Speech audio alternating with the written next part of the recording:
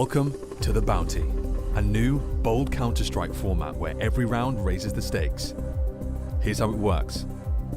The prize pool isn't just split at the end, it's distributed as bounties. Each team starts with a bounty based on their seed. Lower seeds begin with 0, but can still strike it big by hunting bounties from higher ranked teams. Win a match and you secure 50% of your opponent's bounty as a guaranteed payout. The other 50%, it carries forward, growing the stakes for the next round. After each round, the lower seeded teams pick their opponents from the higher seeded pool. If they win, they claim their opponent's seed. In week 2, the final 8 teams bring their bounties to the Blast Studio. It's a face-to-face showdown with new twists. Teams can challenge opponents by raising the stakes with their banked winnings. It's high risk, high reward. Here's how it works. Teams use their banked winnings to up the ante. For example, if Team A has $50,000 and Team B has $25,000, Team A can only challenge up to $25,000, the amount their opponent has banked. Both teams have to accept the challenge. This is Counter-Strike like never before. Are you ready to go bounty hunting?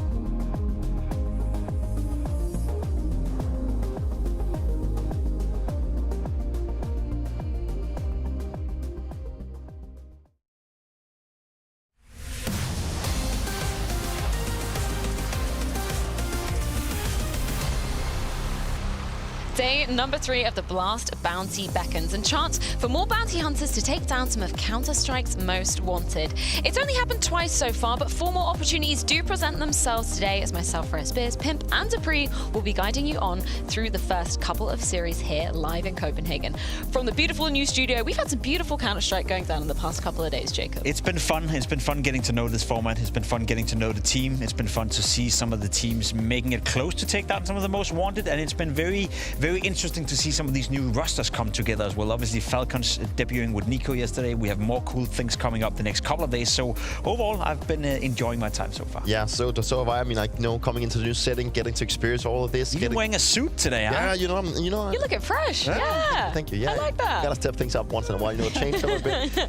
But it's been great. I've been enjoying my time here. It's been great to see all the good Counter-Strike we've been watching, and it's been a good company here. So I'm still alive. I'm still here. So I'm enjoying it. I'm absolutely flattered. I mean, talking of stepping up, stepping back into Astralis, we got to see Device yesterday. He delivered on all fronts, right? Oh yeah, I mean, it was great to see Device coming back, taking this medical leave and, coming back and showing what he can really bring to the team. Came in with a banger of a game and just, putting their doubts away. So it was great to see him come back. He was playing fantastic yesterday, honestly speaking. Sometimes we spoke about it. You can have a Device game where he gets 25 kills and you don't remember a single kill from Device. Yesterday was not corner, that he had an awful lot of impact. He was the reason that Inferno didn't get much closer. I would argue Wildcard could have won that map had it not been for the Vice. So a great showing from him and a great start for Astralis as well. Astralis obviously keeping that 15th seed, keeping the 15k bounty on their head.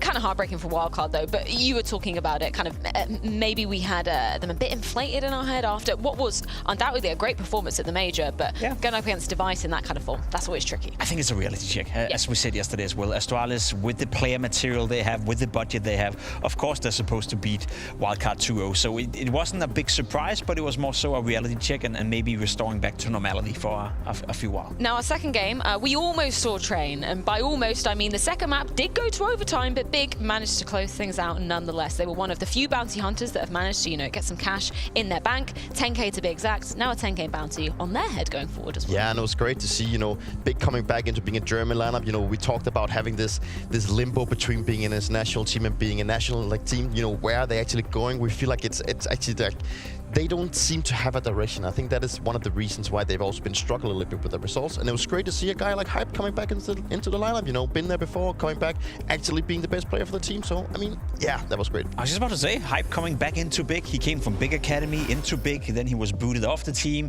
been playing a year and a half in alternate attacks and some other German lineups where he said, did he say yesterday that he played 350 official games in a year and a half or something? I don't know whether he was being hyperbolic with that or was he actually being serious? I don't know, but he's been grinding it out and then he comes back into the Big clan. And I know it's just one series, it was just against Saw, but a very strong start from Hype yesterday, who, as you said, Peter, was the best player on the server. I mean, speaking of some big names, finally we get to see Nico donning that Falcons jersey. We got to see Train as the first map as well. It was Ents actually picking into the side of things.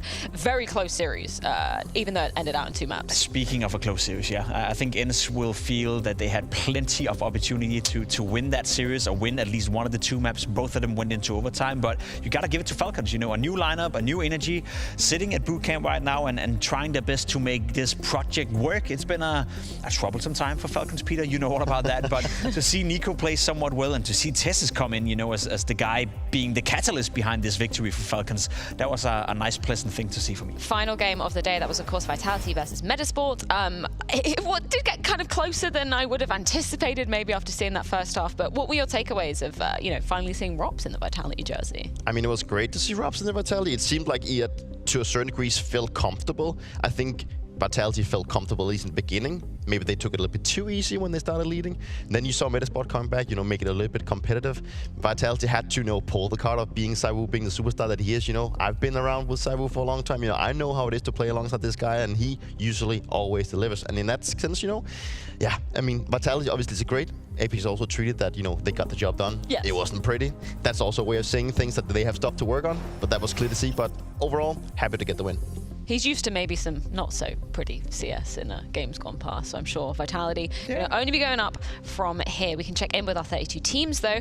We just have 8 eliminated over the past 2 days, so now quick maths there. 24 remain, is that correct, Jake? You are smart. We spoke about the size of your head walking into the desk, and there must be a lot of brains in there. Big, such big brains. Yeah, and obviously we've seen some, you know, seeding being swapped over. Only 2 bounty hunters though, managing to take down the most wanted. I was maybe expecting a little bit more, but it's making sense in terms of, you know, this ranking system. I feel so. You know, we're easing into it. There's been a couple of games that could have gone the way of the bounty hunters. There's been a couple of games that went the way of the bounty hunters. But I think the deeper we get into the tournament, especially in the next rounds when we start that on Saturday, I think that's when we get to see a lot of these surprises, when the playing field is getting much tighter and much closer. So far, it's been enjoyable though, and I think we are having a couple of more bounty hunters potentially claiming a victory the next couple of days. Yeah, fingers crossed we can see it with Heroic and Big, as you can see on the left side of that beautiful graphic there, taking the seeds of the teams that they did take down and securing themselves a spot in the next round of competition. Yeah, as Jacob aptly said, 4 more games going down today. I'm really excited to see FaZe, M80, not least because we get to see Elite in the FaZe jersey. Oh yeah, and I'm excited to hear what Jacob has to say about Elite. You know, he's been praising Elite for I don't know how long. So that's going to be very interesting for me at least to hear what he's been playing alongside him for a long time. Yeah, and talent never make it about themselves, do they, Jacob? Because they shouldn't. You played with Elish? Is that true? Well, now you're making it about me. So that's on you, not me. But yes, I did play with this man, and he is, to this day, still the most talented player I've ever played with. And I was even on a team with you, brother. That's fine, that's fine. You don't really come close in terms of raw talent when it comes to Elish. I swear to God, when he was 17, 18 years of age, he was a prodigy of the game. And I think what he showcased in Complexity, not that we're going to dive deep into it right now, was nothing but spectacular. To be a player that is coming into a team where everyone around you is significantly worse than you, and you're still stepping up time after time, that requires some mental fortitude. That was impressive by Elish. Definitely. I mean, I've never had the chance to play alongside him. I played against him for a long time. Beat him. And I've beaten him a lot. I have definitely beaten him a lot. And I'm kind of sorry for that. No, I'm not actually. No, but he is, he is probably the biggest star that North America has produced in a long, long time. And for him, stepping out of Complexity, going into FaZe is definitely deserved. No, he was by far the guy that carried the most weight in Complexity. And for me, at least for him to get that chance, he also mentioned himself that he gets to go into a team where he feels like he can compete for trophies. He also feels like he gets to a place where the players he has on his side are the one that's going to contribute to his, his star power. So it's going to be great. I'm looking very much forward to see how things are going to change, but also the whole storyline behind Frozen and Rob's not being on the same team anymore. Yeah, no, it's very true. Excited to see that go down. It was our third best of 3. Last game of the day, though, going to be NaVi taking on Imperial Female. Now, I know we're going to have a lot of eyes watching this. Fair play to Imperial Female for picking into NaVi as well. Yeah, I mean, they're showing that they want a tough opponent from the get-go, and they want to showcase themselves to the world of Counter-Strike. And I, for once, am also very curious to see what the level of disparity in terms of gameplay is. There's no doubt that NaVi are the favorites. It doesn't matter who NaVi play in the world of Counter-Strike, whether it's a female team or male team, they will be the favorites in a matchup like that. But hopefully we can get to see some signs of progression within female Counter-Strike, and maybe a couple of close round or even a close map. I'm very excited to see how the one goes down later, but I'm also intrigued to see how our Blast TV fantasy leaderboard is looking like between the talent. Hugo has actually taken the #1 place. Dupree, I'm sorry. It's fine. He did have a winning word, though. It's 100% skill, 0% luck. Of course, that's coming from a man that picked Donk on his team. Imagine having 0 points. Imagine. Who could that be? Points? Who could that be? Did it say Freya Spears or something? Or did it say Britain? Not sure. I don't know who that is, but I do know that we have 4 banger games going down today. Of course, as we just alluded to, NaVi versus Imperial Female going to be rounding out this evening's action. Not before FaZe versus M80, but the first 2 games of the day, Eternal Fire versus Fluxo, Complexity versus Virtus Pro, going down after the break.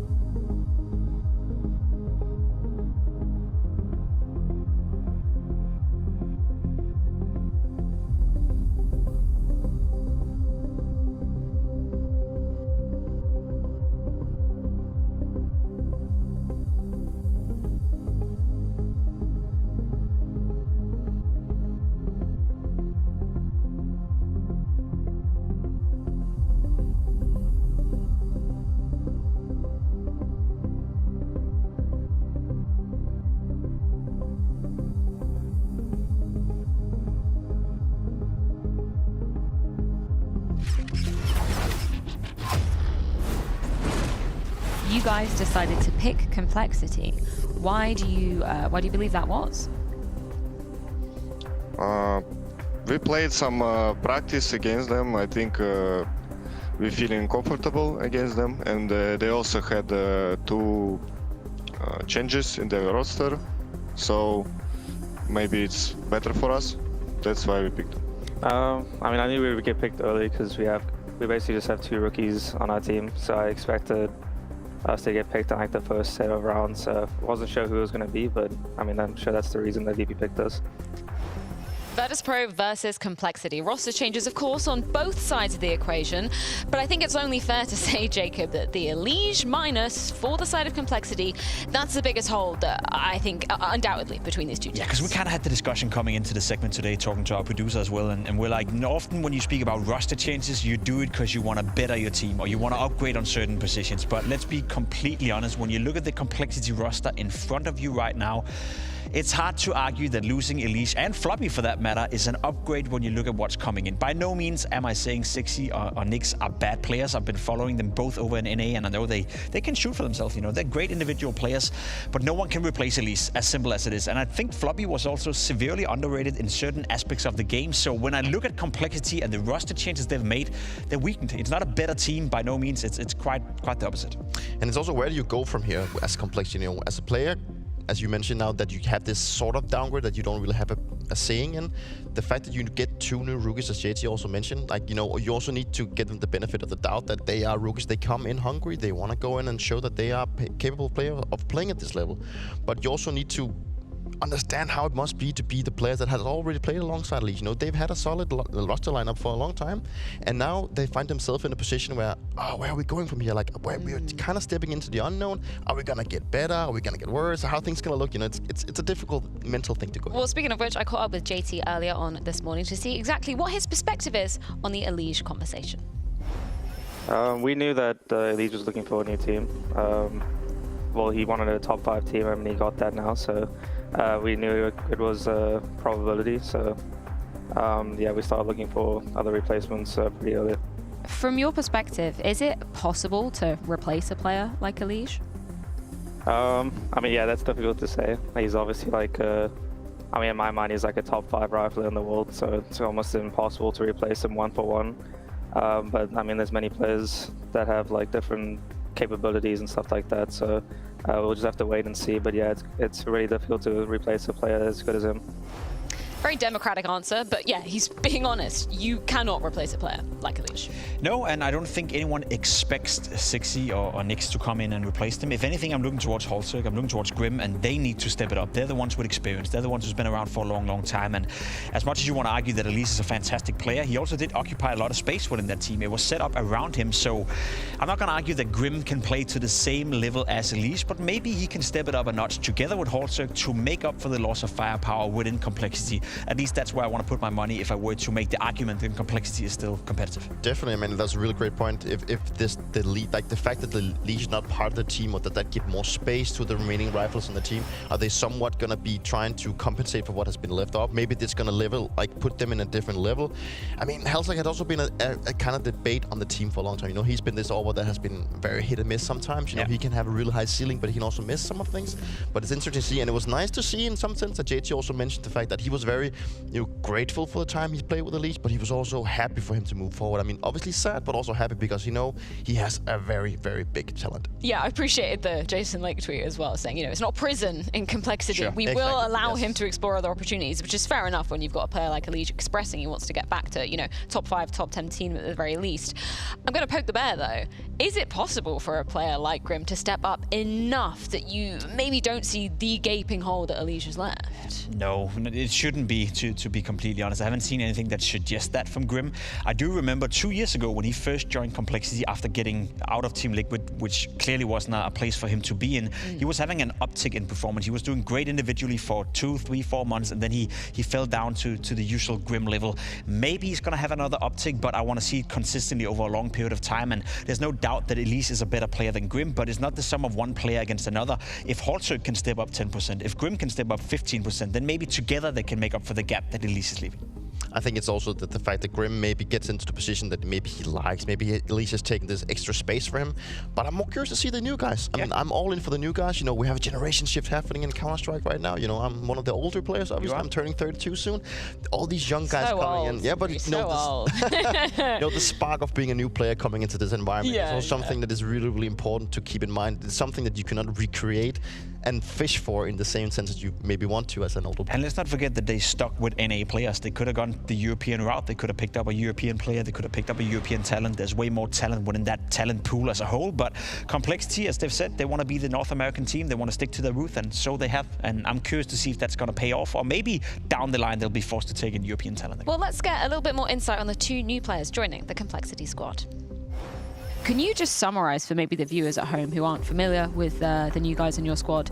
Can you give me the best quality of each of the players? Why did you pick them up, and what should we be looking out for?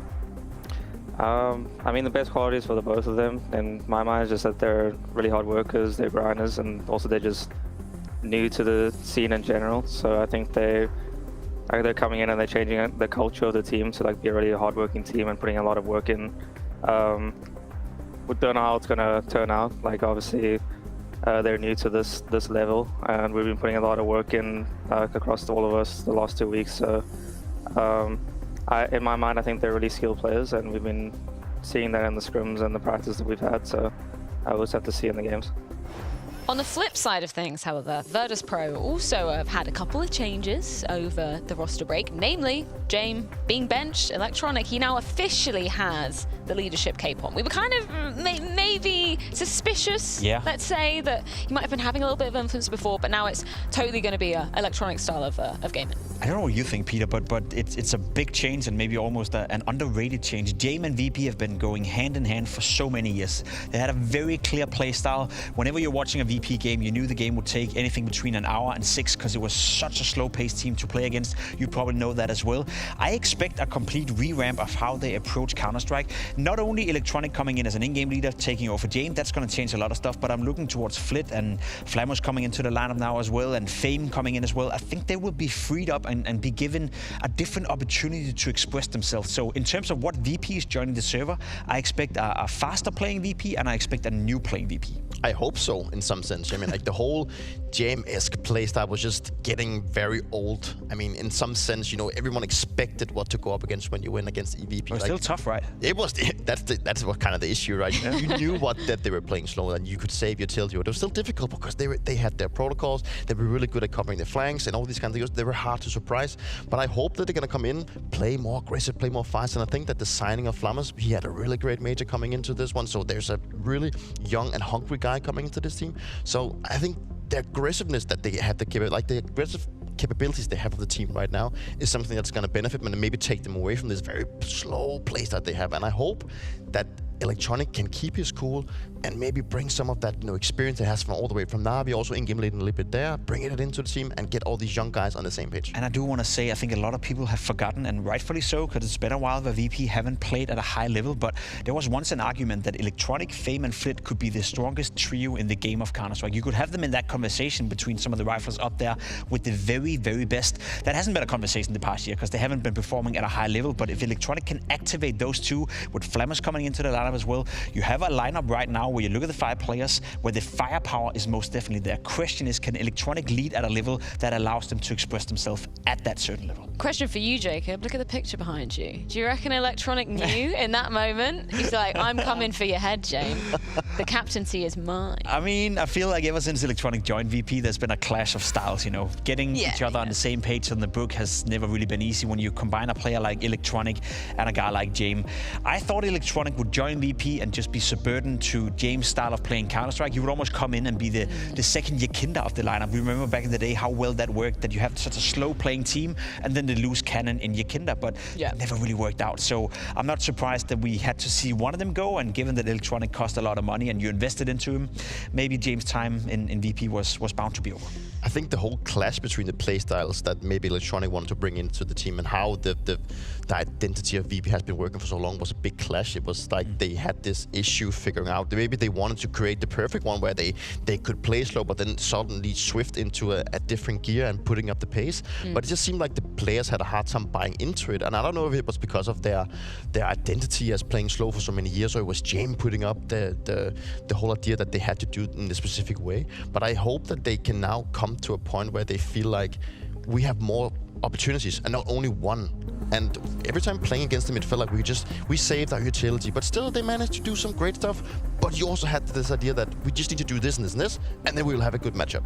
We can see the map veto rolling in. Should we act, or should we just be honest with the viewer, Jacob? We know it's happening. We get Train. Complexity picking it. Is that a surprise for you? Did you expect Complexity to go with it? I think the reason why Complexity is going for Train is that the map is new. They probably know that they have VP has had a limited time practicing it, and we also seen it already been picked multiple times in this tournament so far. I think a lot of the underdogs are trying to pick it because they know they might have this wild card going into a map that the other team is not prepared on. And when you go up against a squad like VP, yes, they've made some changes, but still, you know, they are a solid call. They know how to play around. So getting this map in where nothing is really set, nothing is set in stone, there's a lot of tactics to be explored, they might have a good chance. Speaks volume to the format as well. We know that right now Complexity is a most wanted team. The Bounty Hunters in this case is VP, but I think we all would agree that VP are the heavy favorites because of Complexity's lineup changes. So yes, when you're a new team, when you have backs against the wall, when you don't really know what to do, picking Train could be a way into the series. However, not a surprise whatsoever that the first map is Dust 2. That is Electronic, that is VP in a nutshell. Let's see how heavy favored they are in terms of the talent predictions, however. Okay, just Harry literally going with the side of Complexity. I think this is maybe going to make it onto CS Unfortunate. Potentially, I don't know. Let's see exactly how it goes down. We've got Dust 2, we've got Train, the first time guaranteed for Harry and Hugo to be diving into. A little bit trolling. Look, Harry. man, I couldn't have us all with the same predictions on one day. That would have been four. I'm taking, really, I'm taking one for the team on this one. Someone has to lose. With the Train pick being snuck through, you know, who knows? Maybe everything's going to be all right. I'll give you that. That being said, with the rifling talent we have on this new VP team, I'm very excited. I mean, how can you not be to see, you know, Electronic, Flamus, Fame, Flit? That's going to be a horrible, not only combo to play up against, but to pronounce as well, versus a new look Complexity. And don't get me wrong, I'm actually kind of excited for some of the pieces here. I'm excited to see Sixy playing in Europe against some of the world's best, kind of on a redemption arc of his own as well. We know he always had the talent, but it was things, I guess, outside the server that maybe stifled his career for some time. So Complexity giving him a real shot, sticking in their roots, picking up some NA talent. We got to shout out Jason Lake for that as well. But this is not an easy matchup. As the Death said, Cole may be the most wanted, but right now, VP are coming for that price on their head, Harry. 15 big ones. Yeah, 15 big ones on the head of Complexity. Virtus Pro going to be starting us off on Dust 2. And I think, you know, I'm most excited to get the witness Flammer, see if he can keep up that major form, man. He gave us a lot of great moments. Interesting. Back at Shanghai, dude, he was lights out. Like he would just take control of games entirely, and these are the sorts of moves he would make, getting aggressive in the pistol round. But JT finds him. South African starts us off in the pistol round. Flamus pushing the Molotov, denied.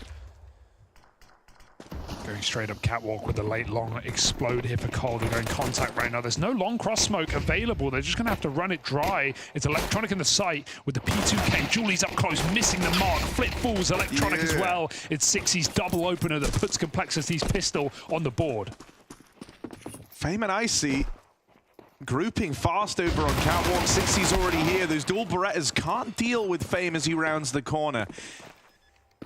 Maybe there still his legs on it, right? Yeah, that bomb's only just going down. That's an important dink, and Grim is able to follow up. And with Icy already tagged earlier on, any hope in this one should go out the window with it. They can count down, they can swing together, they can trade peaks here, so there's no real way back into this for Icy.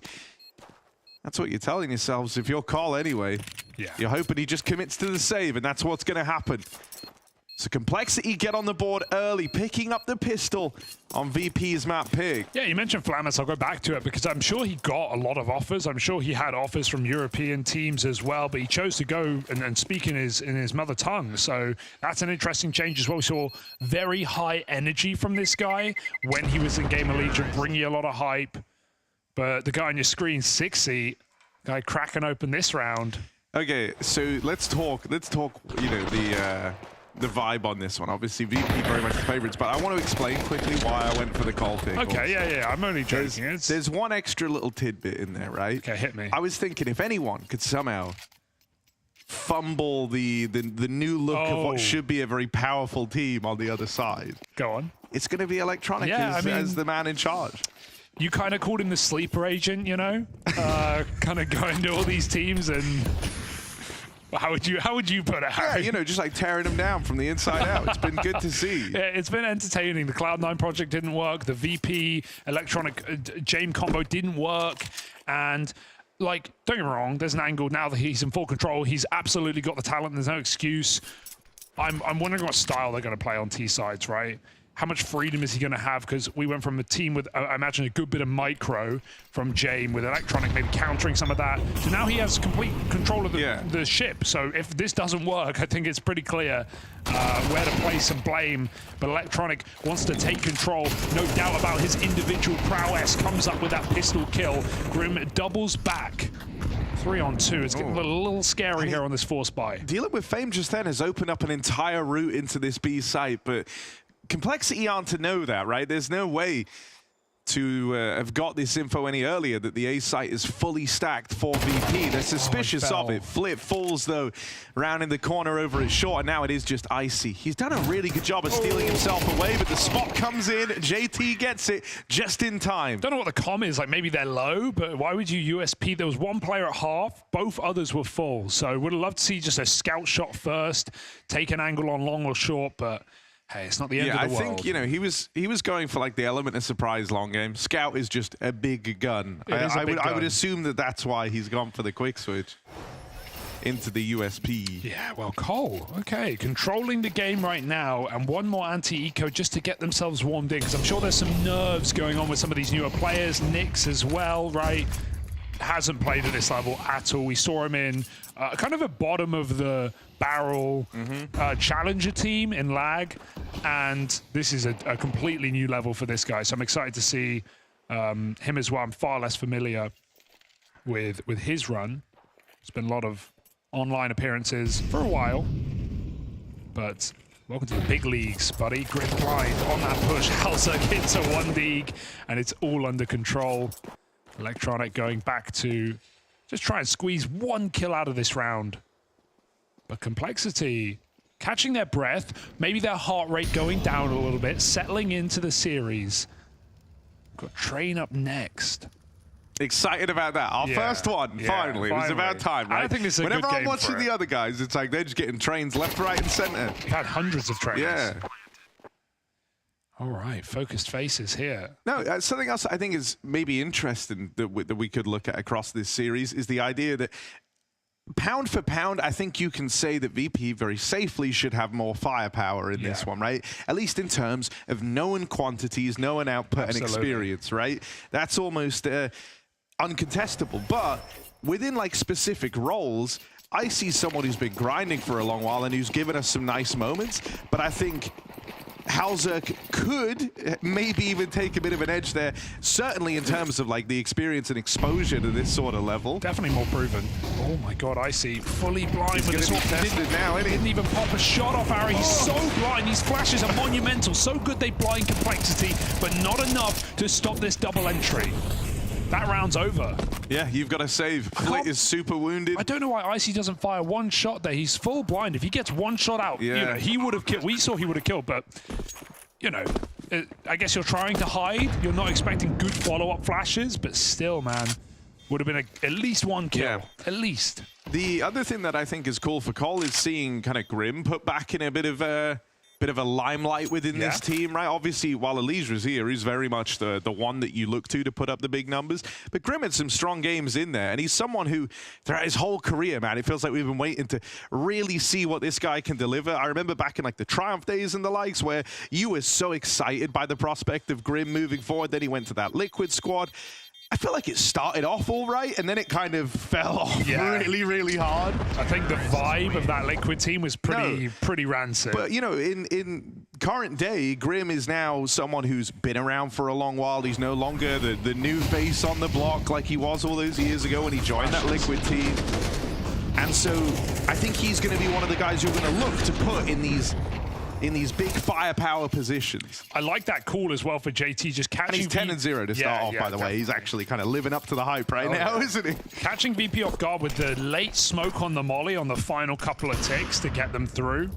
They also peek before the doors smoke up, so they're just catching VP off guard right now. They're playing pretty momentum CS. Our Complexity 4-0, brilliant beginning. This is the true test. VP on more guns after saving 3. This default starts a little slower. Long gets denied by smokes. VP pulled back from this A stack as we enter the mid round. Ozerk's Orb peering down middle. Catwalk instead for Complexity. And Icy obviously doesn't have his. Icy and Flammus tested in this round on the A site hold. Notice Nyx is still in upper dark, so this might drop back into a mid to B. The option is open for Complexity. Bomb in middle as well. If anything, this does look more like a fake on that A site. Meanwhile, VP puncture, or rather Cole puncture out middle, dropping into CT spawn. This is a great position to stop rotates as they go for the mid to B dive. Very good pace. Yeah, they've gotten into some real power positions here. If they can find the openers, well, it's their oyster. But VP haven't given anything over. They will spam out the first. Back at the site, it's only one from Flit. Nyx with the trade, but full blind in spawn is 60. They do a very good job, the Virtus Pro, of getting past that point man in the spawn. It's going to leave it all on Nyx. Gets that bomb planted, smoke in at the doors. Trying to buy himself some time here, but this is a big test. Through. And certainly the biggest names that Nyx has found himself going toe-to-toe with in some time. As they drop in, spam connects. They've whittled him down. First kill found, but Flammus is keen for the trade. It's a numbers game there for VP. They play it together. And so they get on the board now in round 5. It takes them a little while, but they manage to get past that lurk down in the spawn, dealing with 60. They cleanly mop up the B site, managing to steal themselves away. And they run away with the round. Yeah, I think the coolest part about this game so far is the calling. Cole have clearly had a set calls for these first 5 rounds, right? They clearly game planned the beginning of their game because it's very clear, it's very clean. Getting 60 in spawn, there was an awesome idea to stop rotates, but it's VP who have a counter. They pop flash a player back through the smokes. 60's just spraying blind. Liking what I'm seeing out of Cole. That only gets won by VP, I think, because they stall so long at B hiding in those smokes. If they just fall early, no, you're dead that's on. a way easier round for Cole. They couldn't believe they stayed alive so long. They were in like a 3v2 in the middle of B, and they hadn't seen a VP player. So good positions, but yeah, finally VP on the board. Icy's Orb appearing as well. Him and Flammus, the new boys, side by side yet again on this A site. JT's turned. Oh, it was... Yeah, he was waiting for that flash from lower, but it just took way too long to come in. And so it looks silly there for JT. Now they're going to get caught lining up more util down in lower tunnels. Jane would never call that. All right, guys, everyone swing mid-dry, but one by one. They've got to walk out B. Oh, Grim. All right, he's keeping up that good run of form from the start of the game. 12-1 Winnable on Grim, and he's opened up the path to this B plant. Grim will do it all for you. Gets the opener, now plants that bomb. It's another one of these late lurks. Nyx gets rewarded with a double. Icy gonna trade it back. But that has left VP in hot water. Considering this was a 5-on-3, they won both those opening fights down in middle. Complexity have battled back into this one. And is this going to be a save, or are they just rerouting? But this is a lengthy reroute to take this late in your retake, and it leaves them in the prying eyes of Halzerk's AWP. Interesting. Don't know why, I don't know what called them back that other way. Maybe thinking Cole were playing double sight that late in the round, but that's an awkward way to lose it. They never even really get a chance to play the 2v2. Yeah, you know, I think the reason why you would reroute tunnels there is you've been re-smoked at the doors, and you know that it's that tunnels plant, right? If you get into the site, even if you get past Grim, Halzerk's able to play around the bomb. So they try and fight the tunnels player heads up, but it doesn't pan out for them. And that's a 3v5 coming up in favor of Complexity. Insane double from Nick's lower here. Look at this. Recovers that so well. Liking what I'm seeing. Yeah, Harry. the vibes seem good. Everyone's kind of laughing and having a good time with it right now on Cole. That's easy to do when you've just won a 3v5. Let's see if it keeps up as the game rages on, but hopping out long. There's only one player. They are just playing with confidence. It's good to see. Definitely. Flitz pushed up mid though. Oh, Halzerk hits a blinder. JT as well in middle. Icy is going to get overwhelmed here in the site. 60 with yet another opening kill. Him and Grim looking like a deadly duo right now.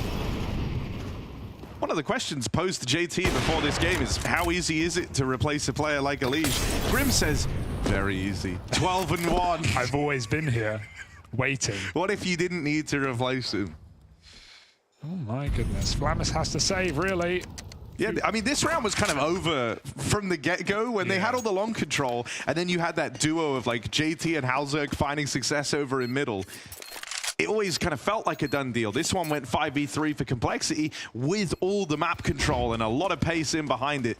A 6-1 lead taken. Is NA back? NA might be back. We're not jumping the gun. NA's back. We're not jumping the gun. Not at all. Not after 7 rounds. It's a really nice start, though. And with their map pick up next and with the unknowns that come with Train, and when you pick that map, you know you're starting T, so you better have something in store. Momentum could be the name of the game. Can 60 find this last gun? No, not clearing the top box. Flamus survives. You know, I think the other thing here is like JT's always been someone who, especially in terms of like some of his kind of set pieces and whatnot, he's had some fantastic ideas and has grown to be a very good caller, I feel like. But down the stretch, when Elige was in this squad, there were times where they would make a lot of moves or decisions that felt a little wrong, but it was like the individual of Elige could bail you out of them, so you were never truly punished, right? When you bring in two less experienced, you know, new look players to try and bring them up to this level, it forces a big, you know, reevaluation of everything you've been doing. And so I imagine they've really been in the lab trying to get ready for this. Very green players. Yeah. And so, you know, you take things a little more stripped back. Things are a little safer. You don't have that guaranteed guy in your squad who's going to drop, you know, nearly 30 kills to haul the game back if things are going wrong. You know what it is, Harry? It's the throwback logo. It's the throwback era for Complexity. Dude, I do like that they went back to the... That is cool. It's a classic. It's just a nice little... it's the nostalgia kicks in. All right. I want it on like a hat. I'm sure they can... Yeah. I'm sure they got one somewhere. You can figure that out. And I was the only one to pick on today, so... Well, if you're right. I think regardless if I'm right, I've kind of already done the hard part. You're saying that like you don't believe, Harry. 6-1? What could go wrong? Right now, it feels like nothing. That's how it starts.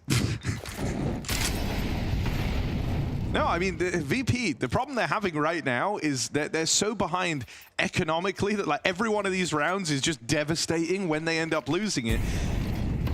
Like, even on the back of that last round, right, they've gotten out with an AK, sure, but everyone else is running pistols, SMGs, there's no util, they don't have the Icy Orb. You're missing just huge pieces of the puzzle.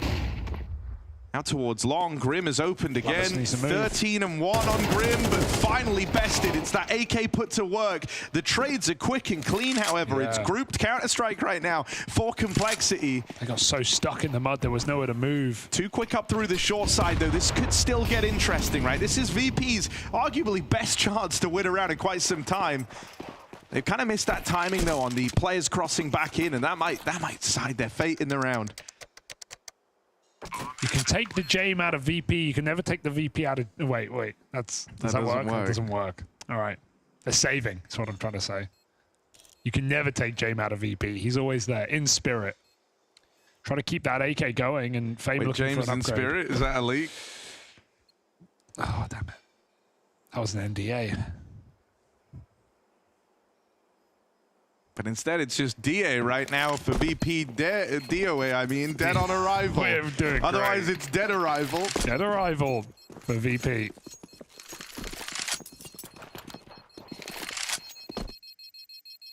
(13-2), Grim. Terrorists win. Blimey.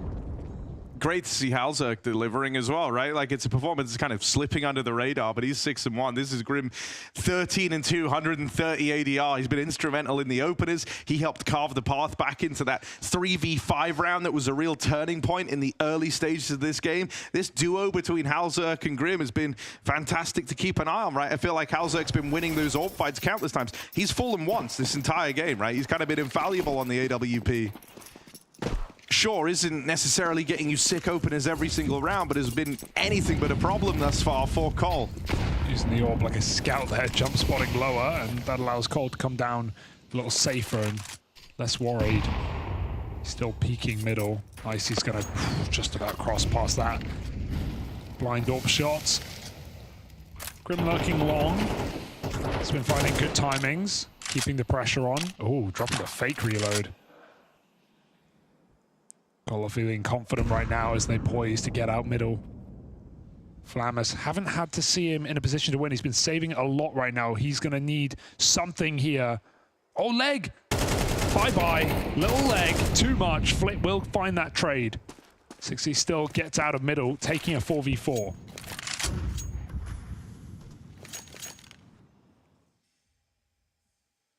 Icy's up on long while they go for the cat take. So this, I mean, this needs to be Icy. Showing us something here. Question is, how stuck in does he get on long? Because when we've seen Cole take A, it's been split every single time. They've always had long and short control. This time it's just the latter. So Icy could get tunnel vision. Yeah, so much of whether or not Icy succeeds comes down to, like, if Electronic falls straight away. They're in CT, he has no idea. Quick flick back down. Team flash. Electronic, and 60's picked up for free. Now you will have Icy start to turn his attention in, right? Because Electronic's still here. If he fell early, Icy kind of sets up to play retake, catching anyone overextending, but that's not needed anymore. Not as all the kills come forward for Virtus Pro. Fame with a double. One man left standing, it's Grim. Chart-topping performance right now, sure, but expecting him to cook in that 1v4 is wishful thinking. It's Virtus Pro in with their second, and it comes from Electronic refusing to fall in defense of that A side. It comes from a team flash. If they don't, they're trying to flash Electronic on ramp for 60 rooting up with that CT smoke. If that flash doesn't fall blind 60, he's going to take down Electronic, who was not even looking in his direction. And that's immediately an advantage. That's control of the site, a plant without the pressure of Fame walking through the CT smoke. That makes all the difference. So a tiny little error that has resounding consequence. And that's the thing about VP. I think even without Jame, they're never going to give up. They're never going to go down. It's not a team that, you know, 7-1, they're getting worried. They just won a round to keep their money alive. You damn well know they're looking for 5.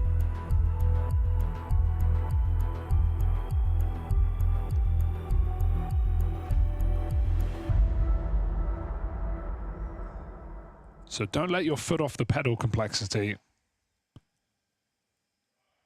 The race is on.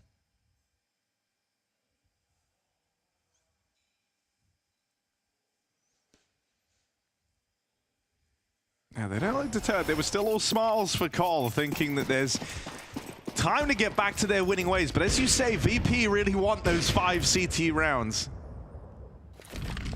Nade on the cross, good idea to stop Halzerk. I mean, even though he's been looking down mid, it's not been like a consistent output for Complexity. And so the nade really makes that so, just gives you the safe veil to get across. I feel like in a lot of these rounds, he's been waiting for Icy to try and bring the AWP up cat. You've seen him holding that a couple of times, even in the jump spot a couple of rounds ago. But Icy, for the most part, has been relatively passive on the AWP, instead kind of using it as a tool to help his rifles push up and take map control. In this round, it's Electronic deep down long. The good thing about having Electronic there is, like, now it gives Icy a bit more freedom to maybe be that rotate player. And so his AWP can try and move around the map. Corridor smokes. That's the Elite Molly, actually, if I recall. So 6E, big boots to fill. And a mid-B split on the cards. We've got Flit and Fame, El Clasico VP players waiting. The reaction here from Virtus Pro feels a little slow, right? They're only just kind of grouping in towards the spawn, and this B hit is already underway. Nyx just walks the smoke, and Grim secures that second follow-up. Awkward for 6E, but JT's just bailed him out. More than that. Big double up from the captain of Cole. I love that for Nyx. That's such a peculiar move. You typically expect with that lurk smoke, you're going to jump on the first box and go over the top to clear car.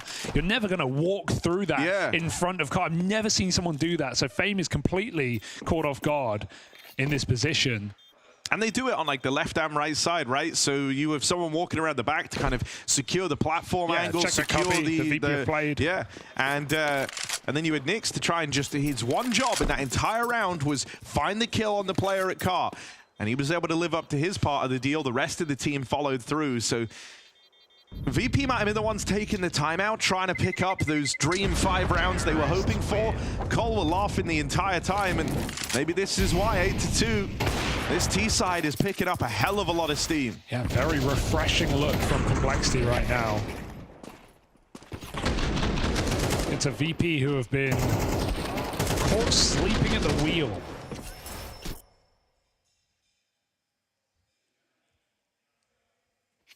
Doubt they were expecting this much resistance this quick. 8-2 lead on the T side of VP's map pick. Flick gets into pit with the spawn. So much of the VP defense has been focused on the idea, like, eventually they're going to come long. Finally, they're getting dealt one of these long plays, and so they have to find success here. Electronic makes it happen. Pushing through the long smoke. And while their attention is on Flit down in the pit, Electronic lays waste to Complexity. So many of these rounds have started with a heavy long lean for VP, waiting for that long take. And so it was so important that this round, when they finally get given it, they've started double long again. They had Icy lobbing in some util. When they're given that long push, they had to find success there. And so Electronic has at least handled that. But things could still get a little weird with Halzerg finding that kill. Luckily enough, Icy's alleviated a lot of the pressure now. You were kind of worried when it becomes a 2v3 that some wildness could happen. Should not save. Have money for last. Give it a go. Surely aren't ready for this. No. So Electronic gets his fourth for free. Great flashes from Flamus over the top of the wall. Electronic flying through the corner smoke. That's, like you said, exactly what VP have been waiting for all half. That is the first proper long rush we've seen in a gun round for Complexity. And VP are more than happy to meet them there. Trying to scramble for a couple of rounds right down the tail end of the CT side. You don't know it yet if you're Cole, but it's like they've actually been like we say, they've been doing that a hell of a lot. Now you've finally given it to them. That's so smart. Get set up. Dude, the tricks that Cole are pulling right now is awesome. Looking for the jump spot. One of the first times as well that Icy has actually tried to take that mid fight, and it's an instant punish. In the same way that VP have been waiting all game for a long rush, Halzerg's been waiting all game for someone to come and fight in middle, and he finally got given it. Yeah. He's quick with it. Flamus, I mean, he's risking it all right now. It's an unorthodox position, but it's one you can't depart if Cole try and trade you. Easy dodge. No one coming in. It's Electronic who pushes through the long doors. Flamus gets his 1v1 and gets out. There's no trade. So 3-on-3, long abandoned by Complexity. They've loved the mid-B. Maybe knowing it's a 2-1 split right now. I think VP are realizing Cole have that same info, so they're going to go for the play. They want to force it, trying to get Cole in the back of the head. Oh, Flamus knows he's got the round in the palm of his hand right here. Walking that smoke down on short, getting all this room. Halzerk will deal with him. But he still finds himself left it for a 1v2 clutch, and Flitz backstab, but will signpost 4 rounds for Virtus Pro on their map pick. Is that going to be enough to save their fate?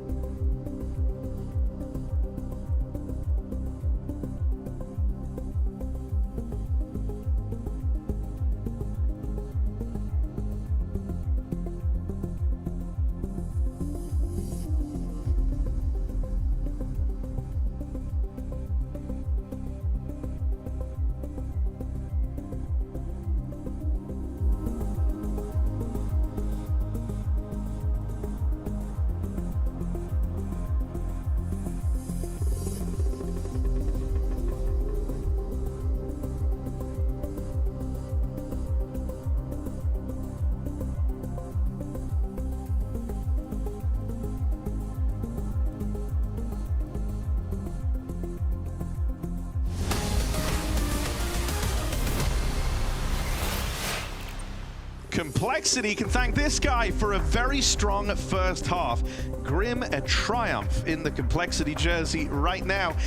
And then the two new boys on the block, for Call, able to hold their own. Both Nyx and Sixy being able to find some impact here to help propel Complexity into this position of an 8-4 lead. VP haven't really got going yet, but as they move on to the T side, I'm hoping we can see a little bit more out of them. The problem they're going to have is so much of this now hinges on the pistol round. It's kind of absurd. You might not get many chances to play your T side if you do not win this pistol. Definitely true, but I've got a bit of faith in VP here on this T side. They got super constricted on that first half. They were losing a lot of opening fights. They were getting split on. There was some nice calls off spawn for Complexity. So let's see if VP can change their tune into a second half. Still Flit waiting to throw a mid smoke. Everyone else crawling through dark. We've got Sixy's Julies once again down and lower. This is a very slow pistol round that VP have put forward.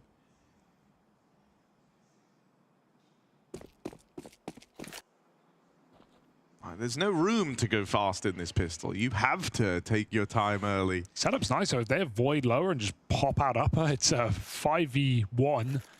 And I feel like Nyx will just give it up, which is a weird. It's a weird call for Cole. They're gonna have to play 5v5 retake, maybe with fast flank. I mean, this is a unique pistol. Let's see what it looks like.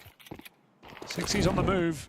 Nyx, 1 kill will be massive, but a dink makes it very hard. There's the hunt down. 5v4, 4v4. The 60 drops flit. The retake is on, and it's not going to be easy. The thing that's odd here, though, is you never had this kit, and you were teed up to play retake the whole time, so you need these kills, and you need them cleanly. They throw in this smoke through the door, try to play through it, and Flamus and Fame do not fall for that. JT left as the last man standing. First kill connects, but he still has so much more left to do. VP have had a lot of time to get situated, get comfortable here, and now they know where this last player is. Electronic, that's nearly an overextension, but he's not punished for it, and so no way back into it for JT. It's literally unlosable. Even Electronic died there. Nice shots, but VP, yeah, slow and steady. Pop into the B site. Cole playing retake, but it goes really kind of awfully. Even 60 goes 1-for-1. Nyx gets dinked immediately. Not ideal. Not ideal at all. Yeah, you can... I feel like you can kind of see the idea. The thing that sucks for 60 is like, he is to fight a player first in tunnels who's still playing T-spawn side, and that like gives up the speed and element of surprise on his flank. True. And then he still commits to that fight onto players into B, but it's like at that point, they know about you, everyone's going to be looking at tunnels. This is a cool flex. They do the tunnel smoke from bottom mid. It's from CT spawn, so they get to push up a dark and take that control early. And VP are 5 out long, so they don't know how much info has been gained in this round. Still, it's not a lot to play with. 2 scouts, 2 MP9s. VP plays standard. Just trade out long. Oh my god, okay. Yeah, Grim Scout. I don't know if I've seen this much. Honestly, the more scouts, the better. Yeah. I remember, back in the online era when you see Dust 2, there would be teams. I think it was Astralis actually. Astralis started pulling out like 4 scouts on CT. Four Dude, scouts. they won these forces all the time. So here we go. Grims hit 3 shots with it. He's going to finish the job onto Icy, but the swing out long feeds the beast. VP Feast with 3 kills. Oh, the long range MP9. Not ideal. Every now and again it feels great, but not in that moment for JT. There's so much damage, bro. Oh my god, they're all one shot. They are all 1 shot from certain death. Finish it. Okay, Nyx, there's a world where this ends up being like the best highlight you've ever got. So let's see. Oh, there's the first. Okay, 3 more tagged up players. JT finds himself another. There's the double. This is so quickly getting out of control. A 2v4 looking to come up for complexity, and let's Flit can stop them in their tracks. His scout will battle back, tap on that bomb, but you need the kill if you're Nyx, and you need it now. That was the chance. That was the opportunity. It sailed on past him. And now just sticking the defuse. Flick could end this all in a swing. 4, 3. He can't see it. He can't see it. Oh no, that is a disaster. Where are the comms? He's wallbanging the box. It's on the left, Harry. How did no one tell him where it's planted? Where are the comms? That is embarrassing. Oh, Nyx has just ruined their entire day with that right there. The scouts. 2v4 into the 10-second defuse. No calm onto the guy in pit. Wall banging. What? And that's why you pick complexity, boys and girls. It is VP at the end of the day. But that's absurd. I can't believe, like, you never see a breakdown in communication that clearly. Yeah. That he's like just wall banging the flat out right position. I think they see him peeking and they think he's gonna like go swing long and check left side, and by the time he's wall banging, it's already too late. But also, there was a body dead behind that single box that looks like a player thought was him. Bro, that's worse than losing pistol as well, Harry. That's a hero AK here. They've already got a mid pick. Cole are flexing. They're pushing together. 60's coming up on the catwalk with this deep smoke. 2 players in middle, gotta be careful here. That's an ugly spray. 60 lets him down in a massive way. 3 on 4. There are low players. We've seen what these scouts can do, but this is suddenly uncomfortable for Cole. The thing is, you're double set up over here towards B, and I feel like eventually it's going to trigger you to want to make a move. And if Nyx did start walking into the tunnels, God, it's Witch horrible Stone. what waits on the other side. Oh, here's the walk. This is it. This but is they're how it trading could guns. They're fall trading apart. guns. But maybe. Oh, Icy keeping an eye on it. And so he walks right into that triple Nice. tunnel stack. Oh, I see. The bait peak was sick, though. The counter strafe mid-air that forces Halzuk to miss. Makes so much difference. Grim 17 and 8, but a little far gone. Give it a go. Icy might be the AWPer, but it's so far his most impactful moment has been just then on the Tech 9. Kind of mad. Nice little double up to bring them into that round. I mean, this round shouldn't have even happen. 6E has 2 players back turned. He can't kill one. Like, that's... Yeah. You know, I think that probably comes with the nerves. You're 5 and 13 down. Yeah, he was 3 and 4 at the start of this game. Yeah, so and you know, he's had some you trouble.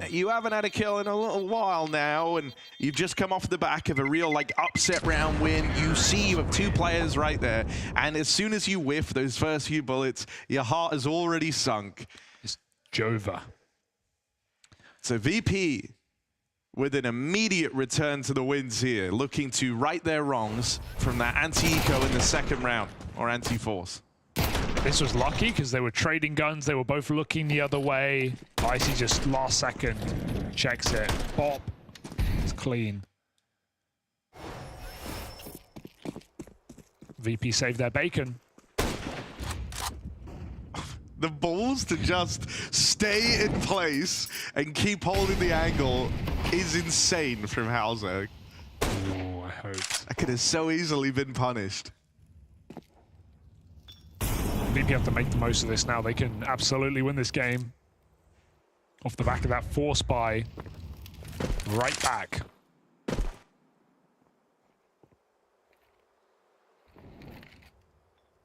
Take the quote-unquote easy ones while you've got them.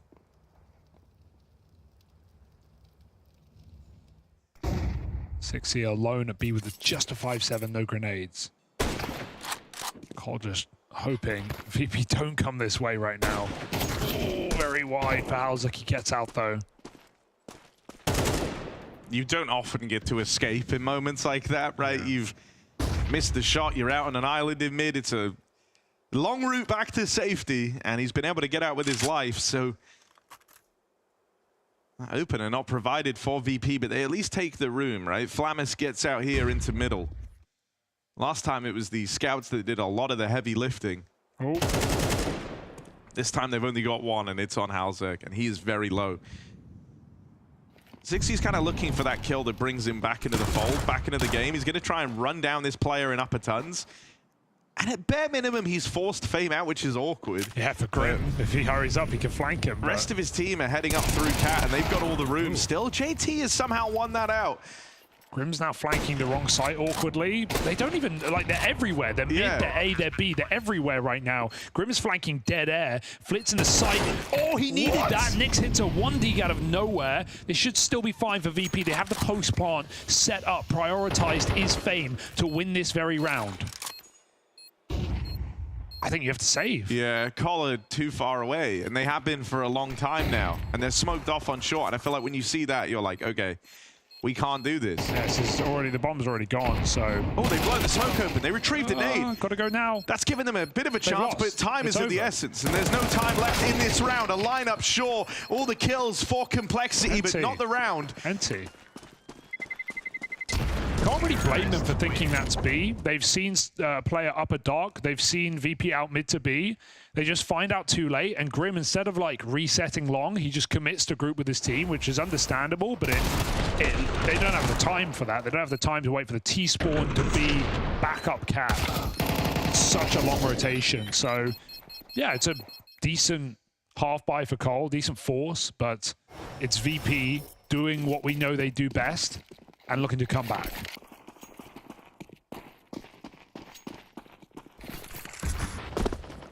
Still gives options for complexity to make this round interesting. These rifles just need to get involved. I think as well, like, when you say They have to try and come back. The old VP was known for that. Yeah, but you know, this is new leadership, new players. You have to earn that reputation now if you're Electronic as the guy taking over the mantle. Thinking Fame and Flit, but it's in the culture, Harry. Counter-Strike, you're never truly done until GG's in the chat. Couple of picks in middle, those 2 rifles run into the setup for VP. That's all they were waiting for.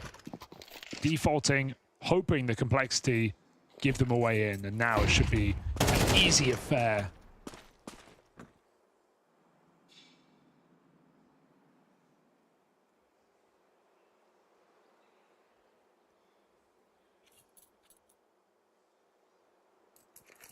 Something I think that's going to be hard for Complexity is the difference in halves that Grim has had. When he was T-side, he got to be that guy charging in, tapping on heads. He was feeling it all first half long, right? Like, kind of unbridled confidence in every one of the fights he was taking.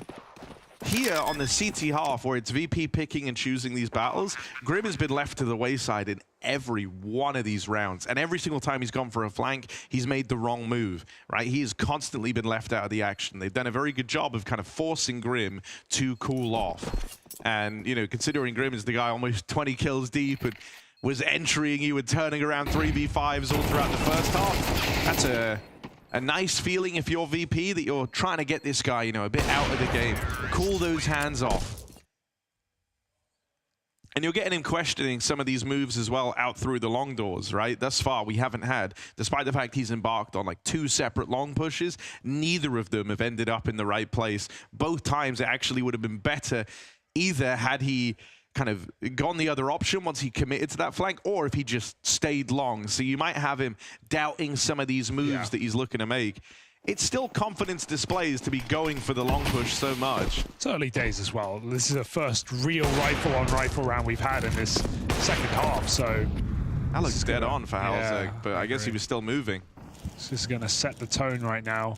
This is crazy for Halzek. Oh my god. A couple more seconds maybe, but Fame won't commit lower. If you take middle. Look at the B stack. Cole have a read. This is nice. That's going to keep him away from short for a second. And 60 falls all the way back there, just trying to beckon VP into this B hold. But meanwhile, you're it's going for this plays. like orb rifle creep in through the tunnels. It's actually Halzek leading the way. Gonna try and open on the AWP. Oh, he doesn't know. Concealed behind this pillar. Oh, what a check. That's a crazy way to clear it. That's insane. And now you've seen Halzek sort of pushing the tunnels. That's going to trigger VP to pick up the pace, go for this A here, but they've run through a Molotov. They're low on health. These 2 players along are just going to steal themselves away. It's better if they don't fight this and give a route to the 4v4. Then that bomb plant comes in. You can put a lot of pressure on later in the round, hanging around here. No kit, no nades. VP favorites right now. Yeah, look at this, though. They've cleared the long doors. They made sure there's no late flank coming in. And so now, Grim and 60 look to make their play out through long. That's an awkward miss for Icy. Still, Electronic up on the board. Traded after the first. It's Grim from the long side. Creeping in. Another put forward from Grim. All game long thus far in this second half. They've been trying to avoid Grimathy. Wow. Flamus will take him down, and there's the help from Flit. It looked like Grim had enough in the tank. 2 kills on that long retake, but locked out. Virtus Pro back on the board, tying this game up at 9-all. I love how the post plants there for VP. They smoke off CT and they just sit 4 players on the site and on the Gandalf position, smoking short, making Goldcat very close, so VP can just constantly trade every single kill that comes through. Grim may grab a couple of nice shots, but VP have the trades and Flamus hit some bangers. That's, you know, we've had some questionable moments from VP in the game, but I think their reactions thus far have been really, really good to Complexity's CT side. Collar constantly making plays, constantly making moves. VP have been able to react faster in a lot of these rounds. The awareness that when you see that tunnel creeping through upper, it means they're going for a heavy resource push in towards B, so we should go faster. That AWP isn't going to be here to stifle us. These are all nice, concise, quick decisions coming out of Virtus Pro. I'm surprised it takes so long to get out middle. They could have just beat Cole there. They even saw JT cross, but they're in no hurry against the pistols. They know they're free, and they know where JT is, so VP tip-tap their way through that anti-eco, and yeah, they're well and truly back in the game. We set it at 9-6. This absolutely was available to VP after winning a force right back after that scout round disaster. And now they've taken the lead.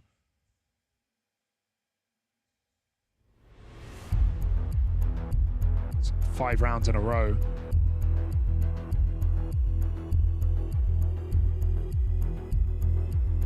Pressure mounting for Complexity, a lot harder to play on the CT side of Dust 2.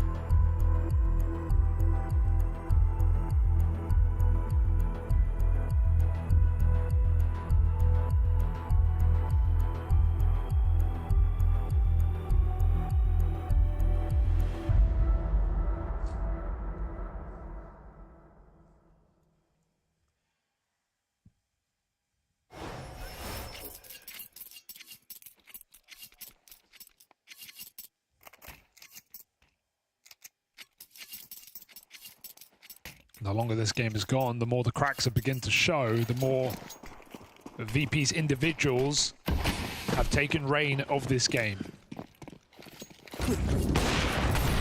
It's a 12 damage orb shot. Oh, is Grim just gonna all-in chase? Yeah, this is kind of mad. Oh my. Yeah, you've seen the AWP go for the pick long, and now you're almost calling their bluff that they're gonna hang around and watch this. So Grim immediately has a lot of control. He doesn't know it, but he could keep going right now. Still, having him here frees up 60 to start to move around the map. Halzerk has the AWP over on short, so 60's going to take the line over in middle. He'll be available as a third man in this B site that much faster. The Knicks JT behold.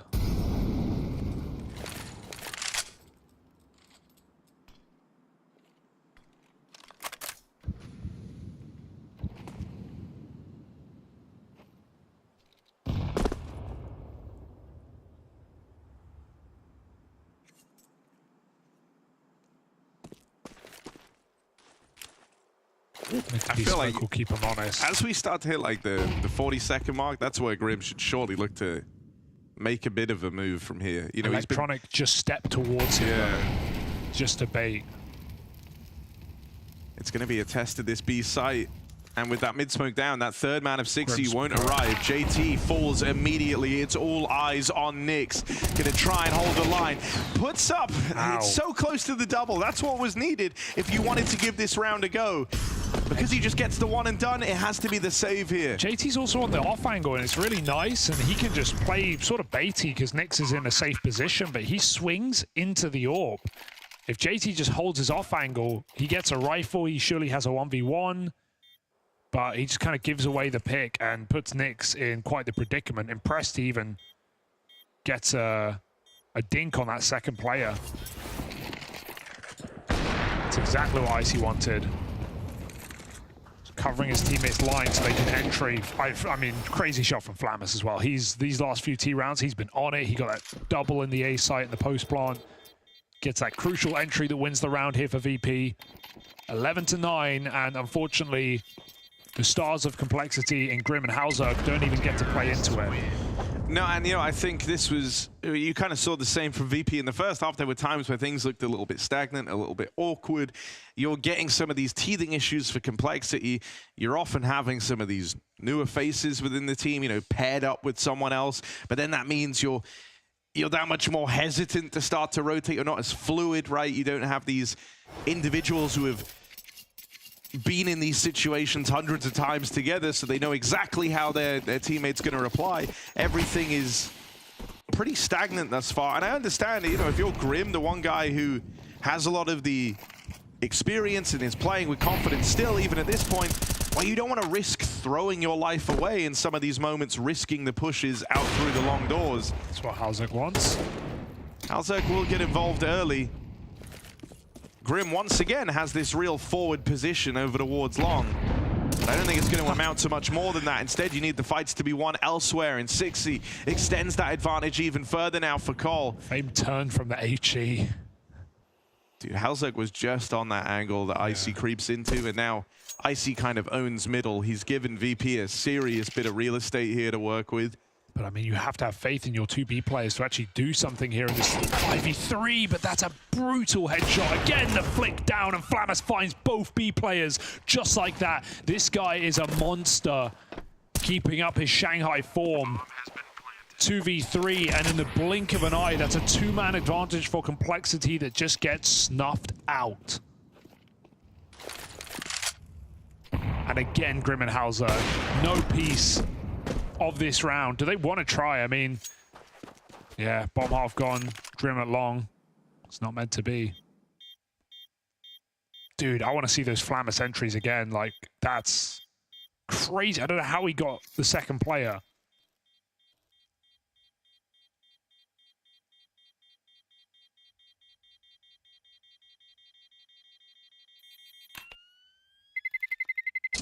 Terrorists win. Oh, there's a bit of revenge from Flamus after getting, you know, on the receiving end. The 3-on-5 in that first half, he dishes one out now. It's a crazy follow-up on the Knicks. He's in the floppy position, Yeah. Harry. But at least he's holding the right thing in this exchange. Oh. Oh, dude, Grim looks frustrated and justifiably so. Like, his game in this second half has been, nothing has happened. And whenever he has seen people, he's more often than not found them, but he's consistently getting the space at long doors, waiting around, and by the time he's made the reaction, the round is already over. And I feel like at this point, Grim even needs to go sooner if he's gonna try and come in on these flanks. Or you could even try and, you know, have someone else take this. 6E and him have been moving into long together. If you want Grim moving around a little bit more, if he actually wants to be involved in how some of these rounds pan out, you might need to abandon the long doors eventually. We've all played TS. The second you leave I know, long, that's they go for the long rush, Harry. I mean, VP have come in wanting to exploit B, and they've done exactly that in this T side. Like, look, Halzerk is certainly tired of not getting to play rounds. He's walked the AWP up in the top mid to open this up. The AWP was even boosting in mid. I'm surprised I didn't see anything there. Oh my god, will Grim finally get given a round? But right now, they're all so close to each other.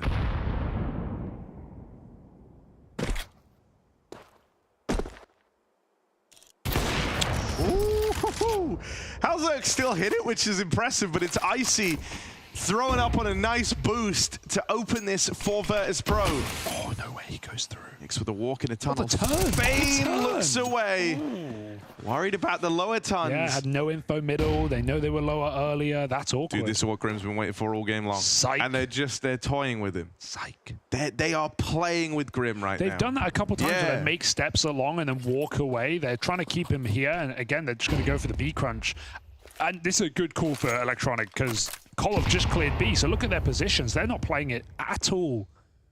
And Grim doesn't want to be that guy swinging long doors right now. But the longer that goes, after hearing those steps and it now being silent, the more you start to think, maybe it's B after all. JT, one will do, you'd like to think.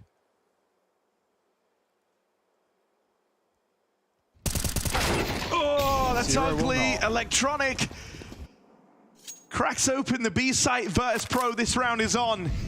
They're looking to end this here and now. Nyx, fast backstab, sure, but Icy's holding for it. Low on health, has to hit this first shot. It sails past Nyx, and he will land the follow-up. It's just Electronic.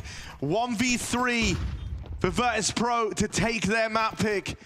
Tucked in at the car. Electronic knows where they're coming from in the tunnels, but it's 6E on that swing out the window that seals the deal. Complexity finally offer up some resistance. They put a stop to this VP streak.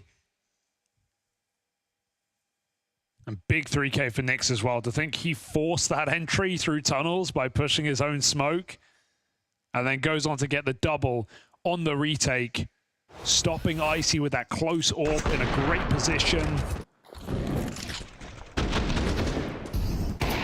It's not exactly a comfortable round for Complexity with all of the silence on the map. They get it done in the retake. 2 rounds behind now. They break a huge streak of 7 in a row from VP. Can they find the second wind here to force overtime? Grim has not had a kill in God knows how many rounds, just due to position.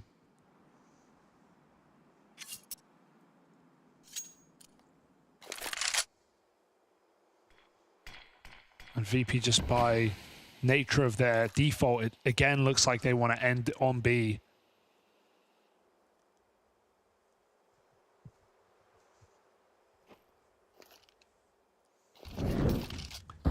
I think they really want to try and force the Grim reaction at Long. They know that they've been getting it every single round. They know that he's not pushing through too early, but that he does have this real estate. And it feels like this is the round where they're going to try and exploit that.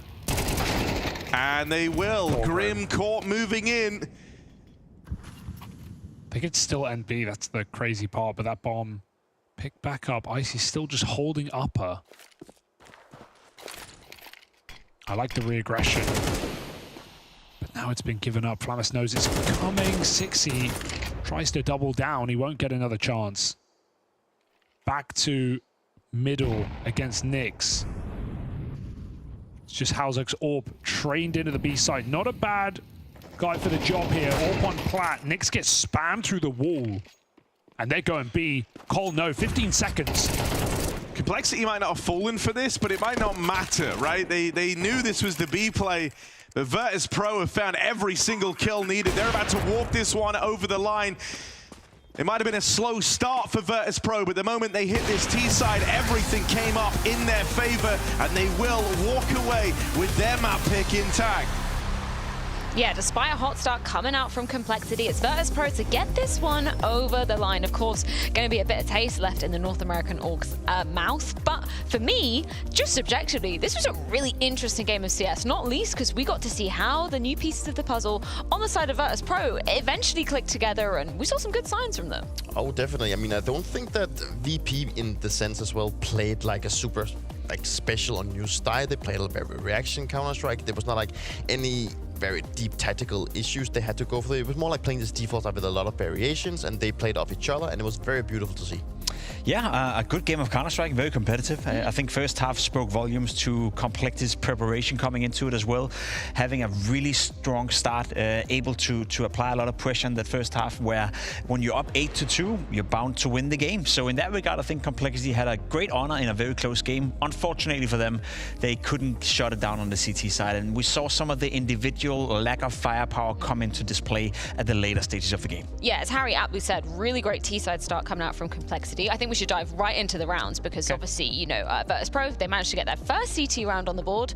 How did Complexity answer back in round 6 though? Well, I mean, it felt like VP was coming alive on that CT side in round 6. We have it right here. Again, they're starting to play a little bit more proactive Counter-Strike. Only 30 seconds into the round, they go down short, they catch off JT, get a kill right here, lot the initial reaction. A player is now caught right here, but a player in middle is going to push out that split, finding another kill. Now, you only have one option if you're Complexity. With that much pressure being applied to middle, you have to walk into the B bomb side, and VP allowed them to do that. They left no one to defend the B bomb side. Complexity reacted instantly. So despite being down 3 versus 5, the, I guess, correction from Complexity and the positioning and the understanding of the only way we can win this round, the only way we can fight our way back into this deficit, being down 3v5, is by gambling and walking into the B bomb side. And I love that adjustment coming in from Complexity. I'm pretty sure that was probably Grim who decided to do this. He was the one that entered inside B. He had understanding that with the setup they were running, this is my only option. If you want to, if we decided to fall back, you know, go back to long or whatever it could be, you're gonna lose that information. The BP players might start rotating around, and you're gonna go back into a very, very poor position. I also just want to point out for the viewers at home, this is a great showcase of two teams playing good Counter-Strike. VP is not making a mistake by doing what they're doing,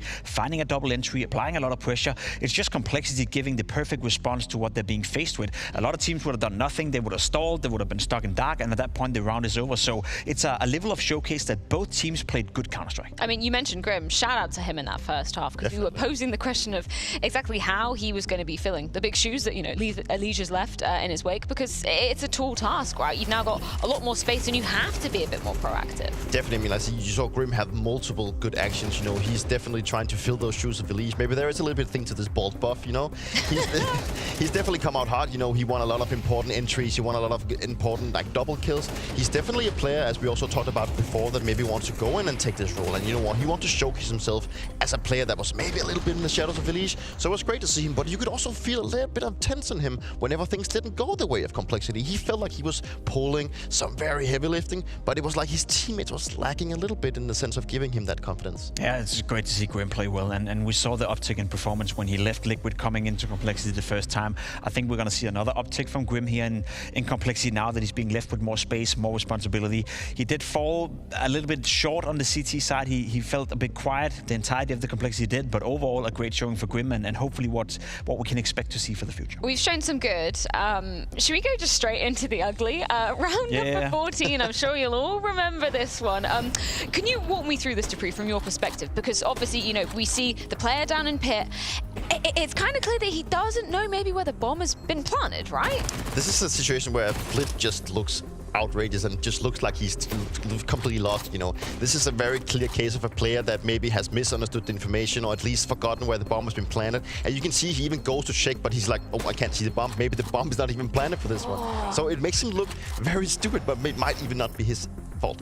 Yeah, I mean, both of them. The player, it was Nix on the bomb side as well. He's going to look and trying to take the fight towards Flit, despite having the opportunity to just defuse the bomb. So it's one of those scenarios where both players are unsure of what to do, and someone was going to lose that round, and someone was going to look stupid. And unfortunately for Flit, it's him. Again, you can argue that he thought, and he's probably been told it's planted for Yuan Long, and technically that plant is also for Long, but he has to move up even further in order to get a spot on him. And then you got to give credit to Nix for diffusing in that position. Had he diffused it from the other side of the bomb, then he would have been able to be spotted. So it was a weird scenario, but both players probably could have done better. Just to take a sidestep, is that something that, you know, commonly happens when you get, you know, a couple of new players coming into the mix? Obviously, communication is something that's so important in CS. Have you been in those situations where, you know, you've got on your first official and you're going, okay, comms aren't lining up here? Even like as a very experienced player and as an experienced team, you make these type of mistakes. But as Jacob mentioned, this is a really prime example of it. It's being planted for Long, but it is planted for Long, but it's also in a different angle. Maybe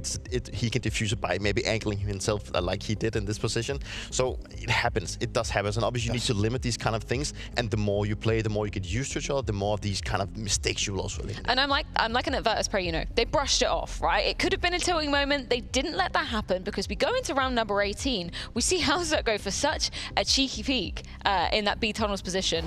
But the reaction, this is what we want to talk about. I definitely love the reaction from Flamis. He understands that the AWP is searching for information on B. He's probably aware that someone is with him, so he knows that the AWP is now on the opposite side of the map. He starts moving up to Capo, runs through his teammate's molly, and decides to take all the space, getting the A-bomb set, and getting into a really good post-plan situation for his team. And I think that's exactly what we've been trying to showcase with all these rounds. We saw it in round 6 as well. Complexity are not making a mistake right here. It's a great peak from Halzert. It's just the reaction on the C side, the reaction from Flammers, and the understanding of what to do in this moment when we're being pressured towards the B bomb side is perfection. So again, another round of Counter-Strike where both teams are playing well. None of them are making any mistakes, but as it is with Counter-Strike, one of the two teams will have to win a round despite both doing well. And this is what VP needs. This is what they maybe have been lacking sometimes. Initiative. So this initiative, playing off the reactions, understanding, and maybe, you know, your Flamis, this young guy coming in with a lot of fire, he just grabs his corners and just goes straight for the fight. I love that, and I can see why, you know, a number of orgs were maybe rumored to be looking at Flamis after his performance at the Major as well. I feel like, I'm not sure if I read that he said it himself, but some interview were quoting him or suggesting that teams like of the caliber of G2, FaZe, maybe even Vitality were exploring the options to pick up this guy. So a guy that is held to a high regard, if you attract interest from some of the best teams in the world, then if you're VP, who's arguably not been one of the best teams in the world for quite some time, and you're able to secure that guy within your lineup, that's a massive signing. And again, it's just one map, one series, but it's a good start for Flammers and a good start for VP. And Icy as well, also joining Flammers, almost joint top fragging in the server. For sure, I mean, he probably had a rough time in Cloud9. The whole Cloud9 roster never really got off to the start, and the things that they wanted to get going, you know, even with the player material they had, it was good to see Icy still trying to perform in that team and now getting picked up by VP. They probably saw his potential, and they needed a replacement from James, you know, and maybe a player that could also fit into the playstyle that Electronic wanted to set up. So getting these young players into the team is also maybe, as we talked about the generational shift in Counter-Strike, is something coming into effect right here. Obviously, we've only seen a very small sample size of new look VP, but like percentage-wise, what's the shift from the kind of historic James slow play style, really drawing out those rounds, to what we saw in a couple of those moments, which, as you said, was very reactive, very proactive? I mean, the pacing on Dust 2 has always been a little bit different for pretty much any team out there. You can allow yourself to play faster, and I do think Electronic, when he was playing with James in VP as well, had quite a say in how fast they played on their T side, because he is the spearhead of pretty much every single attack. Now that he's joined with Flammers, I expect the pace to be more like we saw in this game. It was reactive, it was a little bit higher, but we need to see maps like Inferno, Nuke, maybe even Train coming into play as well, to see if that's gonna be a tendency for VP, that they're gonna speed up things a little bit, or whether or not it's more so the map of Dust 2 that allows them to play a little bit more reactive. Well, speaking of maps, we've got a very special treat in store indeed, because of course Virtus Pro closing out map number 1, but guess what we have in store as Complexity's pick? That's right, it's a bit of train time. It's going to be going down after this break.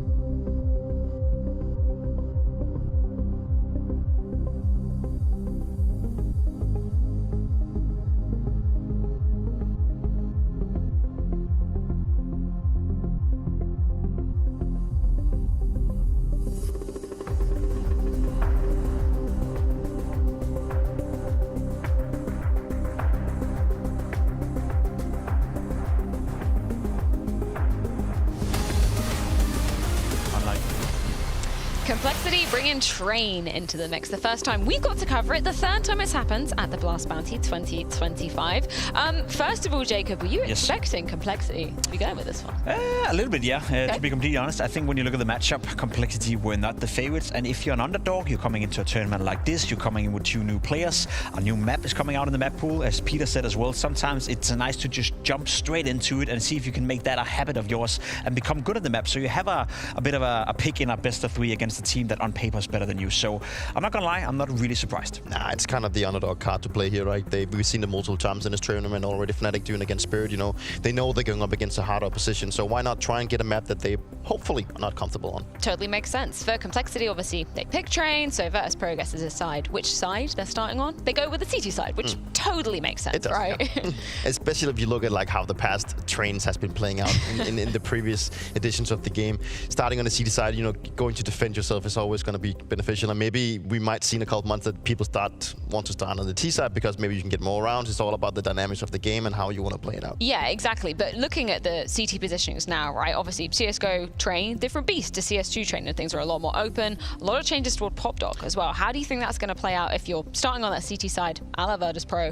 Where are you looking in those early stages of the round? I think the whole dynamic of the fact that PopDog has been changed so much that you cannot actually get there as terrorists as fast as you could in the previous editions makes the counter terrorists in a position where they need to just focus a lot more on team main. They don't have to be worried about people coming down PopDog as fast.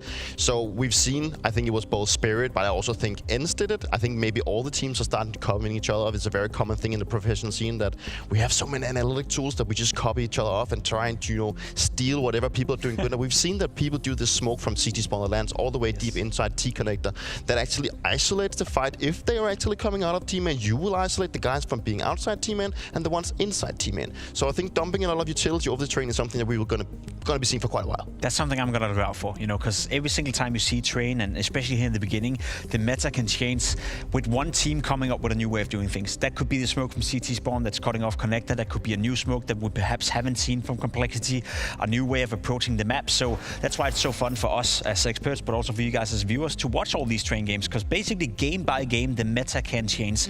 Personally, I look out for some of these utilities because I think, especially with Counter-Strike and especially in CS2, utility has probably never been more important in terms of smokes being thrown from CT spawn, utility cutting off certain choke points. So maybe Complexity, maybe VP for that matter, have come up with something new that we haven't seen yet from Fnatic, Spirit, and the rest of the teams played the map already, and that's what I'll look out for. Well, I'm very excited to be diving into this. The first time that we get to be covering Train, and the first time Harry and Hugo get to cast it. Oh yes, we're excited for this, aren't we, Huge? Hell yeah, choo-choo, Harry. I thought you were going for a fist bump, and I so nearly went in with you. That was a weak one. Yeah, bro, we can do nailed better. this. Okay, Train. Finally. Enough of seeing the other two get to cast it. We get to cast it. Yeah, and How enough nice of Vertigo. is that? Yeah. Dude, this is exciting, not just because of Train. I'm going to be keeping a very, very close eye on Complexity here. They actually have to be good at Train. There's no other option, right? Like, one of the big things with this Call Squad, aside from just being kind of underdogs in this matchup, is the fact that they were one of the few teams who prioritized always playing Vertigo whenever it was available. They were a very well-versed Vertigo team, and they're one of the main teams you think of when you think who got hurt by the removal of Vertigo. Complexity are the ones that leap to mind. So they have to be good on Train. With this squad not ever looking to play Mirage, there's kind of no other option, right? You can't have two insta-bans, so you better hope that all the work that they've been putting in gets to shine through in this series. There's a lot of pressure on Complexity to, at bare minimum, make this competitive. Wow, who made PopDog so long? Complexity ready to pop this A site. VP stacking B, and they're going to fake exec B as well. So this is kind of perfect at the moment. The push in main denied, or from our Ivy flank, Icy, dead early. Flamus is going to resend it down Ivy. That's kind of crazy to do that late in the round. And VP pull back from this B stack. Electronic, can he get in a good position in time before they hit A? He's running away. They've heard him. The flank again, whiffs the shot. Disaster strikes. Now the A pop comes in. Oh, Grim had that kind of internal conflict. Do I go back and fight that guy? Do I go and help the team? He went back, ends up falling, and now this B play looks to come undone. Nyx, last man standing, they are all around him. They've taken away the bomb. They're double pushing him through the backlines, and this is all said and done in the pistol. It might have been a 5v4 for Cole, but VP don't lose a single man past that point. That round's a great example of just how ballsy Flamus is. He just full flanks after the first flank dies, knowing, hey, this is the last thing they'll expect.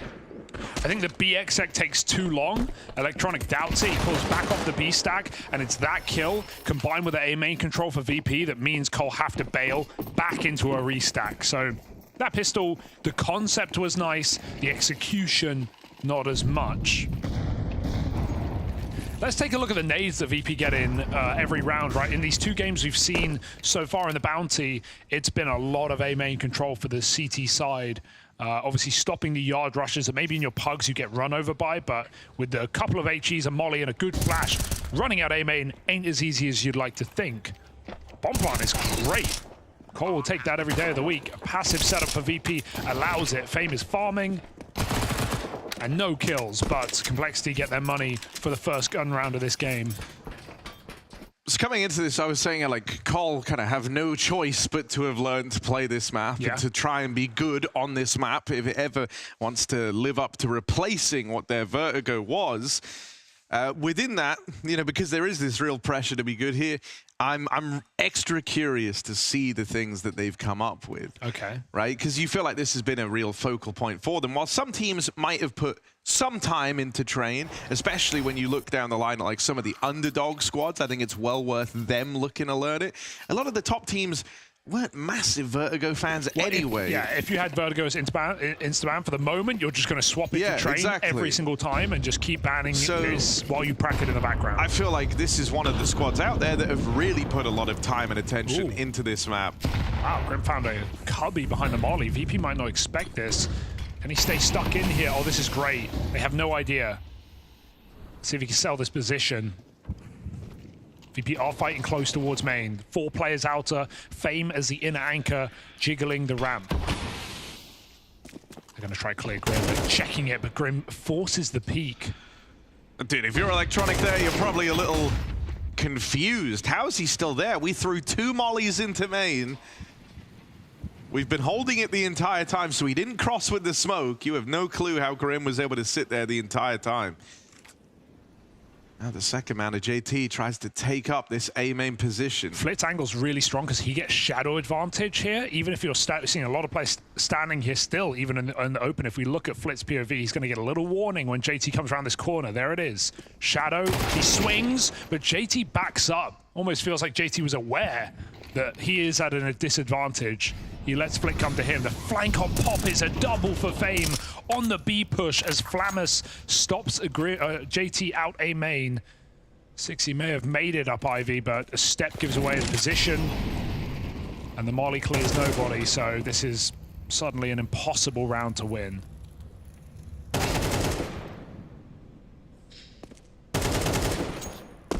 Just save, I think.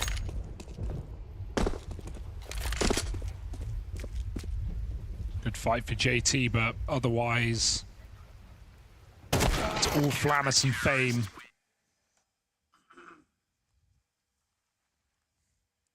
VP doing what all the others have done already, taking this A main immediately back-to-back rounds. A confident B flank timing found by Fame, who he jiggled the entire round, so he knew no one had crossed upper, which just gives him the confidence to walk push it after a rotate comes to B.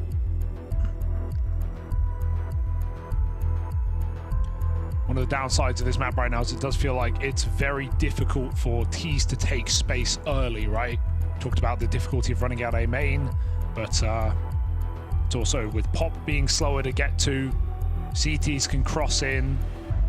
Even to get to Pop, you have to deal with the potential B peak from upper or lower. And so nothing comes for free as a T on train at the moment.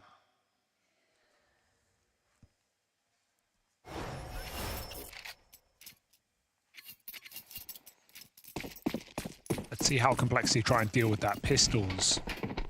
Fame yet to die as the B anchor. Icy on the orb. Flammus, very aggressive game on Ivy again.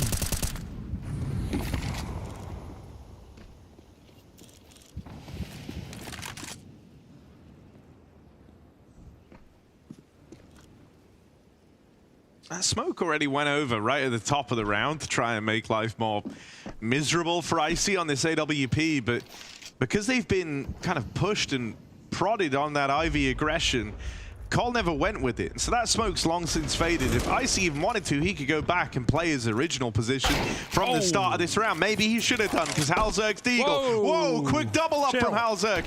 And all of a sudden, sightlines open up. Control over this bomb site goes the way of Cole. What? Oh, collateral dig out of Nyx. All right then, that's a nice way for this to start if you're Complexity. And a nice debut for Nyx in the Cole jersey. Little collateral dig shot to close the round. Don't see that every day, do we? Nicked the head of 2. So did Halzerg. Bang. Wow. That's crazy. All right, Ice got an AWP on Alter and he just gets 1-deeked. Reality check for VP. Oh, out main with a late flash. Doesn't get better than that. They weren't ready for Electronic, but now they know he's here and he gets put in a little box. There's going to be Molotovs raining in, trying to make life hard for Electronic. Just going to have to steal himself away in these smokes, but he knows they will pressure him here. There's very few places to go once you've played your cards on the bomb train. He had his chances to get out, right? With all these smokes down, he could have crept back in a connector, but he wants to keep fighting here over control of the site. A second man walks in and joins him on that heaven angle. They would love a molly. They already burned them both, though, right? Trying to deal with Electronic the first time. It's nice how passive they're playing, though. They want to use the rifles. They know these guns are weaker for VP, so going for range, Nyx and nabs 2 more. I see, unfortunately, should just save his AWP.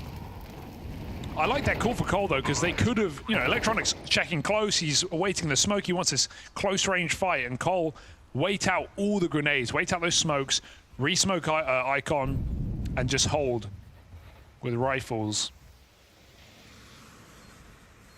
So there's no getting out of there alive for VP. Cole have broken in now, put them on eco. All off the back of their deagles on the yard. And now we need to see Icy be a game changer for VP. He's got the only weapon to play with. I mean, the thing that's nice currently about the yard area is also one of the reasons why people are thinking there might be some changes, is that it's very, very open. There's a lot of these long-range early fights that you're able to take with good util. If your opponent as well, especially, you know, when you're like in VP situation here on the CT side, if they're lacking the util to stop those A main rushes, it can feel brutal, right? So good economy management is going to be needed here by VP on the CT side, making sure they have the nades, the mollies, the smokes to slow down this fast play out through A. But even then, once all that early util's faded, you've got to have tricks up your sleeve, because it can become an aim map out in this A site. Icy falls first, that AWP away, retrieved by Flit, sure, but he's in a box, trapped in at heaven. Will get put down, and the round's going to follow here. As that AWP, the only item that VP possessed, was the first thing to fall in the round. I actually love what Cole do back-to-back rounds, but more importantly on the gun round, they can't insta-rush yard because of the double HE and the flash that lands over red. So they get in main, they Grim crosses to the right side past that Molotov, then they smoke the molly delayed in the last couple of seconds and pop out with a flash. So the molly doesn't do really much damage because they smoke it. The HEs, they wait till they've popped, and then they essentially do the outer rush, but it's just on a delayed timer. It's on a fuse. So they still get most of the benefit of their spawns, and then they hit a couple of good flashes. VP are playing red train, they're playing E-box, they're full blind. Just very nice. Oh my god. Chill. Oh, he lost the AWP. Couldn't get it. Yeah, just a delayed A-pop, basically. Out main. Do it again this round, but obviously there's no molly to stop them. And that AWP is just in the open blind. Because the danger is, you mentioned this the other round with Electronic having nowhere to go on default. There are not many spots in yard. No, there are really not many positions to play. Playing the bomb train is very, very strong for a CT in the first fight, but after that point, when they know that you're there, you're so vulnerable to util. And there's nowhere to go, right? Yeah. Once they know you're there. Oh, wow. Grim double up down in Long Dog. I'm going to call it pop. I'm going to keep calling it pop. I can't call it Long Dog. That's just not on.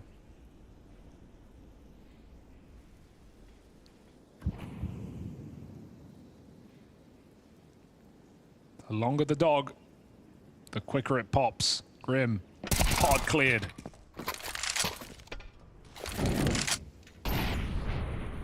But he's in good form right now. That much is clear. Multiple double entries in the yard. 60 gets in cover in time with a double facing. That's a crazy shot. Electronic with a key trade. How they run at him, knowing that FaZe is that inner player.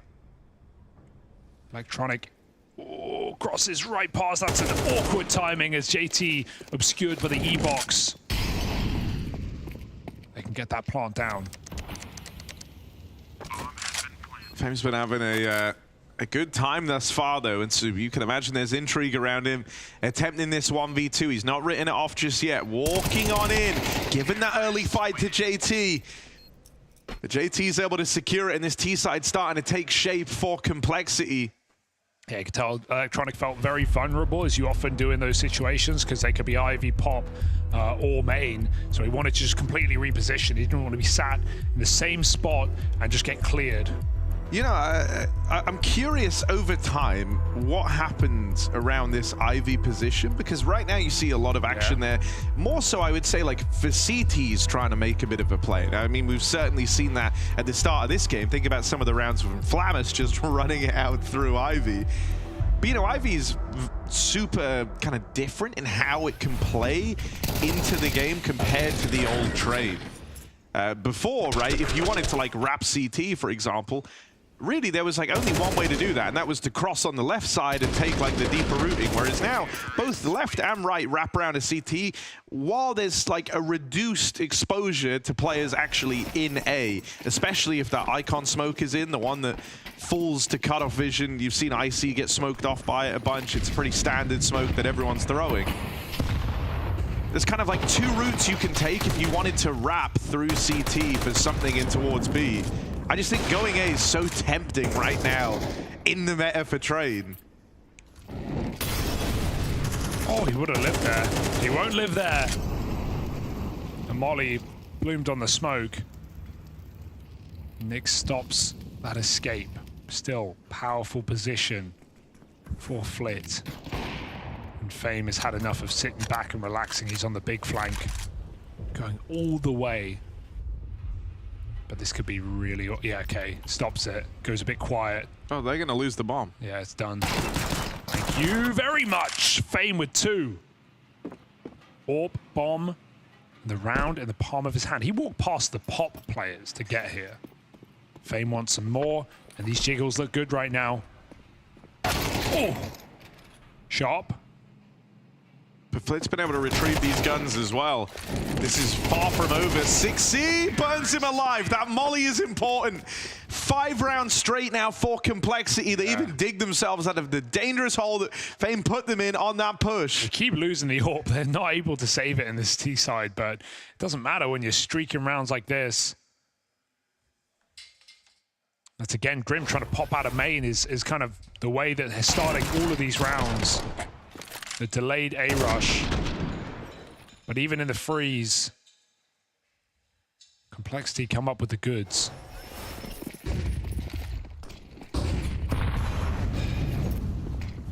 Oh, we're going to see some Ivy control in this round.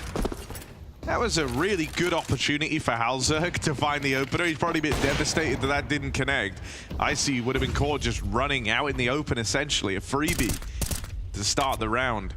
Yeah, Icy's kind of struggled in this series so far. He's not been, you know, star raw by any means. He's not been turning heads. I also think he's looked kind of uncomfortable out here in the yard. He's getting caught in the open a lot. A lot of AWPers had Potty yesterday. That was a nightmare. I mean, he definitely missed some very standard shots, but he was playing E-Box, playing Red Train, playing Icon. He was just so uncomfortable on this map. Yeah, the problem you have is like there are a lot of long angles, sure, but there's not a lot of lines to like go through, right? Yeah, true. You kind of get that one fight early, and then you almost have to entirely reposition or risk like pushing out into the open on the AWP. Flamus keeps this one in the advantage of Virtus Pro. But there's still this Ivy pressure, right? That's been coming in all around from Complexity, slowly taking shape. These two players, Sixy and Halzerg, walking it in through Ivy. They've got all hell left to worry about. Just out here on the right-hand side, Sixy will be blindsided by Flit. Halzerg and JT, though, have made this interesting. Halzerg with a key trade, even turns his attention back around, watching for this push out of Icy. Gonna try and link up with JT. There's 15 seconds left. Time is a big problem now, and with FaZe still sitting tucked in at heaven here. Could just stick. Might be able to play into this a little bit later. It all comes down to where they plant for. Oh, no. Halzerg's taking main, and that's the bomb away. JT caught. Not ready for this, as Fame isn't even playing the B site anymore. Yeah. I'm liking these setups for VP, right? They're playing Flick close, Olaf behind the box, or one rifle there, one rifle back at Ivy tucked. Sorry, that was Flick here. Letting them into Ivy with that left side smoke. I think there's going to have to be so much trickier on this map. I think you're going to have to walk through your smokes as a T. You know, popping that Ivy smoke and walking left side round CT. These kind of tricks to shoot players in the back. Even in that Spirit Fnatic game, there are a lot of flanks. There are a lot of people getting shot with no info. Lurking through sandwich smoke. Cheeky things like this, especially while the map is new.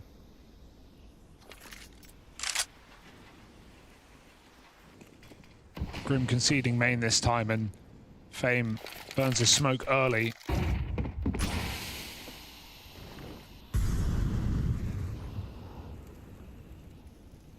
No doubt about it, VP are certainly playing for A main as much as everyone else.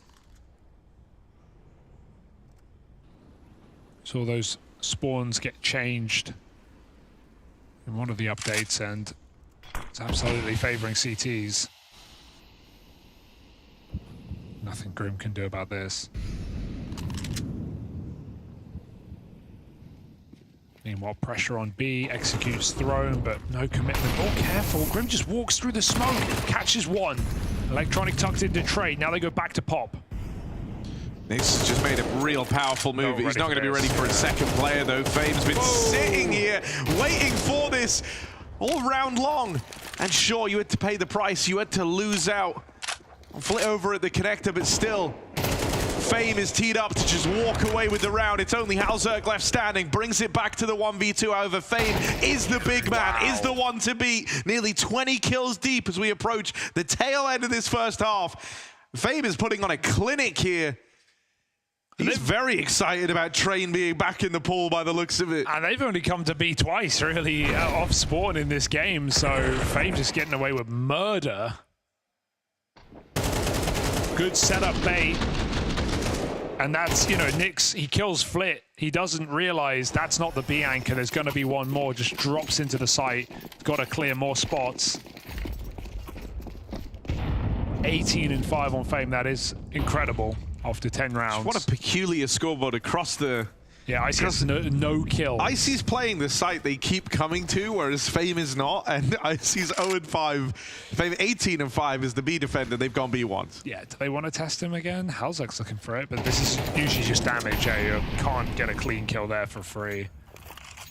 Fame blocks it well. How's he on an MP9? How did this happen? I guess he's the B anchor, makes sense, but I would have said out of scoreline alone, you've earned at least a rifle. They could catch him right now, repositioning. That was arguably the best chance Halzerg was going to have. Still, he's able to capitalize. Doesn't want to let that one get away, so he chases Fame down, and that's opened up the route to the plants. VP have lost their heavy hitter. Flamus, only good for the first. And there's still a very, very late lurk on the cards from Grim. Very late. It will be coming through in the dying lights of the round. It's all about Complexity having to just buy some time here. But even though Grim is making these moves, Electronic is as well, and gets away with a freebie onto Sixy. Alzerk tucked in close. Enough time has been bought for Grim. He now arrives, gets on the scene just in time, but has to reload this M4, and the bomb's not planted for him. Molly comes in, but it feels just too late. So unfortunate for Grim, who arrives on the scene. They buy enough time for him to get there, picking up that M4 though, having to get the reload off. They all put too much distance between themselves and Grim. And the bomb was never even planted for the guy. Yeah, it's a shame. If he went for the con flank, I think he would have actually had impact on the Thomas line. But I love what Electronic does. So when he flanks 60, he realizes, like, if he wouldn't be here after this kill, unless someone's quasi-covering him, and it's Hauser tucked back sight, and he calls for a flash from Icy before he swings him. So very safe play for Electronic. Icy still 0-5. He had some impact in that round, though. He needs to start getting some kills to warm in. This T-side is going to be very difficult if he is ice cold, and not in a good way. VP looking for a 7 CT half. Yeah, they seem really obsessed with B right now, and I can't say I blame them. They actually keep getting the openers. They're finding space from this. They just haven't been able to close the round yet. Ooh. And whenever they're doing it, they have these late lurks out of Grim over towards main. And that keeps the pressure on. That keeps a bunch of players for VP fixated on the main position. Fame knows. Yeah, they know. Not been an easy man to get past, even with information. Oh my god, he hit that as well. Fame is on a tear. Come on, Fame, give us a third. Buying time for his teammates to arrive. VP looking for a runaway CT side here, as it's only Grim left standing. Excellent half. Unless Grim can do something miraculous. He's had a great series today, but been left out of the picture in these last couple of rounds, and they're giving him nothing. They're waiting for the big flank yet again, playing passive lines. Virtus Pro on a new map up against Complexity's best, and Grim has done it again. 2 kills, bomb secured, no info on Flamus. He knows he was in the site. Grim just goes for the stick, a deep breath, and a 1v1. You didn't think this was possible, did you? Grim keeps them guessing. No flank this time, and now he's disappeared. But Flamus holds for it. Grim cut down, 1 kill short of that 1v3 clutch, and that's what locks in a little lead for Virtus Pro heading into their T side.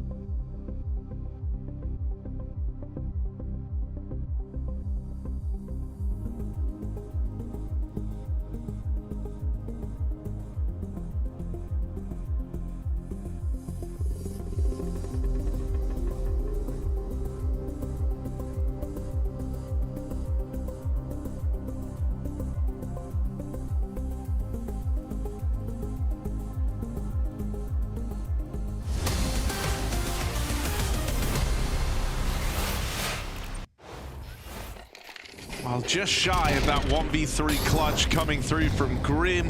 You have Virtus Pro now sporting a lead heading into this second half, and so much of that is off the back of Fame and the output he was able to get away with. He was the guy playing over towards B, and don't get me wrong, down the stretch of that game, Complexity did start to hit that B-bomb site a hell of a lot, but in the early days, Fame was spearheading this entire defense while playing B in rounds that were only ending up in A hits. It's kind of insane that the guy is 20-7 right now in a runaway first half for Virtus Pro. Fame 20 kills, Icy 0 kills. Yeah. That's what the scoreboards will read. To be fair, Fame 1 major, Icy 0, so it all adds up.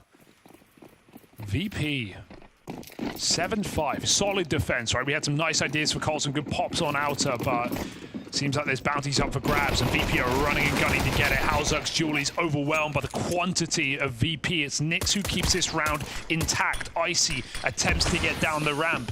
It's still Nyx dropping in. Last second, they're going to hear him. They won't hunt him down. This is everyone from VP stuck in the halls, not willing to overcommit.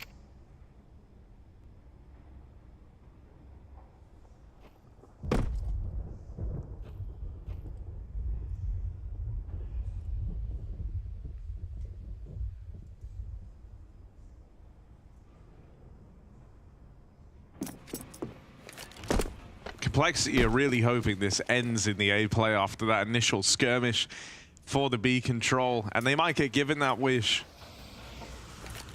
Flit is going to try and come through with a bit of space taking down here towards Ivy. 50 seconds left on the clock. So this one will come down to the wire, especially as the bomb now moves in to join Flit. Can he get past JT? Yes, he can. Bomb in tow.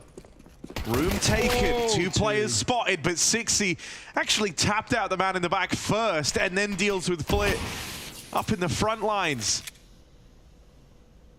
And now this guy, I see 0-6, needs to get his first kill.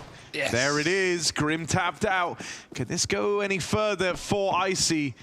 Runs down the comp players. 60 is clean with it though. A hat trick in the pistol. Some beautiful taps there in through Ivy to put that round to rest. But most importantly, Icy's on the board. I kind of like, if you're not going to win it, just stay 0-7. It would be funnier, you know? But maybe good for his confidence just to hit something in this game.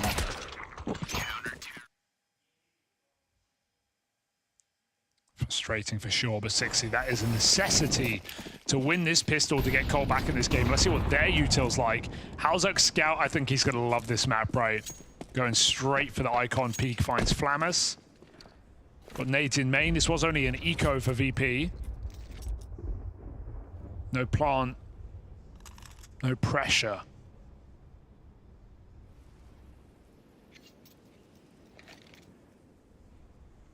Just playing information positions here. I don't know about you, but this is how every game of Train I've ever played feels like. Every team has an Icy. Just like the... Can't do anything. Yeah, like the one guy who's still like coming to terms with Train being in the pool. This is one of the setups available. So really, I have to play this map. I hate this map. 1-7. I'm more of a Fame myself. Oh, yeah. Yeah. Of course. There's always an Icy. Pointing any fingers, maybe? It's not you. Not That's I know what it's you're not worried me. about. Yeah, No, I was going to say, you're more of a electronic type. Sure. And a Fame rolled into one. Oh, wow. If you're going to compliment me. Hauserk, though, he's here on this B site. Holding up, but with this scout, this could get painful for VP. Flooding out heaven. 20 seconds. Of course, they make the gamble. They're ready.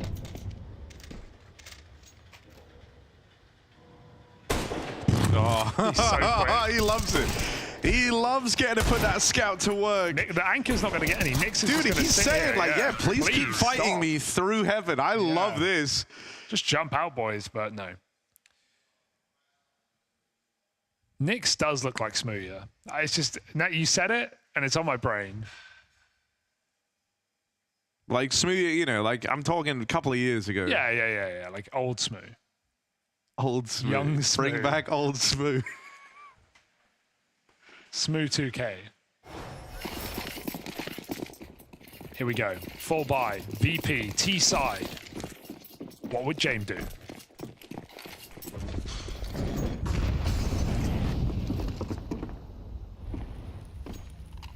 Oh my god, he's lucky. Well, a lot of space taken by Cole. Yeah, I mean, Cole have really, you know, spread these offensive moves, whereas VP... Oh, we were right. Halzerg Scout loves this map. Oh no. Yeah, whereas, you know, VP and a lot of squads that you see on this map like to just home in on really taking that main control. Often that's where the bulk of the resources goes. Complexity have spread out further afield here. This is likely because they're on a bonus, but I'm curious if that keeps up when the rifles are out for Cole. Halzerg on the scout gets the spot that they're out through Ivy. 2. Oh yeah. Jump scout, Do jump it. Come on. Oh, he wanted to, Come on, but he's like, Halzerg. this is also throwing. If he knew it was icy, he would go for it. Good to know that angle exists. Oh, barrel spotted, so Electronic converts that spray. 2 CT. Nick's going very early, but he nails it with the MP9. That gun is busted right now. I don't think that 60. smoking pop is gonna, push the smoke. gonna force go the on. respect out of 60. He goes walking right through it. 1 and 8. Icy. This could be Nothing. Dude, Nick's kind of the GOAT. Nice MP9. I like that smoke push as well. There's enough players in the site to swing out and trade you that that's VP can't hold everything. Well, here's kind of the odd thing, right? I know that first half ends with VP in like a commanding position after winning the last few rounds, but Cole randomly got really bogged down in B hits because they kept getting some degree of room or an opener there, and they wanted to try and exploit the fact that it's the 1-4 hold split between the B and A site. I think their 5-round streak was all found on the back of these faster A rounds. If they'd kept that up, maybe it could have been a better half. It was the fact that down the stretch, they started to run out of money. They didn't have the util to kind of long out the A hits to battle and vie for that main control. I think in a way, they almost gave VP some favorable odds to start to win out the CT side. It was clear that they've done a lot of work on this map.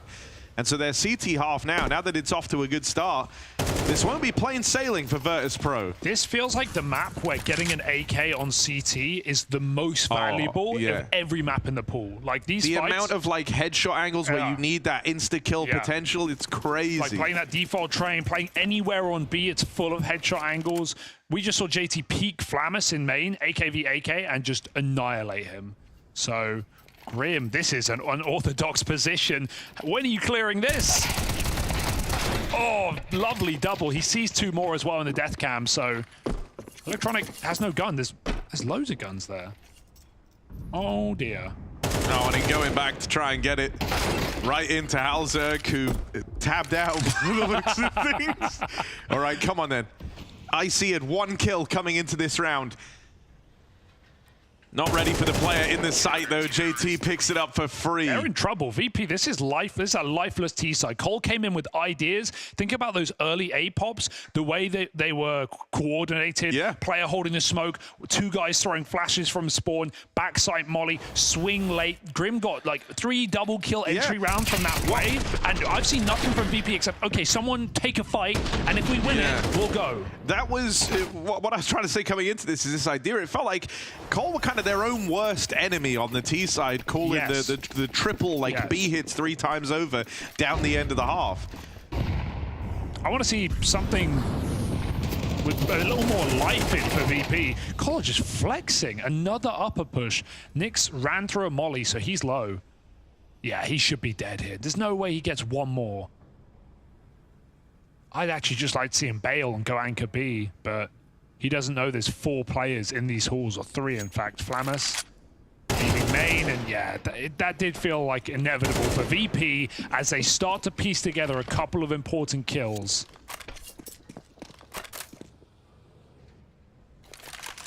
The whole map is quiet for so long as VP group back on Ivy. Dude, I mean, going Ivy, that's where Halzerg sits on the AWP. This is a long sight line, one that he should feel comfortable fighting in.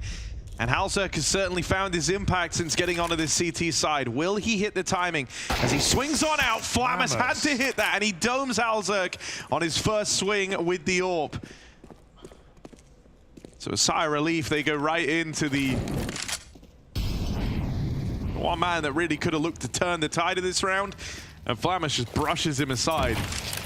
Reassuring round for VP, sure, but one where they knew that Cole still had players in upper B and they were getting aggressive, so Fame's patience pays off.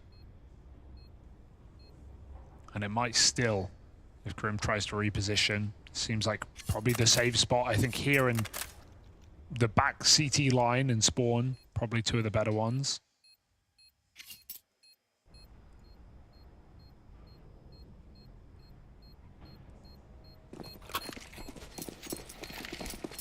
VP, important round to stop this game from swelling out of control.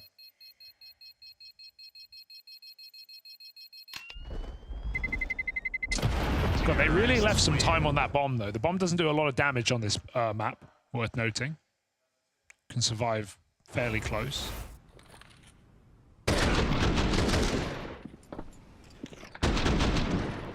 I mean, that rifle round was very well put together from VP. I think they're going to have to, like, compartmentalize each one of these fights into their own little thing, because Cole, as we said, they're taking main. They're always taking this upper B control, and then from that, they're kind of denying you control over pop, which is an important staging area if you wanted to try and go for one of these A splits.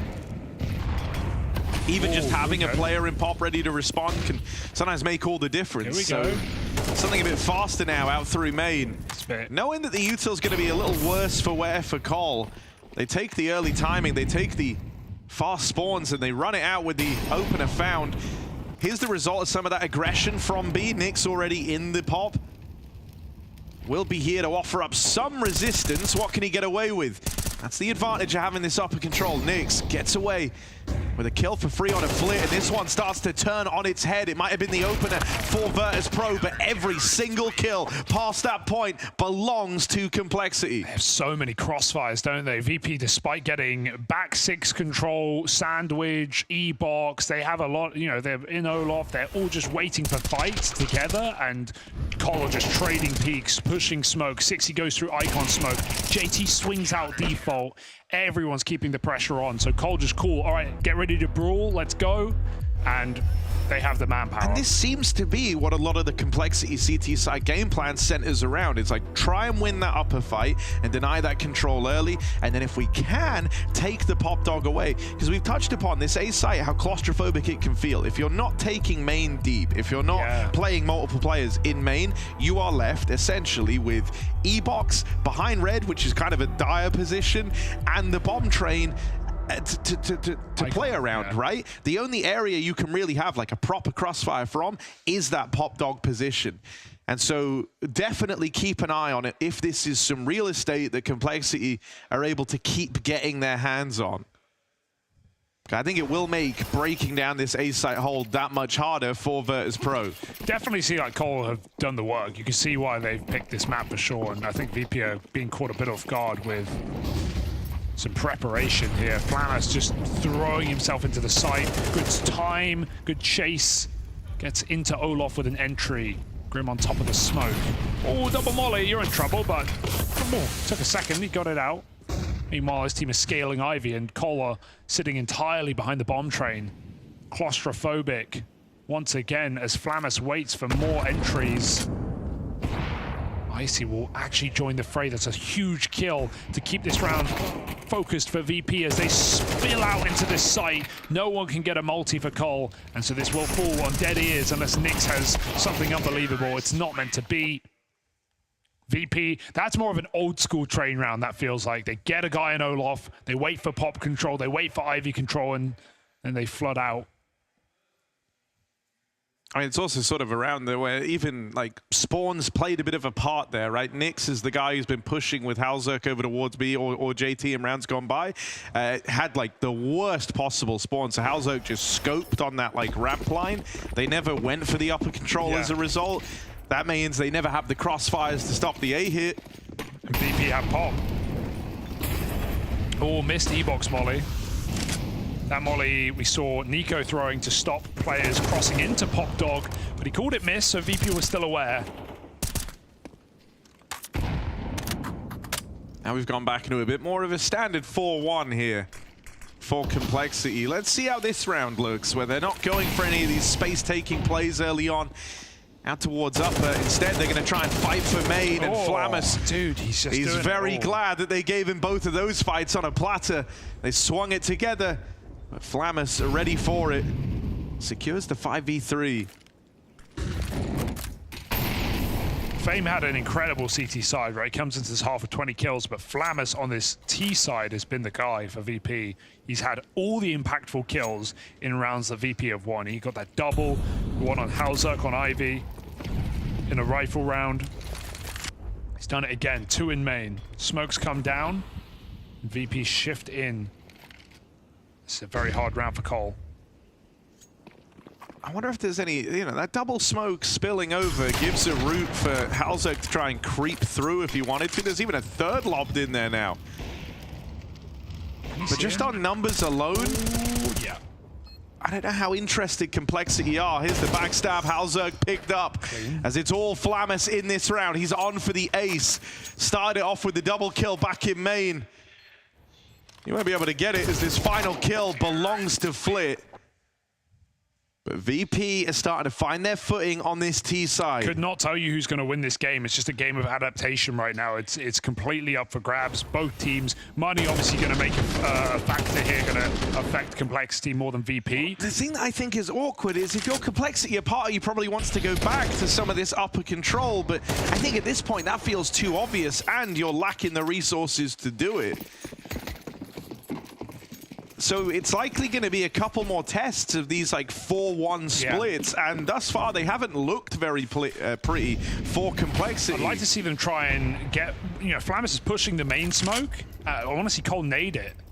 Right, they know that Flamus is not respecting the A main utility, so some HEs, some delayed HEs.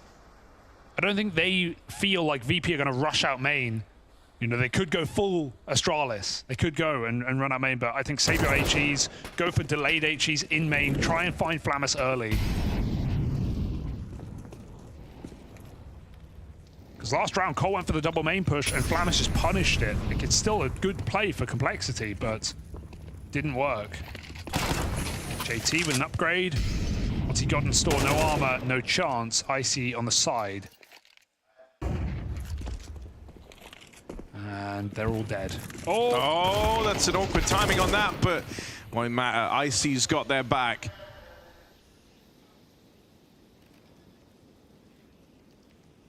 Bomb has been planted.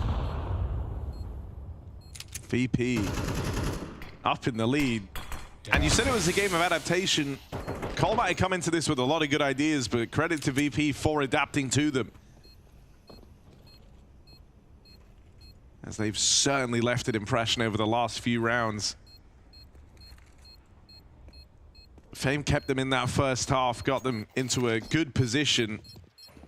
And now in this second half, it's been Flamus flexing on Complexity. Halzerk, will he find that AK? Oh. Tried to make one of his own, but the trade was there. First Pro up in the lead. Yeah, this is kind of do or die now for Cole. Yeah. It just feels like your average VP game, man, doesn't it? You're ready to write them off. Now they're in control. They can break the money right now and get match point and knock Complexity out of the bounty in a foul swoop. No AWP for Halzerk as well. Who's had a... VP is so expecting them to go back to this control, man. 3 players over towards B, and they're all watching these sight lines. They just fly in, despite the flashes. Fame taking out the B control. And they're going to go back, right? But they just want to put some pressure on B early so Complexity don't feel freedom to flank. It's Flamus in main. He has been exciting to watch. He's really trying to nail down this looks molly. good. It looks good. He's got a step with it. Or no? I think he maybe just clicks. Nico was throwing his exact nade yesterday. His Team have pop, but they're smoked. Okay, it's going to flash them out. Oh, they just run in. Okay, VP throwing themselves at Complexity. There's no one in the site. It's only Grim. Bomb on the bomb train. Grim is good as dead. I can't believe he gets out with one there. He's kind of made the best of a horrible situation. This is tough. But is that going to be enough? Cole was so scared after hearing all those footsteps and shots outside of the B site that they left A underdefended. And Halzerk is boosted up, having to make all the difference here. Won't be able to stop that plant as Icy commits. So a 3v3 retake. And it's Complexity's lifeline in this tournament hanging in the balance. If they go for this and they come up short, Virtus Pro will be eliminating them, will be claiming that bounty on the head of Cole. They'll be broken this next round. So this has to come through for Complexity. It's do or die. Half the time ticked off this bomb already. Nick's still a long way away. Halzerk's knowing about. They're even pressuring him. In at the connector, Nyx swinging wide, but a lot of time ticked off this bomb already. FaZe, a safe pair of hands for Virtus Pro in a must-win retake. Complexity come up short as VP hold on, and they leave them broke with 12 rounds, 2 chances for VP to close this out. Oh, that upper pressure absolutely broke Complexity. They fell for it, hook, line, and sinker. They went 3B, and even the Ivy guy was backed up CT. It was literally just Grim. He got more than you could ask for going 1-for-1 in the site, but Cole have no nades, they have no kit, and they're a man down as VP plant that bomb. What a nightmare for Complexity, who have shown us a really solid start to this game, to both maps in this series, but might go out with a whimper here on Train. 2 new players to this level against a VP with an uncertain identity and additional players, and it's currently working well. FaZe has put on a monster map. Flamus' T-side impact, undeniable.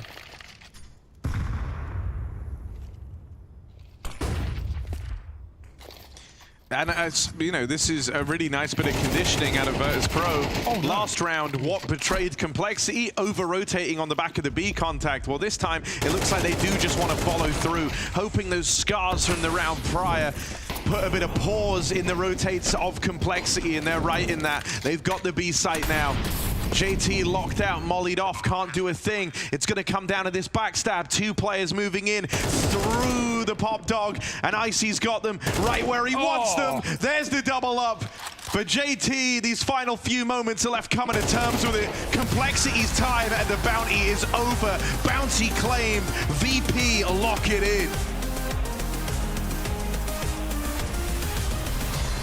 Yes, a curveball pick coming out of Complexity, but it's VP to hit this one out of the park. Once again, a close map, but the Bounty Hunters do take down the most wanted of Complexity, 2-0. And now they've got a 7.5k bounty on their head and 7.5k in the back. Yeah, and a bit more confidence, I guess, as well. A nice debut for VP coming into this matchup. We knew they were the favorites on paper, despite having the lower seed, despite having made roster changes. I think overall, there were good things to it, there was bad things to it. The CT sides need a bit of work. The T sides, however, in this series were almost flawless. I mean, I'm glad the Complexity at least put up a fight. You know, it wasn't just a blowout that maybe some people expected now that they would not play with Elise. So the fact that they put up a fight, you know, they actually also played this underdog card, going out to try and play Train, and to a certain degree actually looked pretty well. I mean, they came up to a pretty good start. You know, they looked like a team that could take it into a third map. You then eventually start to crumble a little bit, didn't get the things going, and then VP just seemed to be too much of a mouthful. I think we should just dive right into it. We got round number 4. This was quite a nice round coming out of the side of Complexity. First, they were able to put on the board on that T side of things, which actually went pretty well for them, right? Yeah, you're very impressed with the shooting in this one, Peter. Definitely. I mean, this is a great showcase of how Counter-Strike can just win you rounds by being good as individuals, you know, getting the first 2 deal headshots and just scaling up on the bomb side outside and grabbing 2 more coming into the CT connect, you know. This is not because Complexity played well in terms of tactics. This was just purely a round 1 by, you know, hitting some good shots. And this has also turned them into, like, the momentum just completely shift off this one. Yeah, I do want to give credit to Hortug for finding those two openings with the Deagle. That was some nasty stuff. They also went on to win, was it 5 or 6 rounds in a row based on this one as well. So it allowed them almost back in the game after going down 3-0. Now, we were having a lot of conversations about how the CTs were going to be taking control of that T-main area. We've got 2 nice examples from both sides of the equation. So let's start off with the side of VP on that CT side. Yeah, we spoke about some of the new tendencies coming in towards Train, and it was clear to see that VP wanted to take control of T-main. And I think we saw that in the Spirit of Fnatic game as well, where Spirit was trying to do so in a little bit of a different fashion this time around. But given that the map is very compact right now, there's not a long way from CT spawn in towards T-main. A smoke, a Molotov like this, and then you control that area. And we saw that happen a lot in this game. We saw it happen a lot in Spirit versus Fnatic as well. And I think that's some of the early stages of the mentality we are seeing from teams right now, that you want to contest T-main and you want to control that area. I think it's because they seem to be... They need to get control, right? They need to go out and get some kind of area before the terrorist gets there. You know, it's very easy to see that both teams want to brawl for this area. Obviously, it's easy for the counter-terrorists to run out and you just dump all the utility, maybe get a smoke from spawn, whereas the Ts are more likely to just stay in there, maybe wait for the great timing, maybe blow up the smoke, try and get all the things. The thing that I saw changed a little bit from the way how Spirit maybe did it and how they did it in this game was that the Spirit smoke was a little bit more deeper. It blocked out a little bit more of the vision. Here it was more about putting in in the middle of connector where it blocked out the entrance, but you could actually clear out the corners with Molotovs, actually being able to play inside connector, not only to have that control outside the train yard. What do you prefer? What do you think's a more effective way of smoking out that position? I think both has its goodness. I think one of the reasons why I like the smoke that Spirit does, like puts it out in the beginning of the train yard, is that you can just isolate if they do something fast, whereas if you actually put the smoke deeper and you want to take that control, it also allows you to go in. So I think it depends on what type of opponent you're going up against, and this is where also the preparation for teams comes into, like, what are their tendencies? Do they actually play fast, slow, and everything? But I think in general both things can work. There's also a third option for you, where you, instead of doing it from CT spawn, instead of doing it from the beginning of the round, we have round 20 that showcases you to do it in the middle of the round, where you want to take T-connector control after the fact that you lost control of it from the get-go. We see Complexity do that. 10-9, they're still in a winning position right here. They're trying to flash in a teammate, but Flamos finds a good timing. Grim trying to make the refrag, and it didn't really work out. I think that is a way more riskier way of doing it. I prefer that you take control from the get-go. I prefer that you put the smoke from CT spawn, or you do it from the get-go, that you're coming out of CT connector. Gambling and trying to take it mid-round like that, at the very least, you need someone to flash in before you take that peak. So whether it was miscommunication from Complexity, whether it was someone just, you know, not thinking about the consequences of that move, it was in a scenario that arguably could have cost them the game. And I think sometimes it's also nice to have these set plans from the beginning, and then everyone knows what's happening from the beginning at the get-go of the round. Whereas if you need to do this on the fly, maybe the flashbang, the lineup, you're a little bit uncertain how the flashbang's gonna land. Like the smoke might leave a gap. You saw a gap here that actually Flammers was able to, you know, abuse a little bit. He could see probably more than he was supposed to on the right side, also giving him the first kill. Then the second guy tries to come in and trade, you know. So I think but you need to be able to do both things, right? You need to have it from the get-go, but you also need to be able to do it on the fly. And we're learning. We're learning. Everyone is learning, right? Yes, and I want to learn a little bit more. Unfortunately for Complexity, does mean elimination here at the Blast Bounty, but we do have Grim on the line for a few words. First of all, commiserations, Grim. Thank you so much for taking the time to join us, nonetheless. I want to ask about Train. First of all, love that you guys are picking into this. What's the thought process behind that? Are you guys going to be treating that as a favored map now? Well, I'd say in practice it's been going okay. We had some new stuff to add on CT. I'd say CT on that map is a mission to figure out right now. But I'd say overall, yeah, we had a bunch of good rounds. You know, I heard you guys talking about the round in mid that could have gone our way. Honestly, I missed my molly that round. It kind of messed us up. But, you know, overall, I think it's okay for us. And I'm not too disappointed with how we played that map. Yeah, can you tell me a little bit about, obviously we've seen, you know, changes coming to Train, people talking about it being quite open now. How do you approach that as a player? Do you like it? Do you hope that changes in the future? I think it's nice is if I feel like the T's have like really good timing, the front spawn getting on mid. I think it's very chaotic around the mid area, at least at the start round, because there's so many flashes, lots of smokes. Like you can be in like any of those smokes at Sandwich, or as Flamus was doing, he was jumping out Olaf every round and going for kills on back bomb. So I'd say it's a very chaotic map right now, and I think definitely needs more time for some teams to figure out, you know, like the best ways to counter and like, you know, how to play the slow rounds and stuff like that. Train is new and exciting, Grim, and so is it for you to play without Alicia anymore, and we've obviously been speaking about it a lot. You, as an individual player, I reckon you get more responsibility, you get a bit more space. Are you excited for this new adventure within Complexity where perhaps you can be the guy stepping up to the occasion? Yeah, I'd say so, and obviously I have to, step up to that task and actually perform good. Definitely getting some more plays of, space taking early rounds, as you saw in team mid, and just going for more of those opening duels. So, yeah, I definitely have to get back into the swing of things again in that aspect. But I'm looking forward to playing, and definitely looking forward to keep continuing to figure out Train, because Vertigo was a good map for us, but honestly, I didn't like playing it. So I'm glad Train's back. For Complexity going forward, obviously, you've got a couple new players into the mix. What's the goal for you guys? Like, how much is your identity going to shift now that you've got a couple new guys in there? Yeah, so we have a lot of stuff to figure out. Obviously, 2 new rookies. We're just trying to get them implemented on our stuff and make them as comfy as they can be, while also having them come in and bring some of the stuff they also have, and trying to find like a mix of both for everyone and trying to make it work for everyone. So we've had like a week and a half so far to practice, but obviously it's gonna take some time for us. But I mean, they're really hardworking, and after practice, everyone's grinding and trying to figure things out of what went wrong. And so far, it's been pretty good, and we just need to keep it up and get better with time. Side note, Grim, you're looking dripped out in that Complexity match. It looks solid on you. Thank you. Showing up Brand new, straight out the box. Excellent stuff. Thank you so much for joining us, Grim. Commiserations once again, but looking forward to seeing you guys in future tournaments as well. Thank you.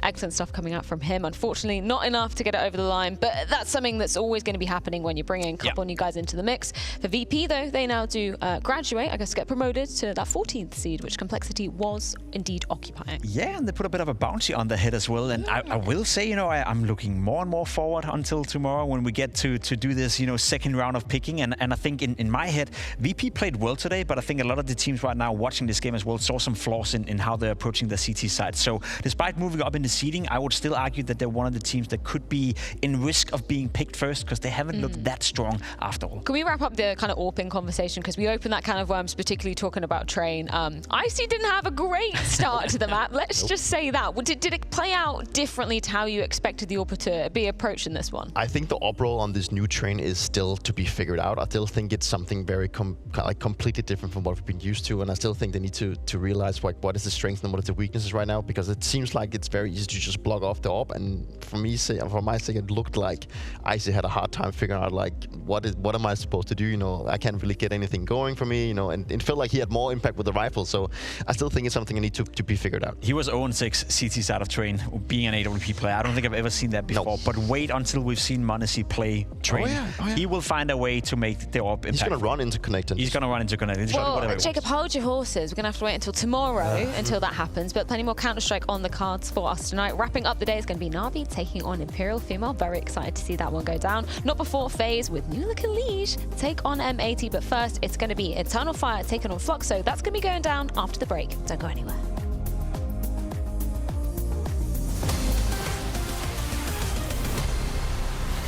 Let's go. Good luck. I have long from side. Careful too short, nothing long. I like jumping. Yes. I do this.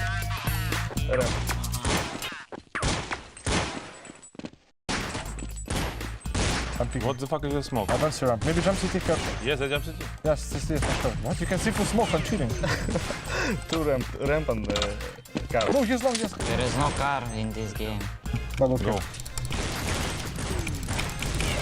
How to play this game? Fucking shit. But how can you see for smokes? It's cheating or what? No. It's always like this? Yes. Wow. I go do the same strategy.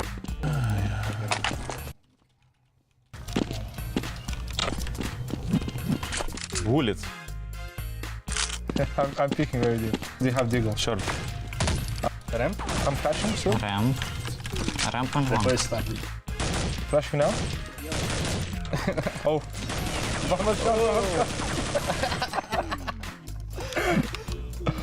Wait, how you were playing this game? I don't know. It's an amazing game, actually. It feels so simple. Where is my Molo? Oh, too long out. I have no bullet! Too long, too long. You have to reload us around. Let's go, let's go. Oh, two. Oh my god, help. Alright, one more. No. Yes. It's a bit hard, What the fuck? we are shit. Ой-ой-ой. Ага. Careful, Sean. Pushing. Okay. I see this guy jumping and hitting headshot. What the fuck? I'll be a little bit sorry, brother. What a boost. Oh my god. GG. Advertise. Oh, what for it? What? How is it there first? Ah, you boosted. No. Speedrun. God damn it. Let's see how the deagle works here. Shit. We will see. Сюда. Wait, I have no bullet. Wait, I'm reloaded. Nice. It was on your head. Look what they can do. Good eco, good eco. Nice game. Yeah, I'm doing this for you. Oh, nice. Experience. Boom. Boom, no scope. What the? Cheating. Oh, now you're very dead. Mind games. No. You want I will take his hope and kill him easy. Oi, oi, oi. Oh!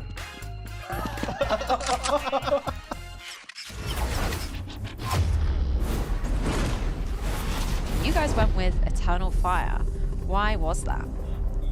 Yeah, the teams of the pool we had to pick from were small, so we had less choices than most teams.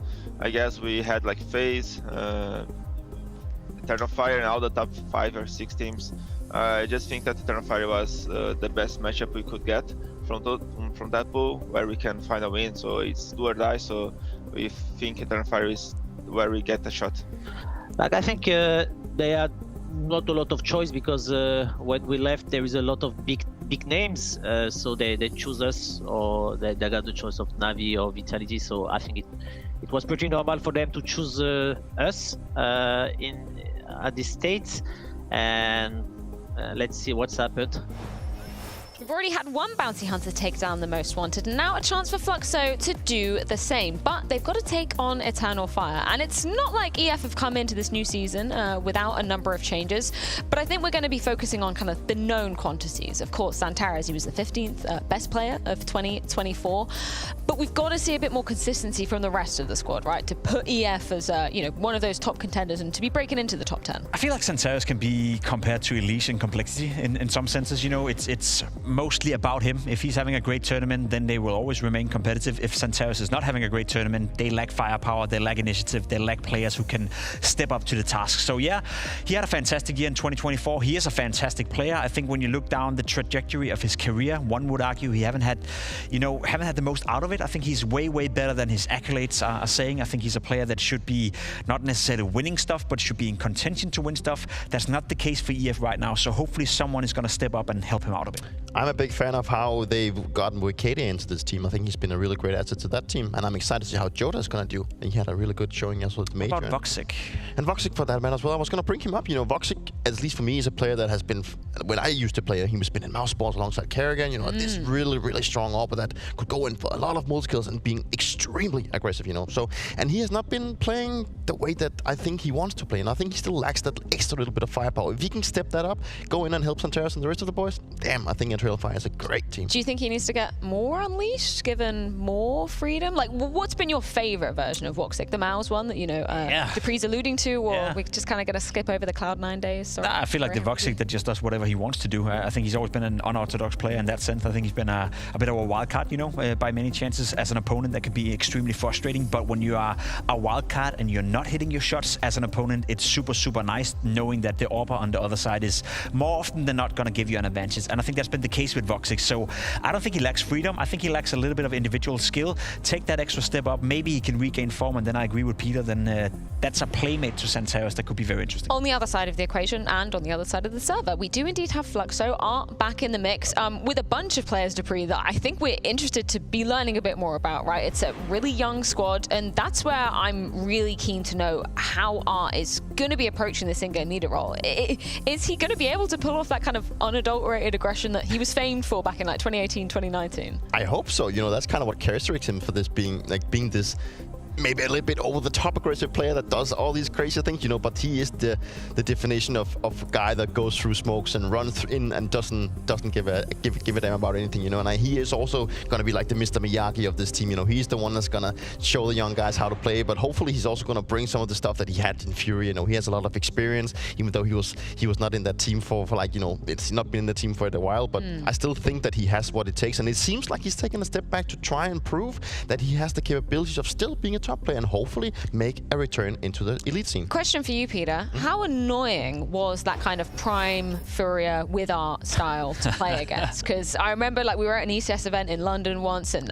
they were going up against Vitality in the grand final. They made such a run there, but it was like kind of mind-blowing to see how many players were like, damn, okay, you're going to push me this round, and then you're going to do it again and again and again. How irritating was that? Extremely irritating, let's just be honest. I was always so surprised how they got their things to work. And I've always used Nuke as an example, playing the old Furia team. When we went in and we had the preparation going, we saw that they barely used outside. They didn't do any smoke walls. They were just 5 guys sitting in lobby, spamming through hot walls, spamming through the smoke, going out squeaky, going on contact. And as an inner player myself, I was ready for it. But we still lost. Yeah, they were extremely, I could imagine, extremely frustrating to play against, but also to watch from time to time, because when it doesn't work out, it looks silly. And that was always the caveat to the art way of calling within Furia, especially the later stages. It felt like he's a bit too one-dimensional in the way he thinks Counter-Strike. However, he's coming into a team now that's very young. As you said, Mr. Miyagi, he can do whatever the hell he wants to within that team. They're all going to listen to him. There's one player I want to focus on just a little bit. That's history. When you're looking towards these new names and these new guys as well, his stats and the way he's been playing within the domestically relatively strong South American scene, he's been owning it up, you know, have some good numbers to show for. So if there's any play out there that should be a little bit exciting, it would be history. Well, we're going to be ready to dive straight into the game in just a moment's time. It's Mirage, Dust2, and Nuke, if we do so require it. Harry and Hugo, over to you. Eternal Fire taking on Fluxo, Hugo. This is a pretty exciting one. I used to be a big art fan back in the day. Yeah. Then obviously, things didn't really pan out. Kind of a reluctance to move away from his signature style, right? And they would always say, oh, well, you know, there's more to us than just playing fast. And then they would play really, really fast. And so, you know, you started to question that. And so finally, Art got removed from the Furia squad. Now he finds himself at the helm of Fluxo, trying to prove that he's still got what it takes. On the other side, a new look Eternal Fire with Jota in the mix. Man who from Sangal was putting in some serious work, some great numbers, now finds himself alongside Turkey's kind of premier team. Yeah, back in his old org, right? We saw this guy coming up in the Eternal Fire Academy time, and then took some time away. Was the best player on that Sangal squad, in my opinion, and I think it's very cool he's hooked up with his national squad, bringing some much-needed firepower to this exciting Eternal Fire roster. The question is, can the young guns of Fluxo take on the Titan of Xantares? It's Art putting pressure on the ramp here in this pistol round as Fluxo spill out mid. Jota gets his first. And Kai gone from the round as they try and get up short, but it's not going to come easy. Pyria does get his entry, and B's actually been cleaned up by Nyx as well. Eternal Fire trying to stop that bomb cross, denied. And suddenly a very difficult retake, but there is a kit. Yeah, that's down out in the open as well. It's right here on the site, so who knows? A couple of kills, maybe Eternal Fire can get back into this. Woxic will provide the first. P2 King. Oh, but there's the reply. Pyria and Nyx, 2 apiece, and that leaves it all on Xantares. If so much time hadn't ticked off this bomb, I wouldn't be counting him out of it, but this is a terrifying crossfire to try and break through. Clean shot to Art, sure, but it'll go no further. Xantares, but not today. Pyria, like, ex-academy player as well. We've got a lot of young players in this Fluxo squad, right? MIBR Academy, Furia Academy, some very young guys, right? At max age 22, but most of them 20 or 19. Obviously, with the exception of Art. So he's. I love how Art's come back and tried to bring up a young squad. No, in the case of Kai and Pyria, 2 players that played in Furia Academy while Art was on the Furia main team. Kai even having that very brief stint in the Furia main squad.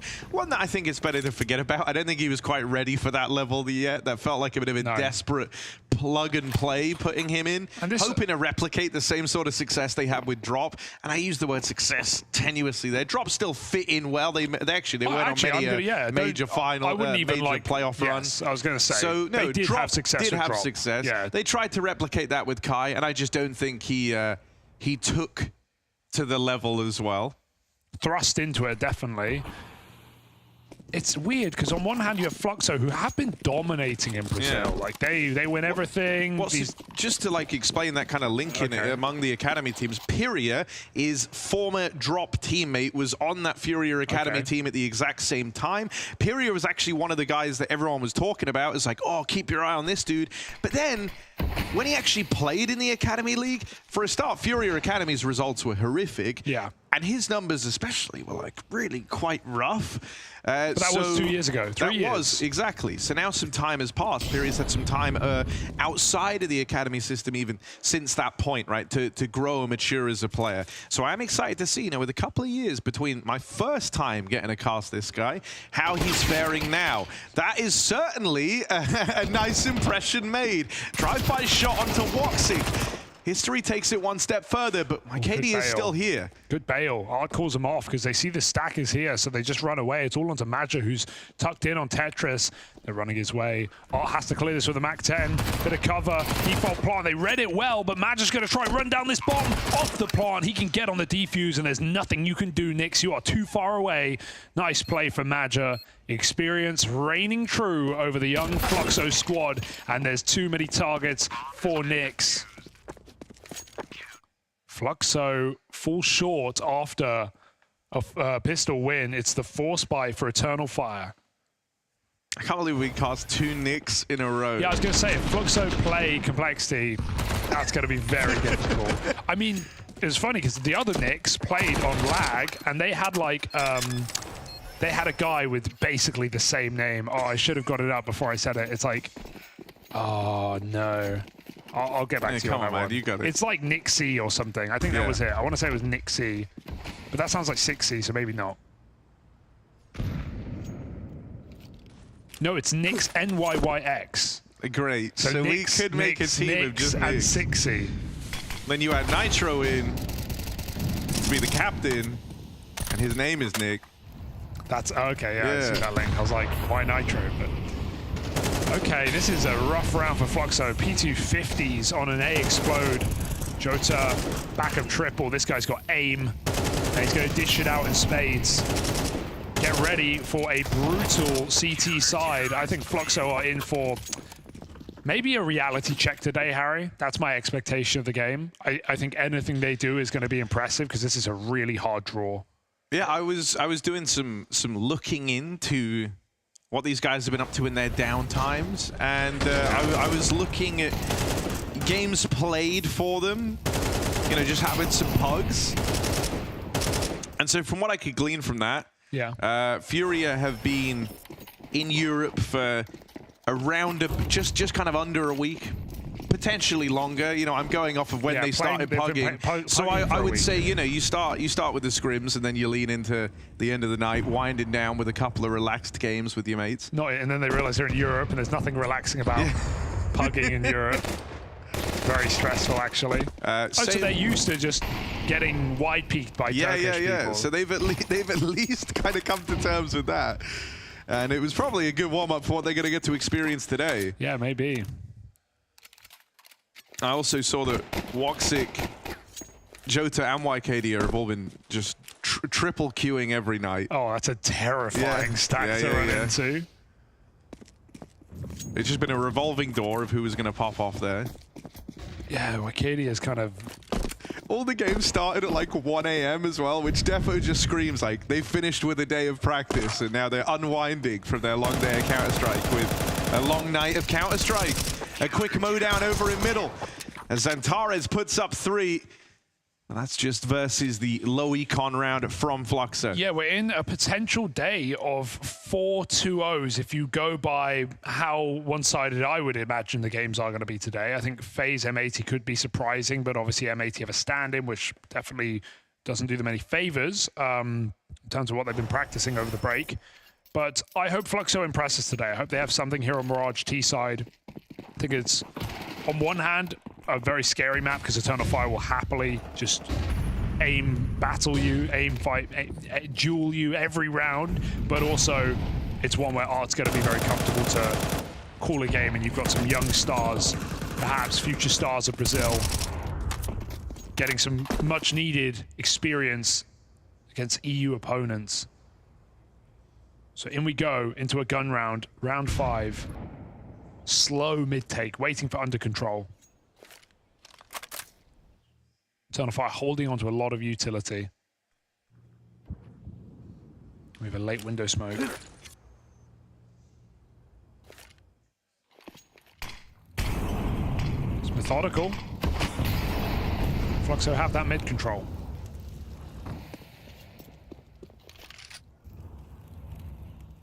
Oh, it's not the best top gun smoke though. No. All right.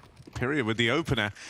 Arcadia on the receiving end of that, and that's the info over mid gone. Xantares even getting spammed there, whittled down just a little bit.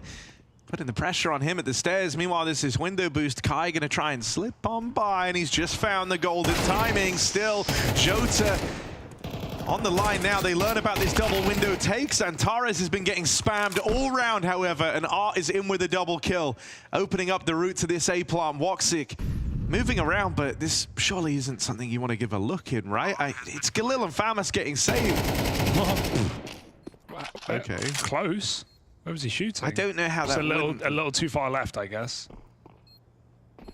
Certainly spooked Woxic. He's not wanting to stay up there any longer. Yeah, it's not coming through. Furia trying to hunt these kills. He's going to find Maggia leaving. Fluxo, great round. Getting 2 in window, able to trade out that first kill. Eternal Fire overwhelmed on Con. Yeah, nice to see, you know, Pyria with that keen opener in this round and going on to hunt down one of the 2 saving players. I think it's kind of interesting just for his individual story, this idea that he was on the Furia Academy squad back when Art was leader of the main team. Yeah. Kind of the goal for everyone on that Academy team was to be the one to get the call up, to go and join the main team and play under Art. Well, that has happened. It's just another way of going about it, right? The guy that just years ago you wanted to find yourself with, well, you get him now in this Fluxo lineup. I think, you know, when we look at the kind of paces and the style and the look that Fluxo are going to bring here, interested to see how it feels, because thus far it's not been super pacey, right? Oh, it might have just been a product of the environment back in that Furia team. Had a team that could play fast, so he did. Well, let's give it some round takes. He's up cap with 130, Harry. He's sending it into this site.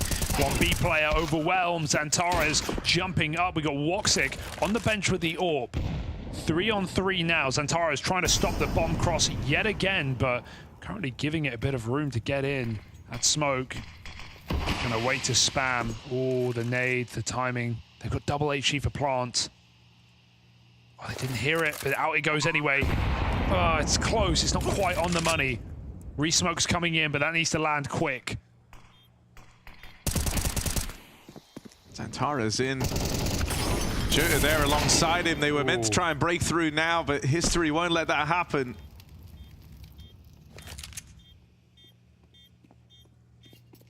He's even going to go hunting for the Woxic AWP. NT. Easier said than done, however. Yeah. So Woxic gets out of there with his AWP still in tow. Regardless, Fluxo have tied this game up at 3-all.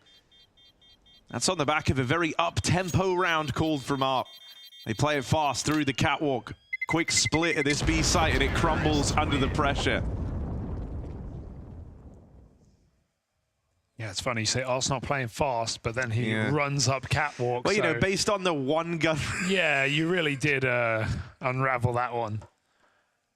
It was in there with the question posed of, you know, let's wait and see how it develops. It was actually the perfect setup. Yeah. I was with you, though, until you said maybe he was a product of his environment. No, he was the environment. They were the product.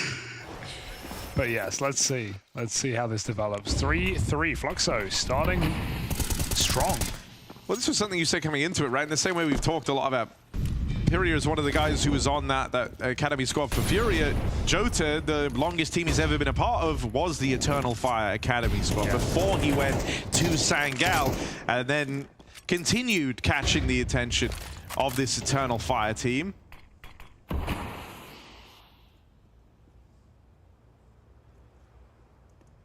So a reunion of Academy prospects with members of their main lineup on either side. Yeah, we've not really seen anyone he was on a team with back then come through in any meaningful way. So Diamond in the rough.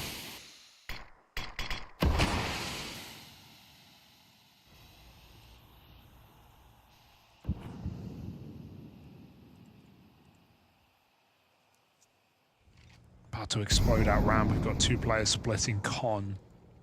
Oxic. Going to be drawn into that connector fight. Kai could get this trade, but he goes first, and Woxic, easy shot for him. As Art makes it up connector. They know there's one more middle because of that HE. So they should be ready for this A split. Good combo on the ramp, but Wycadia gets in cover in time. Art's running, he's going to shoot with the back of the head. No one's even covering. Xantares has to trade. Now they know it's fully up to A. Oh, Xantares falls at the hands of Pyria. That's the plant locked in. Fluxo 3v2 in the post plant. Time to get set up as well. And Eternal Fire a ways away. You could very much justify the save here. Because Woxic's walked around with this orb, he's going to give it a little look in, see if anything presents itself. But if it doesn't, I think this is a non-starter of a retake. He's really trying to force that fight, knowing that one kill would be enough to get Major on side and have him, you know, commit to the 2v2. But when that doesn't happen, it's a done deal. Fluxo up in the lead. Some great space taking out of Heart, who once again runs it up through Con. I love these calls out of spawn for Fluxo, just doing a few splits, a few pops together where Art's on the extremity, him and Kai are lurking in middle, and his team are either going B apps or A ramp and just exploding off his contact. He's getting away with an awful lot right now. He got that entry up short. This time he gets the double entry up Con. Oh yeah, Eternal Fire letting Art run around right now. And even that nade combo on ramp, they nade and flash to force Wycadia out of the Tetris position, but he has nowhere to go. He either has to fight that smoke that they're not pushing, or be open to Art. It could be a kind of cool development, right? If you kind of see Art undertake the lurky IGL, but not like a happy-esque lurk from back in the day where it's very slow burning and he's catching players rotating. It would be a very pacey, left to his own devices type of guy. Thus far, it's found great impact for Fluxo. If you're Eternal Fire, you're constantly looking over your shoulder.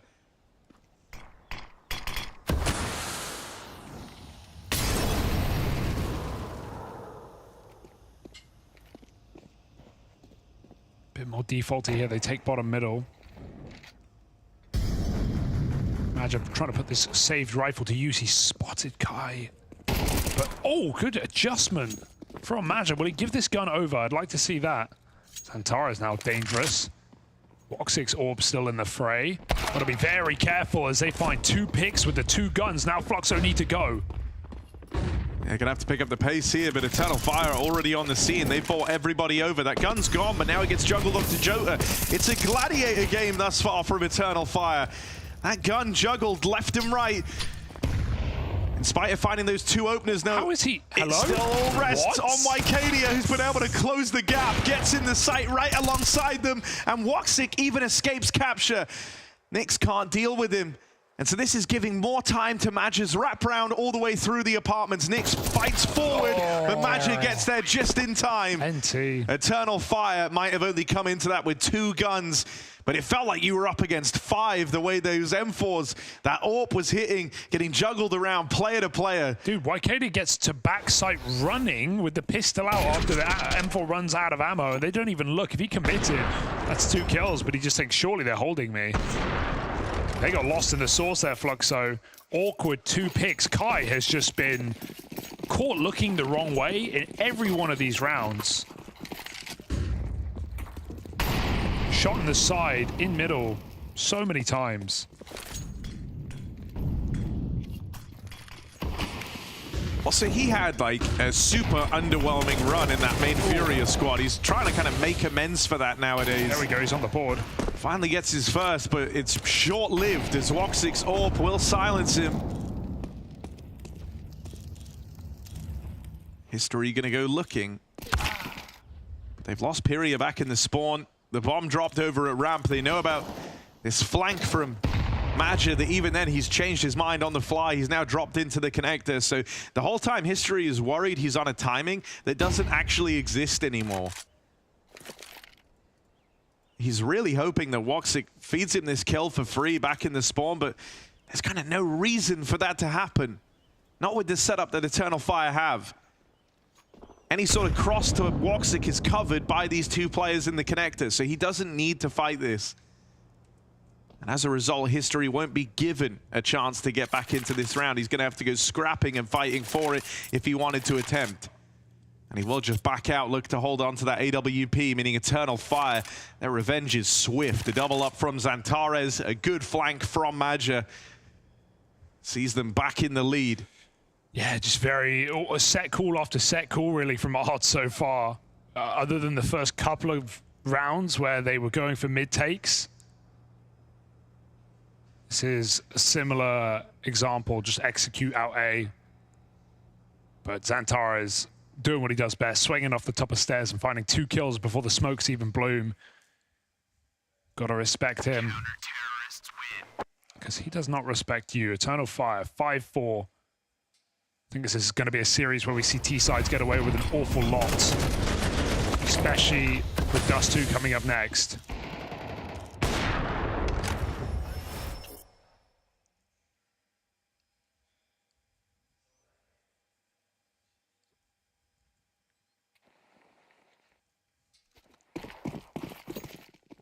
AWP, Khalil, Glocks. But the AWP gets put to use. This is a very ballsy angle from Arcadia. Surprised he even caught someone there. Let's see if History can get another entry here, because already 5-on-4 with the AWP. It's an obvious one. Gonna see if History repeats himself. Damn. Yeah, there you go. It's a fire line. We'll throw it out early. Middle. Chance for that AWP to strike.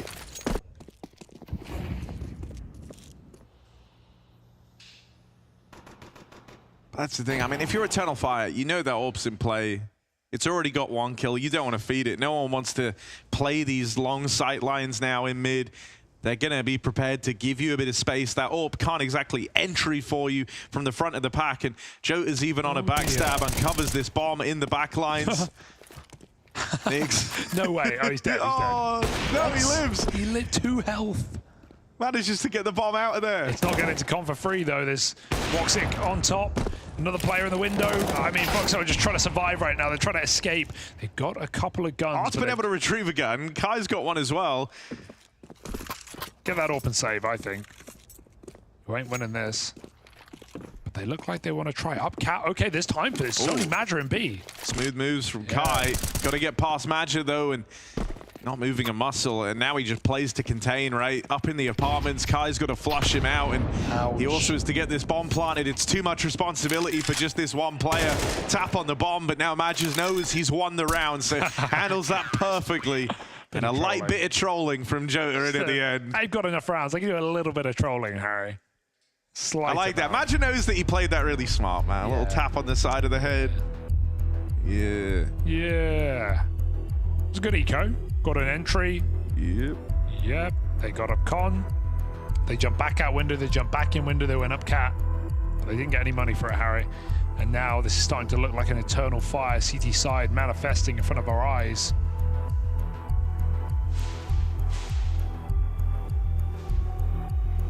I do like the ticking clock on the timeout. I think it's a great bit. Great bit. It's a great bit. Very funny. Very tense. It always gets the people going.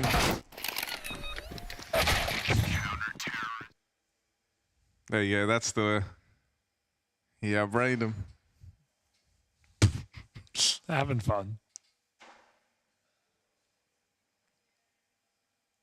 The vibes seem good. Yeah. Like we said, they've been playing together every night. Just big chilling. Ooh. Pressure on B. Woxic's got to move back. They've gone through the molly. This is an art classic. Look at him go. He's dropped in. Woxic, do you remember this guy? Well, he's made it a little ugly. Oh my god, no way. Art does find a double. He killed the rotator first. Then he finishes Woxic. That's Art all over. Yeah. Deep Balk smoke, run through it. He's onto pick a up third. the orb, take another. Dude, he is fun. That he is so third much kill fun. was on him like running deep. With the Ada, oh man, I've missed this. I have I've missed missed seeing this. him. Like when he switched on as well. He's very, very entertaining. Yes. Yeah. Don't get me wrong. It doesn't always work, but when it does, It's a results-based business at the end of the day. Like you want to be winning, but if it were about fun, Art would always be on the big teams. Shout out Fun one time. Love it. He just plays a very exciting game, does Art. Yeah, I think CS2, it's no longer the run and gun that it was when it was released, but I think it actually leans into his capabilities a little bit. He's making it work in this map. Look at this. Just run through his own smoke at 1:30 on the clock. 1:30 is Art's contact point here on Mirage. Seen it a few times now. Kai 1 and 10.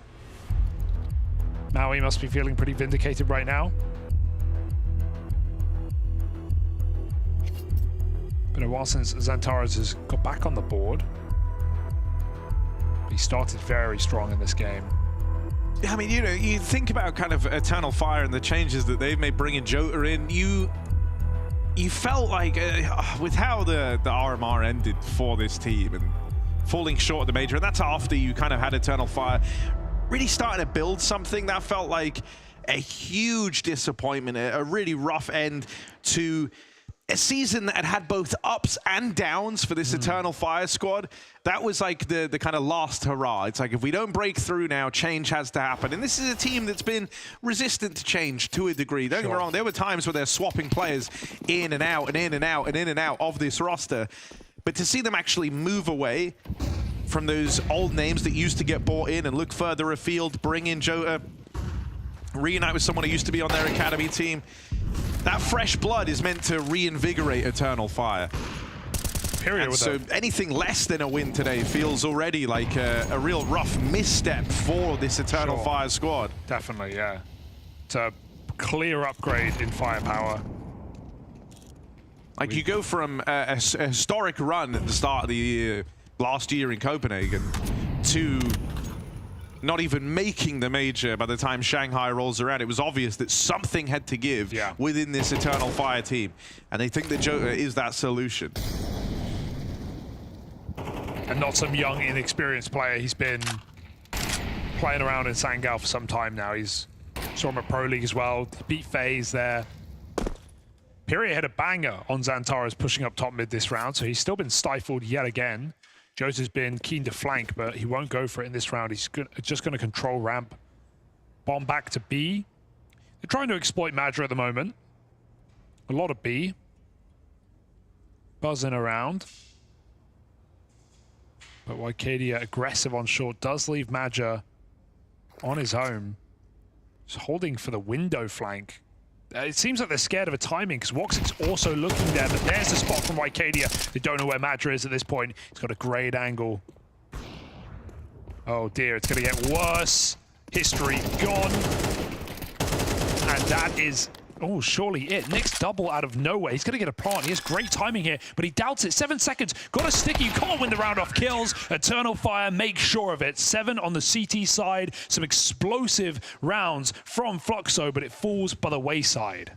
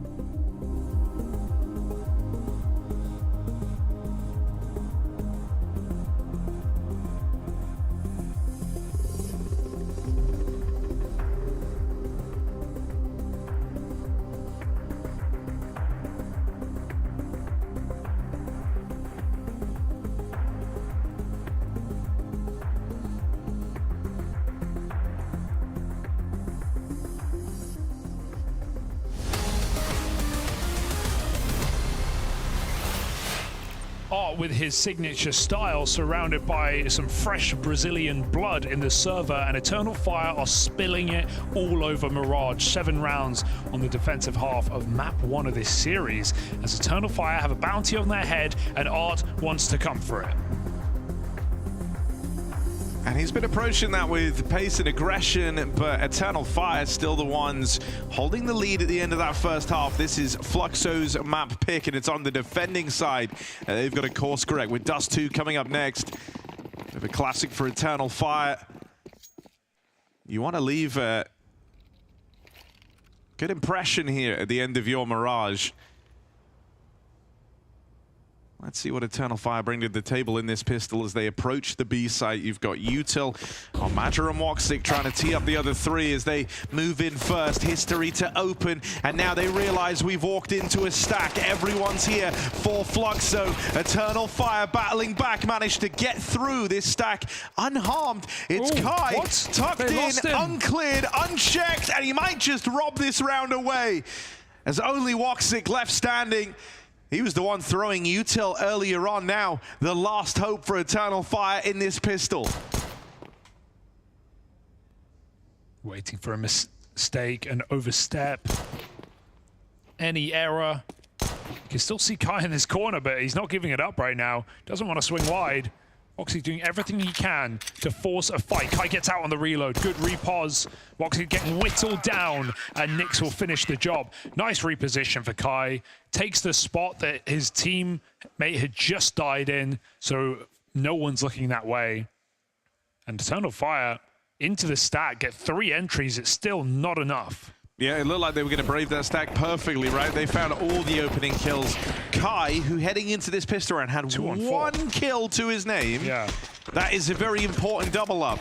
And so, you know, might have had next to no impact across this game thus far for Fluxo. He's now given them a chance to leapfrog themselves up into the lead in this second half. So a lot of impact from him in the pistol. 2-on-4 for Fluxo. It's one way to do it. Arkady gets ahead, but she'll get spotted. Imperial sees a lot of players, so back to the safety of the van. And they don't want to overdo it here. Art, of course, on USP armor. Bit of a classic. Loves this.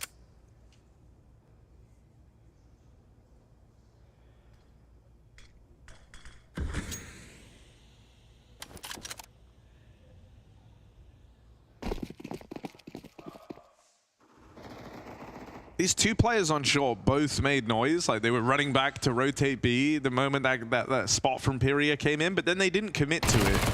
And so right now, I think Eternal Fire are expecting that this fake over towards the V site has like really worked and really drawn some heavy rotates. It is still only Nyx actually watching A, so even though they kind of faked the footsteps, they have committed to a heavier B lean. If Nyx falls, when you see that boost, you know everyone's here. Yeah. Everyone should be rotating right now for Fluxo. There should be no hope left in this round for the Eternal Fire squad. And so yeah, with the pistols, it will get brushed aside. But now the guns come out for Eternal Fire. Now they have something to bite back with. Neck and neck right now, but I said earlier, it's going to be a game of T sides. I stand by it. Let's see what Eternal Fire have been cooking up over the break with a new player. Some new ideas. Madra, an accomplished, long-standing in-game leader.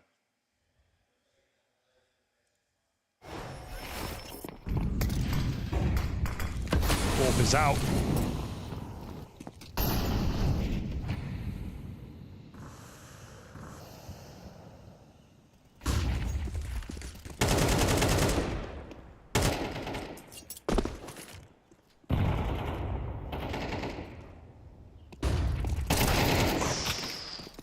That flash looked on, but I guess they saw it coming and turned. 2 players unblinded.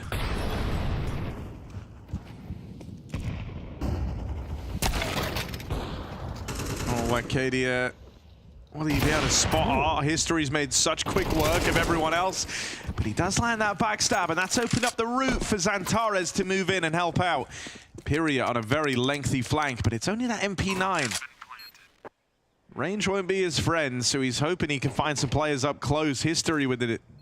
Reposition. That scope in should have been heard by Xantares over in middle, so that's info for Eternal Fire. They don't need to give this AWP time to get involved. Tech9 pulled, Imperia makes it work. He knows. Zantares, he heard that AWP earlier on, and he annihilates him. That's a Zantares hold, if ever you've seen one.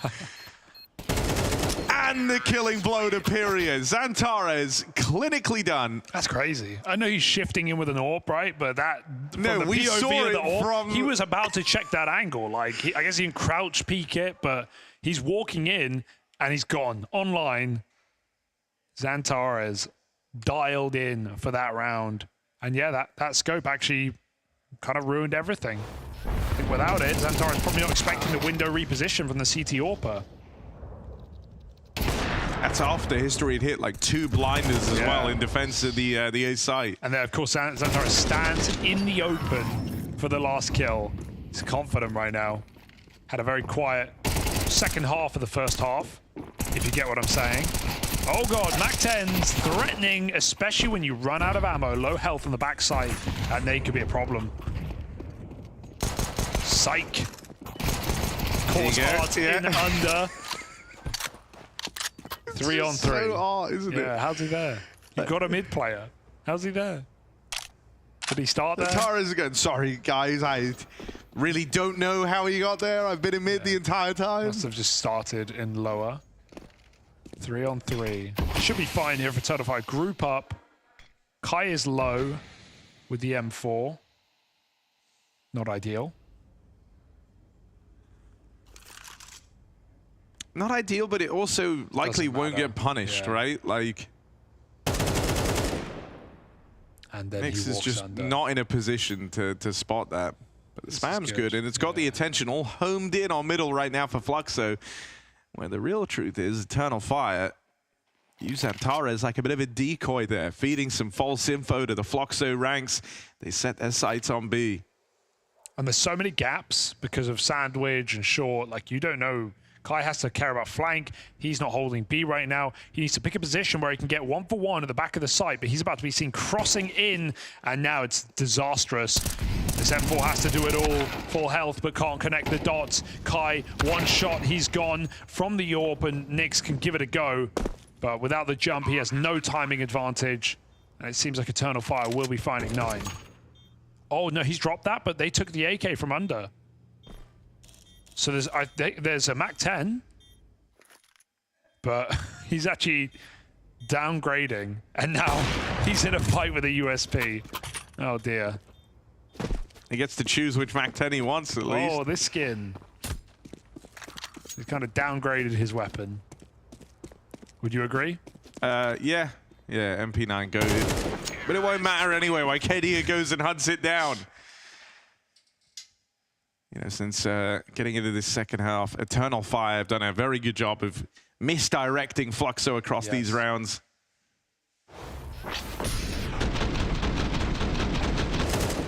Rather disappointingly, Fluxo as well aren't...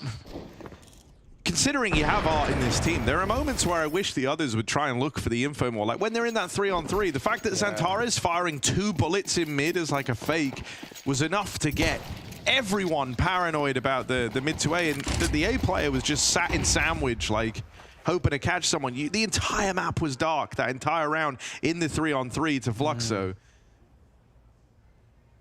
Sure, maybe you look for info and it costs you That's insane. From Zantares POV, that's, yeah. Boom. Uh-oh, the mollies are about to be a problem against these pistols, burning out positions.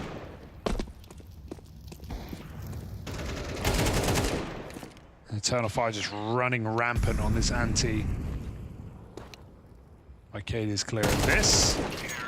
So Eternal Fire, 10-7. This is it. They've got to win this gun round now, or they are in a deep hole, Harry.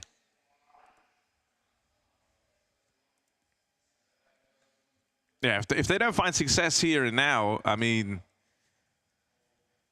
this map is over, right? They're going to be broken with Eternal Fire chomping at the bit to walk it over the line. So this is where Fluxo have to show why they picked into Mirage, why they thought they could take Eternal Fire on here for that $20,000 bounty sat on the head of the Eternal Fire squad.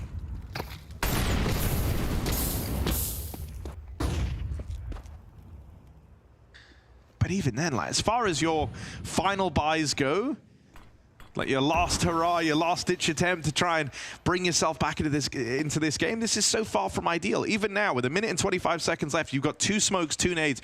Don't have flashes. That kind of means you're going to struggle to force any sort of engagement in mid. This likely means, like we saw in rounds gone by, where they didn't have a lot of info, there weren't a lot of plays to be made to figure out where this was ending.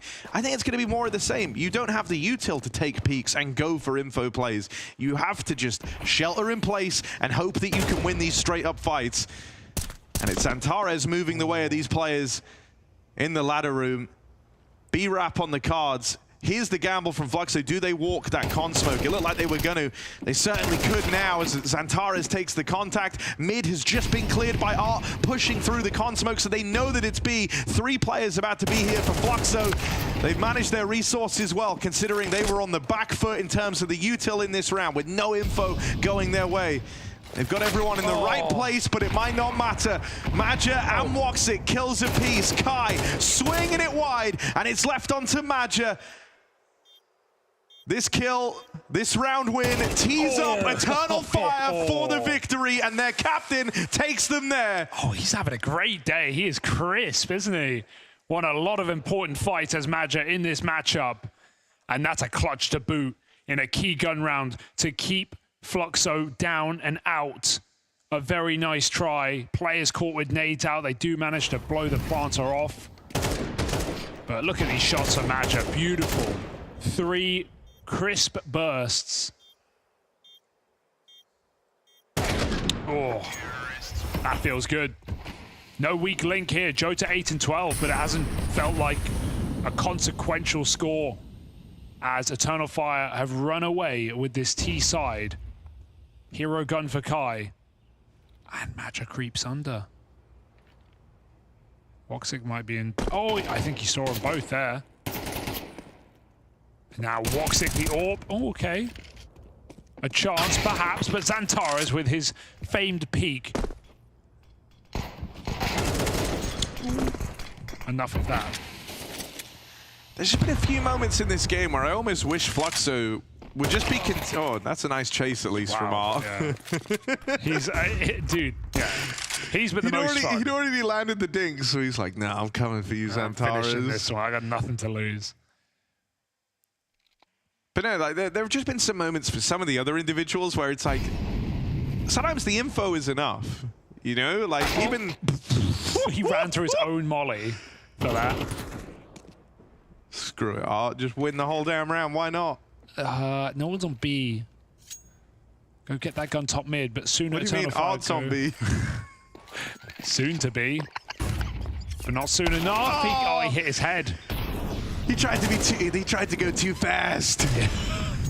Humans weren't made to go this fast. Sometimes you gotta hit the brakes. That one was really quick.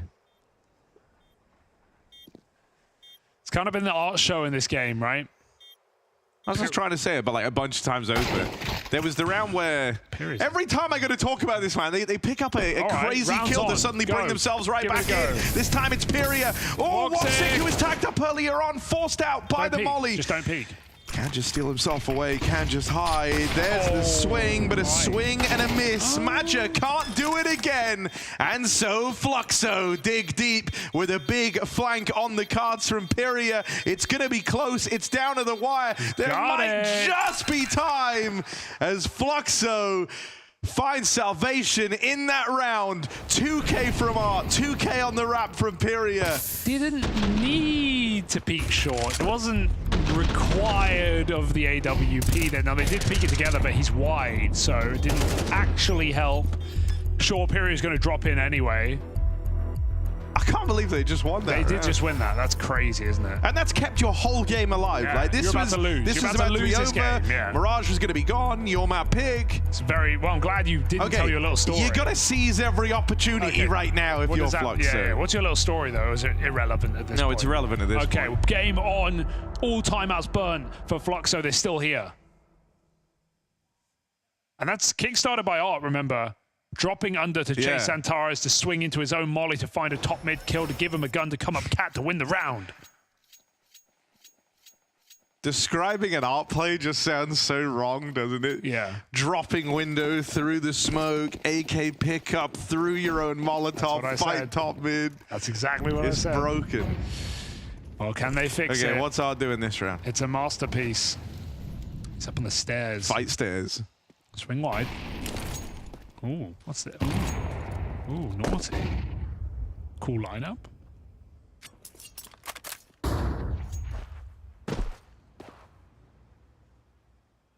Whole map's quiet. Fake on B right now. Art's running, obviously. Period just nearly burned from 100 to 0. Don't love that. Art's here, but then Art's gone. But he might come back if they do a second pump. That's the big bait, Harry. It's the double pump fake from Woxic.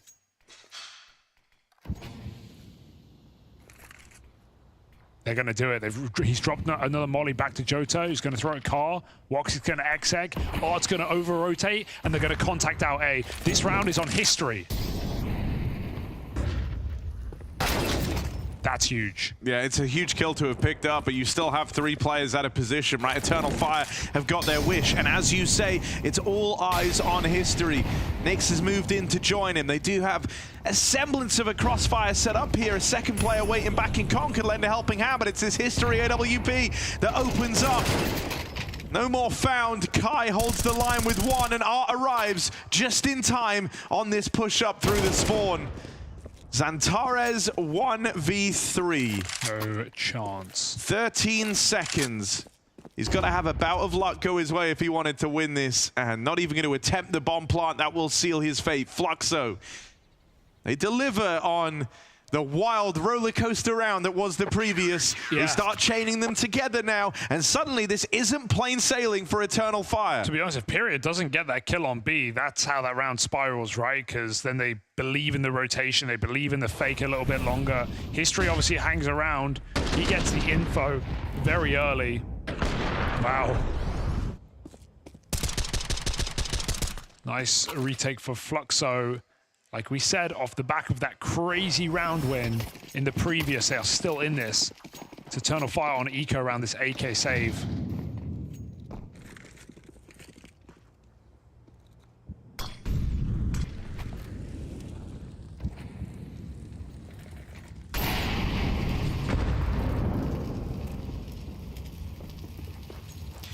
I think this AK save is actually like pretty awkward for Eternal Fire more than anything else, because, you know, this late into the game. Awkward for who? Well, you're either thinking Xantares is to win it all now single-handedly, or you're going to have someone like running an SMG down the tail end of the game. Ricardo followed him under with armor, Glock. So they were ready, they buy up, they put it to use. They believe in Xantares. They believe in what this guy is capable of. Are you not?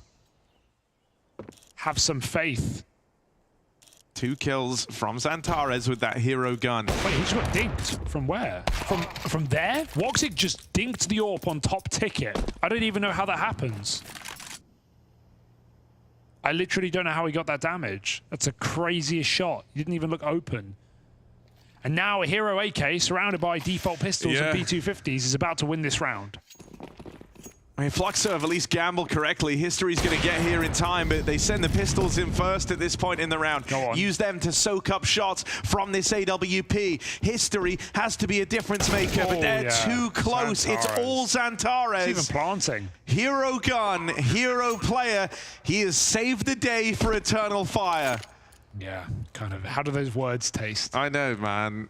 Everything I've said is wrong. Are they sour? They sweet? Why did I count Xantares out? Yeah, the joke is on me. Yeah. At the end of the day, Xantares in form, in his element, thriving, moisturized, you name it. All of it belongs to Xantares. Unbothered, Harry. Just unbothered. In his lane. In his elephant.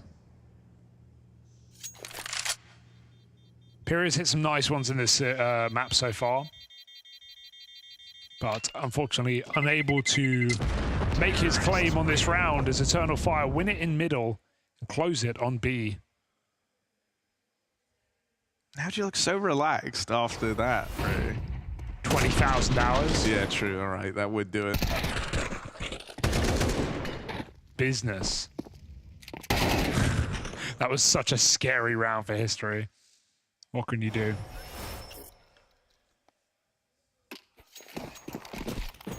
On that point, brought to you by Xantares Peak.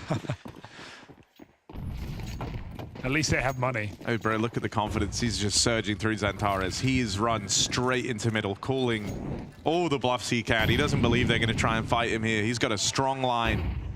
Meanwhile, History's taken this AWP into the apartments. Biel at Xantares there, just like waiting for any sort of repeak. History scoped up. This might be a nice start because they are very B focused, so it could just be a mid to B. But they want to take mid first. Magic coming from under.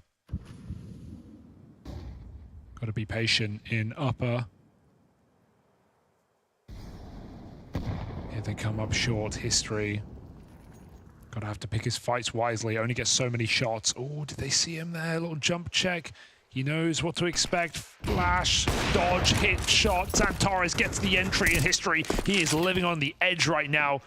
On a tight line, nowhere to go. Jota hunts him down. This could be it. All it is Nyx. 1v4, an Eternal Fire. Blink and you miss it. They find some beautiful shots on this T side. Yeah, hell of a map put forward from Xantares. Very much the one who saves the day, but for Eternal Fire here, taking down Fluxo on their pick, doing that after Fluxo win a Hail Mary round of their own and stopping them in their tracks with one hero gun is so easier said than done, but you're getting Xantares at his very best right now.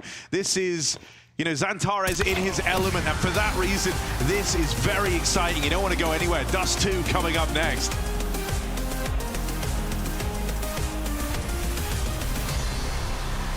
Yes, indeed. Mirage may have been the pick of Fluxo, but it was taken home by Eternal Fire. Pretty back and forth in that first half, but I feel like when Eternal Fire really found their footing on that T side of things, it looked like they were the dominant team. It was a bit more competitive than I would have thought, to be completely honest. Again, I don't know where I place Eternal Fire for the sake of the year and what kind of expectations I have for them, but in this specific matchup, I feel like there's a clear favorite. And in the first half, as you said, for the first 12 rounds, it actually felt like Fluxo were the better team. They had plenty of opportunities to get a lot of rounds. They were making the playing field uncomfortable for EF as well. A lot of times we saw Xantares push up towards middle, getting caught off guard. A lot of times we saw EF try to be proactive, but Fluxo would either make a, let's say, a gamble call or find a way to punish it. So first half, very competitive. Second half, as you said, EF all over. It seemed a little bit messy from my side, at least in the beginning. You know, they tried to do a lot of things, and it took a little time for Eternal Fire to find their footing. You know, coming into the second half, they seemed to be a lot more comfortable going into it. So I think they just needed to figure out, you know, get maybe a little bit of the game jitters going off, you know, and find their groove and find out how they want to approach the game, because, you know, maybe they don't have that much insight on how Fluxo wants to play, and sometimes it can be difficult. But that's also what Art is doing, right? And you must have noticed that as well. If you can make the game uncomfortable, if you can make it messy, and I think the key word is messy, then Art will make the game messy. That's his way of winning. That's his way of thriving in chaos and thriving in this whole scenario. And Peter, you have round 10 right here where you see a classic Art play. This is the classic Art play. You know, he smokes off the balcony, actually just decides to run through, and you can see the off getting completely caught, and I can guarantee you that I guess it's Voxic standing right here being like, what are you doing? He's even, I can even hear him screaming on TV, he's out in the smoke.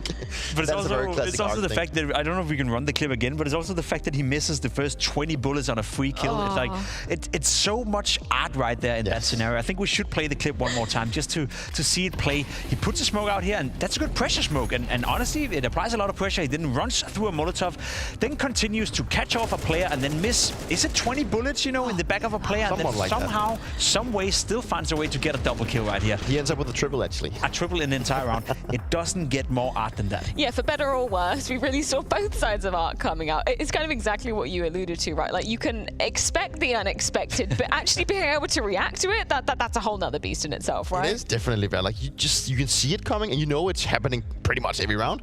But how are you going to react to it? Because it just happens so quickly. And in your brain, sometimes you think as a player, he's not going to do this. You know, there's no way he's going to walk through the smoke or run through a molly. But he just decides to do it anyway. Yep, he manages to do it and manages to get a triple in the process. But then we move on to that second half. And as you aptly said, Eternal Fire, I think, on their T side, they looked much more in control. And unfortunately, Fluxo couldn't really push back too much. Yeah, I think it's a case of them, you know, getting to control the pace in that T side as well. You saw a lot of B pops as well. You're going to see a lot of these highlights highlights centering around the B-bomb side. Santeras woke up as well, and then you saw clutches go their way. We had a Santeras 1v2 clutch that was very influential. You have Major right here as well, winning a very important clutch. So it comes down to one thing, being able to control the pace and being able to control where you're ending and finishing your rounds. Another one is the individual display that they were showing. Santeras, Wycadia, Voxic for that matter as well, they are better individuals than what we saw on the Fluxo side, and it's often showcased a little bit more on the T side when you're freed up to do whatever you want. And don't get me wrong, like Santeras didn't have a bad game here, didn't have the best game here. He has like a very mediocre game for him. He put out the effort that people expect him to do, and you know, watching Santeras play is always a joy, you know. And you know, the fact that he gets the help from both from Voxic but also from Wycadia in this series, you know, helps out. Even Major put-ups and stuff. The only one that maybe liked a little bit was Joda. I think round 20 right here was a great example as well. EF in a scenario where Santeras have an AK, another mate of his has an AK, the rest of them are on pistol. Santeras comes in, finds a triple kill, wins the round. He can always change the tide of the game. He has that ability to, I like to phrase it as, he can dictate the game with the rifle, and there's few rifle players in the world who have that ability. Yeah, I think we saw a lot of Santeras peaks going down on the T side of things. How is that to go up against, Dupree? I'm sure you've had a fair few encounters with that. Too many, probably. I mean, I think watching him play, I've played multiple hours of deathmatch alongside this guy, and sometimes you just need that little bit of break. So you jump into spectate, and then you start spectating Santeras when he's playing deathmatch, you know. And he's not running around tapping. He is spraying, turning around 360, doing all kinds of things. It is a pure joy. Hey, you're telling me you join the deathmatch server, and then sometimes you just spectate Santeras? After like maybe I've killed 100, and I say, oh, I need a break, and then I watch him play, and then he's been killing like 800. And I was like, okay, this guy's this guy's legit. Yeah. I hear he's like Blade's favorite player or something, just to take it completely off track. Blade loves a bit of Santeras. Who can blame him? Wycadia as well. I think he was a revelation of kind of last year, right? He's only 19 years old. I think he really put up some good stuff at EPL and kind of dipped off, obviously, towards the major. I was about to say, right, because I feel like he had his debut around this time last year, if I'm not mistaken. I think I Am Katowice as well, and the Blast group stage, he was doing well for himself. Then he had a period where he didn't get much done.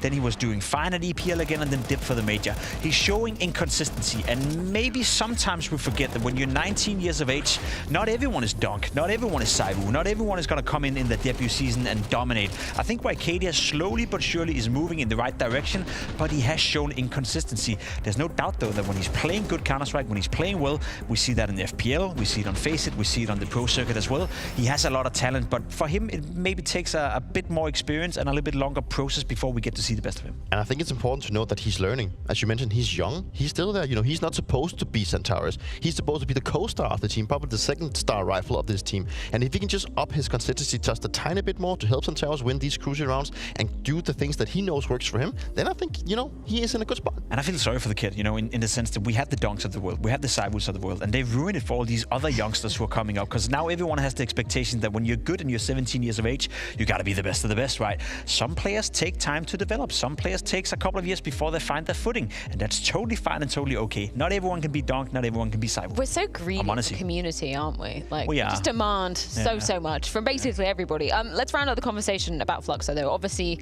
unfortunately, this was their map pick coming into the series. First half, it did look promising, but I felt like it looked a little bit it wasn't the cleanest Counter-Strike when we moved on to that second half, right? No, it was messy, and as we spoke about, I think that's always going to be the case when Art is the in-game leader, and especially when he's surrounded by 3-4 youngsters who maybe lack a bit of experience on this level. So in reality, I like to say this because I think we got exactly what we expected. A somewhat competitive game where the better team won. It was messy at times, it was competitive at times, but at the end of the day, I don't think many people expect Fluxo to beat EF, regardless of it being their map pick or not. No, definitely not. I think that Eternal Fire is a very solid new team. It's a map that they like to pick. It's a map they like to play, so they also feel very comfortable. And I'm going to be very curious to see if Art is going to bring in this whole Furious style where you're just going to sit in Salobo. Surely not. Hopefully not. I hope he does not. I hope he has kind of reinvented himself a little bit or changed up the playstyle to be a little more diversity. But I can guarantee you, we're going to see Art going through the Art smokes into main, going into garage, maybe running through some Molotovs outside just to catch that frag. Well, we're going to have to wait just a moment before we do dive into map number 2. That is going to be Dust 2, the map pick of Eternal Fire, the most wanted here at the Blast Bounty 2025.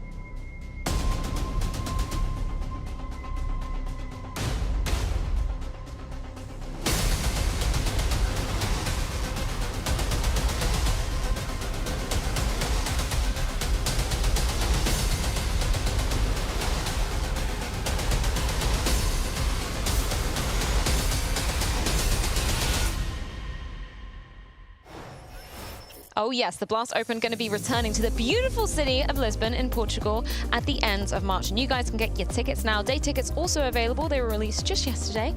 So make sure you head on over to blast.tv to get more info and secure your tickets for that. But back to the matchup at hand. We are now on the doorstep of Dust 2. Are you sighing because you don't like Dust 2? No, I thought we were about to speak about Lisbon and a nice Mexican restaurant I found last time around that I'll definitely hook you guys up with if you're going and buying them tickets. So, but if you want to talk Counter-Strike, talk Counter-Strike. Jacob, you went outside. I went outside once. You went outside. And it was nice. Yeah. Wow, you should try that a little bit more. Anyway, inside Dust 2, getting in the server. This is going to be Eternal Fire's pick. I like what EF do on Dust 2. I like their approach to things. I'm interested to see if Jota's going to be shaking that up a little bit. Hopefully. And I just realized that I was talking about Nuke when we're going to play Dust 2, so that's going to be interesting. Nuke's at the end, if we do get there. I really wanted to see Nuke. You realize that? Yeah. No, but Dust 2, I mean, like, this is going to also be the playground, I think, for Santaris. You know, this is where he spends a lot of hours on deathmatch. You know, so that's going to be very interesting. I think that's where you've been spectating him. Yeah, exactly. You know, like, I think it's gonna be really tough for them. I think, obviously for Fluxo, I think it's gonna be a blowout for Eternal Fire. I think this is the map where they will actually have a hard time. If anything, you know, the silver lining, I guess, is that Dust 2 is probably the most simplistic map in the map pool. Like, you can do a couple of B executes, you can do a couple of A goes. It doesn't require that deep of a strat book, which I don't think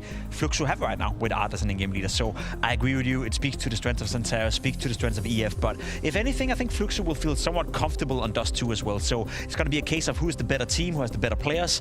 We know the answer to that already, which is why we think EF is winning, but it should be a good game. Fluxo going to be starting on the CT side of things, means Eternal Fire obviously on the T side.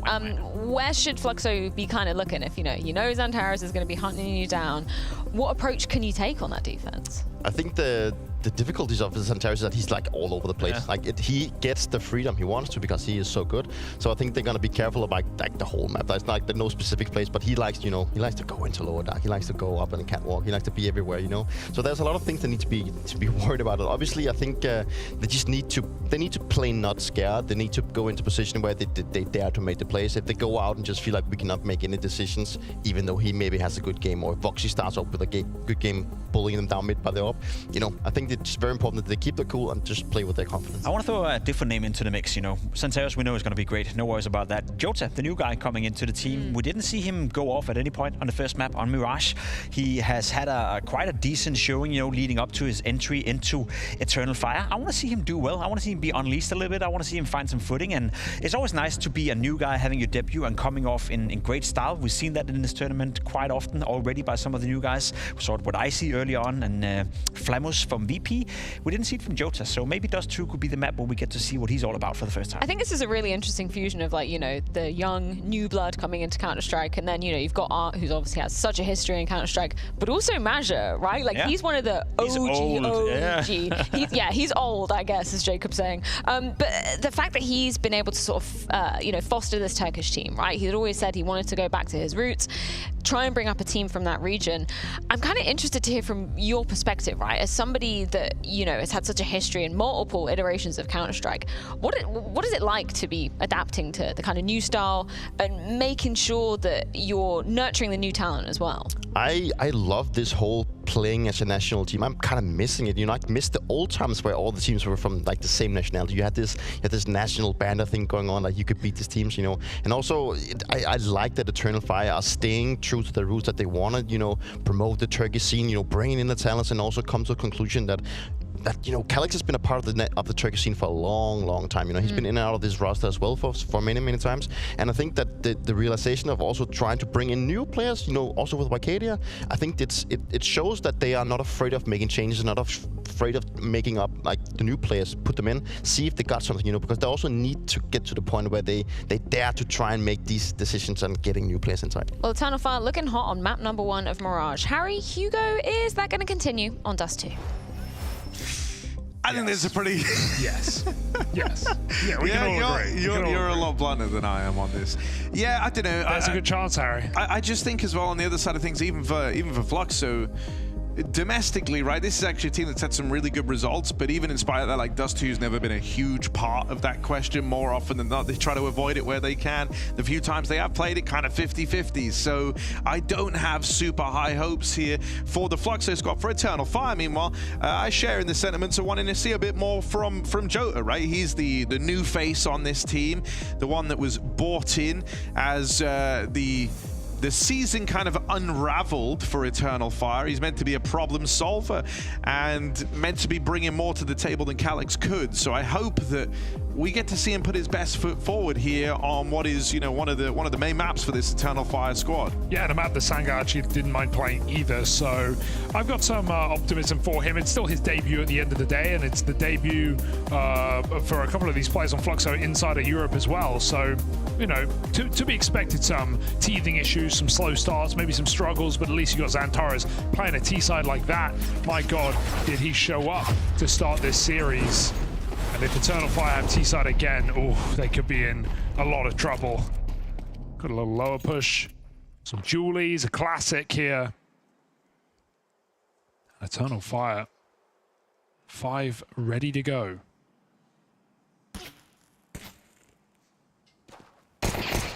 Oh, odd. Whack-a-mole. One more peek. Oh my God, he's still alive. Wasting a lot of time right now is Ar. And it's bought a lot of time for his teammates to move in. Still, the kills found for Eternal Fire. It's that backstabbing through the tunnels that looks to seal the deal. Pistol round secured. Fluxo meet them head on. A full-on clash over towards B, courtesy of Ar, making them waste so much time on that back plat position.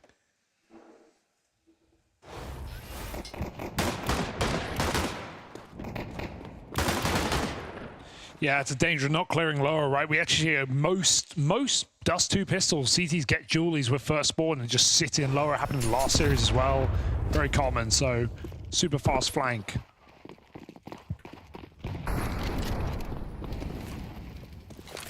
Force up for Eternal Fire.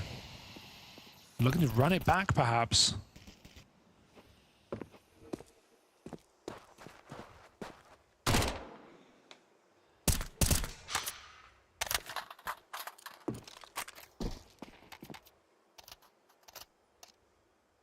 They go through the smoke. Oh, has to cancel that nade pull. Imperial, damage off from the door, smoked off. They don't even look at Ar. He just lines him up. Easily done by Fluxo, not even a casualty. Not much space taken there by Eternal Fire. They all just swing to car to get away from that door with no smoke in the way.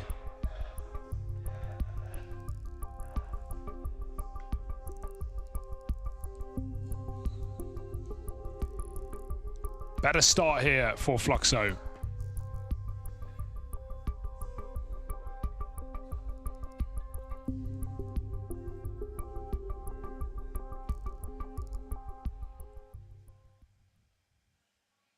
Everyone on Eternal Fire has a little wry smile, though. I don't know. They got something in store. They have a little, like, cheeky look about them. Yeah, I see what you mean.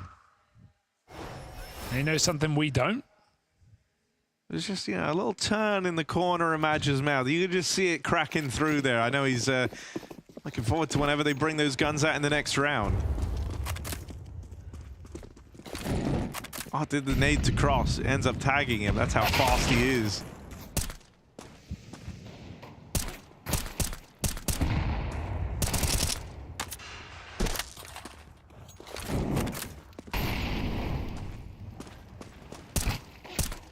Oh, clean. Imperial has been sharp. That's what I'll say. It's looked like the sharpest player on Fluxo.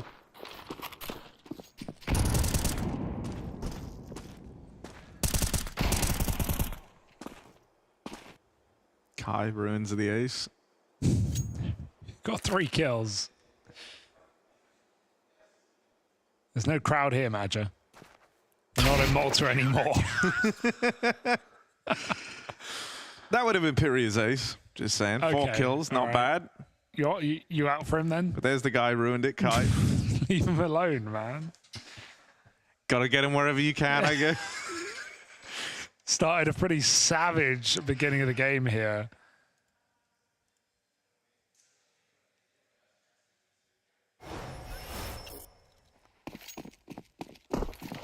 All right.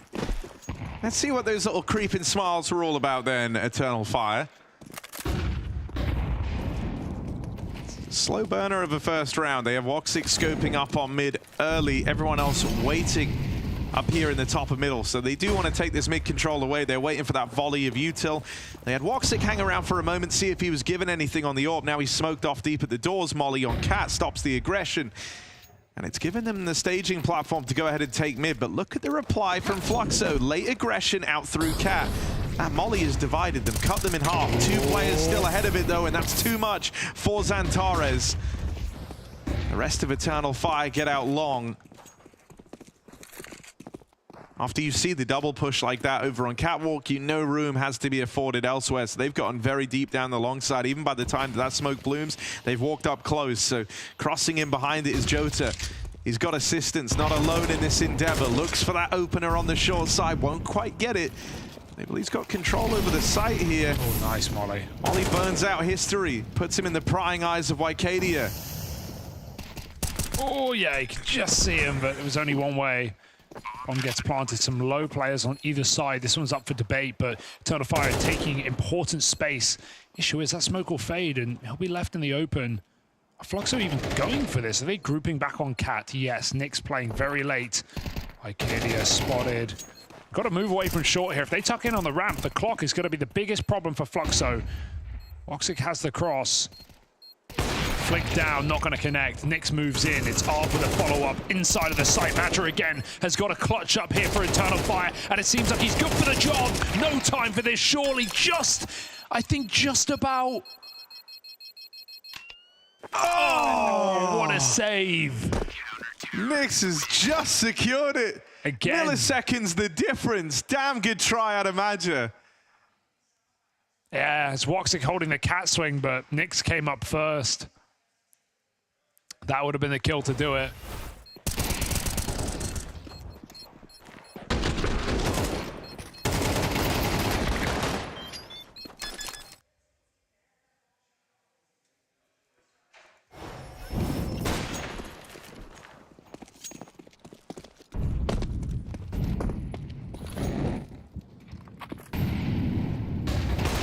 No, full blind. It was close for history, but they're a lot faster than he was. Xantares, what the hell? Quick flip up onto Kai as well. Lovely scenes.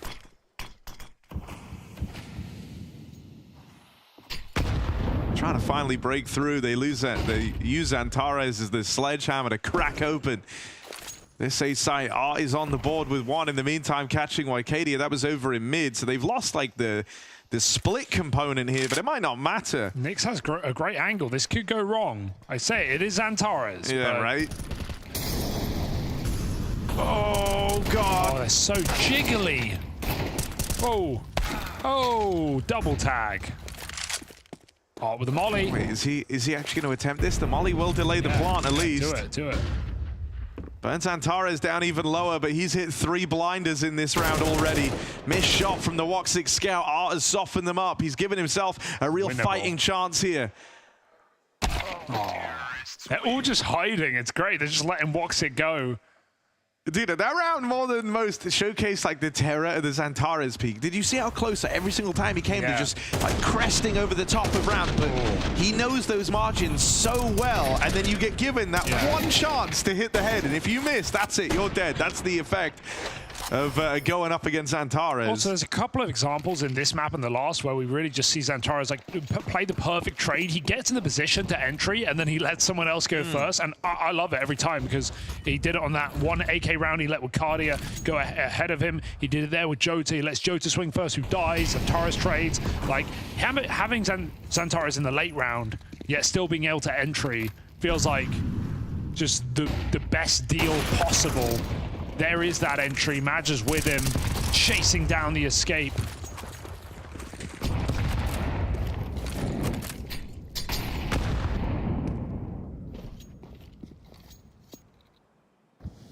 Five on 4, but Art ever aggressive. Oh, just slides out of the angle. It's awkward timing. And it's not happening. Not in this one. money broken. Nyx needs this gun.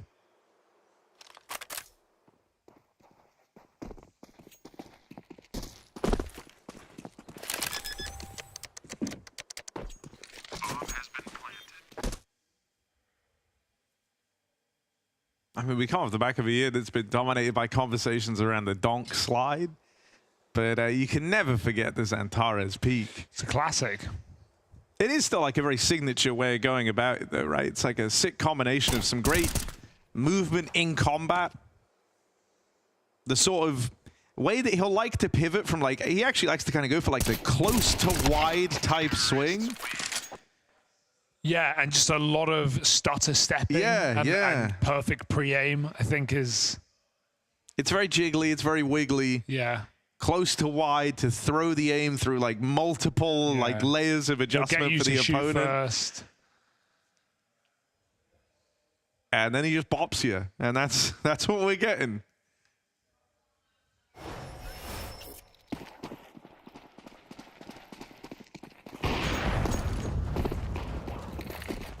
Just going to continue to play long. There's no one here in this round. Full eco. Ard's got a Zeus on B. They won't be coming anywhere near him. Yeah, if they don't go B, where else would you Zeus on Dust 2? I guess like you could go. No, there isn't many. It's a very big map. Yes. In A behind the single box with a flash, flash over, jump into the ramp fight, Zeus pulled, but... You're coping, but maybe. Same angle. Xantares peak. Same result.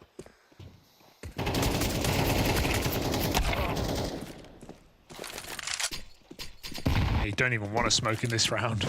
Just take the fights, don't want anyone getting cheeky. He's heard them flanking, both of them. Business. Here comes the buy.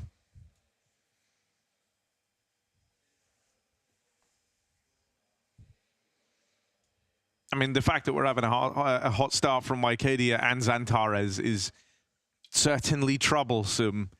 You feel like Woxic still has more to show off here on the AWP, especially once we start seeing history don his for the side of Fluxo, and that's going to happen now. Woxic actually had the spawn for long here, so he's going to take that. Great timing for this peak. First man makes it past, though. Nick's able to get into the pit. Looks like he was going to run in and fight that. This is wild, but it works out. Woxic is not prepared for it. And so that's how Fluxo find the advantage. They just charge head first at Woxic, scoped up in the long doors. It's one way to do it. But Eternal Fire just want to hit B. Art having a standstill and defend a bomb site. Things you hate to see. Good luck to him. They got to try and help him out. Pyria flashing. Xantares off middle. Art's got one on that B site. He's being flashed, being naded, everything in his face. Fire as well. Pistols out. It's getting desperate. 3-on-3 still, despite losing that control in middle. Art's bought enough time, but there isn't a kit. There isn't even a flash to throw them into this retake. Oh dear. Sick late molly as Xantares, right, arriving late to the B site. But still with that bit of util to throw in, just slows this down even more. Fluxo now trying to make their move, and they do deal with Xantares. Gotta go now, though. I attempted to get in through the window. Jota's got the cover, and that allows Major to swing it wide and nail the transfer. Kai had to go, man. He just had to swing in there. They had the advantage. His team were out of the door, and he wasn't even holding for a retwing at plat or anything. He was just waiting for his team to scale, but they didn't have time. Can't imagine Kai's in the most confident of headspaces there. I think about how the series has gone for him. It was a real rough go at it back on Mirage. Hasn't exactly accomplished much since we've gotten into Dust 2, and so in like trying to play it safe, it feels like it slows that down and hangs his teammates out to dry a little bit. He's trying to trade. He's trying to trade, but he needs to be the initiator. Woxic with a very fast mid pick.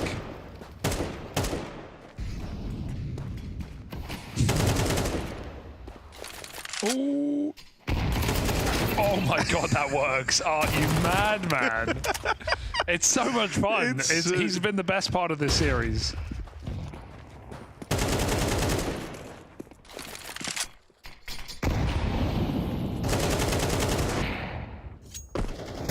Dead now, of course. Yeah, that's always the problem. Like, it's really sick for the first to go, but then he just can't stop. He's like, saying it always he's works. addicted to going really, really fast. Just deathmatch in this round. 5 in a row for Eternal Fire. Long time since Fluxo put anything on the board in spite of that nice beginning.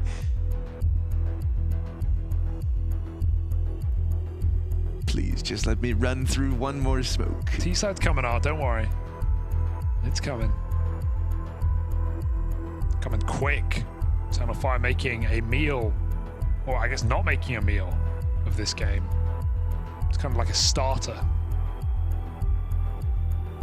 Fluxo picked this match. They certainly got close in the first game of Mirage. Is this where the differences will really show on Dust? Yeah, that's an annoying death. Like, come on, bro. I was ready for that and I still lost. That's what Dupree was saying. Like, he knew exactly what Art was going to do and he still couldn't stop it. Sometimes. Art's got the AUG. Yeah, we were all relieved when he found his way into Fluxo. Xantares. Is he going to try and art them? Play right through the long smoke? And he's taking all this space. Oh, you had to leave, Nix. You were given a chance. They let you leave. That was, okay, I can finally feel like I can say it. That was one of the issues I actually had for them back in Mirage. Like, there were times where you're kind of given a chance to get the hell out of there, or you've got some info, but that's fine, you know, that's enough. You don't always have to hang around. Feels like sometimes Fluxo pick weird hills to die on in these games. Thinking about like the rounds where Imperial was like aggressive in the apartments, he's already dumped an entire mag, but then he's like still hanging around up there. It's like, no, come on, man, you can go. Like, sometimes you can just not fight. Here's the push up. Nix has already been sacrificed. Art on the board. Once again, besting Lycadia in that head-to-head over in the tunnels. Yeah, he's just met MP9 into AUG. It's not been a fun couple of rounds. You know who's been wrecking every time they've entered up through the ramp? It's Xantares, and won't end now. It's the one quick kill on a Kai. Before history trades that out, Molly's going to make life hot for him, though, and forces the swing into the Woxic AWP. Pyria offering up resistance. Joe has dropped the bomb, like, somebody plant. It's like, buddy, you are the guy who is to plant. Gonna start plugging in those numbers now.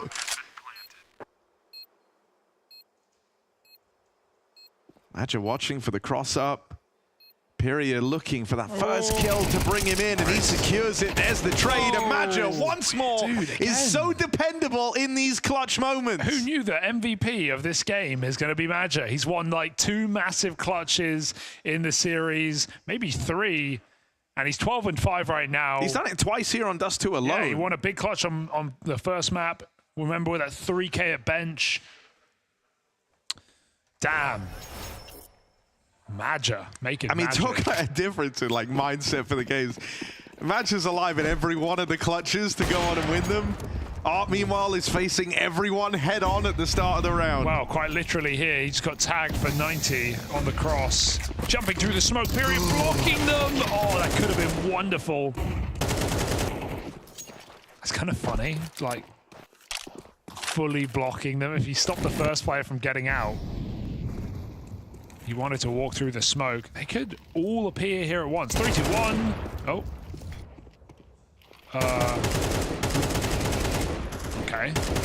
See, and it's not like what they had in mind. Yeah, like, I thought they were all going to go. Like, all go. All go. Okay.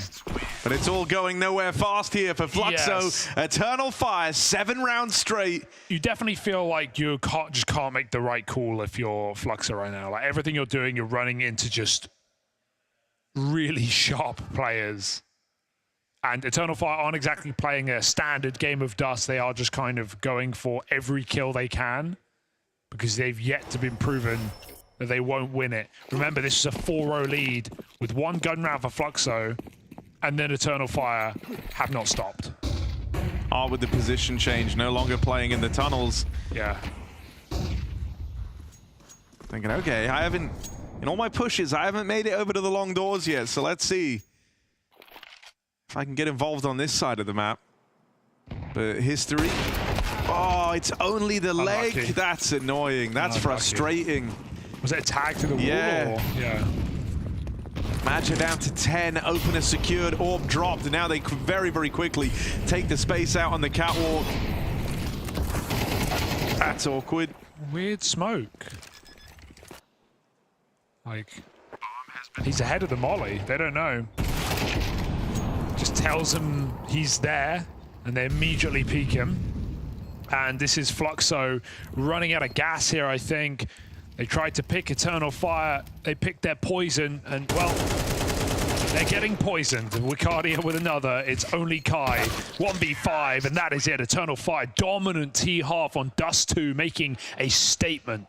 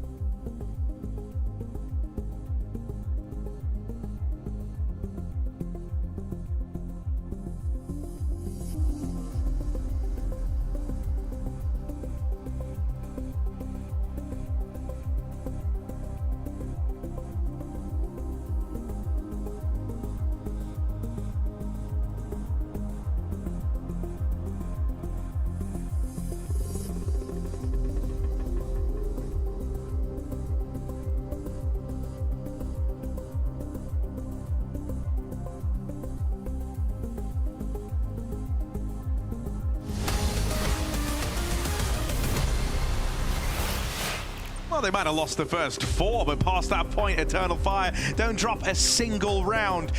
Fluxo's time at the Blast Bounty now hangs in the balance. And to even have a chance of claiming the bounty on the head of Eternal Fire, they would have to long out this series in which they've been on a drought of rounds, take us to a third, go the distance, and hope to win that too. It's not looking good for Fluxo. Eternal Fire mean business, and they're looking for a clean dispatch of their Brazilian counterparts here. Zantares put on a show to open this up. In the second map, it's been all about Magic and his high-flying clutches. But Fluxo, really, we've been looking to Art more often than not. Him and Pyria being the two trying to make a real difference here for the Fluxo squad. This has been a Dust 2 that has not been dominated by AWPers on either side of the server. Both History and Woxic struggling, so keep a keen eye on them to see if either of them can have a recovery in this second half. It's all about the rifles right now. Xantares fighting middle. One by one. He's going to get out of there. Reinforces B stack they've got going on. Could fall back into a late B hit here. Kaya's in upper. We've got Fluxo moving up short, but looking like a bit of a fake out right now with mid to be util being lined up. Good shot for Woxic. They are a Gandalf. This is forcing a heavy rotate, but they're realizing it's only one guy, actually. It's only one guy in the site. Now they've seen the bomb in middle. Now it's getting awkward. This plan is erupting. Oh, this has gone so wrong. So horribly wrong for Fluxo. Eternal Fire pieced it all together, and they even spotted the bomb try to go lower tunnels. And at that point, Fluxo were actually committing into a stacked bomb site knowingly, because it was all a part of the plan. It's left to Nyx. 1v4 as this begins. Deals with the first player, but they hear him now running up through the catwalk. He can hear the rotate sure, so he's got a bit of info, but Match is the one to get past, and this guy has been so dependable for Eternal Fire. He's not going to drop the ball now. No. Pistol round secured. Eternal Fire want to make this a very quick affair. That's now 9 rounds straight for the Turkish squad.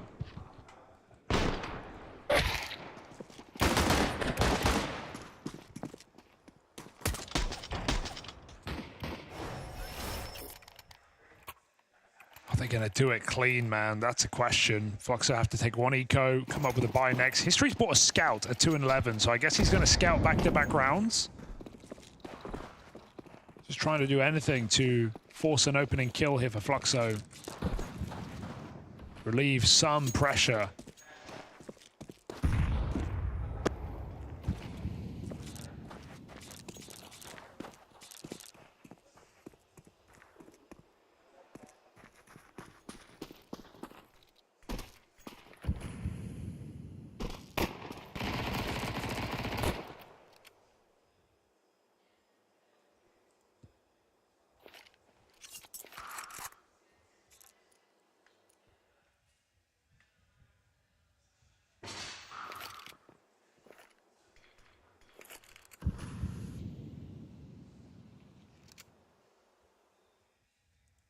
Oh, Xantares has util ready. That's a scary prospect. Could be a big nade. Ugh, as soon as Fluxo are ready to go.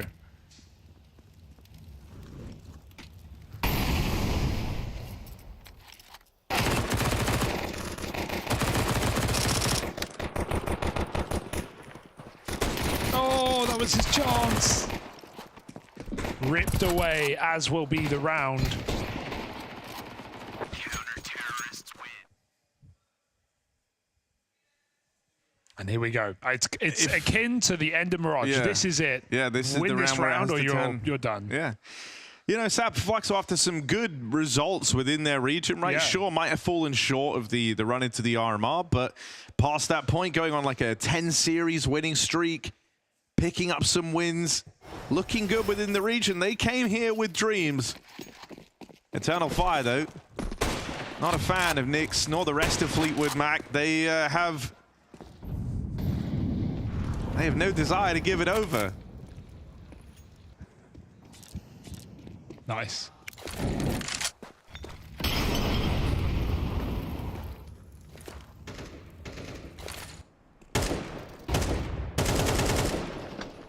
Oh, to the front line.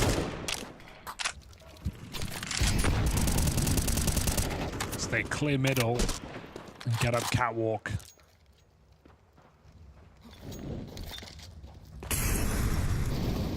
And they're not even, Eternal Fire, giving away a chance to get a pick here with a scout, a missed Molotov. Very passive setup from Eternal Fire. Xantares brings the boom. And maybe he can give them a little justice. If they're able to get in towards this A site, it's very problematic for Eternal Fire. Even if you know you trade favorably, you get into like a 3-on-3, sorry, a 2v2 in like the retake. You're left with an auto shotgun and an MP9 left in it. So far from ideal there. There is still route to success here for Fluxo, nice and that's certainly not a bad way to start. Let's go. Period, double opener, tries to make it a third. Jota wrestles back, but he's got his work cut out for him. 2 quick kills, he'll retreat to the long side and won't let them deal with him. Can look to be a nuisance later on. There's that auto shotty though, and there was always going to be mileage varying on that. I might for Wycadia. Yeah, I like it on B, but Dust 2 doesn't lend itself to that kind of weaponry, does it? Fluxo coming through. I mean, Art with another nice call. Comes out mid to B first. Gets his entry. Then they dry swing Cat. They find the scout. Fluxo trade out pretty nicely on the A cross. Not much to it. The default works well. But like, you know, this one is also like a bit of a product of the fact that it's the bonus round for Eternal Fire. They don't have any means of kind of taking those early fights. You don't want to be in the long-range engagements when Fluxo are bringing out AKs into the round. They've got scouts in play. You're rocking a bunch of SMGs and a shotgun that you've had since the second round. Still, these were really nice openers as well from Imperial. Torres, you don't get to shake your head at that, bro. Not after what you've done to these guys all across the series. It's one nice shot against you. Come on now. I do like watching Flux on the cam. Every time they win like a swing round, they really do know the impact of it, and they're always trying to hype each other up, get back in it, not give up. They're doing it across Mirage when they won that crazy eco round near the end of the game. They're believing, and good for them. Yeah, but nearly 20 kills deep Madja. It's like Bane in this situation. Is admirable, but mistaken. Wycadia. Yeah. Oh, he Zeus them. The second Zeus that's been purchased up. But the first to find success, Pyria. Off he goes. Tased out of the round. Jota with a push to the top of mid. Won't get anything from it. Now they hold on, wait and see if there's any more tiptoeing through. That rifle's out in no man's land, so Madja will be hard pressed to get it. If he had a Zeus though, Harry.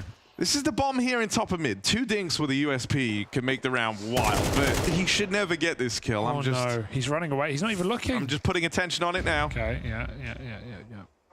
It's fine. It's fine.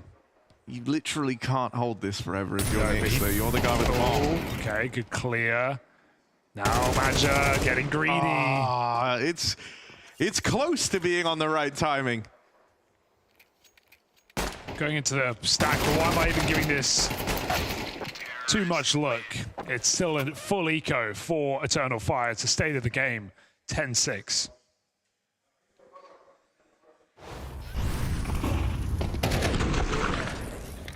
Do love a Zeus though. Nothing like a Zeus.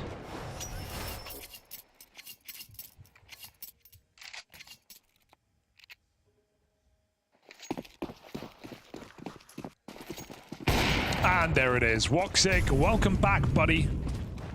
First AWP of the half, puts it in the head of Art. And now they're just grouping for the B hit, but they've been blocked by a smoke. Madja hearing them coming, but peeks deep in history. Given a 4v4, they don't need to commit off this. But they still look invested. Oh, Wycadia catches that flash awkwardly, but thankfully no one from Fluxo comes pushing through on the back of it.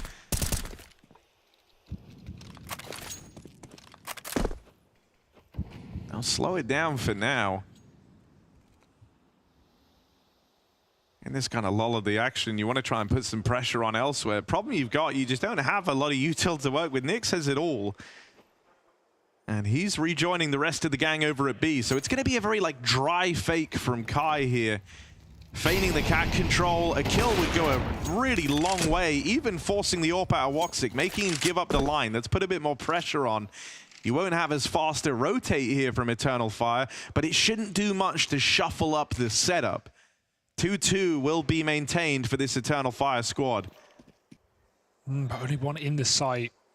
Can they waste Santara's time with this mid control? Kai is trying to do so. He's got no mid to be smoke to assist him. That's good Molotov, but history. They have another molly. He's doing it again with the AWP. 2 picks in this B bomb site. They've just got to go in. Santaras will not use his Molotov. He will play inside of the smoke. He will let them pass, let them enter, only to try and drop this bomb with seconds to spare. Can he do it on his own? They've seen him in the smoke. History dropped. Santaras can't follow up, but there was a way, there was a world that he could have won that 1v4.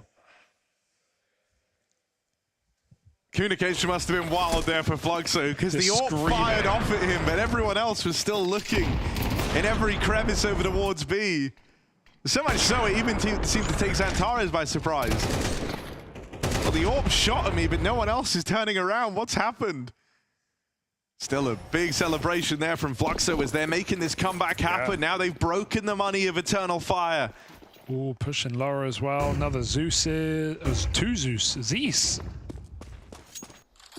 And Zeus are nuts. As we've seen already. Oh my god, Xantares, Deagle.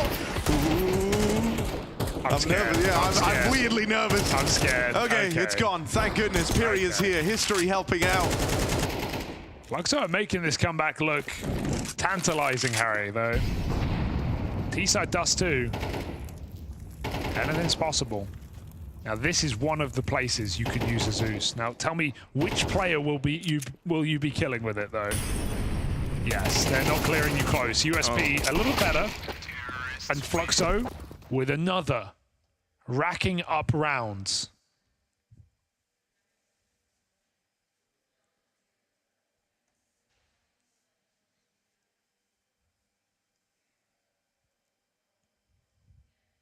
The gap is closing. This was, this felt like a done deal for Eternal Fire. It felt like it was over. There was that position they were in where it's like, oh, if Fluxo don't win this round, it's all over. And they've won every single round since that point. Eternal Fire, are they losing their grasp over this game? Or is it just a delayed finish? They play through the long smoke. Xantares opens up. Jota there lends a helping hand. So blind. Both players out of the long side fall for Fluxo. Running it fast into the bottom of mid. Madge has slowed them down with that smoke in the door. They play through it. At least gives them this timing to get out into middle, but Woxic's rotated down on the AWP. Will get smoked off. Because you've been losing, you don't have like nades left in spawn, as is often the case, to break this open, and so Woxic won't actually have any say in how this mid to B pans out. It's all coming down to these 2 B-site defenders, Wycadia and Madja, and they're up to the task. They repel the B play. Nyx is in hot water, 2 kills. There's so much more to do, and Woxic finally gets to get involved on that AWP. That's Eternal Fire breaking the streak that Fluxo were on, looking to get back to their winning ways. Yeah, similar to the T side, and just Eternal Fire being so confident to just play through smokes and play aggressive. Jota and Xantares comboing like this. Sure, a smoke spam, but then Jota goes right through. And, they don't win the round at long, but they certainly set themselves up for a hard round to lose.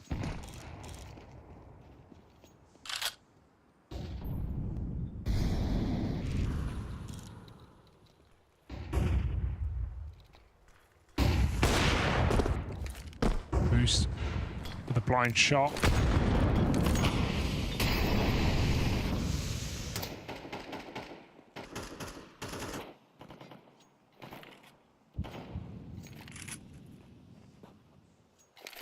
Woxic on the cross as well.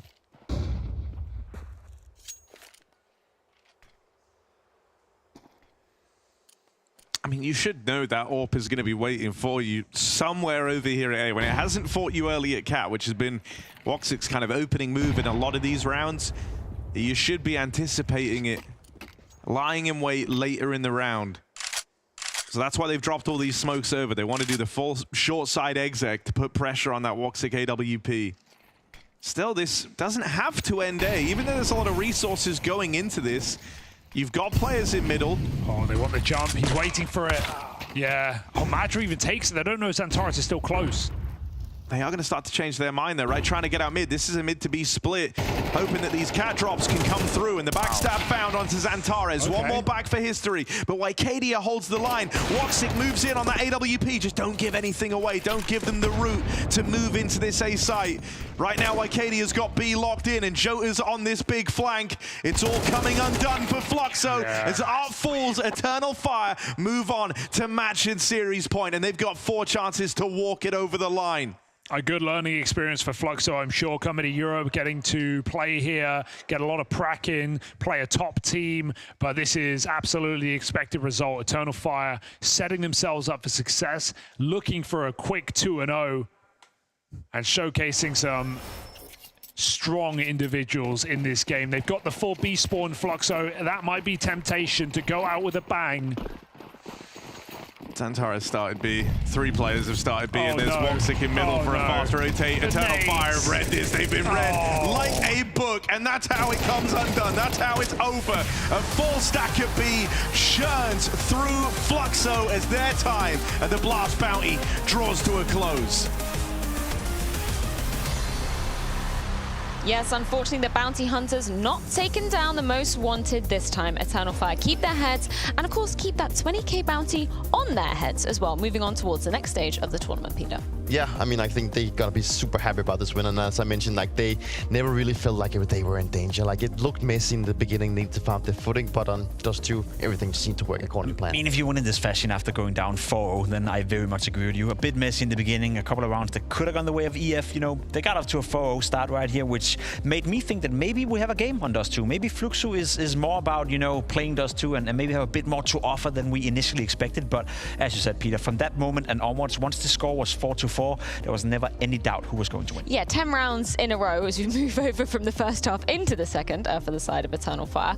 How did you rate Jota's performance on this particular map? I think first map he was kind of quiet. Did it make sense how EF were using him in this ground? I mean, he was a bit quiet again in the beginning of the game, but then he had a couple of rounds where he got to showcase a bit of that skill. I think he at a certain point was 1-6 on the scoreboard, and I thought to myself, I'm a little bit sorry for the kid. I would like to see him play well. I would like to see him get activated, but I think as the game progressed, we saw more of Jota, we saw more of EF, and at the end of the day, you know, we can always put the scope on a single player and be like, he could have done more or he could have had more impact, but EF won the game without ever being in doubt of winning, so you can argue he did his job. He was a contributing part to winning, and maybe next time they play, he will be the one stepping up instead of Wycadia, or instead of Woxic, or instead of Xantares. So a decent debut without raising too many eyebrows. Yeah, I mean, like, you know, this is his debut, you know. Yeah, he was in the shadows of the rest of the players, maybe a little bit alongside Woxic, but, you know, of course, Xantares is going to see some spotlight, but this time around, I talked about it was Xantares' playground, but this time it looked like it was Major's playground. Yeah. I love getting to see him pulling out some nice plays. He has those games once in a while, or even tournaments once in a while, where he can play at an incredible high level, and I think I was once quoted for saying that, was that during the Copenhagen Major, or I said Major is the least skilled player in the entire tournament, and I really had to rethink that, you know, a couple of times, because I do think he has certain games where he's coming alive, where he finds impact, and I will argue there's other players right now that are considered to be less skilled than Major, so also credit to him for maybe playing some more individual Counter-Strike, maybe realizing as well, Peter, you know that from having played with some of these guys who don't shoot a lot, that as an individual, you can always improve. You can always join the deathmatch. You can always see if you can up your level. And I think Major had a point in his career where, from an individual standpoint, he wasn't good enough. He's been working on that aspect, and you see the results right here. He's a stronger individual player than he's been for quite some time. And he has plenty of fraggers in his team. You know, he's the in-game leader. Not to make the excuse that in-game leader doesn't have to fire back and do this heavy lifting. But, you know, it's also important to note that when an in-game leader has a good game, he maybe also feels like he can read the game better. He has a better understanding how his opponent is. You know, he gets that confidence out of the frags. But sometimes in-game leaders doesn't have to frag. Maybe they just put their players in a really good position. I think Major has both this. Like, so it doesn't always have to him to be going to this. How has the identity changed of Eternal Fire, right? Has it changed drastically since, you know, minus Calyx plus Jota? Way too early to say. I don't think so. I think the identity of EF will always be this explosive team that is relying a bit on Xantares, relying a bit of playing pacey Counter-Strike. Great example, the very last round we just saw right here, we almost missed the entire thing because it went so fast, and I think that's what you kind of expect from EF. It's always entertaining, always fast-paced, always interesting in a way as well. You're prone to make more mistakes, you're prone to lose more rounds that perhaps you're supposed to win. It will get scrappy from time to time, but as an identity, I don't think that'll change with a new player coming in. Nah, I think that Eternal Fire still, in theory, they have a solid foundation. But I'm curious to hear, Jacob, you mentioned that you think Eternal Fire is going to be maybe not the greatest year. What is your thought, Rez, about this? Yeah, I think so. You know, I think last year they played so much better than anyone would have expected. You know, going into the grand final, was it Pro League the last season? That was fantastic. You know, they even played up in that grand final and did a tremendous job. Santeros had a fantastic year. I just look at the landscape of Counter-Strike right now, and there's so many good teams, and I do feel EF is on the cusp of being one of those good teams. Personally, I don't think they're going to be able to replicate as strong as the years they had last year. That doesn't mean that they can't play good Counter-Strike or can't get into playoff occasionally, but last year was extraordinary well playing for them. As we take a look at the seeding, we can see that unfortunately Fluxo does mean single elimination. They are out of the Blast Bounty 2025. For Eternal Fire, I'm curious to get your opinion on this, Dupree. They were ranked 10th, obviously, coming into things, 20k bounty on their head. Do you think that makes sense? Would you look at them as being on the cusp of top 10 at the moment? It's hard to say. I mean, I think there's a lot of things into it. I think, as Jacob mentioned, the last year for them was really good. So obviously they deserved the ranking. But I mean, Santeros also had a bonkers year, you know, that also helped them, you know, get these type of results.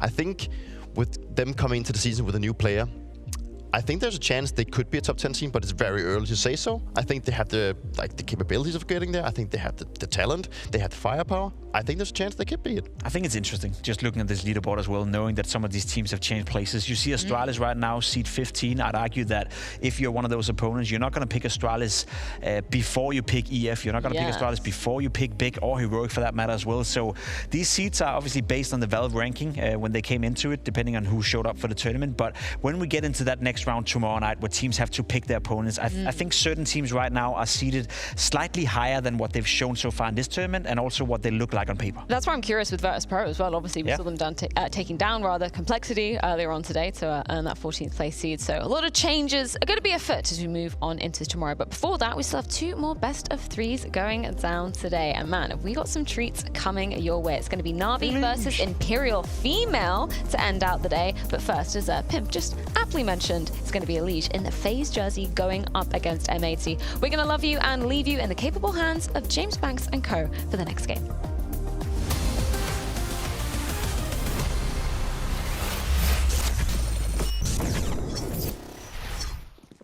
One side should be. Simple. Short. Simple and short. Side. Short. Elbow. Nice! One more short. Short. I'm nading short. You can push him. Careful one. Guys, watch him on lurk. We need to... CT and then short. Low right as well. Low. 1 HP.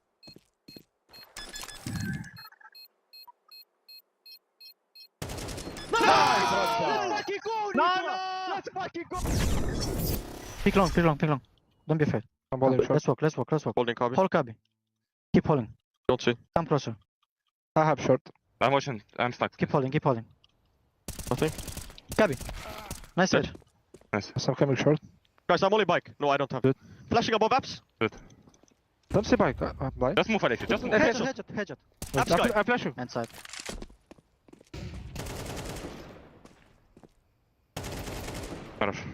You're around.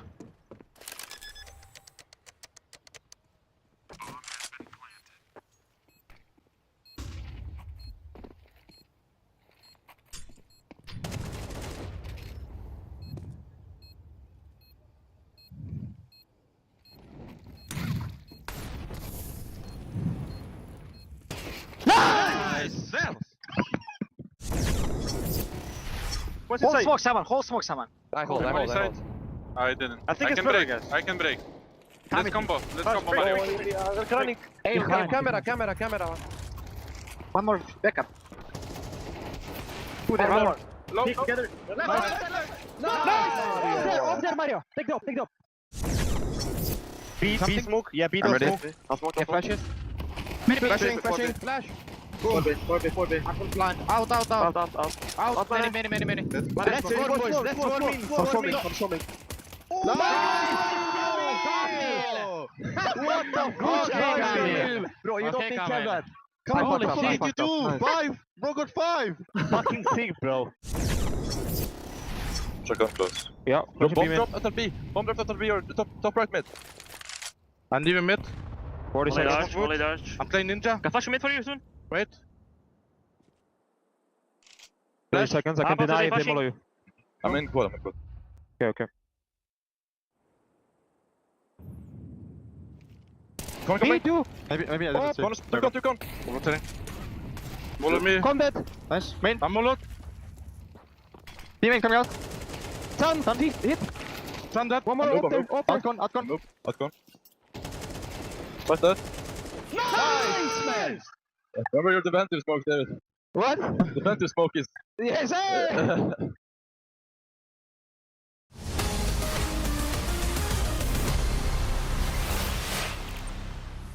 After hearing all those voice comms, I am incredibly hyped for today as we've got 2 more epic games coming everyone's way. I've got Vu and Maui with me as we're getting through the Blast Bounty now and we're seeing how the games will go down. How are you feeling today, Mr. Vu? Can't complain. I mean, we've got some good games coming up. We've got we've got the debut of Elige and we've got NaVi versus Imperial Female. It's going to be a good one for sure. It's going to be a blast as always. Maui Snake, what about you? How are you doing? How you spend your day so far? I'm just wondering, can we do it a 3rd day in a row and get the top link on Reddit about my height? It's been 2 days straight. Let's give it one more. Come on, Reddit, together now. You're really pandering to the Reddit community. Exactly. I'm going to be pandering to the North American community because they have someone to be very hyped about as Elige has got this fantastic opportunity in FaZe. In his first game, his debut, is going to be going up against M80. I just want to look at this, right, because the first point looking at this with FaZe and bringing Elige in, it's not an easy player to fit in right now, and there's a lot of changes going to happen, right? That's where we need to start.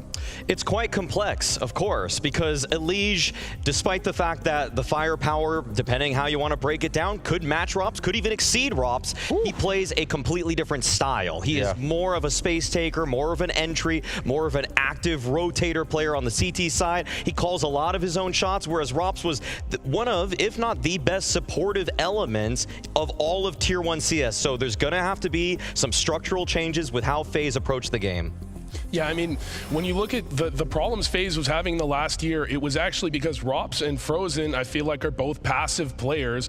And so although it's going to be a big change, Kerrigan is the player, he's the IGL you want if you want that type of change. And this, I can only see this as a positive because FaZe needed more aggression. Yes. They need more aggression in their lineup, and that removing Rops, adding in Elige is just the perfect fit for that. And to go through all these changes you guys are talking about, do you give them a bit of time, space in order to get this ready? How long do you think it will take to kind of figure out? Is it going to be maybe we try this at first, and then if that doesn't work, we need to make some adjustments still? I fully expect that Kerrigan will have this team in an elite status within 2 months. Wow, yeah, okay. 2 months. Give them 8 weeks of online, competitive, not online, just Tier 1 play in general. Yeah. And I really think that they're going to be vying for top 6 spot in the world, just like they were last year. Yeah, I mean, you look at Kerrigan adding in any player, they seem to at least have one good event, but I agree with you on this one that this is going to take more than one event. This is too big of a change. There's overlap on almost every role, on both sides, on almost every map, and you might even have to put Frozen in some roles that Rops was in and just completely change up everything. If you're Kerrigan, and I'm going to be into a hypothetical mentality here, do you give Elige a lot of room in this to take what he wants? Is that how you want to use him? Is that how you're going to get the best out of him? Because people keep talking about this, right? Even if Elige didn't have the accolades last year, he was playing like a top 10, top 5 player in the world. There were times where, yeah, no, I totally agree, especially at the very beginning of CS2 in general. He was one of the first guys in Tier 1 CS that could easily spray transfer, which was weirdly hard for everybody when this game first came out. But he put his nose to the grindstone, and he has shown that he himself is in a second career prime to me. Like, he resuscitated his entire career with Complexity after a 2021, 2022, 2023 that was a little bit beneath his standards. At this point, even though he hit 19th on the HLTV top 20, I would say that if Complexity just did a little bit more, there was a case for him to be a top 12 player in the world easily. And one of the things you look at Elige, I mean, people are struggling a lot on T-side riflers. They're getting kind of beat down, but you look at Elige on T-side, gun versus gun round, he's the best player in the world for much of 2024. Ooh. He was the best player in the world not named Donk. Okay, he wasn't better than Donk, but he was the best player in the world not named Donk. And I mean, you got to give that to him. I would give him all of his roles on T side, but on CT side, I would take a little away. I would try and balance that out a little more. How big of an opportunity, though, is this for Elige? You know, like you said, this is him coming back into like a chance to rejuvenate his career and go back to the top, right? Because he hasn't been winning since those long Liquid days, which was what, 2019, 2020? Oh, I mean, yeah. I mean, the Grand Slam lineup obviously was the best that he ever played with, but this is one of the first times where he's actually being taken out of his comfort zone. Complexity was a new challenge for him, but he was still the head honcho because everybody knows they had to respect him, basically kiss the ring moving forward if they want to actually survive that lineup. But with FaZe, this time around, he's the one that needs to adapt a little bit because he hasn't seen success for quite some time, and for him, he needs to realize that he is playing with arguably the greatest in-game leader of all time, and even if he has an idea in his head, he might have to rewire that slightly to fit Kerrigan's vision. Okay, so a lot of adjusting even for Elige on that one as well. One thing, I don't know if you guys saw it, when it was Kerrigan that made the tweet, he was saying that Elige is going to be staying for a while, right? Get him adjusted. How good and important is that just for the synergy and coming together with ideas? Because they seem to be very positive. I know it's just the early tweets, but I think that's a nice sign. Yeah, I mean, it could be a big change up because, as Maui said, I mean, Elige has been in a lot of the same roles for quite a while. He's kind of gotten what he wants. There's no reason for Complexity to take anything away from him, for most of the time for Liquid to take anything away from him. They want to make him as comfortable as possible. So you go into FaZe, and he's going to have to make some concessions. He's going to have to make his teammates happy because this is a team where he does have players that have as much, have as much of a history as him or more. And I think James is like alluding to the whole idea that he's basically living with Kerrigan right now in Europe. I feel like that itself is one way to bond with an in-game leader. I don't know if I'd prefer it personally. I want a little bit of space there. I don't know if I want to live in his house necessarily. Like, James, I learned a lot from you on these, but I don't know if I actually want to live with you, okay? Like, no one would want to live with me, man. My wife could just about do it, bro. It's a hard thing to do for sure. But looking at what you expect from FaZe now with this Elige coming in and being their opening game, they're only going up against an M80 who has a stand-in as well. Do you still expect them to be able to take full control of this, overrun it, or do you still want to see maybe, okay, they're going to have a bit of problems here and there? I think the reality is M80 is just not going to have the firepower. I mean, it's kind of like the Vitality game we were talking about before. It's kind of like the game against Metasport. No matter what experience M80 has, what teamwork they have, they're just not going to be able to compete aim to aim. Yeah. And FaZe would have to fumble very hard for this to go wrong. Agreed. M80 themselves, reeling after missing the major last year, and then on top of that, you add insult to injury, and literally, I am talking about injury. Rek got injured. He broke his leg. Is now Keto playing in his stead, and I mean, Keto. I loved watching Keto in 2020, 2021, that big lineup. He was a good secondary opper, kind of had these random pop-offs. The last couple of years have not been kind to this guy. Like, he was trying to in-game lead for OG, and so it really just kind of feels like a German connection that he's here more than an actual, like, role thing. Like, Rek was playing those anchor spots, and Keto a little less familiar with it. Well, let's learn some more about this change and why Keto was in the team, because I was able to catch up with Sin just a little bit ago. So Sin, it was 9 weeks since your last official. Rek has been unable to play with you guys, and you bring in Keto. Why did you decide on Keto?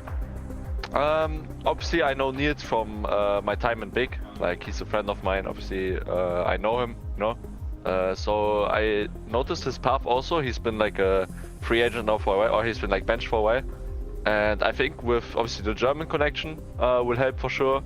I think also that he has the hunger to like prove himself and like get back on the server. So I think with his energy, we can do great things. Nice. Okay, so sticking with what you know. And just how much time have you been able to practice with him, and how are you using him? Is it like straight into Rek's positions, 1-for-1, or you made some adjustments? So we've had like when the NA boys came over to Europe, so we've been like every day we've been tracking with him. It's been like around 1.5 weeks. Oh, that's pretty good. So far pretty good, yeah. We started early. Obviously we know we need to get that stand-in work in. But yeah, we slotted him in like one by one. He's filling the anchor roads, the Rek roads. But it's a good upside for sure, because he's more like communicative, because I think also his IGL pass, of course. Yeah. So it's a helping hand for me for sure. That's a nice thing. Nice, that's very positive. Now, with Elige coming in fresh to the FaZe side, is there an advantage you think you can gain in some way against them? Because obviously, it's not an easy team to go up against, but you did pick them. Yeah, of course. Like, we picked them also because of the roster change. Not only is it like a roster change where they would slot in a person like 1-for-1, but it's more like they have to switch a bit in the roles in the team. So this might just be a little like positive factor for us, but obviously they're still a top team. They got like years of experience, so yeah, just a little positive maybe for us to make sense of this pick. But yeah, they're still a great team. We just have to play our A game today. Now, playing your A game against FaZe is certainly not going to be easy, but Maui, you said it right. The German connection is kind of why Kido's here, but Rek's probably just going to be the better player when it comes to this if you're looking 1-for-1, and he's going to have to change up roles. This is going to be hard. This veto, though, no train. No one's taking a risk on that. Yeah, no, I'm a little bit disappointed in FaZe. You know, they're approaching the new season. Sure, they like to ban Vertigo, so the 1-for-1 swap is there for them. Yeah. But I really did want Kerrigan to try to test it out. Like, he was not bad at that map. You know, he could probably have handled it. So I don't know. What do you think? I mean, it seems like the teams that are going for train are the teams that relied on Vertigo and realized they need it. Yeah. And FaZe, you're bringing in Elige. You don't have to do too much. You don't have to try and learn a whole new map. You don't have to do everything, you know? You can just settle with getting the maps that you're already comfortable on, get better at those. Well, let's see what's going to happen within this one. It's the Elige debut as he puts on the FaZe jersey for the first time, and Scrawny and Launders are going to deliver all the action. Elige in FaZe, Launders. Yeah. I don't know what those guys were talking about, because every time I just think about Elige in FaZe, Launders. Meat. Yes, sir. Sometimes on the weekends. This is one of my top 3 most exciting rosters coming into 2025, so I'm thrilled. Could it be number 1? Is it possible? I think just because, obviously, NA bias. You know, that's why maybe. Obviously, we had this conversation yesterday with Vitality and their chance to be maybe one of the more winning teams of the year, but I mean, you'd be a fool to think that this FaZe formula can't work. It's Elige. It's Elige, yeah. And I think like with an IGL like Kerrigan, I mean, you can have all the talk about roles and swaps and stuff like that, and you can have such a difference as Elige replacing a player like Rops, which on paper makes absolutely no sense. But under the leadership of Kerrigan, anything is possible. And because of the court IQ of Elige in this game, in Counter-Strike, and what we saw him do on complexity throughout the last year, you know that he's going to be so motivated. You know, FaZe are going to be so motivated, and they already have 4/5 of the puzzle together. So this is going to be a very fun game to cast from the perspective of seeing what Kerrigan can do with this new pickup and how comfortable Elige will be in this system. This will be Twists and Elige both having a chance to play on FaZe after playing on Liquid. And all of these variables make me so much more excited, and then I remember it's FaZe Online. Yeah, but yeah, I think at least is countered by the immense motivation and trying to prove. And also, every series is elimination. It's not blast groups anymore. There won't be just another day where they can try. They can't treat this as a boot camp. They've got to win this game. And to be honest, we haven't seen many upsets. It's been a lot of teams playing to their level. It's been them taking the wins. There have been a couple of close calls, but overall, there haven't been like top teams choking so far. FaZe don't really want to be the first. Correct. I think that is a testament again to just the fact we had a proper amount of time between the major last event of the season and the beginning of this one. So nobody's kind of come in and hiccuped. Nobody has come in and half-assed it as we had seen back at the groups where, again, you know, blast groups, man, people would so openly just say like, this event's a bit of a boot camp for us. It kind of makes sense. You get like to play 3 best of 3s at least. Of course, yeah. It's just the nature of the format with so many chances and knowing that worst case after groups, you just go play a showdown. I pitched Blast on calling it the Blast Boot Camp at one point just because it was such an open thing. Sure. You know, it kind of makes sense. Yeah. But now we've got a format that's even more fun. The showdown kind of into a, you know, event with top 8 LAN. It's really great. It's a showdown with money that you can gamble into LAN. Yeah, it's pretty great. It's pretty great. It's been fun so far. And the finality of it, again, you only see one of these 2 teams move on every single day. And we're going to find out this year. FaZe really are forever. It honestly, after Shanghai out of nowhere, kind of felt that way. But we know, of course, that's the playoff stage. So they were tapping back into that identity.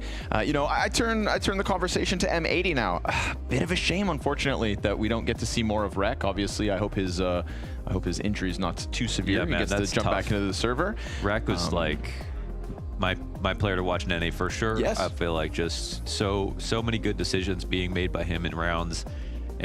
But some circumstances are too much, obviously. So, and at least they've got Lake. Exactly, that's the plus side, right? Lake has huge shoes to fill. Obviously, coming in versus Malbs, who departed for G2, and then in his first out excuse me, first outing when it came to European Counter-Strike last season when we got to see him, turned heads, right? It thought like, oh God, M80 is about to fall into irrelevancy without mobs, but Lake showed he's got a little something special. There's a certain confidence about Lake that I like as well. Look at me, Ricky! Yeah, exactly, dude. The most outspoken North American since Hexed drop. Welcome to the dystopian future!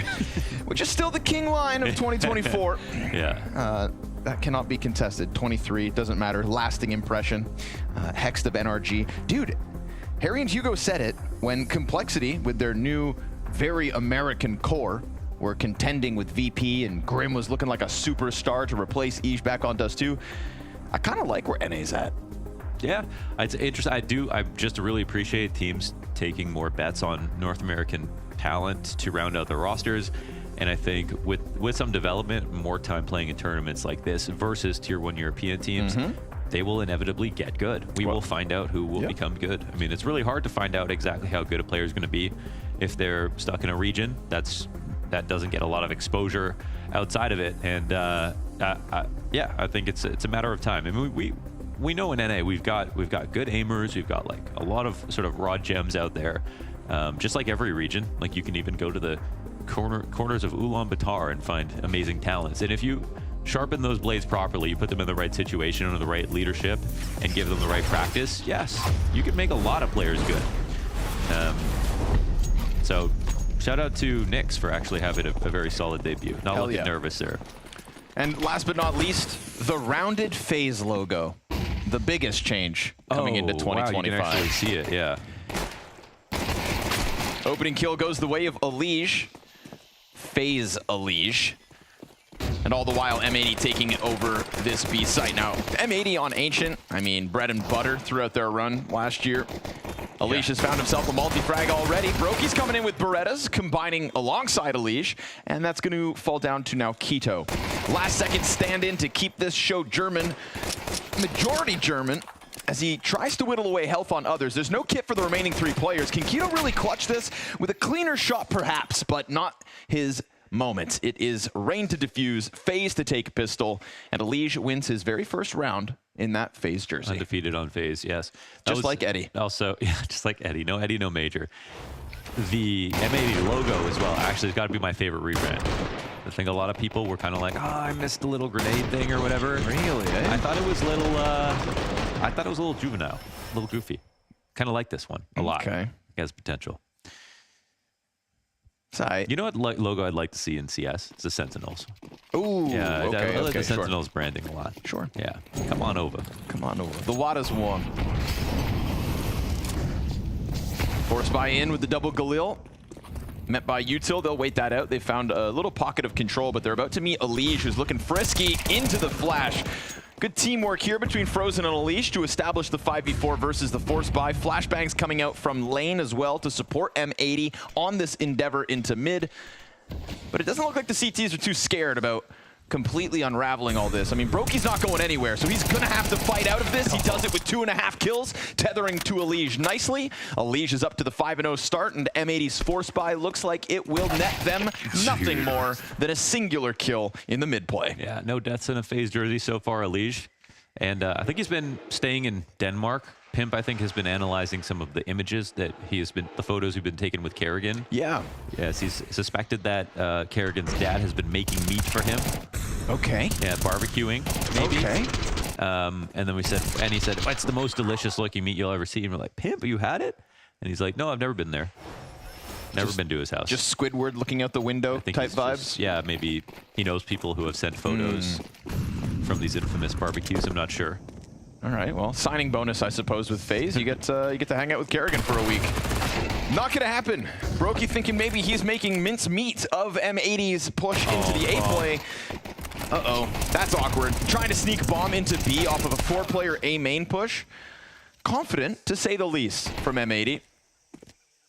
And honestly, you find more success in the frag department than you did the round prior with the 2 deaths here inside site. What more can Lake do?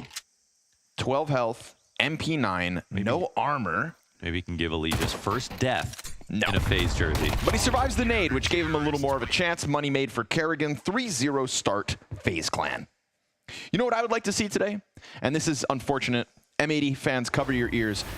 We've had some debuts of cool rosters, Liquid, Vitality, but what we haven't gotten really is like total, utter smashes in the score lines. Yeah. And I would love to see FaZe. You know, I think every fan base of these big teams are looking for a first outing in 2025 that can say, look, my team has the best new roster. Definitely. When we saw Vitality play, they had weak T sides, which was a little bit worrying, I guess. They still closed their games out, and their CT looked great, but not that debut that shakes everything up. Oof. So that one's still there for the taking. We'll see if FaZe can put one hand on the crown. Still a few teams to get through, of course, in week 1 of Bounty. As we await Alicia's first death. Minute 20, Lake on the entry. Softened up by that nade to 40 health. And, you know, even though you might say that you have Elige replacing Rops, which doesn't really make much sense, you could argue that Frozen could have replaced Rops, and then Elige fits in that narrative. So it's possible on the T side we get some interesting situations, but look at this interesting situation. Speaking of devil, Frozen goes down. Oh, and Elige crossed. Just confidently slipping in. He finds the donut contact, but because they spam smoke in anticipation, nice catch. Brokey gonna just even this back out. In fact, health advantage more so for FaZe. Oh, he knew. Reacts over, denies anything in sight. Lake's gone unnoticed, but they hunt him down. Brokey coming through. Great awareness, man. Brokey's looking fired up too. Somebody who ended strong in 2024. Yeah. They had that Brokey was actually crazy high on HLTV's list. I didn't have him nearly that high, but I think I had the same sort of ideas. Maui brought it up too. You know, Brokey, it's just like he can play badly, but he's a necessary win condition for FaZe. He's either amazing or he's just sort of average, and that's sort of the phase. That's why I keep calling the motivation clan, because it felt like between the two majors you never knew what you were going to get. But okay, fast one. Another aggressive play into middle from the CT side, but they run head first into Elige. We saw the pace of the scramble coming out of FaZe Clan last round. Elige not here, but Brokey sure as hell is. Yet again, back-to-back 2Ks in the A site. Sin's gonna gut him down with the Tech 9. Him and Slacks both still on site. No plant to be allowed. Look how swiftly FaZe are moving in to just swoop away any control that M80 attempt to fight for. The reaction time here from FaZe is just all enveloping. Definitely. Playing together, pushing at the same tempo, and that's M80 looking to make a really interesting move at the same time together, but every choke point is being guarded. So Elige going down for it. First is a cool call for M80, knowing that he's going to try swing like this and they want to get in front of the flash. But they still didn't have the guns to be able to put together a round like this. Not with FaZe so ready to rotate.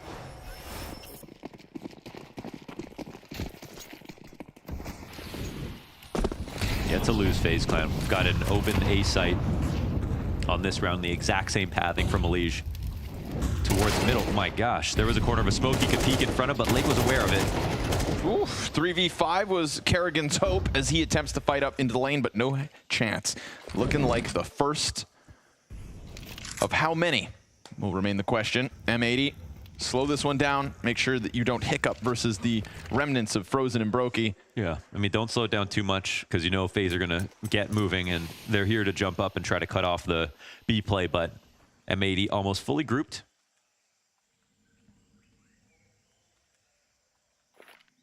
And FaZe are hoping for a longer default. Sin decapitates Frozen. That's easy.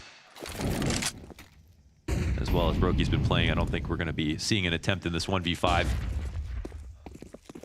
Yeah, it feels like if there's not a moment for Brokey to just catch you off guard, then he's not going to give it the extra effort. Let this one slip through, and M80 going to be happy that their first round to start this T side comes with all 5 players standing. Yeah. And for those just watching, of course, M80 picked FaZe to play against, as with all the teams in this bounty. There are some choices that were more pragmatic than others, I think. Some are just based on, you know, who knows if we win, but there's a huge bounty that we could potentially take. Yeah. Yeah, you pick a 60K team, like NaVi, for example, you win that match. That's 30,000 bucks guaranteed, back pocket secured. No one can touch it. Mm-hmm.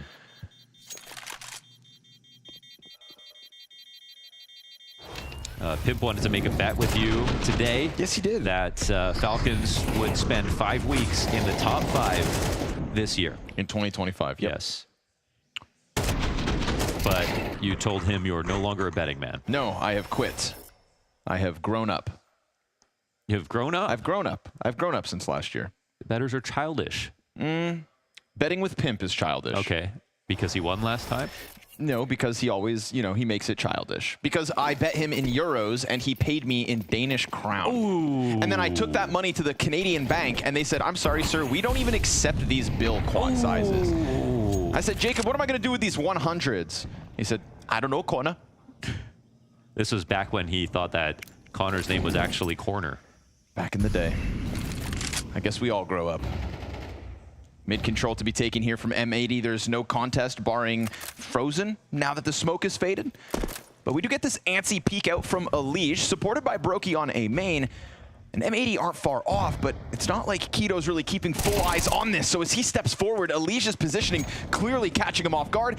And FaZe transition back into their A site with a man advantage. Happy, I think, to get that contact and walk away. I mean, I love the ideas. Elige every single round has been pushing basically out of their comfort zone with FaZe, getting into elbow inside of mid early, now towards A main. And the route for M80 is awkward because they were looking to make this an A split, but if A main control is not theirs, how do they do this safely? Nicely done. Frozen through the smoke. He's got Kerrigan here to support him as well, so if they sense reloads on the other end, good luck with Frozen this. finds a second. Slacks is getting through. Player on his head. Kerrigan jumps on top. Frozen responds back. That's bomb delivered here. A triple kill from Frozen, despite giving them all that room in red room. They tie the noose around themselves, and Frozen collects. Now, there's a chance for Swisher to try to become the hero of this story, but Brokey is the end-all in this round. And yes, Elige, he has been a part of so many of these opening plays between mid and A.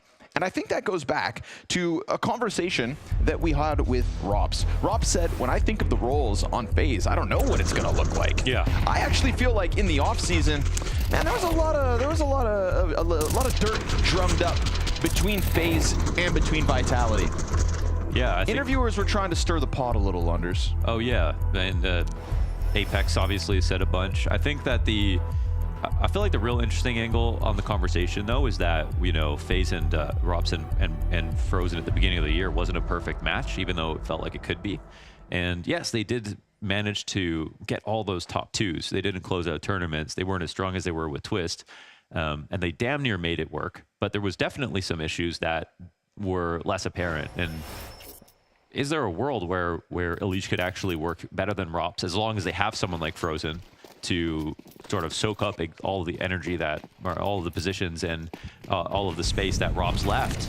Maybe, because we know that Frozen is a top performer. He was Mouse's best player on every single map when he was on that team. Nice.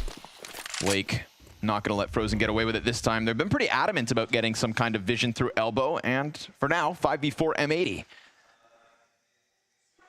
It's been a struggle for the T side. Lake tries to bring it back somewhat. Good angle here for Slacks. Oh, missed shot though. Kerrigan going to be given a second chance to hold back the long control. Luckily for M80, the Rifleman will follow through after the missed shot, and looking like FaZe Clan want nothing to do with this half of the map. M80 find their openings. Excellent, man. This walked up into the B site, no problem. Kerrigan even had 2 chances to live, so 3-man save here for FaZe Clan. M80 win another. But yeah, I think like all the attention is on how different the 2 players are, but not enough attention is on how much better FaZe could have been if things worked properly with their last move. Right. So maybe there's, I mean, FaZe were always interesting because I think their aggressive players were always their weakest. They had Kerrigan and Rain up front looking to open up bomb sites. And the duo worked well enough. I mean, it was just such a strong late round pack between Twist, Brokey, and Rops that they could, again, they performed amazingly in those situations. And between Rain and Kerrigan, if their performances were down, FaZe suffered for sure. But as long as they were doing a serviceable job, like the team really operated at a high level. That was Antwerp. That was peak Antwerp, right? When Rain's on top. But was it always the case that they were missing a high impact, consistent, aggressive rifler the entirety of FaZe? for the last, like, how many years? Since they had Nico on the team? Like, kind of, in terms of consistency. Now, mind you, back then, even Rain was more consistent, but he was a younger man, obviously. Yeah. But Unleash could be that guy. Oof. Lake 2 rounds in a row, and this time he doesn't stop. We saw last round, the B transition. Lake got a taste of success 1 round prior, and he feasts on it this time. This round is Lake's. Wow. That's lovely stuff. 2 in Donut, 3 in mid in total, and the bomb plant is his. That's, there's nothing else to say.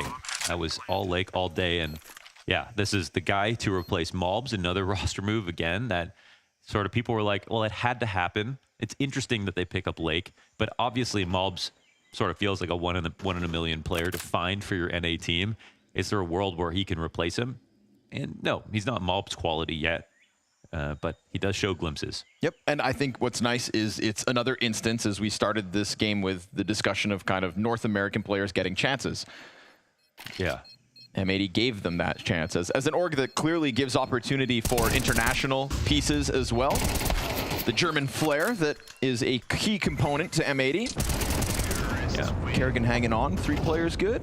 Lake's chasing, Yo, denied. Okay, that's Kerrigan's rifle kept, but still, man of the round right here on screen in Lake.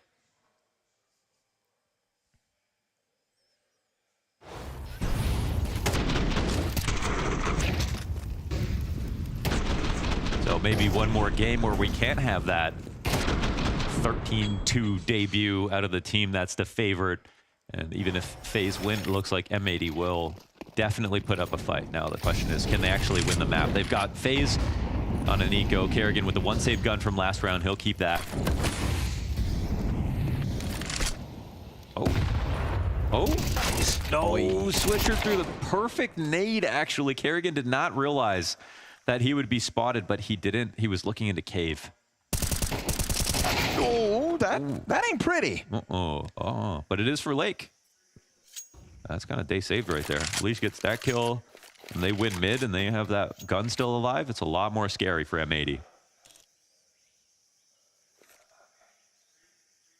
Really could have been a turning point if Elige gets that kill clean, departs, keeps the gun up. But Rain has a chance. He snags that AK-47 off Elige's dead body. As we got that disengage slightly from M80 just to group up numbers-wise, and we're going to see them try to play the trade train to the success story of round 10. Feels like Lake is the guy that they can all confidently get behind. Leading this walkout as the smoke they had thrown preemptively is about to fade. Frozen's going to get vision into Donut, and he takes Lake's head clean off. Now still better equipped for the job, the remnants of M80. Molotov denies the temple push, so Brokey can't get into this engagement, but Rain adds himself to this pack with that AK in hand. No way. And then as the AK comes out, it's actually the USP with the double.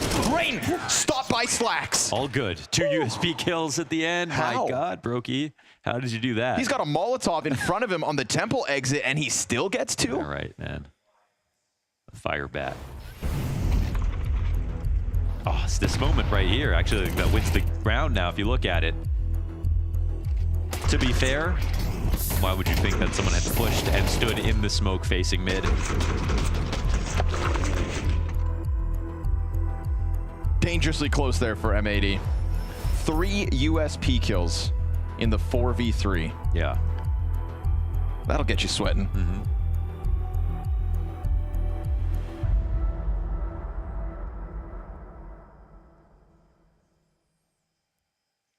Whenever I see this camera angle of Keto in this room, I feel like I'm back at the big boot camp. I know, right? Same vibes. It does feel like it, I was going to say. It's the German sex dungeon? Was that the... No, that was during COVID. Oh, yeah. You know, they're out of the basement nowadays. True. They've made real strides. Lake again, though, striding confidently through middle. kind of foregoing some of the early challenges that FaZe, I think, started this CT side with. You can think back to Elige and Frozen, trying to keep that pressure up on Elbow, but the more they've allowed Lake to get out, the more room he has forcibly taken. This time he's denied, and we'll watch this A main play as Brokey gets covered to the box, anticipating the follow-through from what's left of M80. It's op coverage from A main, but Frozen keeps Brokey safely tucked behind box, and nothing for Slacks to even shoot at. Yeah, if they can't scale up Donut, he's got to find position right there to hold, and doesn't have to peek until it's on his own terms. Brokey will get another. Swisher responds, but at a big cost. 86 health shaved off. Bomb still towards the main exit. And so this time, Lake denied first and foremost by Elige, but Brokey with another critical multi-frag, taken to the top of the charts here, 14 and 6. He's straight up been amazing so far. I like the reroute here from Swisher. Not an impossible 1v3, just incredibly unlikely. No frag grenade to finish the job, and he gets the headshot quick. So if he'd scooped up Bomb there, I think that would have been the better play. At least it's still tucked in the corner. A chance, I guess. He's trying to make this a weird round, but he's obviously been hurt now by Rain. Yeah, Rain's got this one in the bag. Completely blindsides him for the 7th round to FaZe's CT half. Yeah, Brokey's just been incredible. I mean, like, all half long, from the USP to the op. Yeah, you see Elige is playing an open angle here. I think that's the scariest part about him right now. He's very comfortable pushing and taking all the off-angle duels and playing solo in some of these spots. It's a hard guy to prep for too, right? It's your first game that if you're M80, you're trying to figure out how Elige is going to slot into FaZe, and he is here being aggressive every single round on CT side, which I think to some degree you could expect, but hard to prepare for everything. Gonna try it again, huh, Lake? He's been so adamant about taking over middle. This is why. Finds his one and sets up Slacks for the trade frag. So that's huge. M80 once more coming out on top of this mid engagement. Again, a fight that began well for FaZe, but last round of the half, and it goes south this time. A 5th round in the cards for M80, perhaps. They can close with man advantage, but we'll watch Kerrigan get active on A main. Yeah, we've got Elbow being held, Slacks sort of patrolling his attention between A main and here, but I guess FaZe are going to go back into a mid clear, I suppose. I don't know if they're going to go just stack A, but yeah, I think this makes more sense. They just want to make sure there's no one crawling up, and then maybe Kerrigan pushes here. So yeah, he's going to turn the corner now. So they get confirmation, and Kerrigan's just hoping that he can. Taking their sweet time with Cave at the same while. Yeah, they've been chilling out here. Ooh, oh, Slacks just missed timing. Yeah. Kerrigan's going to slide up. Oh, checked again. So awkward. He had that intuition, an inkling of a threat behind him. But with that push, surely M80 are going to go. Oh, they're running into red room. Rain is already holding this, though. Oh! What a reaction. Slacks, okay. He'll get swept up by the MP9. It's an upgrade here for Brokey, who's thinking maybe that means that they're also running A. The commitment comes up to the B site in the same time, and Brokey's departure is going to offer all the room M80 need to close this half for sure. Swisher with the final headshot. Slacks finding that flank, a key for M80's 5th on this T side.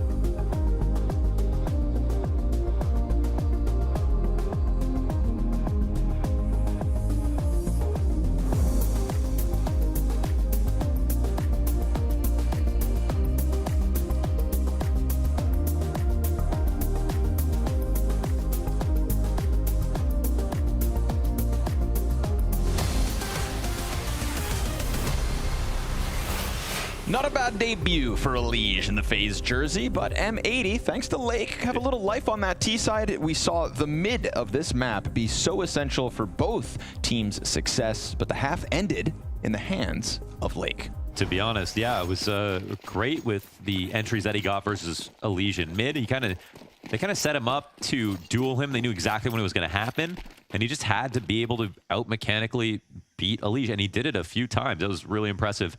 So ends the half with 10 kills. M80 get 5 rounds out of it. He had that 3K entry round as well. Really massive plays. So FaZe with a small lead in a very interesting position here as they're about to take a B site that has been totally evacuated. If M80 are going to pull guard, they've got to have a plan for the retake, but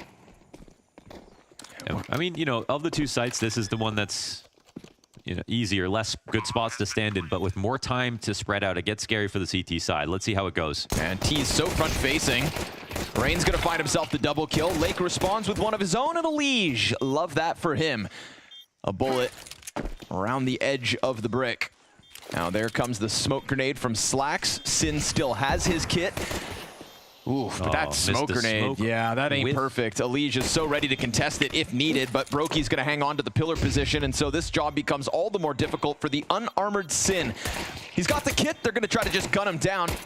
Time, well, not so much on their side. FaZe T-side pistol adds their 8th to the board. So this is obviously great prep from FaZe, and M80 takes some sort of risk in the setup. I think that the idea can make sense 100%. You can retake on B, but you know, like we saw like the old EG, like 2019 EG, they based their playstyle a lot around retakes, and they would play setups like that very consistently. But I think we found in modern CS, it's just too hard to guarantee a retake's going to go well enough. There are 2 players who are holding a lot of utility that can just get instantly headshotted in certain positions. The time is ticking. As soon as the bomb goes, you know it becomes a T-favored round slightly, and it's just too hard to guarantee those spots. So they tried it. They got close. But for now, that'll mean that FaZe are a 3-round lead in a very comfortable spot. Force up comes down for M80, but there will be no rifles to speak of. Oh, but still, triple MP9 in this opening force buy. And they've positioned them in the right place. Yeah, we saw how quickly Elige and Kerrigan were able to chase Lake away from his opening mid play. Doesn't mean he's going to be afraid. Tries to go back into Donut to re-engage, and that's going to cost him his life, and Keto's not far long after. Sin unable to get any answer until all of his other teammates are dead, so matter of time before FaZe slipped through with 4 up in the conversion. It was an interesting moment to pause inside of Donut on both sides, waiting, not entering the A site, and having M80 wonder if they've stacked incorrectly once again, but no. The master plan was to chill.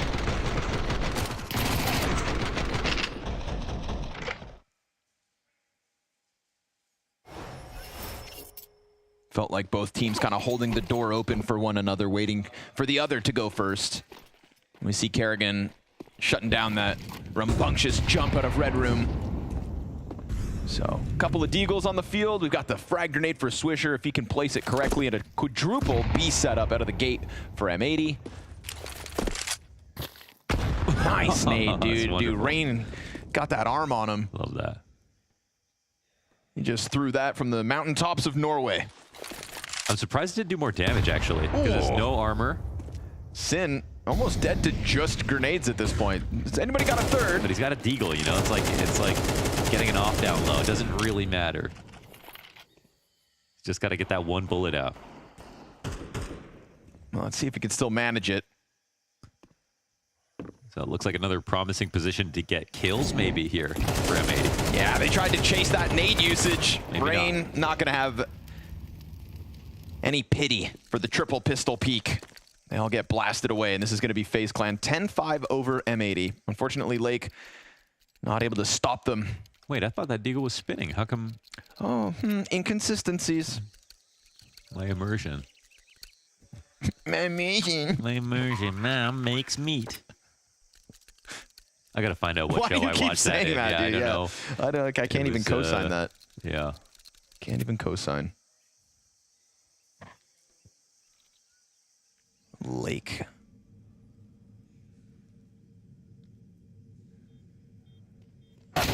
Dead. to the hands of Rain. 4 kills for Rain, made easy in this one.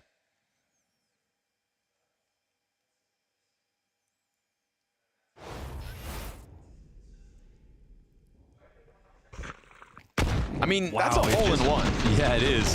It's just that it didn't hit his chest. It like actually hit the top of his head and kept going.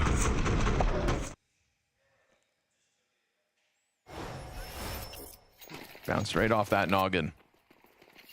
Yeah, Rain has become the great innovator of utility, wall bangs, and everything around Cave. Yeah. Whether that's CT side or T side over the past few years. Frozen trying to contest with this. Oh, one nade misses though. Yeah, that's the thing. Nades landing in each of those corners, so the wall's keeping Frozen relatively unharmed. Still only 60 health, much like Elige. But a total fallback for middle. Yeah, this is quite a passive position to be in already here for M80. No vision on middle at all. A light stack towards the A site, not knowing if it's A main, which means they're burning a little bit of utility as well just to block in case. And they've got to have a plan to try to take space back now. No one inside the B site either. And now they've only got one target here. Look at the attack on B, man. How did FaZe form this so quickly? Oof. Luckily for M80, at least the mid-fight goes well, so we see the fast scramble from the other players to try and come and support Swisher. And he stayed alive the whole time. So we've got 4 sets of feet from FaZe on site at 40 seconds. Long fight ends up going the way of Elige, but instant trade back as bomb goes down. It's a one-man edge for M80, and a well-timed flank pushes that advantage ever further. No response from Kerrigan. Brokey's Desert Eagle versus 4. You'd think, surely this is impossible! No. And he almost turns for the third. Almost makes it look doable. Well, FaZe Clan conceded. M80. The gun round works. It's quite an impressive round from both teams. I mean, we have a situation where M80 like lose tons of space and don't seem to be doing anything about it for a second. Then they get frozen into a lurky position inside window. And then immediately, FaZe group up for this B site hit. I don't know how they knew Cave was totally evacuated. That's great prep. They are so ready to go in quickly, and this is the perfect timing to do it, but somehow still M80 win the retake. They catch Wayne off guard on the flank in Cave. They keep numbers up. They identify where Frozen is as he lurks. Oh, damn. 77 damage on Keto as he exit Red Room? How? Holy. Bad nade bounce? God, that have to be a CT nade, right? But how? See if Swisher can recover in an awkward start of the round for M80. Would have been a pivotal mistake if this could have been the turning point back to FaZe's favor. I feel like you couldn't even do that. You can't do that much damage to a teammate with one nade, even if it lands right on them, right? Right. So.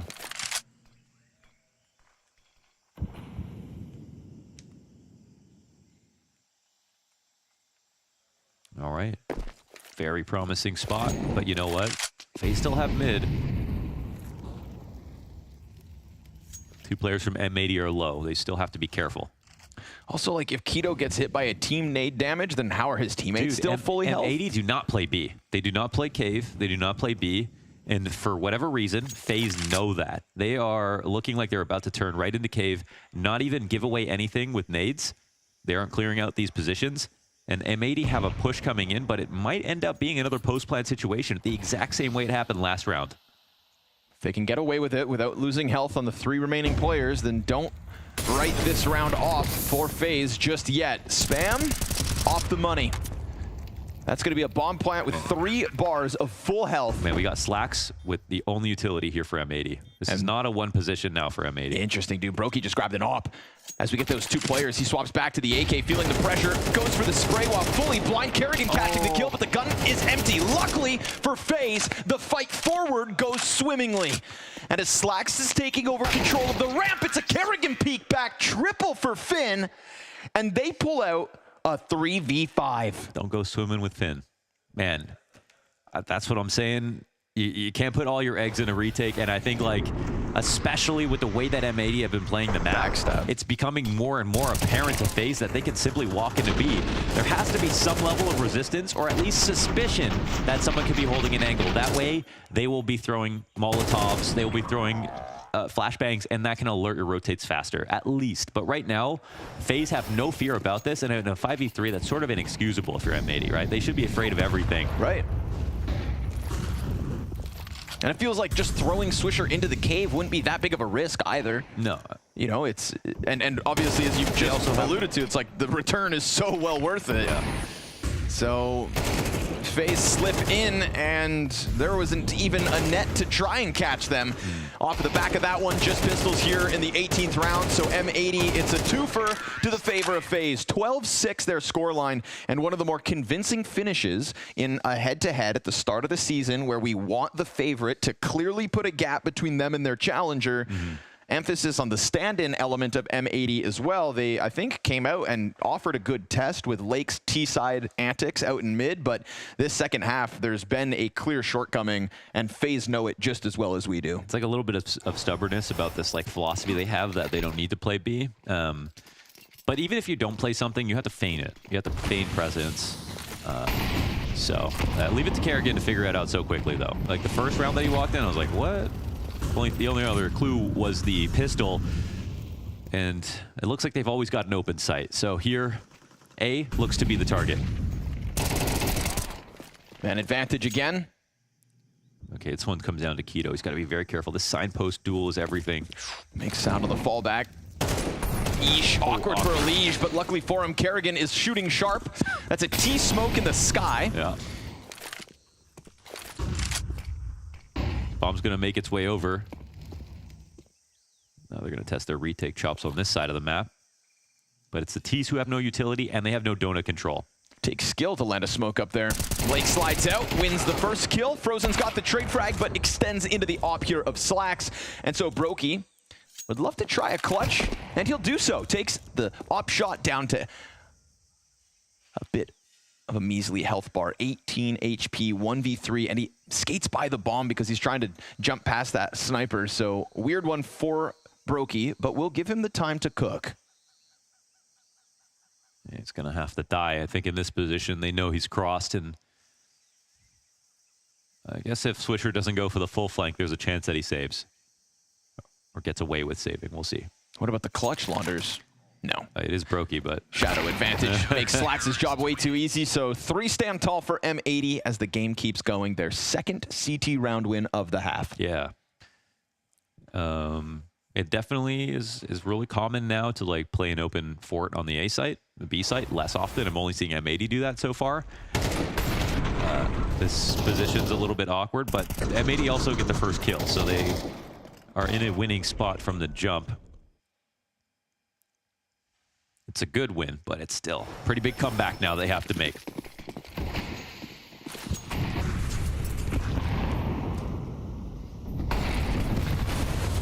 Rain facing Util. Swisher also smoked off. It's not ideal. Rain, oh, he takes up his position. And confirming that the donut fallback's there, primes Frozen to try to chase it. Smoke grenades again, spent by M80 just to try and contain the T side. Content to go for wall bangs, but Swisher will sign up for this fight. Of course, he's got a teammate right with him in Sin. Oh, and is this indicative of M80 looking to make plays? Look at this, 3 backs turned. Swisher emerges to perfection with the double. And so they keep on it. They keep that pressure up, and it's not 1, but 2. And Sin's position could well catch Rain off guard. Pressure from M80 to try and take it back, to try to keep the retake or the comeback going. And Brokey thrust to another 1v3. Fake plant first. Sin comes sprinting back through the cave. Keto actually gives him that first fight. That's positions known to Brokey, but Slacks with a wall bang through the side of the pillar guarantees that M80 aren't done yet. What a massive play out of Swisher. He pushes the smoke, turns, it's a 3v5, so he's got to make something happen. And he does. That's great. He also gets a lot of damage off on his wall bangs.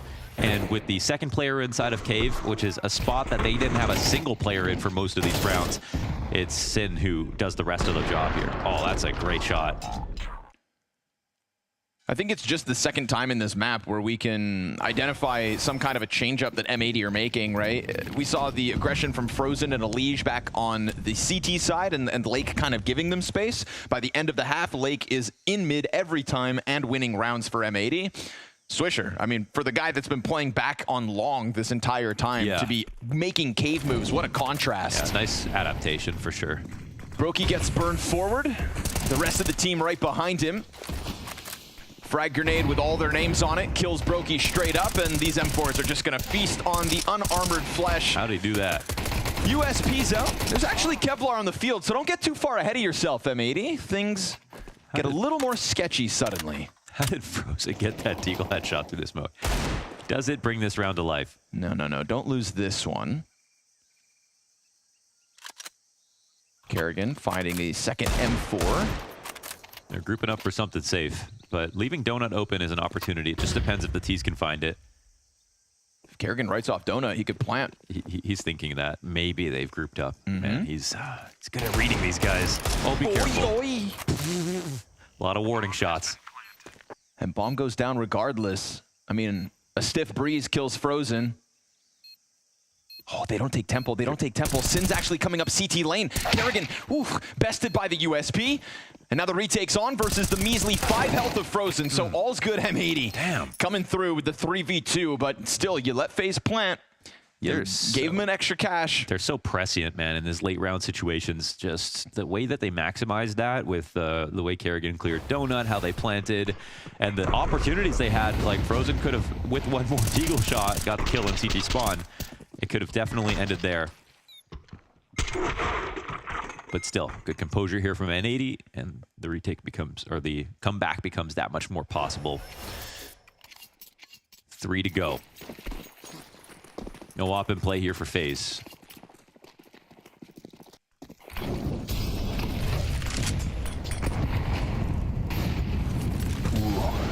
Slacks holds the trigger, but he misses his chance to strike one down, so mid pressure coming out. Here comes the next volley of nades. We've got 4 players for Slacks to try and deal with. You can see that's why they didn't want to play mid for all this time. Never gonna get out of there. Luckily for the CTs, Lake's got a second. Spams through smoke, clipping Elige in the background. And Sin going headhunting as they look to chase what was left there. There was so many players for FaZe showing themselves in middle, but Brokey actually disengaged without getting any more damage. But as the situation distills, I think FaZe see the same opportunity they've seen in the past with the B site. Bomb is rotating around this way. They got Lake, who's locked up in Donut, which is a great position to make sure to hold the mid cross. But if they don't rotate 2 over, it will just be Swisher again in this passive spot, and he's so far yielded way more in his aggressive positions. Kerrigan clearing out caves confirms it. Silver lining, M80 at least timing-wise have moved a second player in. Line up from the ramp walkout. Not gonna happen. Sin, he gets burned out as the bomb's being planted behind Pillar. Not able to contest it as he's wary about Rain on ramp. And Lake has moved forward. They have sectioned off the player on plant. I mean, this is the free one, right? Brokey's kill, if it had gone down smoothly, could have set up M80 to finish this one off. Trying to kill him as the smoke fades. Kerrigan contact made. Lake, it's all on you for the ace of all things, or else FaZe steal M80's map pick. 13-9. An adaptation in the first half put Lake on a pedestal, but FaZe kicked the support out from underneath and take a lead in this series. A good effort from M80. They were trying to fight their way back into that one after a smooth start for this new FaZe clan, but it was not meant to be. They took it over the line in the end, and I guess we'll just start by looking at this Elige debut coming in, right? How do we feel going into this? It's hard to really pin it down. Yeah. Because overall, he played pretty decently, but against an opponent like M80, you might think that he's going to smash a little bit harder in his debut, but I saw him play a multitude of positions. Like, he was A on sometimes on the defense, sometimes fighting towards middle. On the T side, you know, he had to do a variety of different things, and so overall, despite the fact that he was barely ever in the same position round to round, he looked pretty good. I mean, that does kind of go back to what we mentioned before, which is, you know, he's going to take a little bit to acclimate to this roster, given the adjustment in the roles that are going to have to be made. It's going to take a little bit of time, and so he's not going to look necessarily insanely impressive on map 1. And for this though, right, this is still them getting the win. We're still seeing a bit of aggression out of Elige as well, and that's what you wanted to see, right? That's what you guys were talking about. Oh yeah, I mean, Elige had a variety of moves that he went for here on the CT side. I think we've got a handful of them we can really dive into. I mean, overall, I mean, he's just getting into the faces of his opponents, and so obviously it was going to be a stark contrast from what Rops brought to the table. The fact that Elige's modus operandi is move forward, not wait and see what's happening. He's not really weighing all these decisions all the time. Yeah, he's a smart guy. You know, he's got the flowcharts in his head, but he wants to be in the action, in the fray as much as possible. And even though he took a couple casualties, or, you know, it wasn't always the prettiest look, he still did pretty good by the end of the game. Yeah, when you look at Rops, it's kind of like, how can I make sure I win this aim duel? How can I make sure I take advantageous fights every time? When it's Elige, I feel like it's more like, how can I put my team in the best chance to win this round, even if I have to take a bad duel, even if I have to take a fight I'm probably going to lose. Now, in terms of not losing many fights at all, Brokey was doing a lot of the heavy lifting, though. Brokey came online and felt like he could do anything he wanted, pretty much. I love Launders' characterization of FaZe as a whole, that they are motivation clan, because I kind of feel like that's what I get with Brokey, you know? Like, certain games, he'll just be the best player in the server, bar none. Other times, a couple weird mistakes, and that's kind of why he's actually become a fan favorite for many, because it's a bit of a wild card, but when he's on, I think that Elige himself, when he died in some of these rounds, saw this happening, and no hate to Halzerk, but he probably said to himself, Halzerk ain't doing that. I mean, we got to be honest, though. I mean, this is some of the plays from Brokey felt like the plays that you make when you're playing a team you just know you're better than. Yep. And M80's a great team, but they're not Spirit in the grand final of a major. You know, Brokey can come out of tempo like that and flick onto someone that isn't going to insta headshot him, and he can make plays like that he might not make against a tier 1 top 10 team. Like an S tier team. Yeah, exactly. Now, looking at on the other side of things for M80, Keto obviously coming in, he is trying to fill in positions that he's not used to, go for radiant start, also not leading as well. He doesn't manage to survive too long here, but did you expect much to begin with?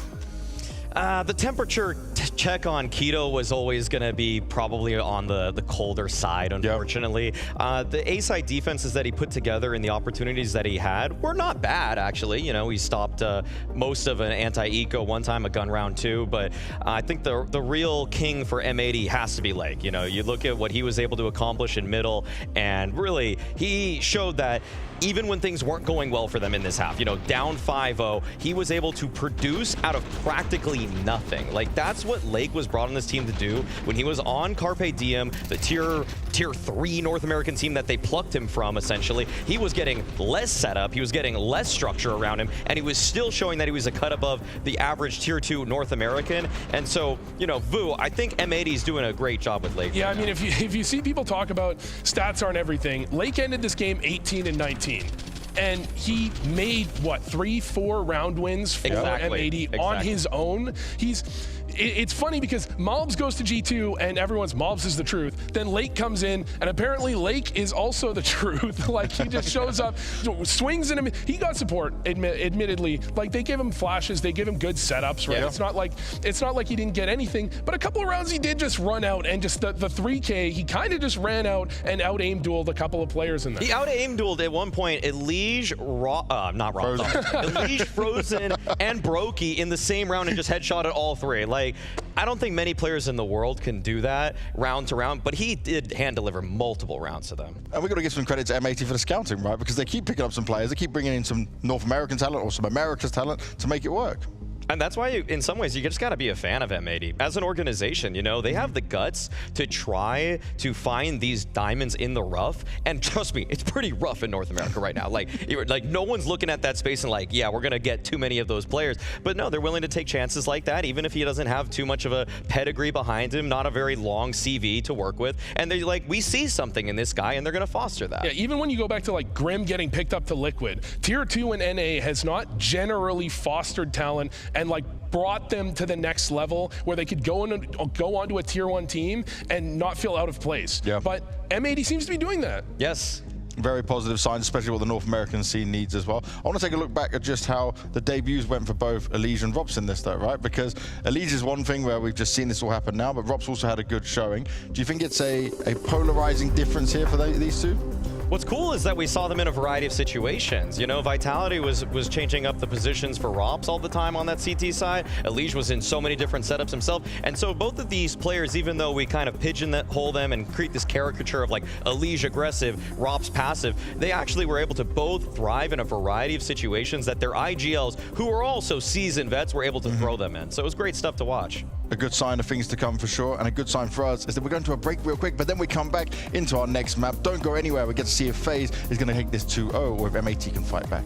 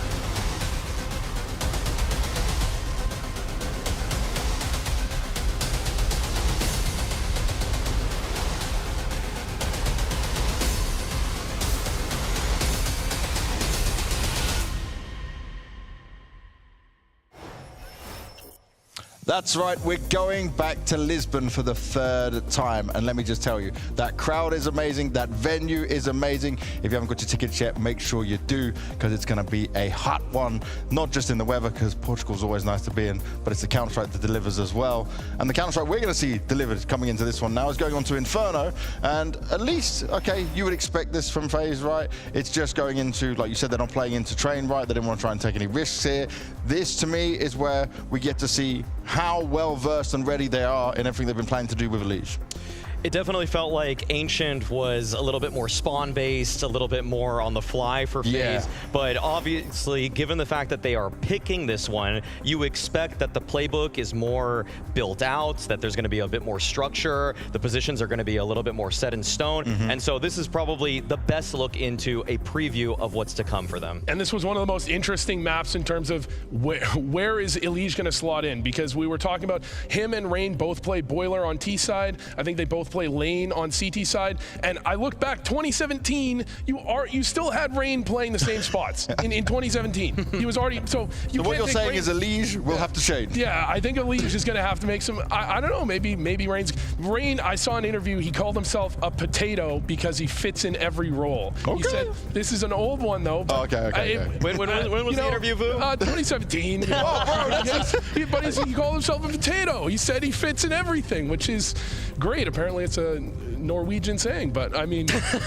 can mash a potato into every hole, right? That's true. That's true. I mean, you could fry it, you could bake it. You know, there's so many different options. You know, potato skins, but yeah, no, whatever. Either way, I don't know if Rain is as malleable as he was and thought he was in 2017. I feel like watching how he had to change roles after Frozen came in and seeing kind of Overpass was an example where he had to be the B rotator. That was a bit awkward for him, okay? So I don't know if you can teach that old dog new tricks, and it might actually be Elige that has to give up maybe his favorite position. Yeah, I think that's the most likely situation. But would you say that for Elige, though, is something where you're confident he can exceed in and do well? Because we talk about how hard-working Elige is, how many demos this guy watches as well, and just how much of a grind he's willing to put in. Elige is one of the guys that builds out a flowchart for everything he's doing, whether it's mentally or whether he writes it down. I'm not quite sure about his process, but all I know is that there are many results that show that it works for him. So even if he does have to switch up a spot here or there, like I don't think he's necessarily going to take Pit, for example, but I think that if he's thrown into any sort of active rifler position, he's going to figure things out and understand the reactions and how to play around opponent's utility, all of that within a bit of time. Maybe not day one, though. I think at worst, he should be a above average pro at anything he does in the entire game. He should be like, you know, close to a top. The question is he going to be that 1.20, you know, that absolute, like the top 20, arguably top 10, if you ask certain people, player of the year, if he's not in his most comfortable spots? That's where we start to ask the question. Okay, yeah, seeing how it develops, and we'll find that out over the next few months as he starts to fit his way in. For M80, though, Sim was saying in the interview that, okay, they want to try and catch him when they're not so ready, maybe not used to the position changes. It didn't work on your map pick. All hope is lost going into Inferno?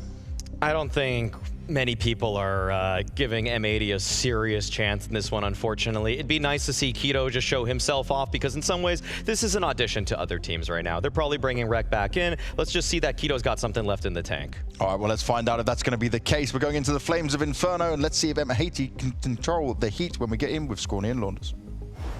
M80, matey. Oh, smart guy over here. Thank you, gentlemen, for your breakdown. Do M80 truly have a chance? You know, I think Maui said it best right there. It's kind of like a Keto tryout once more to show us that he can plug and play. There's going to be teams throughout this season that will need to call upon players like Keto and stand-ins, etc. So he's trying it out in a different formula. It's an unfortunate situation where obviously an injury has led to this. It's not, you know, it's not deeper than that. This is real sports. This is real sports. So I think that start throwing some water bottles. Wreck somebody that you watch the games and you see how quality he is. Honestly, I think that it's just he's never going to be, you know, the top performer over a year or anything like that. But he adds a lot absolutely to the roster. I think we did see some great rounds out of M80 in general last map, but yeah, Inferno. I mean, Inferno may be tough. It's not like FaZe are actually like struggling on the map right now. So did that smoke just fall through the map? Go through? Did that land on Mirage? What was that? What in the Where'd world that go? Was that? Like, what wall? Huh?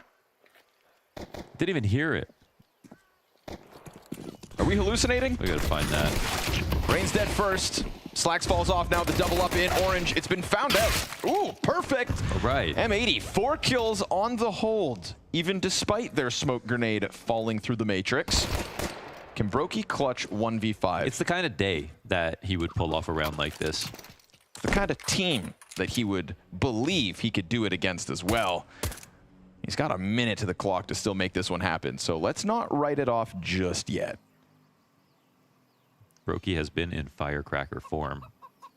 however, that pit player that's going to be contact, and then your box swing should kill Brokey, and he will. Slack's able to respond to it, and M80 hang on to the B site.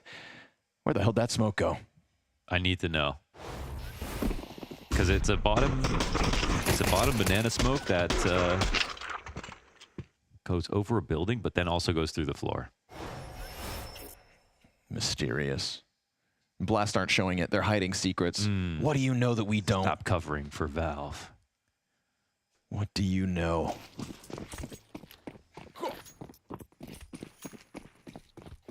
It's the wall that Nico was trying to reach into yesterday.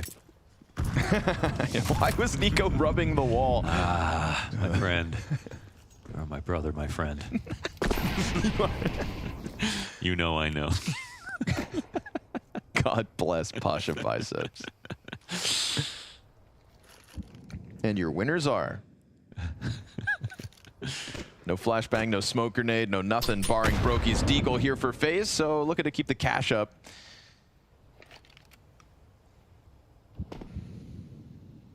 A chance for Lake to get that War Machine back online. He was what found the most success throughout the T-side endeavor of M80 back on Ancient. Their more successful half in the end. He's gonna die after the one. Good deagle shot from Brokey. Again, the only thing they come into this round with was that Brokey deag. Now 2 kills deep. He gives the M4 to Elige, but as he peeks with the reload, it costs him. So Rain comes back with only the MP9. Oh. The only thing they bought was this Desert Eagle. Brokey's got a third now, and they can run that bomb to B. This guy's power right now is on another level. This is insane from Brokey, and he might be able to hear these footsteps. Yes, he's going to alert Rain that he's being followed now, but he is so far ahead of this that he'll get this bomb down no problem. Brokey. Rain comes back to A. Oh my God! Around the world, and all the way back. What's the post plan here? Actually, just curious because they know now where Keto is. Keto has no idea what's happening. Now run it back to B. No, bomb plant open for Library. That's so crazy. He's just waiting there for him to come into the CT spawn. That's the kind of game that Brokey's having right now. Bomb planted Library side. You'll never expect this Rain position. Never in a million years. In fact, Keto's just going to cut the losses. I won't look like a fool here. $700, Launders. That's all Brokey. We said Brokey's going to have one of his best rounds ever this game. Yeah, right? He's just... Well, you alluded to it last round. You're like, this is the kind of game where he could win a 1v5. Yeah. 1 round later, he does this. Crazy. Mad confidence. Ugh. Gut-wrenching if you are M80. And they came in 1 deagle, no armor on anybody, right? Yeah, exactly. 700 schmucks, man. All they needed. Wow.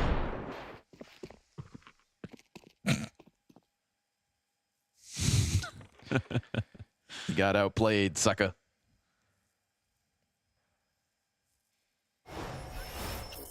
How come he has he's got hair on in his photo in the game? What I want to know is why does his jersey say Porsche on the left shoulder, but everybody else's says FaZe Clan? Shouldn't... Is that Robs' jersey? One Robs' fan there, yeah. Huh. If Brokey's playing in a Robs jersey...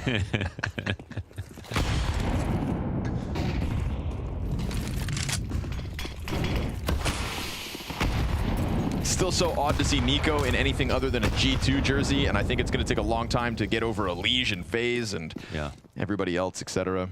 Drops in Vitality jersey. God.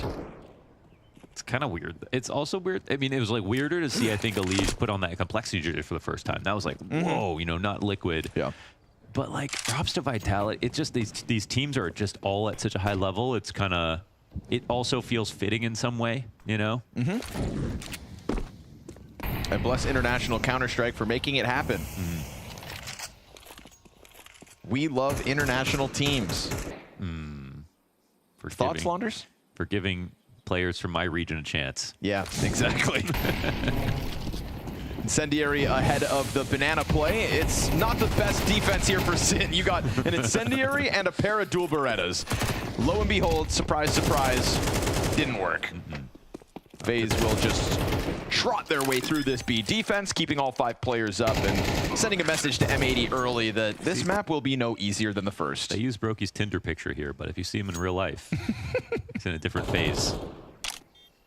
Broky's had a lot of phases. We've had Brokey, we've had Bald Brokey, yeah. we have Bald Brokey, we got Fuzzy Head Brokey, we have facial hair. Jet Black dyed hair Brokey. True. Well,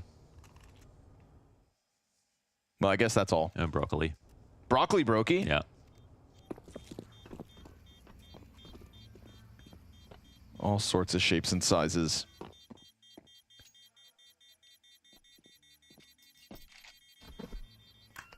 Jamming their way through the B defense. Poor M80. At least you save your famous MP9.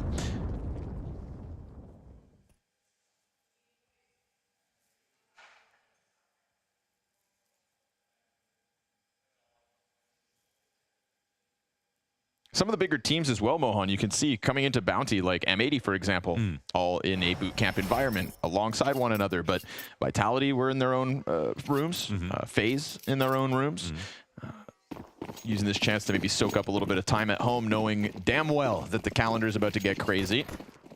Obviously, open yourself up to maybe a bit more of a disjointed play when it comes to the Counter-Strike itself, but willing to run that risk.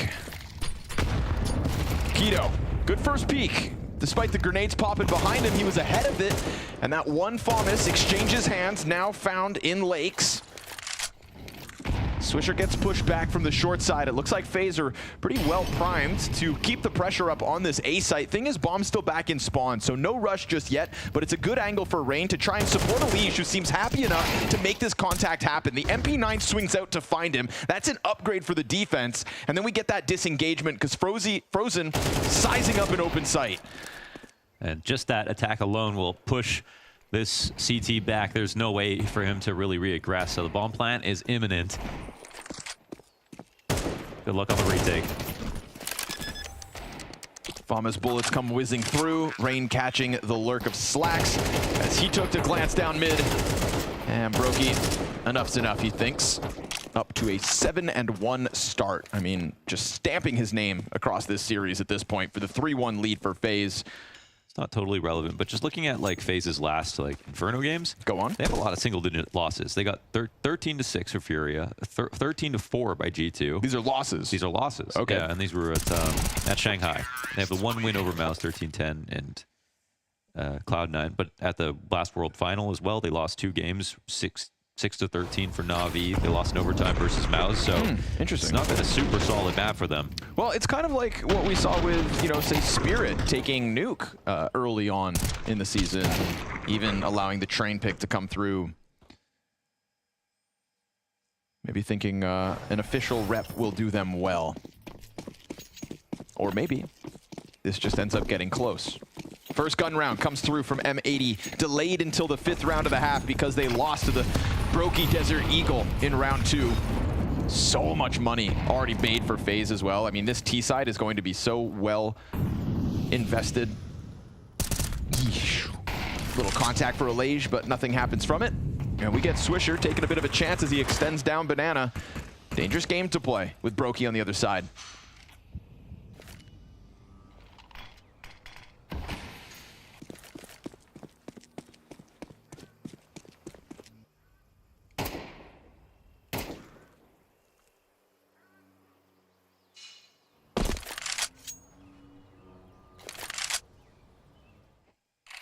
It's actually unreal the level that Brokey's played to, that we have really not even talked about Elige for like the second half of last game into this game. It's been just eclipsed. Like the Brokey debut.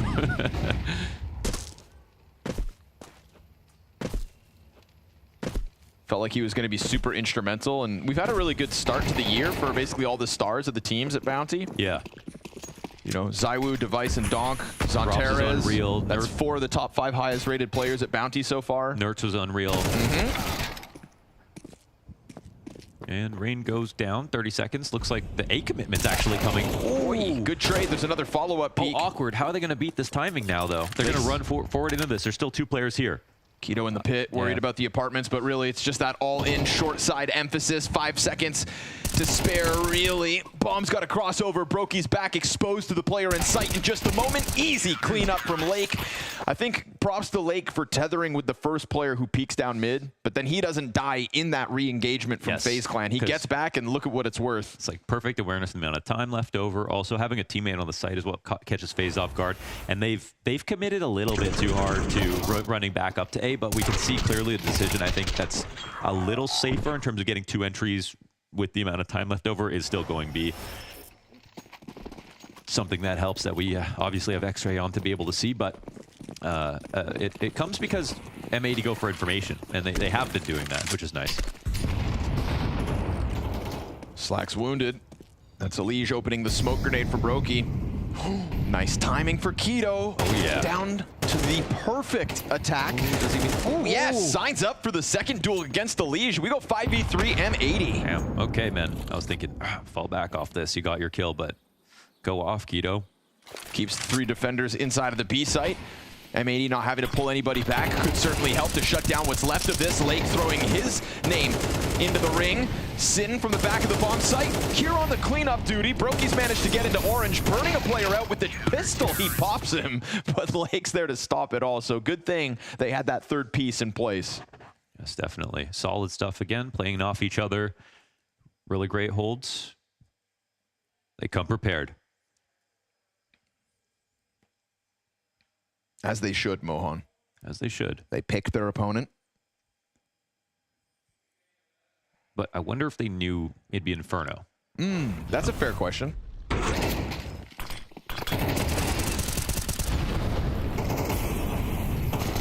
We'll get Detective Banks on it after the game, mayhaps. Mayhaps? Mayhaps. Why? That's the first time I've ever said that. Mayhaps is definitely a meme, though. Didn't like it. Didn't feel good. Wish I hadn't. Tip the fedora. Mayhaps. Mayhaps, m'lady. Excuse me.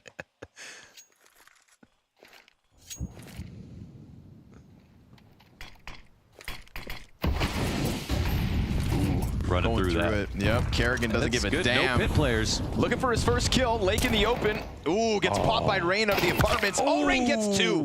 No way Rain gets both. Yeah. Slacks is able to kill Frozen in the flurry that is the FaZe A attack. And with smoke up on Moto, now Brokey's found AKs. This is looking good, FaZe. Yes, lots of grenades here to work with, even though they're low on number. Oh, but they are going to peel back. I was thinking like, oh, they're probably between 2 mines here. And they decide not to take this one.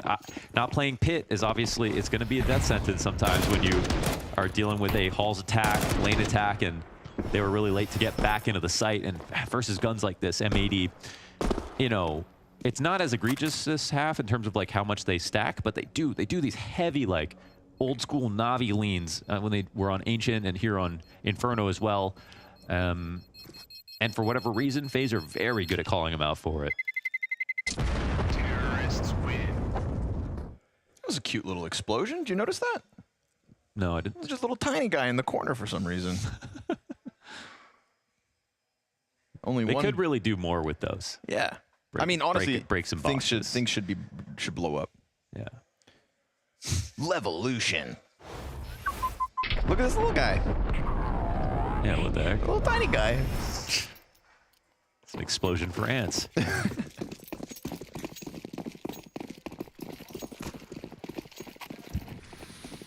We're pushing down mid. Yes, we are. All right, I like it. You know, Keto's success of coming out from the apartments a couple rounds ago. We get a little scared. I think the T's blow that smoke open. Yeah. Keto's like, oh God, I've Here made we go. it. Okay, he tracks him. Nicely done there from Slacks actually in the background to get the kill to help out Keto. And now flashbangs out a Lake meant to save him, but Kerrigan gets vision on the jump and they lose that man advantage that they very adamantly fought for. Couldn't he have got away? I thought so. Yeah. But it looked like he got out. caught on the corner and yeah, he kind of hung around a little. Just a chill guy. Doesn't want to miss out on the action. FOMO costs him. And now FaZe are going to quietly creep into the apartments by the looks of it with majority. Brokey dropping arch side smokes. We'll see Sin play ahead of it. No, he even peels back, so even more pressure here on Slacks. Nice snap into Rain, that's beautiful. Tries to get back and will do so. Lake's got a double. All three players out from Boiler, shut down. And no pressure out from Balcony this time, as Rain was successful in their last A hit. Now Brokey into the clutch, and Denial. 2 kills from Slacks, 2 kills from Lake. Excellence from the A defense. Lovely. Man, can't ask for more than that. Really great here. Dead simple round in terms of the hold at the end, but it comes a lot down to this tactic and how much time is delayed off the clock as they force FaZe into this late round move. And oh, beautiful move out of Lake, as we have seen from him. They're really obsessed with these lane hits, man, later on.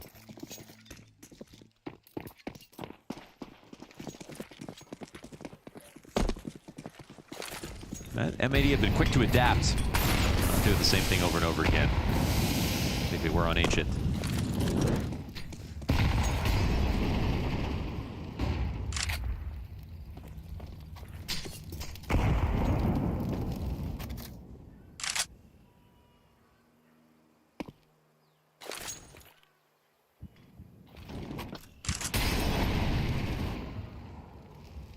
FaZe don't seem to be too deterred by all this util, but it's kind of all missed its mark, right? No damage.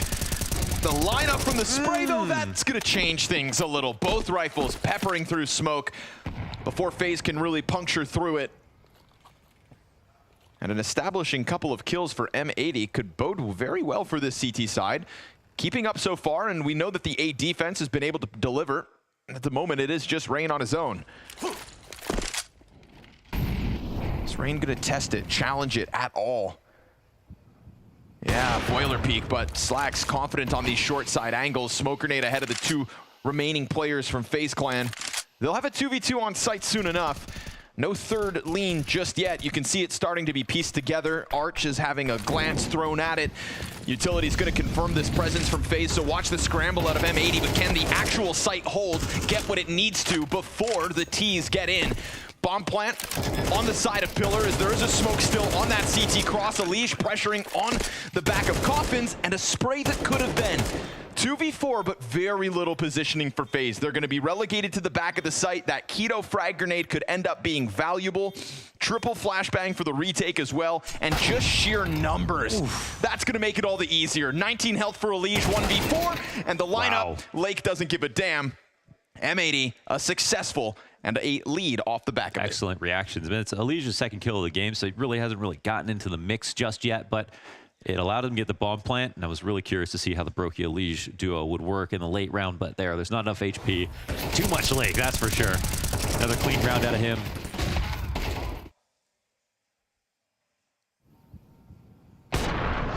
And Slack's not dropping his chances. Anybody that steps into that scope's going down. It doesn't even feel like a game where M80 are up around. It feels like they're dominating. Sure.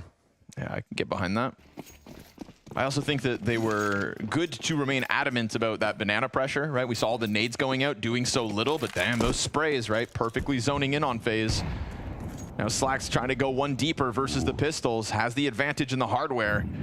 Doesn't mean Brokey won't take your head off. Don't mess with Brokey's deagle right now.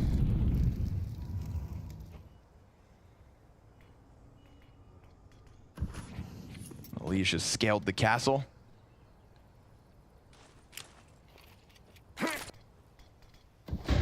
Gonna try to burst out through Boiler into this A play. It's a confident position from Lake that we've seen him hold before. I mean, honestly, these 3 players on A side have been very strong. With Keto to support all of this in the back of Pit. Be one thing if Swisher gets kind of blasted away on Arch, or if Sin were to have died quickly, but he'll buy himself a little more time, completely deter that pack. The Elige walkout on A goes south for FaZe. And nobody really leaves here. Opper taking up Arch side instead. Still a bunch of utility if he misses his shot and wants to try to peel players off the pack. First real miss out of Slacks. We'll see what's made possible from it. FaZe opting to go CT spawn to B, and Swisher ready for this wraparound. Smoke grenade's gonna make it so awkward for them to push through. They're just being pushed back and forth. All right, we're not welcome here. I didn't really want to go B. Yeah. They'll try their hands in the last 25 seconds. This is it. This is the A hit. Oh, that's not a good sign for Slacks, but luckily Lake gets his 2 in that third piece, right? 3 players in A ends up making a critical difference to ensure no bomb plant, no clutch antics, no crazy FaZe moments allowed here in round 10. I wonder if we're going to continue to see Elise try to scale the apartments in different ways. Like, obviously, he's taken over Rops's position 1-for-1. And if it's, I mean, it's something that he's going to have to get good at, obviously. And T-Side Inferno is an interesting map for that. I think they're maybe picking this map to see, well, probably in their practices it went well. They thought, okay, this could be an improvement for us to help us fix our Inferno, which actually hasn't been that great recently. And man, full credit to M80. They're putting up a real fight. Elise ready to fight. You said putting one up. Well, one early again. Lake and Swisher coming out with a kill a pop. Oh, but Keto gets blasted by Rain up close. Lake's gonna try to double down this round. Rain remains ready. Lake doubles back. Good anticipation of this exact push. Oh, it's perfect, but Frozen turns on him and slays him where he stands. Slacks loses his line of vision, and an unlikely 1v3, all that keeps FaZe from securing this 5th. I like what Lake tried to do. Yeah, I mean, his gun didn't have many bullets. He almost pulled that off, but game sense was damn, there. Frozen. Found his first fight, walked away from it, and yeah, with low ammo, I think he probably also got nervous. He's like, you know, I kind of want them to come through the smoke, but also I've got to be pinpoint, otherwise I don't get anything. It's the right idea. Just a gnarly 180. Bomb halfway ticked. Slacks has got the kit. Frag grenade for the pit player, drops Rain, but he's not going to go all in on this one. Bomb should kill Rain. Will kill Rain unless he runs. And even then, Inferno bombs radius takes no prisoners. Let's see. Terrorists win. All right, successful HE. Graffiti.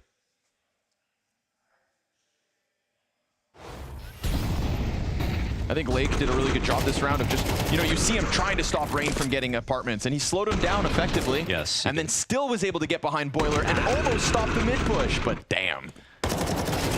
Okay. Hiko, is that you? That was the shot, yeah. Frozen 4 and 8, by the way. just gonna throw one of those out there. I can't fault Lake. The play was clean. And he was already in the middle of cleanup duty. The interactions on this, you know, slightly deep mid smoke have been really interesting because both teams are comfortable nading it, looking for their opportunity to get the frag. It's hard to say who it's worked out more for.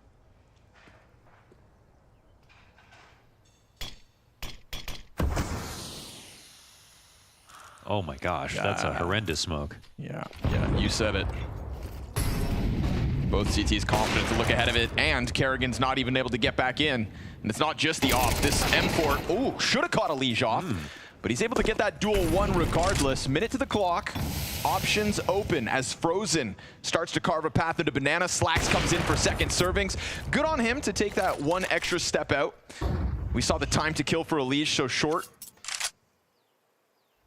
Swisher is real solo at the moment. Stacked up on the oranges. Nearest rotation in terms of utility. Sin's got holding 2 flashes, but he's not intent on coming this way. They've been respecting the smokes and going the other way, FaZe Clan, a lot of this game, but it doesn't feel like it's going to be the case this time. It looks like they're going to wait it out, and Sin's got the perfect mid push. This is great calling. Now they hear someone running through spawn, so they might be weary of the flank. Brokey's coming in to check it. Look how far down he's gone. Oh, good timing. Yep. Sin finds that. Bombs drop. Good luck with this one. Swisher tries to test towards coffins. Bomb gets picked back up, but there's not enough time. Easy close from M80. Sin's timing perfection. And shout out M80, because they're going into the second half of map 2 with a lead.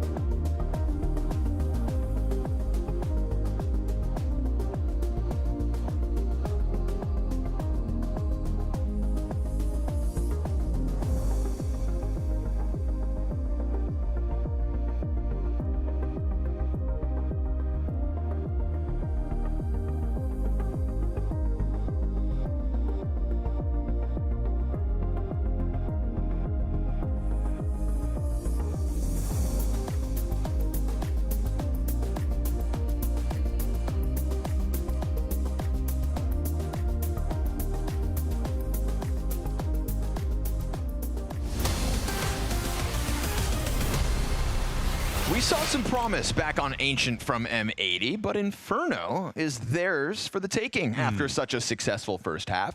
Looked like they were ready to sign up for fights. I like that both teams played out middle with some aggression back and forth, blowing open these smokes. It looked like both teams confident to try and screw with the other one's game plan. 100%. I think that was a really fun Inferno to watch. It's also interesting that like FaZe really did look like they were playing from behind that whole time. And M80, I'm glad they closed it out with 7 rounds because FaZe won some of the early rounds, especially off the back of that Brokey Deagle clip that he put together on the eco.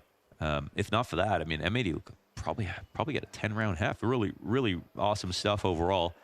Now it's just about this T side. And again, this is FaZe with a new teammate. This is M80 with a stand-in. Lige not quite as hot to the trot as he was in his debut map for FaZe, but time is of the essence. Pops back up. Ooh, they gave him a chance to get closer, let the Berettas rip, but he finds nothing. Supported by Kerrigan there, the Berettas hit the ground, and all of M80 now sprinting in. We've got poor Finn stuck backside. Util players all flying down on him. Oh, man. And Swisher gets away with the kill, so Sin's hands to be busy in a moment as the bomb plant inevitable. He actually chucks it over to the lower HP of Slacks. Yeah, taking a bit of time, but the smoke is still fresh. Yeah, and they're gonna even throw down another.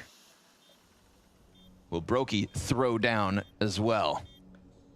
Here to support Rain in the 2v3 Coffin retake. 2 players backside.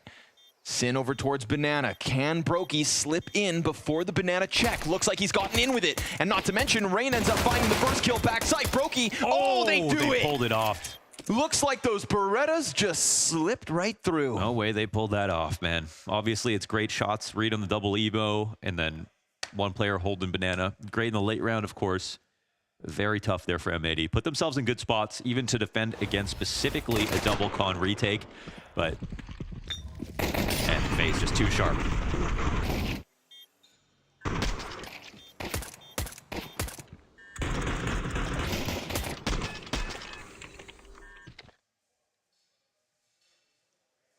I want to say FaZe needed that. In a way, I think they did. Yeah.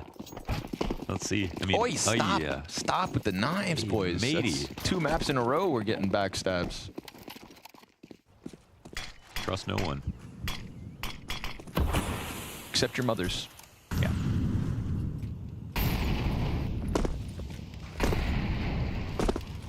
Mom makes meat.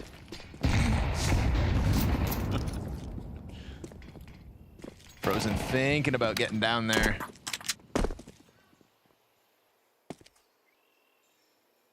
Bomb plant's obviously giving M80 quite a solid buy. Ain't the worst we've ever seen. FaZe don't quite sign up to that mid engagement just as aggressively as M80 did at times. Got the Virtus Pro mid stack here.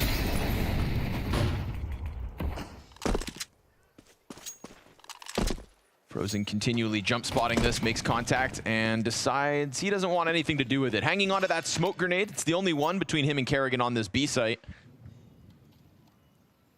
So timing is everything, but we're down to 45 seconds. This smoke could be oh so valuable.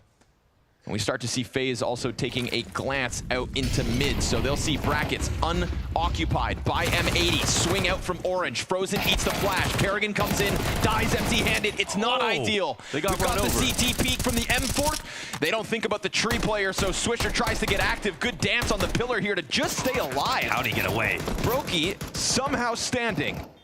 And Lige, as smoke fades on Banana, could keep these players just corralled in the depths of this site, but he loses the duel to the Galil, and you'd think that's the invite for the 2 M4s to walk away.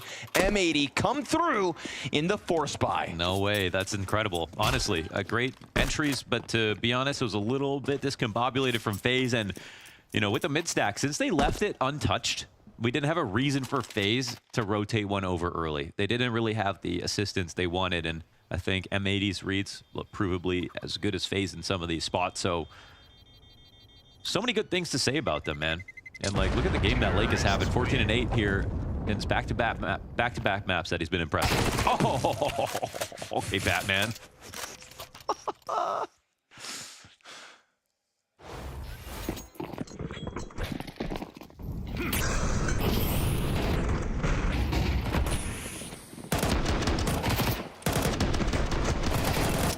Nice moves from Lake there. Sliding up and down the orange boxes. Oh, don't do it.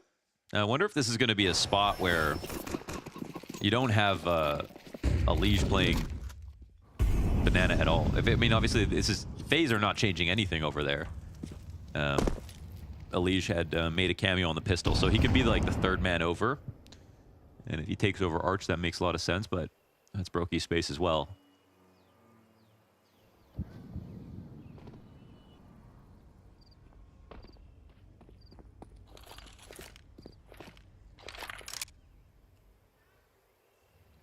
A fun little boost for the solo rifle of FaZe.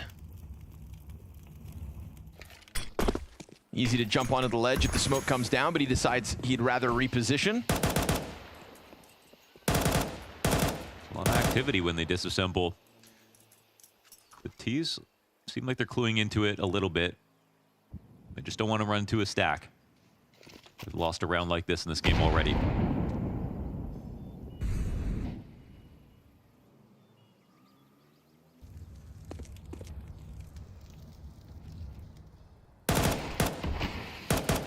Man, that's a huge smoke, actually. 35 seconds. Yeah, I mean, it's coming to B2. And there's an incendiary on Frozen as well. That's going to come down soon. FaZe are getting what they want here. There it goes. Another one. Yep. Incendiary in, but there's still just enough time. I don't know if that was maybe a little too quick. It's already burned out. Frozen going to find the Deagle headshot, so fire be damned to Liege with 3.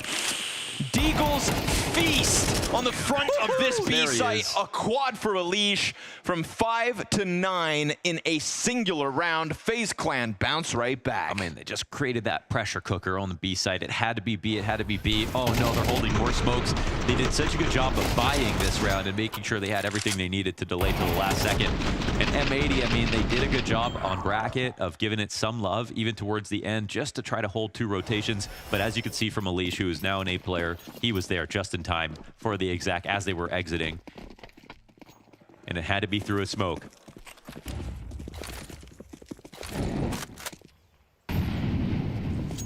That's 2 very low buy rounds that M80 have lost to FaZe. One worse than the other, but still, it's what bought FaZe a lifeline last time. Yep, exactly.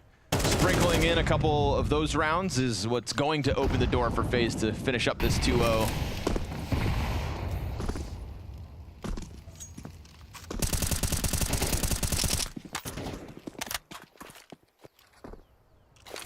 Leave it to Liege to get his first taste of that.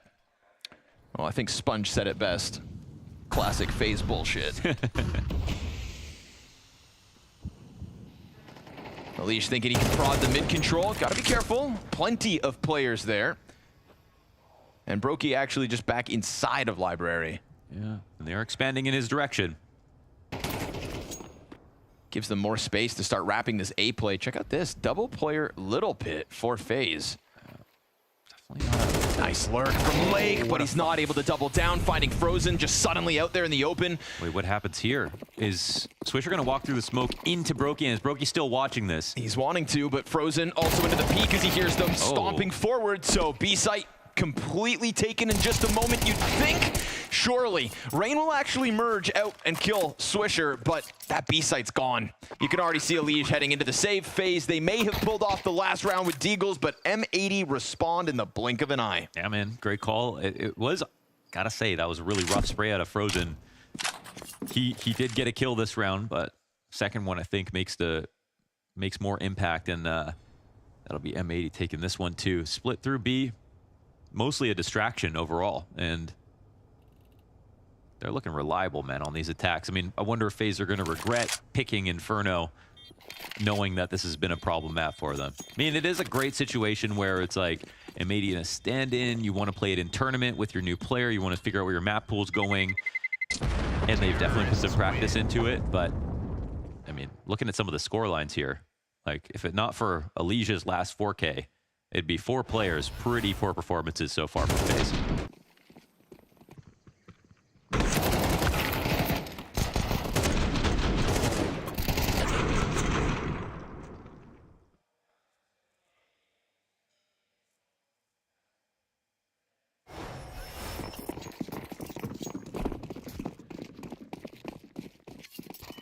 4 rounds so far this half, back and forth. No stability can be found, but we bottom out the bank accounts on FaZe with MP9s. Obviously a buy made possible by that double AK save. So again, lucky to just hang on to enough, just enough to keep the contest alive. Good grenade finding Kerrigan.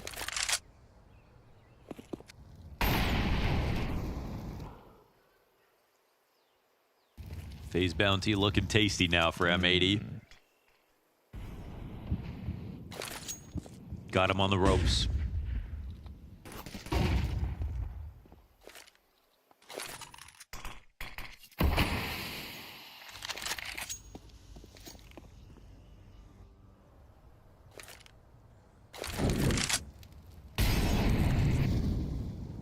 Rain's creeping up. Anybody gonna join him? Kerrigan looks primed, sees a shoulder. Easy one for Kerrigan as he finds the busy with nades.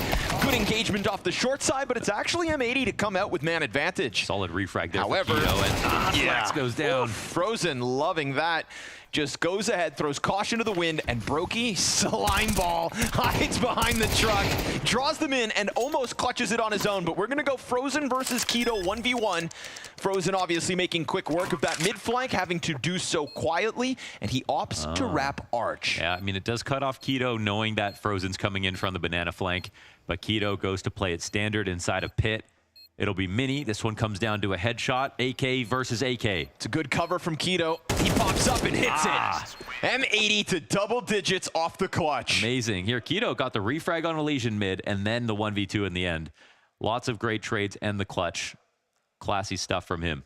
Can go ahead, clip that round, put that one in the resume for whoever comes knocking next. The temporary M80 jersey. He is making the most of it. Very well played. Cautious about the short play, but Frozen just gives him the timing to sink into Little Pit. Ooh, Sin likes that one. I mean, that's Keto reading, you know, playing in Mini, knowing Frozen is going to think about him going Arch and then taking a really great line versus it. Very cerebral moment there. 10 rounds and a broke FaZe. Saying they needed the pistol, maybe they needed more than that.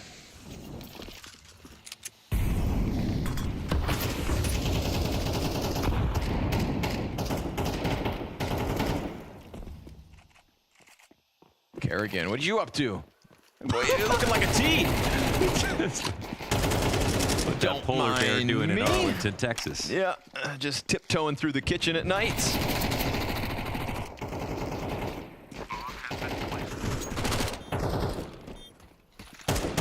This is M80 up to 11.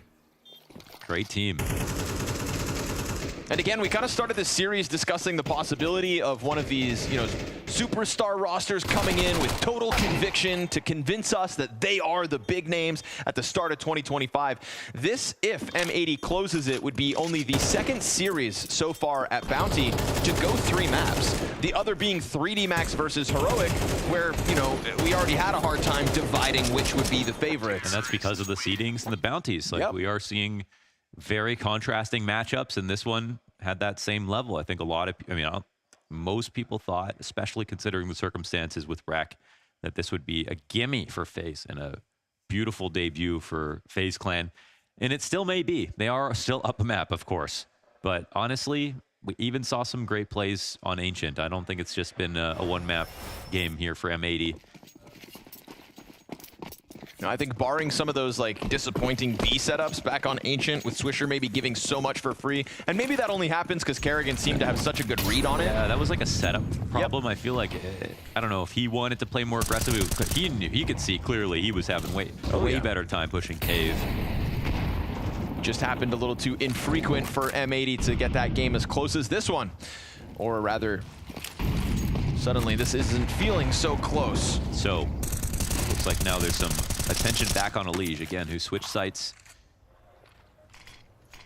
Holding on to Arch. Lurk is coming. Oh, Elige does not spot it. I think he's responding to the smoke that just got thrown. Yeah.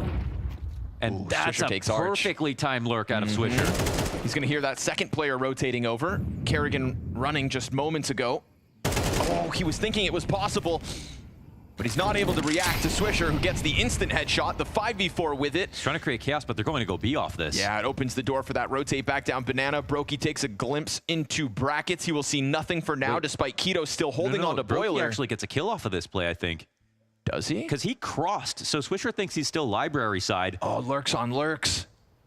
Short player peeks out. Brokey, does he help this? Yes. Has to give up his position. Wait. Swisher obviously primed, still frozen over towards B. This serves as the trigger for M80 to get into this B bomb site. FaZe should be running down mid in this spot. Frozen's looking to call this. Swisher, if he gets one more, should be over, but he gets caught off. Frozen, not able to get into the mix yet. They don't know of his positioning. Could have assumed there'd be somebody at the very least in spawn.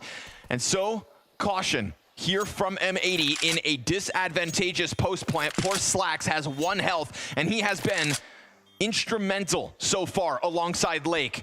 Utility coming out in the forms of flashbangs, nothing to fluster Lake. He is ready for the kills, and he makes that contact on box. Slacks gets his, Lake hanging on to the back of the site. We go 2v2, Elige gets toppled, and as Rain taps that bomb, Lake peeks out. He's looking for yet another clutch, but it's gonna have to come off the Glock or the clock. It is M80 to take 12. Wow, Lake has done it. That clean kill made it so there was no time to kill him and get the defuse. Beautiful stuff for Lake. I mean, in a round that was so chaotic, so hard to distill, we had a couple of very smooth moves. One was sneaking Swisher into CT spawn, pulling Brokey, running through library to give him the audio cue into him killing Kerrigan, and then Brokey moving over into this pocket was so good.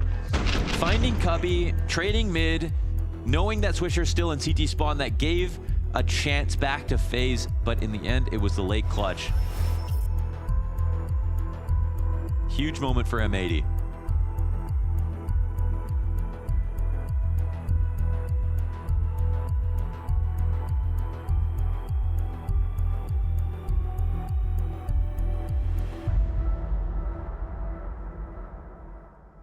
The Elige debut to be extended. That is what this feels like. It wouldn't be the first time Elige lost to M80.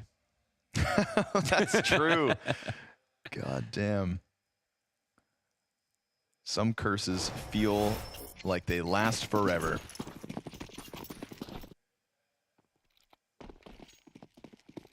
And remembering that Elige had that 4K in 1 round, it's a 6 and 15 half without it.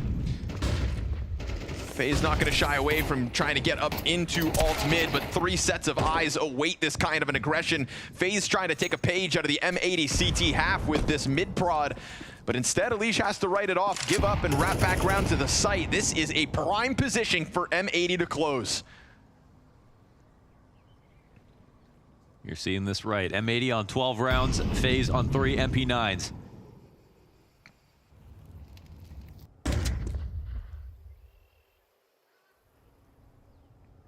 They try to come out swinging. It offers up an opening kill, allows for M80 to have that slight sigh of relief.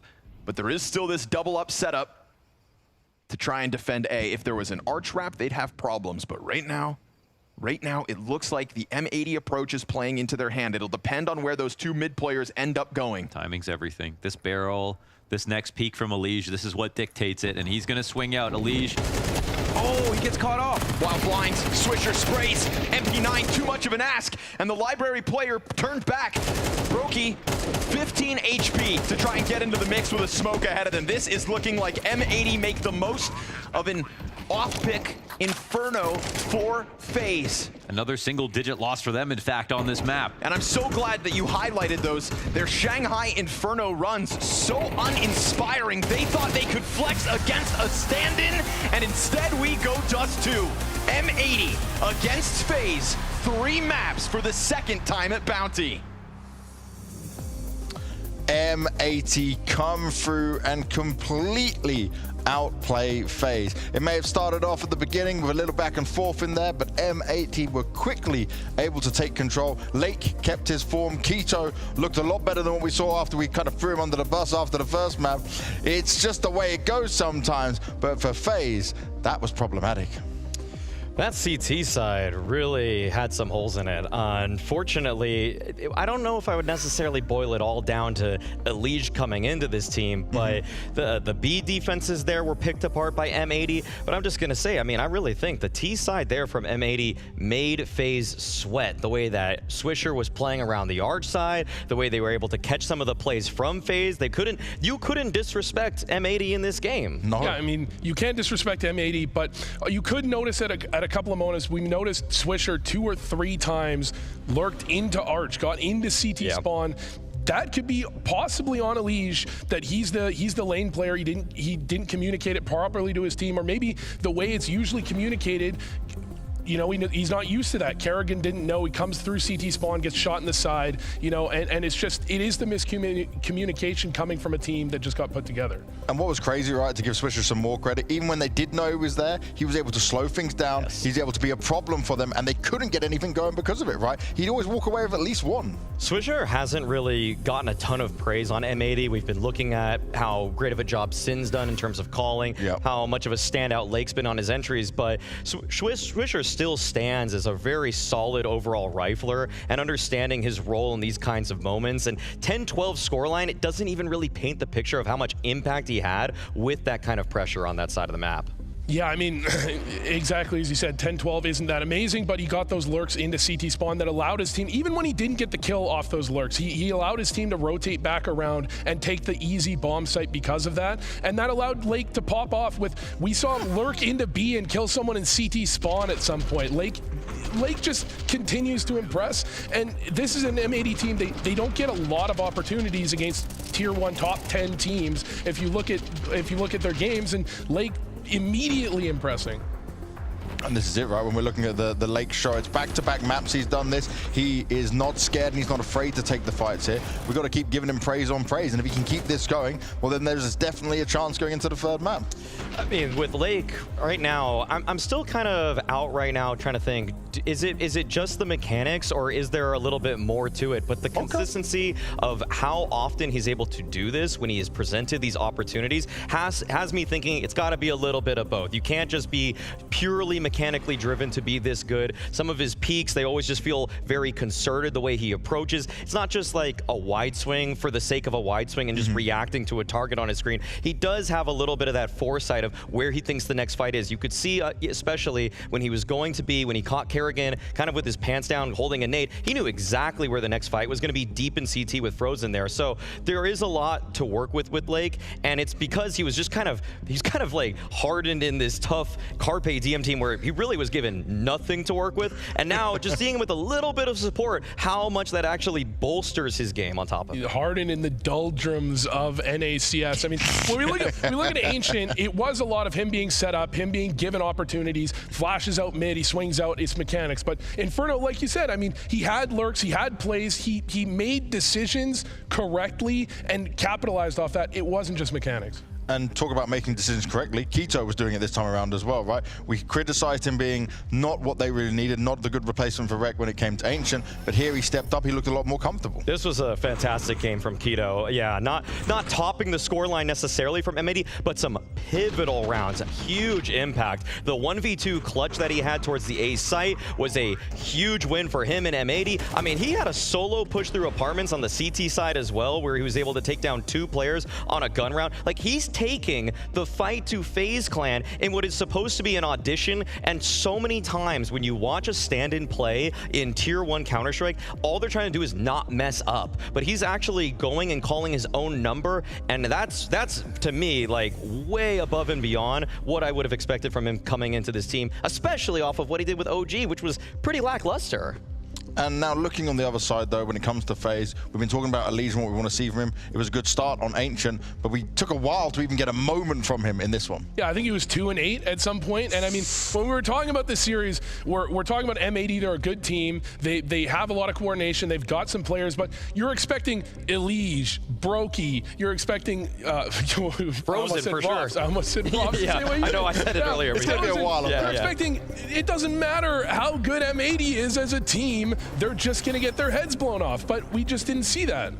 No, and the thing is that for FaZe in this one, you know, some of the rounds that they won, even on their T side, were kind of off the back of like hero guns, like just like a pop.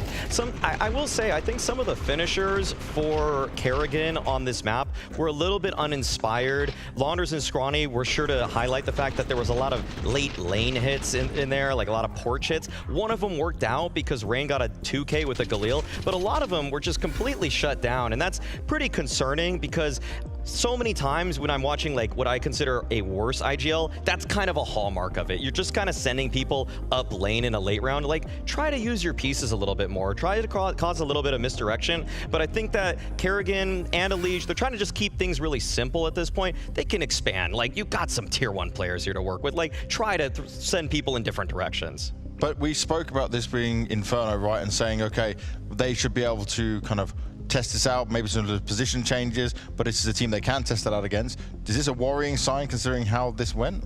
I wouldn't be worried quite yet. I mean, it's one map, and we did see a lot of changes. We talked about Rain. He ended up in pit a lot of rounds on the CT side. You know, the adjustments were made, and it's going to take time for a player that's played the same spot for 10 years to actually get comfortable in another position. Yeah, it's not just the perfect one-for-one swap. That's kind of the biggest caveat when we were sort of discussing this Elige for Rop's move that FaZe went for, where it's like, yes, the firepower is fantastic, but that's why I said at the beginning of in the pregame, 2 months. I really think in 2 months, Kerrigan, Elige, everybody's going to figure it out. They're going to understand their new roles. You know, they're battle hardened enough at this point that they're going to realize how to adapt to the new situations. And so maybe some first time they're playing Inferno official jitters or just a lack of communication like Vu brought up on the CT side. I really do believe those things are going to be ironed out, but you would have wanted to see them hit the ground running a little bit faster. Yeah, and in terms of doing that, right, there's some growing pains they need to go through. Brokey obviously was the star of Ancient when it came around this time, but things were just still not going their way. Is he one you want to rely on to, like you said, right, he can have these hit or miss games sometimes. Is the one you want to rely on to try and bail him out when it was going bad? I don't know if you ever really want to be FaZe Clan and say that we want to rely on Brokey. That, unfortunately, like, despite the fact that he hits some unbelievable highs as an individual, if I'm FaZe Clan, usually Brokey's the guy that's the X factor to get you over the line and win a championship. Like, think of Chengdu last year. Their one championship was when Brokey was in the best form possible for a whole tournament, but that's not always reliable. Like, he's that guy that you don't know some games, is he going to be 15-12 or is he actually going to ascend and be 30-12? Like, I don't know always. It's usually good. Like, he's got a decent baseline, but it's not the highs. It's not like I'm getting Monacy every game, okay? Let's just say that. Yeah, that's a big difference in those style of players. But that's it for our discussion on Inferno. We're moving through to Dust 2, but before that, a quick break.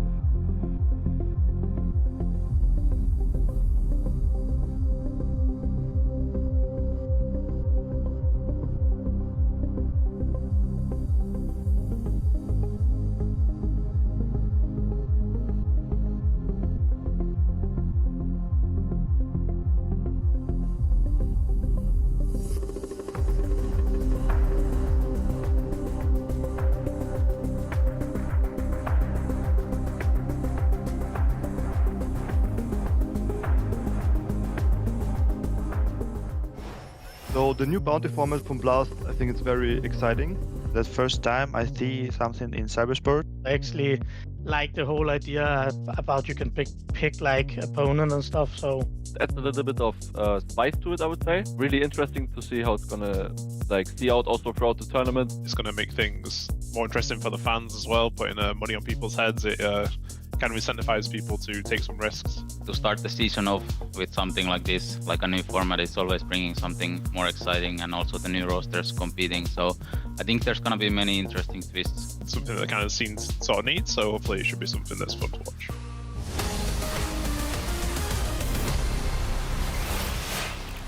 Oh, it has been oh so fun to watch, and there's some spice added to it all because FaZe, $30,000 on their head. They are one of the most wanted, and M80 now one map away from hunting themselves that money and taking it away from them. That's the beauty of the bounty, and well, it's still a long way to go. It's still not out of the woods for M80, but they've proven to themselves they can do it, and they've proven that FaZe can be made to look uncomfortable. They proved already that it was a pretty good pick. I mean, versus some of the other teams they could have picked as well. I feel like some of them have already showed some great signs. Like, you weren't going to pick Vitality over this, for example, you know? Like, they came out swinging. And so, Sin, he might be vindicated. You know, he gave a little bit of like a post-pick interview and said that, you know, FaZe group stage online, like, you know, they'll take that kind of fight. Yeah, FaZe is one of those teams. They might have taken a longer break. They might have been on vacation in wherever, and they're going to warm up into the season. I think that's what FaZe is kind of known for. They warm up a bit into the season. They get really good around the biggest events, and you know, I don't know. I was critical of Sin for his reasoning at first, but it makes sense apparently. You can't be critical if he gets the job done. I also want to just touch on the fact that we're now going into Dust 2, position change here, and what we're looking at, where you expect to see Elise playing. What are you hoping to see? So, Rops, the gap that he left on this team was one of the B site defenders along with Frozen, and so I'm not sure right now who's going to probably take that. I kind of want Elise to just play the mid to B guy for them. I feel like it's a very active spot as well. Yeah. And on the T side, I'm not also sure who's going to be the tunnels lurk. Like, Vu, do you have any like ideas? Is it going to be Frozen? Is it going to be... I kind of agreed with the idea that, like, don't take Rain out of his spots. Try not to take Elise out of his spots. Put Frozen out of his spots. Frozen's young. He, you know... True. So just, you're young, you move. You can just throw him into spots. Frozen, get over there, just play upper tons. It's the worst spot in the map. We know you don't want to. You know, just do it. Just do it. But it seemed like more like on Inferno, they're taking spots away from Rain. Yeah. Which is, not really what I expected. Well, it didn't work out from Inferno. We'll have to see how it works out from on Dust 2. M80, though, they could be riding the high right now, right? They know it's possible, and Lake hitting his form like he has, this is going to be something what I want to keep an eye on. If he can keep this going 3 maps in a row against a team like FaZe, we're going to have to keep singing his praises. This is actually a position that M80 love to be in right now. You're an underdog team. You picked FaZe. The pressure at this point is on FaZe. M80 came into this with practically no expectations, and so just playing this one out. Keto himself, by the way, like, good map too. Dust 2? Are you kidding me? Like, do you remember what team he was on? Yeah. He's on Big Clan, okay? Like, he can bust out the double up on this one. He's very flexible in terms of positions. He's worked through a wealth of strategies on top of that. And so even though they haven't captured the bounty just yet, it might feel like they're already playing with a little bit of house money. Oof. Do you think that they're going to make him sweat enough here, Vu? I mean, this is also the moment where you might get, maybe we can beat FaZe, right? This is the moment where sometimes you get in your own head, we have a chance, we can do it, and then you just get 13-0. Oh, whoa. We have seen that story told before, where the favorites just like, okay, we're done with map 2. We're just going to move on, and they just smash the underdog. But no, something in the air right now with how Lake is playing, with how Slacks actually popped off there on Inferno as well, and with how Keto is actually delivering and playing impactful Counter-Strike. Like, Swisher's in his own mental bag too right now. Like, he's maneuvering through situations with experience that he's not supposed to have, you know? So this is a great position for M80. I'm still not going to put them as the favorites, but this has actually gone from what I thought was like an 80-20 game to probably like a 65-35 at least. Okay, fair play. Would you say here as well on Dust 2, it is a map where they can disrupt some of the CT side that FaZe wants to be playing with here and juggling around them, you know, keep them guessing a bit? For sure. I mean, the lower tunnel pressure that so many CT teams put on the T side now has been such a focal point, and really, I think that's kind of where the old dogs maybe have to play a little bit of catch up. Like you see Donk like going through lower tunnels with all these different kind of movement tactics and everything like that.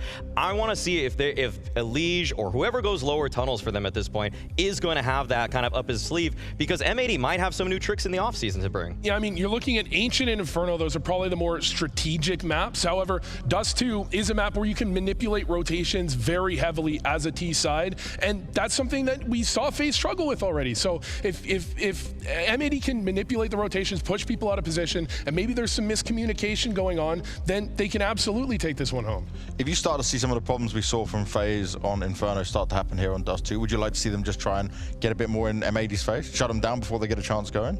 That's a way to simplify things, almost shorten the playbook in terms of what's happening, just try to win the round in the first 30 seconds. And that's really kind of why I think Vu and I pinned this as like a really pretty heavy FaZe favorite game, that even if you play great tactical CS, which they did on Inferno, it's going to be tougher to do that on Dust 2. Well, let's see how it goes down. Dust 2 is coming up next. Scrawny and Lornas, what you got for us? We got a Dust 2 for you. Hope you're ready, James. I think M80 are feeling pretty invigorated after the Inferno win. I think just by nature of it, right? Like I think what Maui highlights there with Swisher. Swisher playing with a little bit of experience, so disruptive in those mid-round moments. I think those are those kinds of things. Very impressed by his game sense that game. Yeah. Yep, those are the kinds of things that could very well catch FaZe maybe slipping on their 2025 debut. Yeah, and you don't see the fragility from the underdog in this game like you would have expected with a stand-in, especially not only just with like the ranking of the teams. I feel like M80 looked good on many fronts. They executed well. They had some very competitive rounds on map 1. It just feels like a sort of a fair fight, and it's FaZe who are underperforming a little bit. 30 grand on FaZe's head if M80 can pick up Dust 2. Our 6th seed. And even more importantly, eliminating FaZe from the entire event. Hell yeah. Could do that right here and right now. It sounds so easy, so obtainable, Launders. You make it sound simple. We'll see which version we get of Elige, map 1 or map 2. His performance, a stark drop-off once we hit Inferno. Rain, not able to hold anybody back from window. Brokey tries to come out from CT. That gets caught. Ooh, it's labored. Crushed him. It is empty-handed until Frozen steps up. And even him, not enough for the multi-frag, but they do a good job. Look at Swisher and Blake's health. What are the odds that Kerrigan pieces together a 1v3 in the pistol? You know Finn would give us a shout. Goes for the 1 bullet shot, tries to elicit a reaction here from the Bricks player, but he's not coming out, and Keto nails him. Bullet between the eyes, M80 take pistol. Man, that's incredible. And this is such a great start. 12 rounds away from actually stealing with this one. Now, we saw from FaZe, actually, their best highlights were on rounds like this on Inferno. They won 1 in each half with Deagles. First one had literally no armor. The second one was just a low buy overall, but M80 are always in danger when it comes to the follow-up anti-eco, so they still have to be careful in sealing up this good start, but at this point, every round is just so key. Nice nades. He just literally sat on that. He saw both come and said, yeah, this is where I rest. Said, Father, I have sinned. Take me away.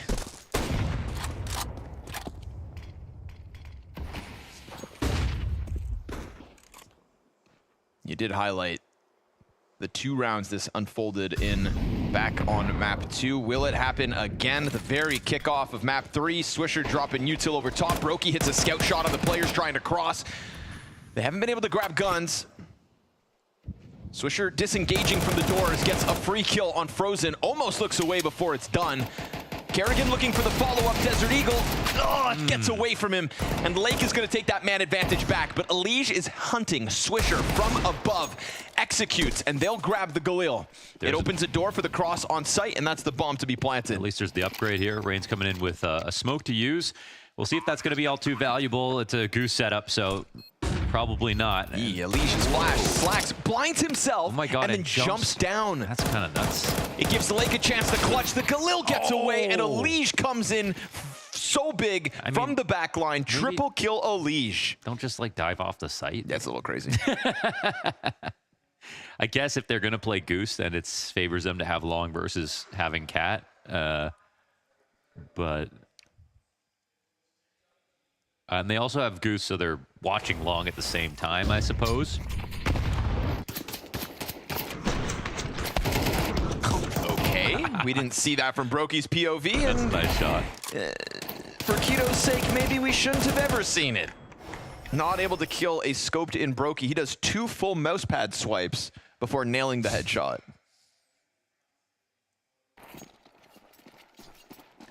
And FaZe do it again. Winning when they shouldn't.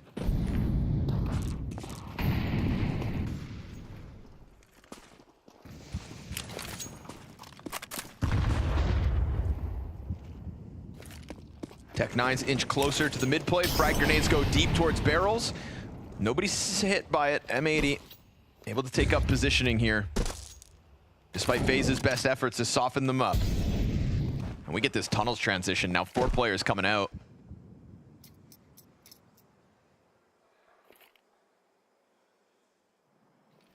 Frozen and Rain doubling up. We've got the incendiary on Frozen, but from the car, it's not really the best angle to try to throw anything out from. So Rain looking for kills. Frozen reveals himself, and the rock solid hold's been put forth by FaZe. Rock solid round. Slacks 1 kill.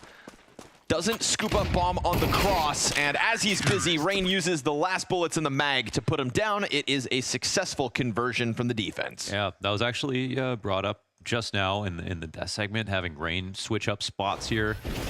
Both him and Elige would be playing Long, so instead of Frozen moving over, it's Rain. It may have made Inferno a little awkward at times. It's hard to say if that's exactly why. But here on Dust 2, another test, a different test for Rain.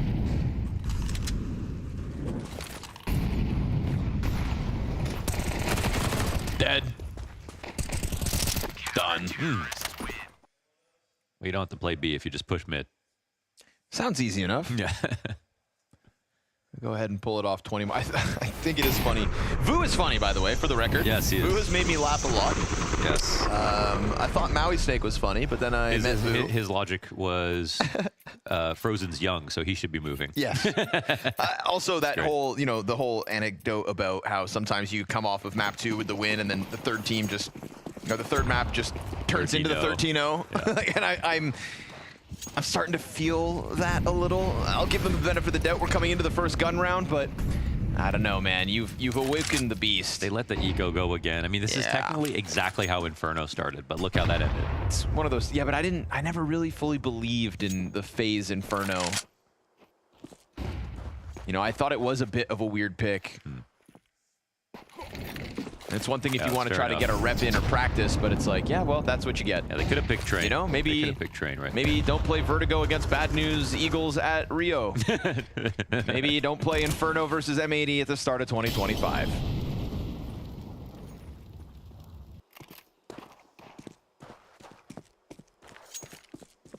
But yeah, maybe I'm getting ahead of myself. Let's find out, shall we?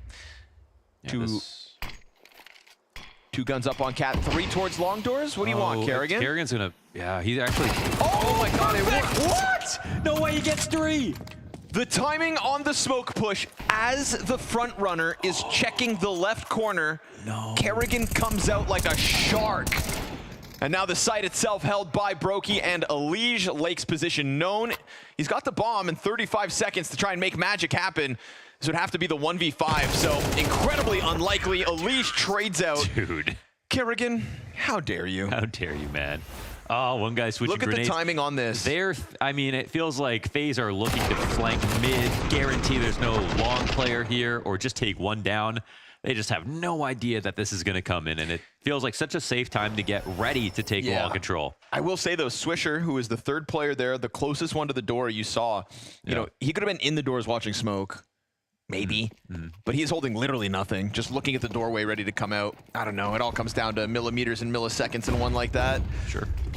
But I think of the 3 there, he'll be beating himself up for not being that one step further. 3 kills on a rifle round to an MP9, a lot of money made. What could have been? A lot of money made for the captain. Oh, what could have been. M80 going to try to take their chance towards long now. Kerrigan leans back. Says, thanks for the AK and that fat stack of cash. God, I love when people just swing this. Let's see. Yeah. Oh, 7 kills for Kerrigan in 2 rounds alone. 2025 is a good year for Finn. Elige here to end it yet again. Damn, okay, go off, Kerrigan.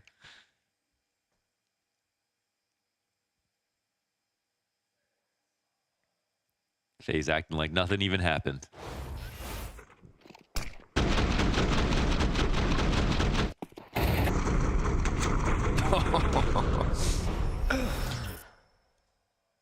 Those are the sprays you dream of. On a round where the Tech-9s aren't even afforded a chance at the cross. So FaZe go on fire. That pistol round win feeling oh so long ago. And so long as M80 don't lose their guns to a triple MP9 push, this will be an improvement. But trying to get through that door, Sin, I don't know about that one, Chief. Yeah, we're reading some kind of rotation. Oh, all right. Keto evens up. Still on Frozen in the pit.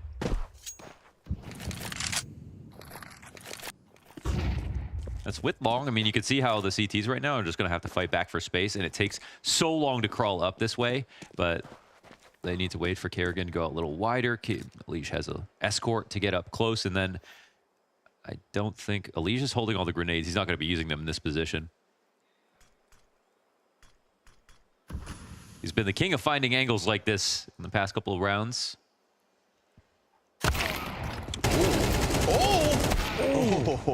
Elige, nice attempt to recover that one. I mean, he did kind of. Drops Makes it a bomb in front of 2-on-2. it. Swisher's gonna have to start moving to join forces. Brokey's right here to catch him. Perfect timing for Brokey. Peeks in. And sees the intention of going up cat. And Slacks now up in the pocket. I mean, he's right here, but Brokey's got his pistol out. Yeah, Brokey's got the sidearm. Does this work? I think so. Come on. Or not. No. Slacks with the bigger gun, hits him in the head. 15 to the clock. CT, though, already having to push forward. He goes for the fake once. Slacks in anticipation. Now his hands would have to be busy, and he's not going to catch his kill. Trying to hunt down Rain, who comes up at the perfect moment to keep FaZe's streak going. Yes, it does. I think a lot of that has to do with Elige's spray transfer, which is the classic moment for him. One of the best at it.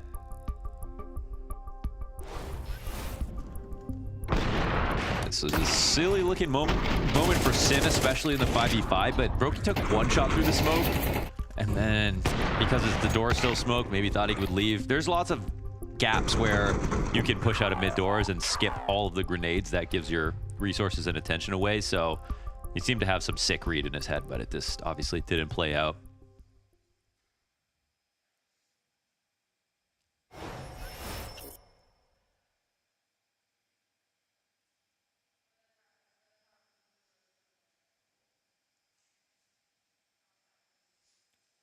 Starting to feel the wrath of the FaZe brick wall. So in the end, I said, you know, Elige almost saves it. Turns out he did. He did indeed. That long push really set it all up. And we do indeed tap back into Elige's potential. 10-2 in the first 7 rounds of play. I mean, Inferno's the next map to go anyway. Yeah, fair point.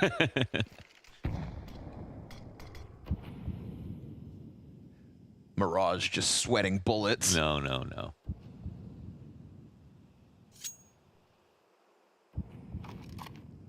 Elige happy to run a bit of a risk this round. Good drive-by from Swisher at the least. Kerrigan with the AUG, tucks into Goose. This is a bit sketchy. He's gonna give himself a flash to fight with. Nice. He knows players have already gotten past that elbow, so Swisher's coming sprinting, not hiding his approach. And Swisher wins his 2nd kill of the round. Okay. A little awkward to get out from spawn as the CTs. Rain's gonna start clearing a path up from behind Catwalk. Keto will be safely planting. And Sin just hoping that the flank doesn't come through, but Sin turns back in time, holds it, and puts Rain to the dirt. So we go 2v3. Frozen's already managed to get up from the spawn. Now both players revealing themselves. That re-engagement out of Sin as he finds a multi-frag just like Swisher. Pistol here for Brokey, not opping for the op. And as he tries to whittle down the health here of Sin, it is 60 HP versus the P250. And he spots out Blunt. He gets the kill on ramp. Way he's now the bomb is out. planted for him. He gets on. It's a 5-second stick. If Sin doesn't come, he's got this. Back on. And he flusters him enough. Brokey has to give it up. M80 a second off of the Swisher 2K entry. I can't believe Brokey hit that P250 shot. Nearly found a way to clutch that out. But in the end, the amount of time delayed off the shots towards Cat, that's what does them in. So, okay, Swisher. Great couple of frags. It looked like this one was just going to be a kill, and then the trades were going to come down. But once Kerrigan set up this palm tree flash, got his one kill and got traded out, it's like, well, that's a very real situation for FaZe Clan.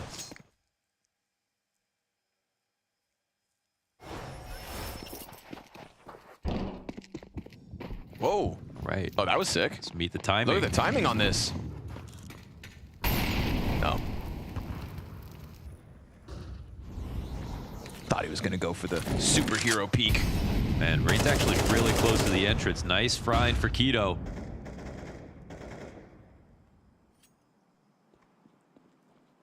Rain does cross in front of the door. So the spots on the left side of the site are so much stronger when you have mid, because as long as they can't mid be on you, they can't see you running up towards the door and window.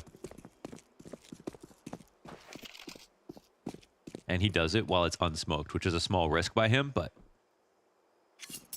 now he's in a primo spot. And the longer this round goes on, the more that FaZe will be worried about long. They got full map control. Elise just smokes long entirely. Yeah, Rain's making the push happen into tunnels now. But M80 moving swiftly here.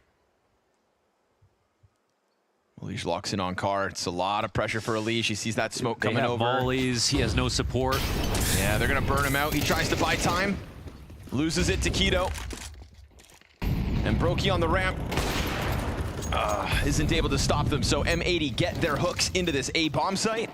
Yeah, that was, I mean, everything looked right except for, I think, the A site where Legia's playing Carr. There's still a minute up. M80 throw all the correct grenades, and there's really no recourse for Elige.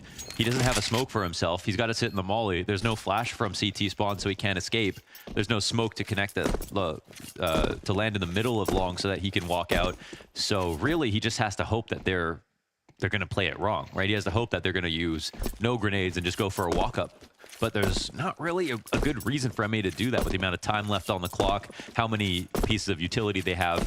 So FaZe, yeah, they get good info on the rest of the map, but it's only one on A, unsupported, and it's kind of do or die, right? It comes down to Elige getting a multi-kill.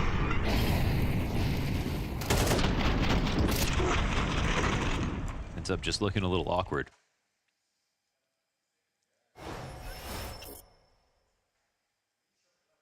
Good on M80 not to skip protocols.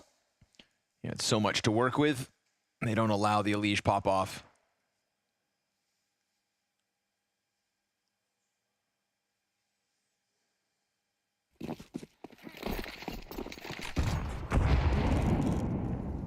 Still a 6-round half to be had here from the attackers, but Brokey gonna post up on that early corner fight, and Slacks takes a dink to the head. Oh, Brokey doubling down, and he's that's like, look who's faster. Swisher outside by blue box already. So that third player trying to get out learns a hard lesson, thinking maybe safety had been secured. Brokey and Elige trying to join forces here on map 3 to shut down M80. Brokey pops up, missed no scope. They're coming at him from elbow, and Keto finds the Elige frag. He gets chased down. Keto double kill. Kerrigan, though, still hanging on to long, so incredibly low at this point. Triple now for Keto. He is on for the ace.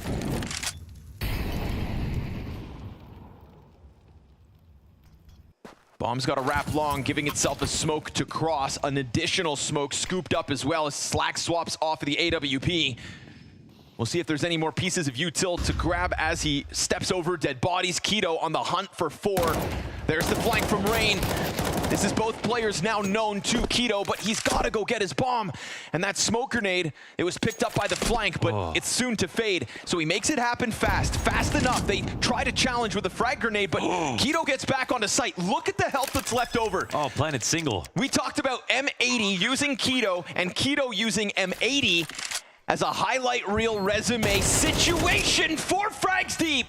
Keto, one extra German added to the tally.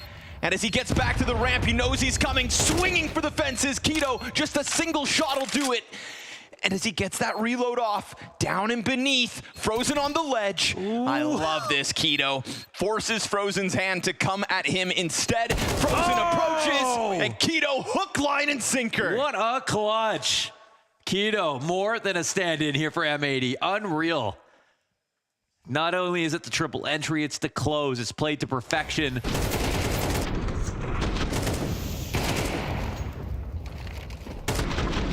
A shining moment here for Keto. That's something you got to put on the resume, right? That's a massive clutch.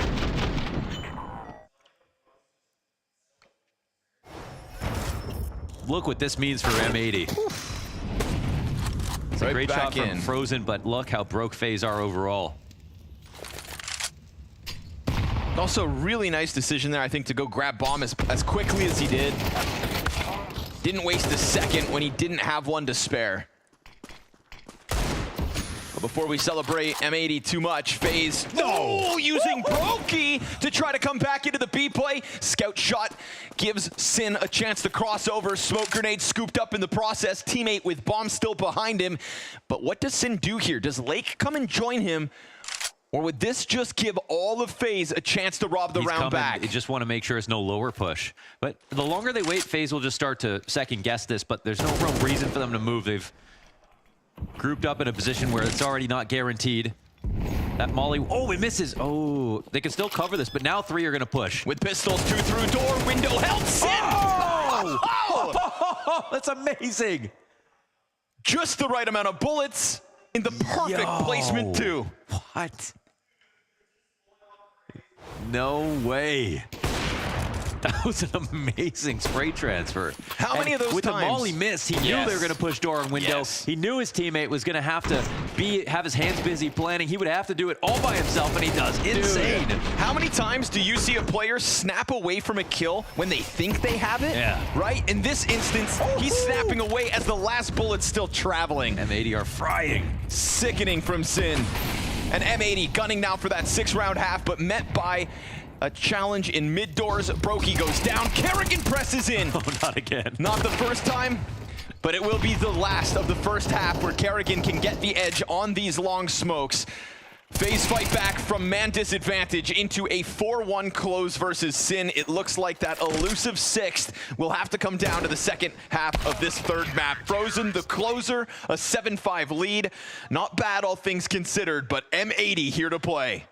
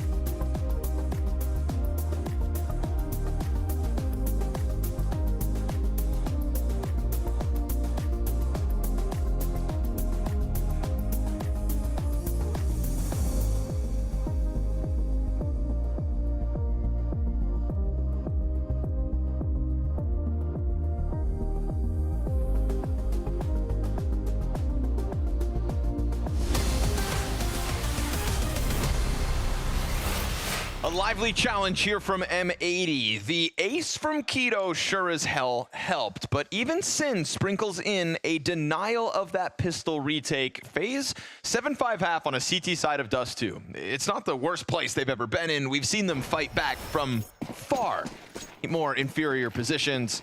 But it does feel like M80 have come to play. And in a sea of teams that have failed to step up to the challenge, it's a welcome sight considering their stand-in. Let's see if the CT side of map 3 bodes well. Keto, 2 taps to top mid. After a labored attempt with the first mag, the second one's clean. Not another pistol. Kerrigan tries to go chasing into CT spawn as Sin disengages, smoked off, Frozen unable to get the entry onto Swisher. And we've got 2 defenders in this site. You add to that the third from CT spawn. Lake's gonna catch contact to the window cross and deny the tunnels play. M80 gonna make this close as fast as possible. They're crushing on these pistol rounds. Like, they're getting ecoed, which is actually the real issue because we're coming up on another round where they could potentially lose and really bottle the first part of a half. But right now, like, they are crushing FaZe when it comes to these rounds. They are crushing FaZe on X Factor rounds between Sin and Keto in that first half. Like, how many moments like that have FaZe put together? It's pretty much everything that Brokey has done in a couple rounds from Elige.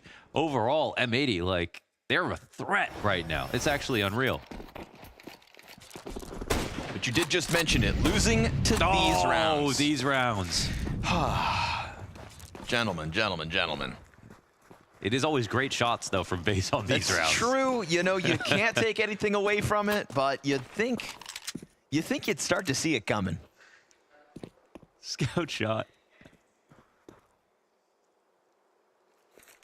MP9 scooped up by Rain.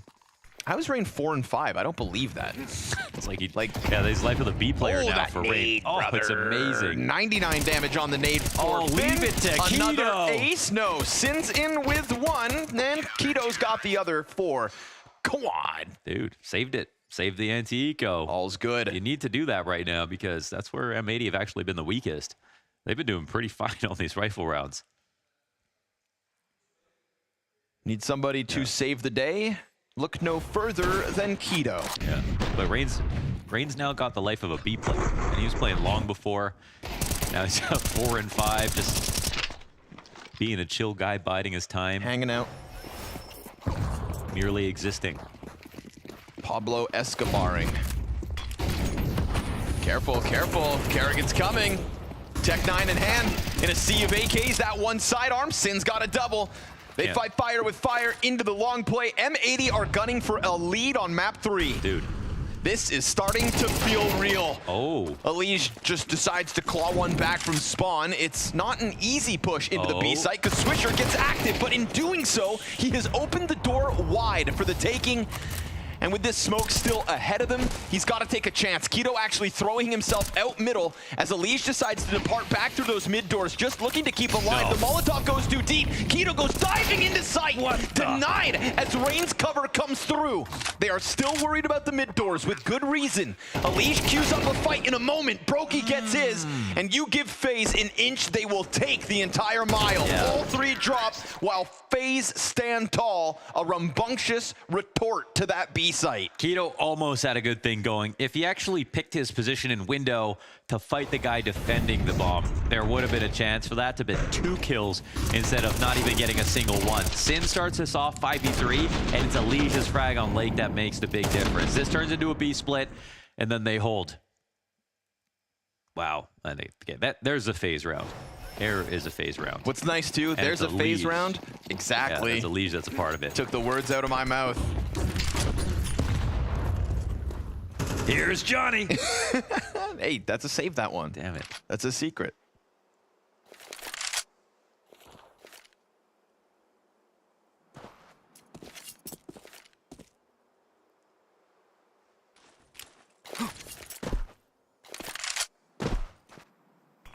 Well, they survive the anti-eco, then they lose the 3v5. You know what's cool about M80? They play to the level of their opponents when they're the underdog. FaZe always play to the level of their opponents when they're the favorites. It's a real perfect matchup. M80 are looking for a new G2 this year.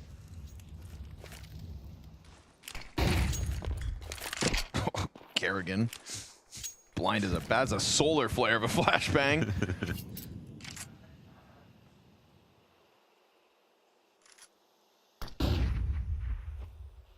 Taking over Cat now. M80 looking to get into this, right? It's limited weapons. It's not the most util, but one well-placed flashbang at the right moment. Just go wide. Kerrigan's in the corner trying to... Oh, he takes the nade out.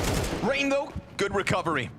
Well worth it to get those 2 frags. More bodies spotted long. Rain's going to come around and drop by Lake. This is a great chance for Lake to have shined, but instead Swisher stuck in a 1v3. Hell of an MP9 frag. MP9 to M4, perhaps? A rifle gets dropped down on him, but the T's take the fight to him. And it is Rain to recover from the Kerrigan death as he awkwardly played with his nades. Two players push. Thought he was playing anti. It was a position where M80 actually didn't have Cat, didn't have long, and they really made that snap decision to push for Cat quickly. Almost paid off. I mean, they've been doing good on the, like, when they're picking their fights on their CT regressions, all these maps so far.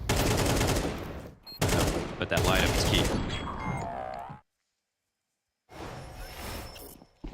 And a critical win for FaZe means that it's now M80 saving. Whoa! Was that through the lower tunnels wall? Yeah, what was that? Jeez. Through the corner? I think it was, yeah, through the lower tunnels wall. Brokey's been so fast today, man. And he's got support this round. Kerrigan out from Suicide, spotting more bodies bottom mid. That Desert Eagle of Keto will not be recovered. I'll tell you that much. And Elish finds great timing on a sitting duck. Now for Goose. Slack surprises him, gets turned on swiftly. And it is Elish back to the top of the charts with Brokey right behind him. M80 banking on Keto to keep up this level before somebody else can join him. So no one predicted anything here. This isn't a 2-0. It's not a stomp on the third map. It's a good third map overall from FaZe, but honestly, it's so impressive in the individual moments here for M80. The beginning of this game was another situation where they gave away the easy round and they lost the follow-ups. Key moments where the economy mattered most and they could not be composed in those rounds. I mean, FaZe, you could say similarly, you know, 3K spray transfer from Sin, the ace with the 1v2 from Keto in the end.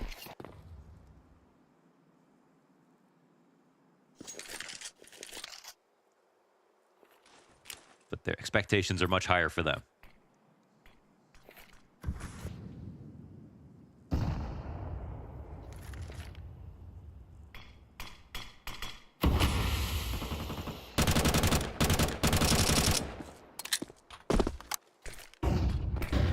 Comes the attack despite the smoke still being up. Well-timed mid-hit from Elish. He's starting to make something of this mid-play. Lake from the back of Car. Oh, that's his moment. Another dink. 2 kills, 1 headshot.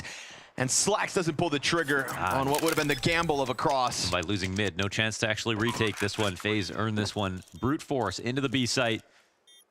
Really great trades. Man, Lake almost. 2 and a dink. Almost being able to shut all of that down. Would have had a moment to reload, catch his breath, and perhaps even go one further, but instead FaZe secure 11 off it. And you can start to see FaZe feeling that confidence, right, that they've got this one, starting to bully him again. We haven't quite seen that since, I would say, Ancient, obviously. But Elish, good to see the uptick back in performance from map 2 to 3. And it feels like he's getting a lot of responsibility kind of given to him on his own in these mid plays. Yeah, they've definitely made space for him. That's for sure. Terrorists win. But it makes sense that he's performing better here on Dust 2. Having A for himself.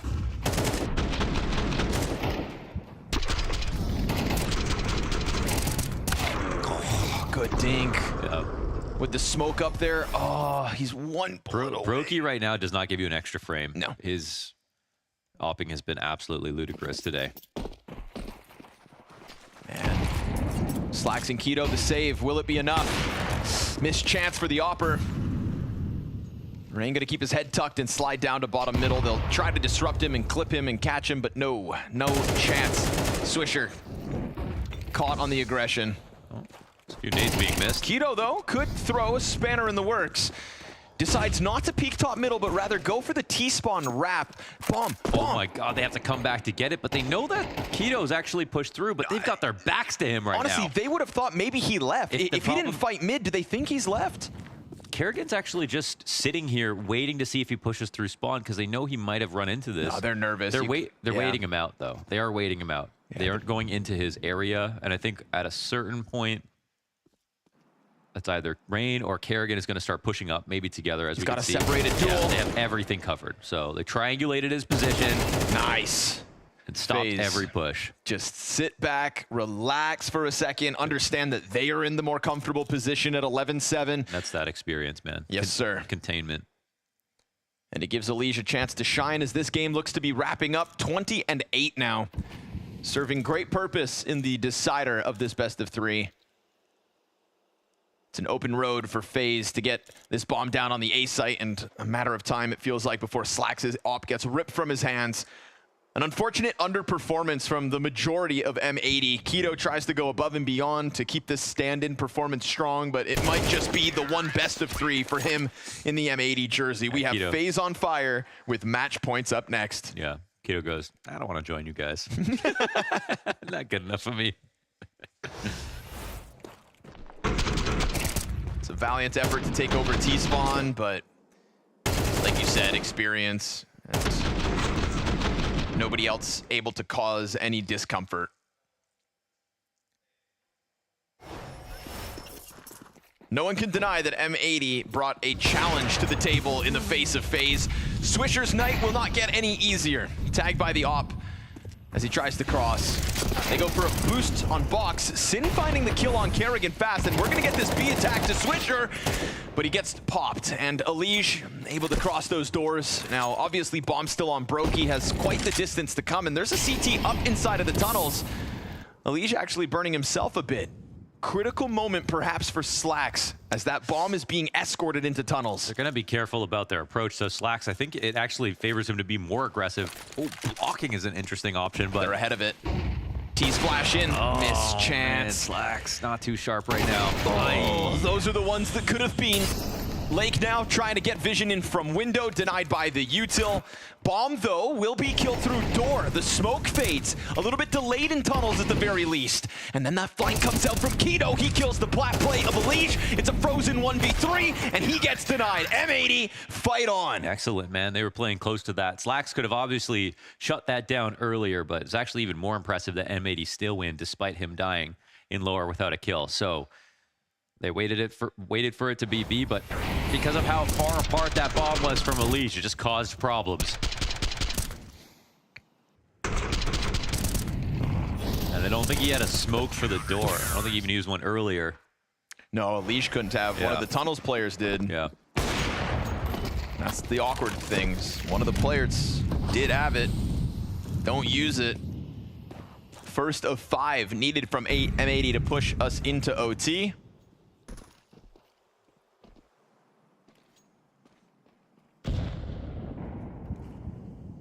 Still tough spot to find themselves in. You win that last round, you limp into this with double MP9s.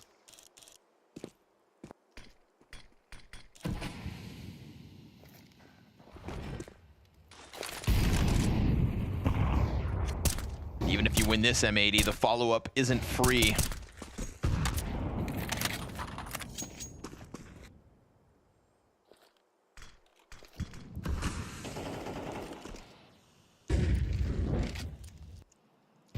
It's interesting again. One of these M80 leans. They've got 3 and B waiting. They're a little bit low on guns, so it makes sense that they have to do something like this right now. But you can see the B split starting to take formation. Unless Rain pulls back into lower, we're going to see this end in the site that M80 want.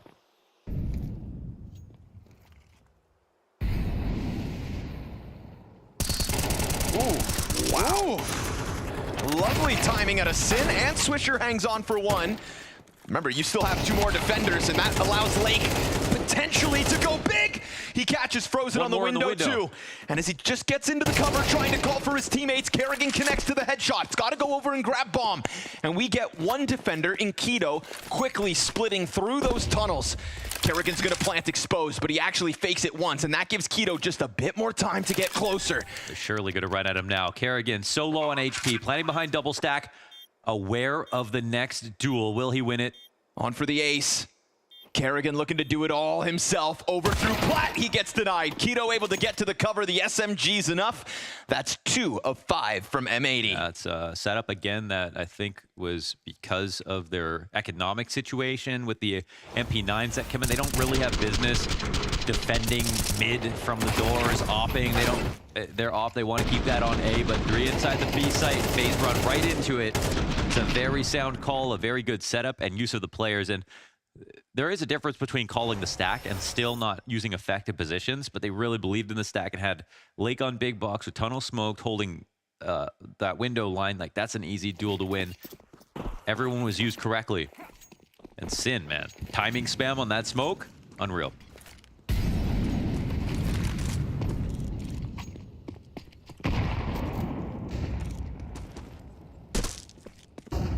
Buying time for players like Slacks to get into this game. And a rough one. And as they buy time, FaZe last map. have to keep buying guns, and that's why Elige down to 2,000 and everybody else's banks bottomed out. I said the last round won't make this one free, but we're starting to get there. On the brink of a 24-round game versus FaZe with elimination on the line. They're gonna run into the A site again. Again, look at M80 to start a Goose. They're not playing off a cat. They're not into mid control. Relatively blind, but IGL to IGL, man, they understand what Kerrigan wants to get out of these situations. They might get rewarded again. Palm tree flash so powerful. Can't see that one pop. Only has the flashbang though. That one flash goes out, blinds a few. That stutters them for a second. There is still a follow through. Goose Molotov didn't go deep enough. They try to clear it. 2 kills out from M80. Hanging on for dear life on site. It's Elige to get the answer back. That's just enough of an opening for Brokey to go into the bomb plant. Lake, he's trying to come and join forces. Brokey's now next up. No longer busy with the plant. The flank comes out from Rain on mid. He won't be able to help just yet, so he has to charge up through spawn. And FaZe banking on Brokey to go big. And as he gets his head back down into the cover, M80's players scramble, trying to get onto the ramp. They get the swap back from the Opper. Bomb at the halfway point. Rain gets his. Brokey down to 6. It's all on Slacks. He's gonna grab the AK as the fire burns on Bomb, and he's got that kit. He's gonna cause panic, but Rain doesn't bite. And this time Slacks comes off again, but you need that defuse. Denied. Brokey makes it happen. M80 push them, but it's FaZe with a successful best of 3 to kick off 2025.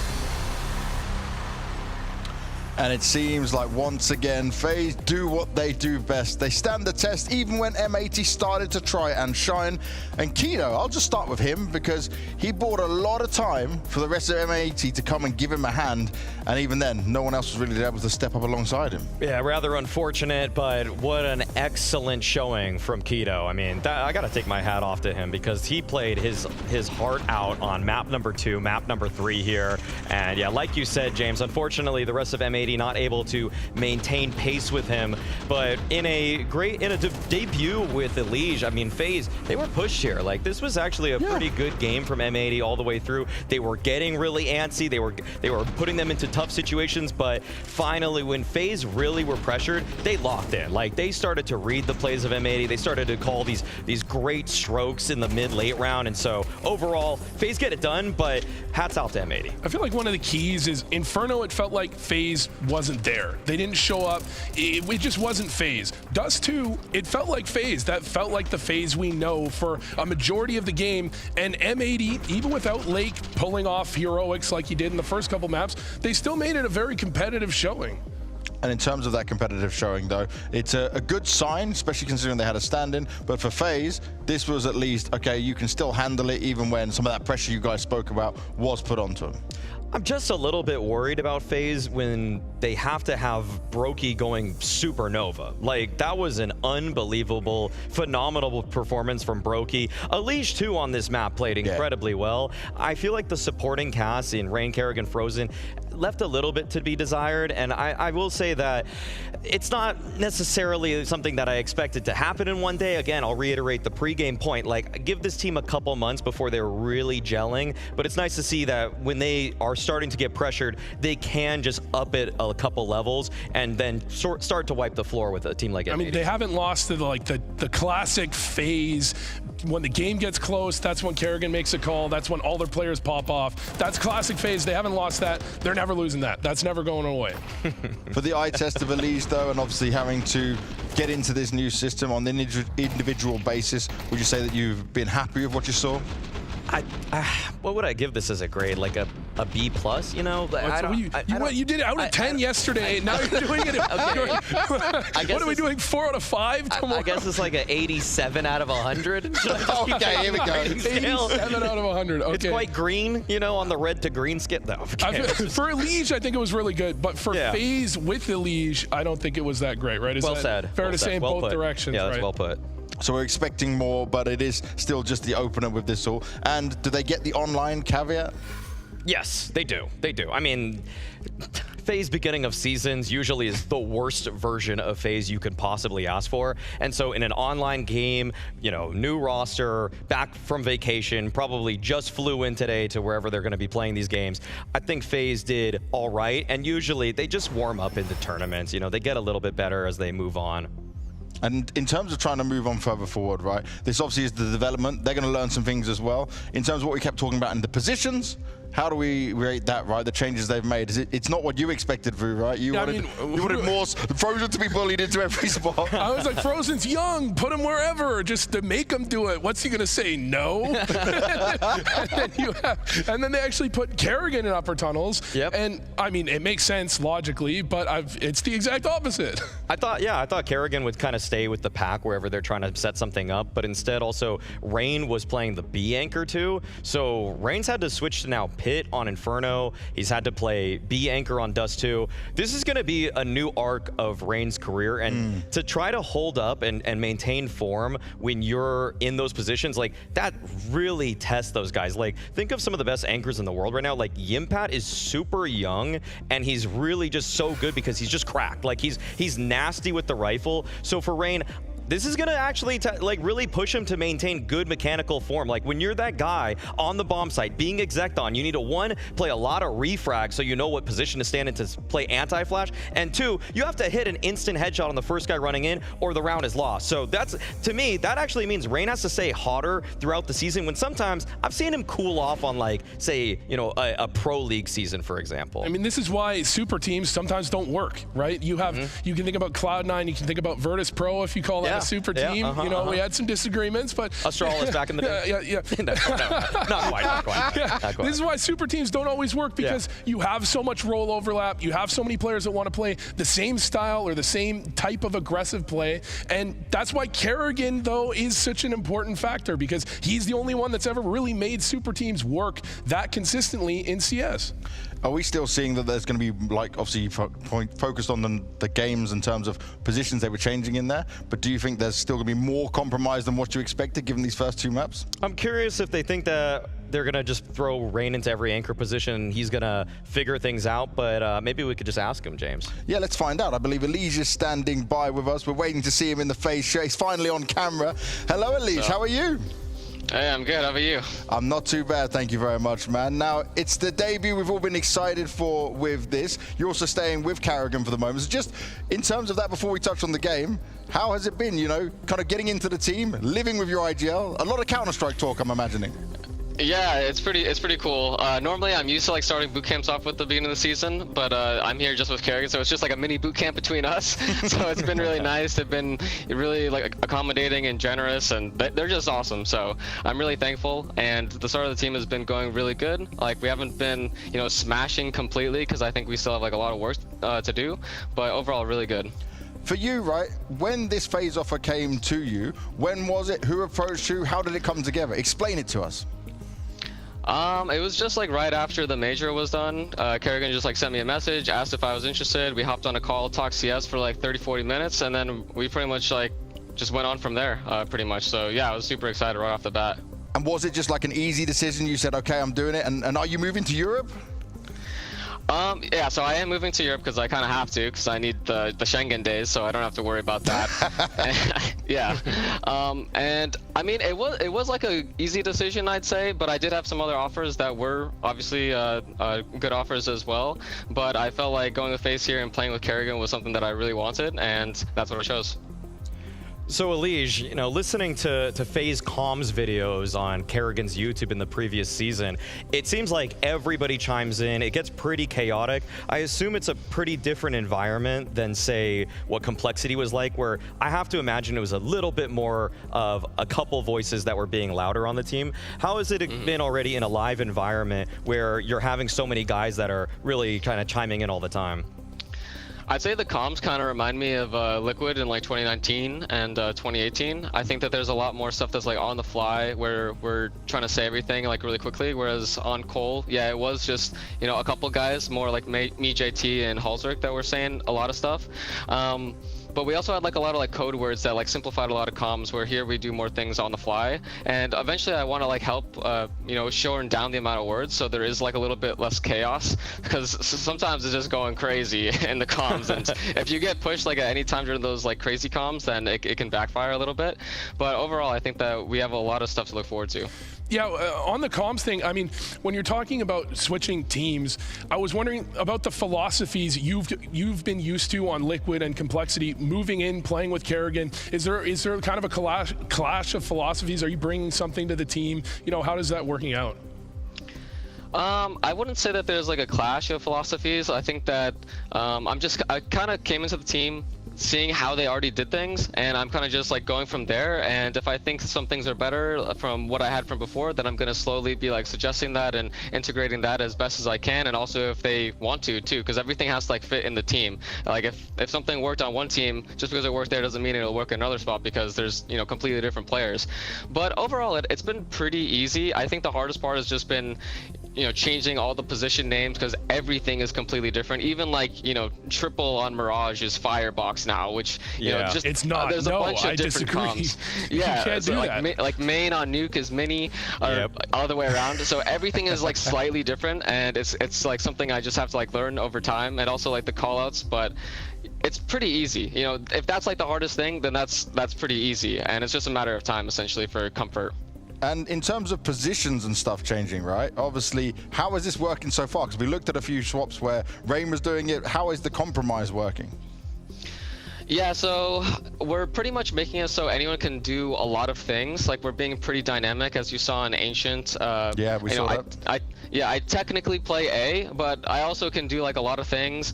We saw you mid a lot. Like, yeah, I mean, you know, the A rifler usually like helps take mid control a lot too, right? So that's why we have like a lot of setups where we can be dynamic, and we're not just like wanting to have, you know, Rain just, you know, play upper tons like every single round on Dust 2. We want people to get into the actions to, you know, activate our aggressive players, because we have so many options of what we can do in these rounds. A lot of guys that want to, you know, do stuff during the round and not be super passive. So it's like a good compromise that we have to find on all the maps. Okay, so obviously Inferno didn't go your guys' way, and if there's anything quickly that you think you guys need to improve on, like, what would you say in hindsight? Well, I would say that we kind of lost control of the T-half when they were pushing us a lot. So I think just a little bit more of the protocols with that, of making sure that we can shut down those rounds a little bit easier. But I don't know, I feel like we got a little bit unlucky in some of the rounds. You know, we played for one thing that went for the other. I'm not sure. I really would have to watch the game back, because I feel like I have a limited view of what happened. Well, Elige, we could actually sit here and talk to you all day, but we're going to let you go. We've got another game to have as well. But thank you very much for your time, and also welcome to FaZe. Thank you. Appreciate it, guys. See you. Well, there's a lot to take in there, right? There's a lot more, I guess, not just so much on the compromise you spoke about, but a lot more fluidity with it all. I mean, I really needed to ask, and that's why I did, about the comms on FaZe, because if you watch those videos that Kerrigan has on his channel, it's like, this is the most chaotic TeamSpeak I have ever heard all the time. And like, people say stuff about North American comms, like, dude, there are 5 people talking sometimes like in succession and overlapping. So I'm glad we got a little bit of insight there from Elige on it. Well, there's a lot to talk about, but there's another game to come your way. So guys, thank you very much for your time. Next up, it's Imperial Female taking on NaVi. Stick with us, we'll be back soon.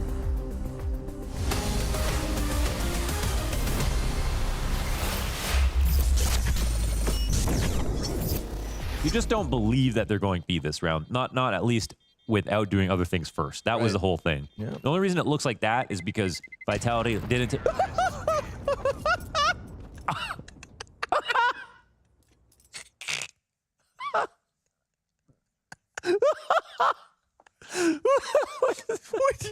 Is it Acme Explosives? What is this, Looney Tunes? Meep, meep. 100 health on 3, 98 for Jax, 65 on Zyro. Spirit can't believe it. The scope and all the bodies Dude, hitting the wall. I know. It's comedy. That's peak comedy, man. Snacks tucked in, Hunter to Bates. And they seem to know, they seem to be aware of the prospect. The first leg shot is here, and it's going to be Snacks. Can he find multiple kills? Not this time. Significant damage. m80 keeps the round alive. He gets 3! Snatches the round away at Apex. Towards middle, needs a double kill. Won't be expecting Nico. And what a recovery once again. There's still 3 alive here for Spirit, but Gonna try to charge at this long place. Down actually steps into the op. Now, suddenly 3v4. We're at 30 seconds. The CTs have had all the time in the world to come get on this bomb site, and another player gets softened up, right? Add that to the early damage from Cadian versus Shiro. There's a key molly, though. Just sweep it away, boys. Put it under the rug. That's all you've got to do. You just got to close this. No, finish that frag. It's right there for the taking.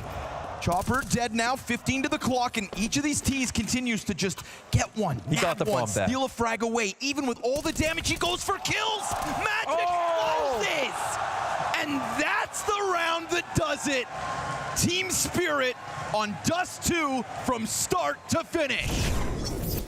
They're gonna do it quietly, trying to get up short. JKS out of the pit, didn't notice. Now that timing could catch him off. Oh, but he still gets the frag. Twist comes wide with another, and it is Naf up next. Nothing to be offered from him.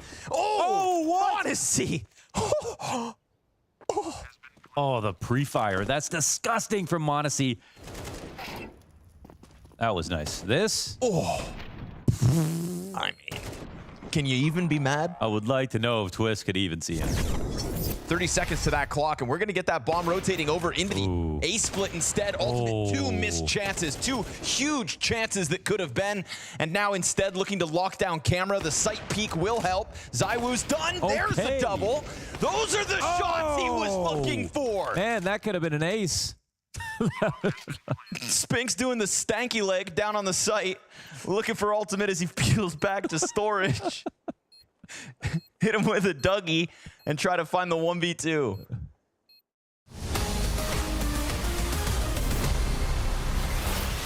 The match against NaVi, it's gonna be for sure very intense for the players. We are very excited because for us it's something new. Obviously, it's one of the best teams. We weren't left with so many options left. Decided as a team to choose NaVi because we think it's going to be a very interesting experience for the team. And we know some of the players, how they like to play individually. And let's see if we can take our shot. Ori, you're coming into 2025 with some very big events ahead of you. I just want to start by asking, how much does this opportunity mean to you? I mean, this opportunity is insane, actually, that we are actually representing whole female scene, and I'm very fucking proud of us. And I hope we will prove that girls also can play good Counter-Strike. And I think you guys have 100% showed that, right, within all the female leagues, the dominance you guys have shown. Bubble mentioned when you guys picked NaVi that part of that decision came from knowing how NaVi play, but also the experience that you guys can have from playing them. So have you changed anything specifically to be ready for NaVi? I mean, I cannot say this right before our official match, but I think we can be capable of taking some rounds against NaVi. But we will see how it goes. Let's be realistic. I mean, I'm not talking about victory, right? And I mean, let's see how it goes if we just want to have fun. And in terms of that, right, going through this whole process, being on this stage and getting to go up against this team, not just in terms of proving yourself, but do you see this as, okay, not just you're representing the whole female scene, but what you can do for the team's experience and take that to other events as well? Is that a key part, like the learning? I mean, of course, it's a very huge step for our improvement. I mean, it has been always our dream to play against guys, and we will see how it will be.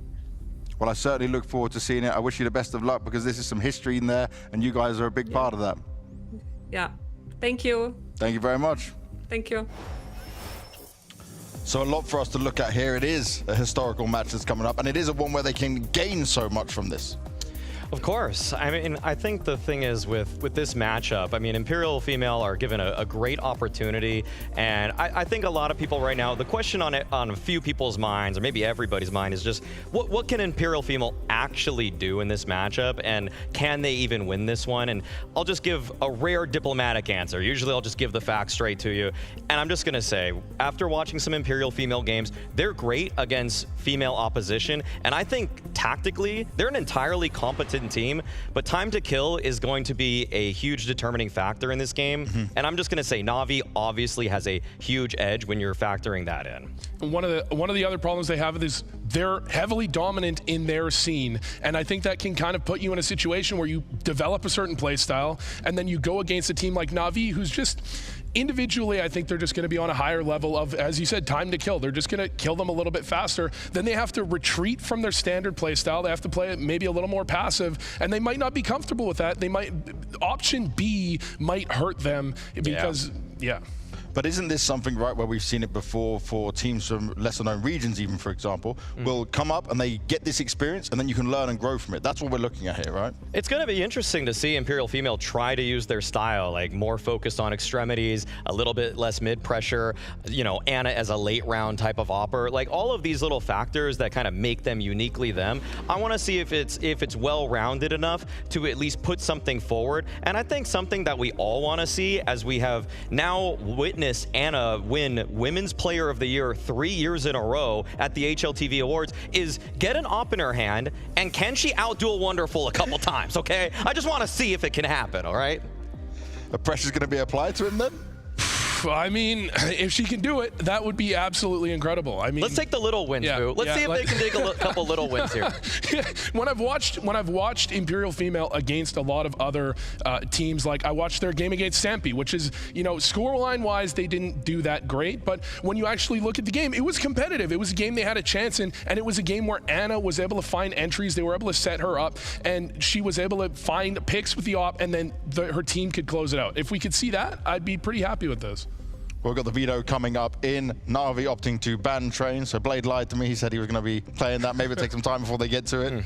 I guess he just doesn't want to introduce too many crazy factors in this one. Imperial going with the Ancient, and NaVi tried and tested Mirage, what was really a hallmark of their entire last year. And Inferno Decider, I think Imperial Female is getting actually 2 maps that they probably want in this one.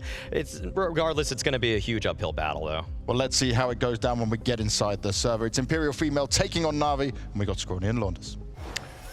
Yes, sir. A little bit of history in the server this evening. In a year where, unfortunately, women's events are becoming far and fewer between, when the team's sponsorship seems to be falling through and organizations retract, we get one of the biggest opportunities for one of the most dominant teams that female Counter-Strike has ever seen. Earlier today, an interview came out with Blast TV where Anna said, "I see one day a female player in a mixed team." Most likely, if that were to happen in, let's say, the next 2-3 years, it should be her. 3 times #1 player of the year. Ooh. See you, Wonderful. It's a big game tonight. Ladies and gentlemen, Nodus Vincere versus Imperial Female. Everybody's watching. And No as brought pressure. up by Tori in the interview, they want to be realistic and just see, you know, how well they can play and how many rounds they can play. And as Vu pointed out, watching their games, a lot is about watching the quality of the rounds and not so much, you know, how many rounds exactly. It's if we were to like look at 2 teams of this rank disparity, you would just automatically say, well, of course, NaVi are going to crush them. It's going to be 2-0.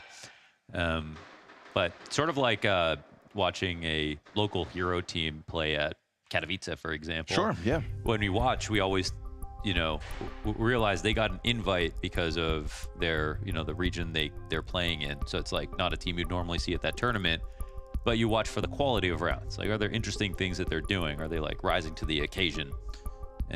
But beyond everything else, there's also, I think, a little extra pressure here. You know, it's just, there's more eyeballs on this. I think it's just been the talk of every podcast, every live stream, every person in the scene for some time. And they're here going for NaVi. I mean, these are the top dogs, right? So Yeah, there's a part of me that would have wished they could have gotten an opposition that maybe they themselves would be more confident. Obviously, we saw with Tori talking about not taking a win tonight, but taking rounds and showing good face. Well, you get NaVi. That's the other half of it. I'm kind of down to see what you can do versus the #2 seed. So hands will be full, no doubt, with the skill that NaVi brings to the server. And already NaVi just straight down to the base of middle. They've got a lot of map control. We're going to see the util come out over top. So execute heavy, right? That's what we anticipate from Imperial out of the gate. We're going to have Alexi be at bat first. Gush to 12. JL comes up with a double kill out from Temple. Looking for the bomb plant, and it's just wonderful to emerge through smoke, totally up in their faces. Imperial having to send Tori running for the hills, no bomb possession. And so they come out with an execute, but individually, JL just too sharp to stop it. That Gush on Alexi gave them hope, and that's where the hope ended. Yeah, I mean, look at the rotations. Everyone was there just in time for the full A attack, and now it's just going to be Tori hunted down here. Up above for the moment, and a clean round here for NaVi to kick things off. NaVi, yeah. You know, we talk about teams looking to start with dominant beginnings to the year. It's NaVi at Shanghai. It was obviously not the best situation. We saw the tweet from JL that Kassad roasted him for, trying to just explain his mindset for the year. Yeah. And Kassad saying, get over it. You've achieved so much. Yep. Way more than most will ever achieve in their career. It's time to move forward. I actually took a shuttle in the morning after the award show with JL to the airport. I'll get back to that when this rush concludes, because it's Imperial straight into the B hit. Alexi from the corner goes down, but JL, another double, just like the round prior. In the middle of an opening bout of success, the brakes get hit, and 23. That's what you want. A kill to bits, not bad, but JL ending up with a triple. Tech9's finding connection. We got a 1v1 clutch here. JL stops it. 4 kills to his name. Whew. And to return to that, JL himself said, you know what? I really hope they do well. Yeah. And I had forgotten at the moment that they were he was their pick. Right. You know, so I'm like, yeah, us and everybody else, right? And he's like, no, specifically the 5 of us want them to do well. And here he is in the server, well, obviously not holding back. Yeah, yeah, he's gonna he'd be the one to stop the clutch.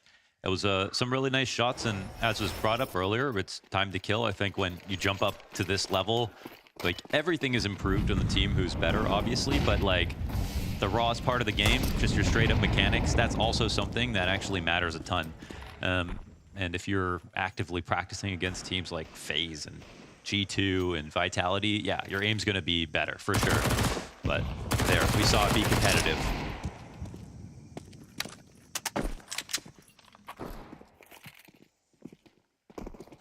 Pretty spread map here. Zaz is just outside of B at the moment. Alexi finds it. Bombs dropped, and they're split up just looking for their kills. Nice one from Tori.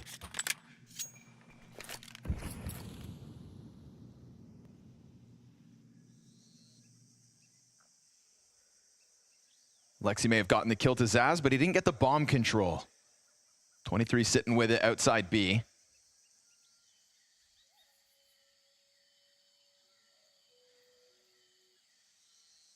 Thing with Ana as this game goes on is, luckily for us, Lucy and B-Dog, the premier duo of the women's tournaments and that circuit, were kind enough to send us a document and kind of give us a few more details about a team that not all of us watch as frequently. And one of the things about Ana is that, you know, she is the #1 player in the scene, but also not really an opener, right? She's much of a closer, a clutcher, and somebody that they're going to want in the late rounds. But getting to the late round with winnable situations is what's under question tonight. Alexi B has been outdone. They put the bomb plant down on the B site. Good QB sneak to get at least a little bit of more money as we go into their first gun rounds. Yeah, the rotations have been really fast from NaVi overall throughout this game, so no surprise that they assume that is a full commitment towards the A site. That NaVi will score the round. Even though the bomb plant goes down, that's some money made. But I think for them, having more alive is just a win, because that last round was actually quite close.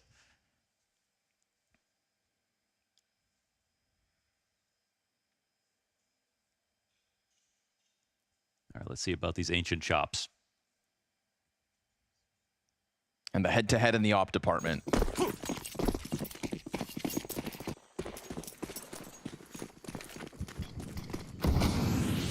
towards B early, met by smoke. 23 on the entry, got a player into the corner. Yes, they've got it. Zaz able to extend into the bomb site, so it's footing on the site at the very least, but JL has been the bane of their existence so far, and he is going to continue to collect these kills. That pressure gets the bomb plants off. They don't want to go for it just yet. Zaz, turns for the double kill. Looking for an ace against NaVi. Unfortunately for her, not in a bomb plant. Unfortunate indeed. Could have been in the post. It's clean. Instant headshot. No, not 5. 1 away. Zaz takes that aggression to the tip of the spear, almost acing NaVi. Man, and Zaz been playing this game longer than most of the NaVi players, to be honest. Man, that was real close. Those were great shots. With the entry on top of it, running into the site. And they're keeping it simple, which I think is a really smart idea. They're not going to be able to beat NaVi out in like long drawn-out defaults. Like this is where NaVi are going to be the best ever. But going 1 for 1 on the entries, real good aggression, just the right amount of utility, and the rest just 100% faith in their teammates. They're going to run up at the same tempo. Oh, here comes Bit. What is that shot? Yeah, Bit's been pretty disrespectful on the smoke grenades. We saw it last round running up top ramp and catching 2 players off guard in sight. You can even throw that back to the pistol where Wonderful emerges through the donut smoke. So, you know, that level of disrespect that NaVi have earned by being such a great team is obviously going to be on display. Zaz and Ana able to bring this back, though. That's woman advantage, in fact, here in round 5. They will be controlling the map now. That's right, a woman advantage. They will be controlling the map now in this 4v3, and it depends how they rock these rotations, but I think it feels like a position where they can leave Zaz to lurk. I don't know if Ana wants to start to walk up into B in this spot, but you can see that NaVi are walking blind at the moment. They're seeing nothing inside of middle. Every T is tucked into a nice position with lots of time to spare. Playing it cool, right? Slowing it down. Waiting to see if NaVi overstep. We saw that bomb slip up into the B site previously for the pistol round plant, but they got to be careful about just running into time trouble, because this is turning into sacrificing material to try to trick NaVi. But if one thing goes wrong, okay, and they'll draw their attention. We've seen how fast NaVi rotate, and it looks like another situation where they'll bite on this entirely. They can afford that loss. 23 also gets a kill, and this will result in a bomb plant. Yeah, selling it hook, line, and sinker. JL off the spam. Bomb's gonna go down in 23. Can she keep anybody busy here? How long before NaVi notice? They are still retaking A. Uh-oh, stuck in the temple, but Zaz, who could be on bomb, is coming to help 23, maybe even offering an open door back for Wonderful, who is gonna stop 23 on the chase. Looking as if he expects more to be hunted. That is Imperial FE on the scoreboard with a very nice, cool, and collected slow play outside the B site. And this was a 4v5, right? They lost to that initial bit frag, the crazy flick jumping up. That's solid patience. They did a good job of tucking all their positions. Anna crushed the push from Alexi walking down the ramp. There was a lot of things here where they caught NaVi off guard, and they get their round early. And that's on the rifle too. And you know what? They do it on the default, you know? This is not a full commitment B rush.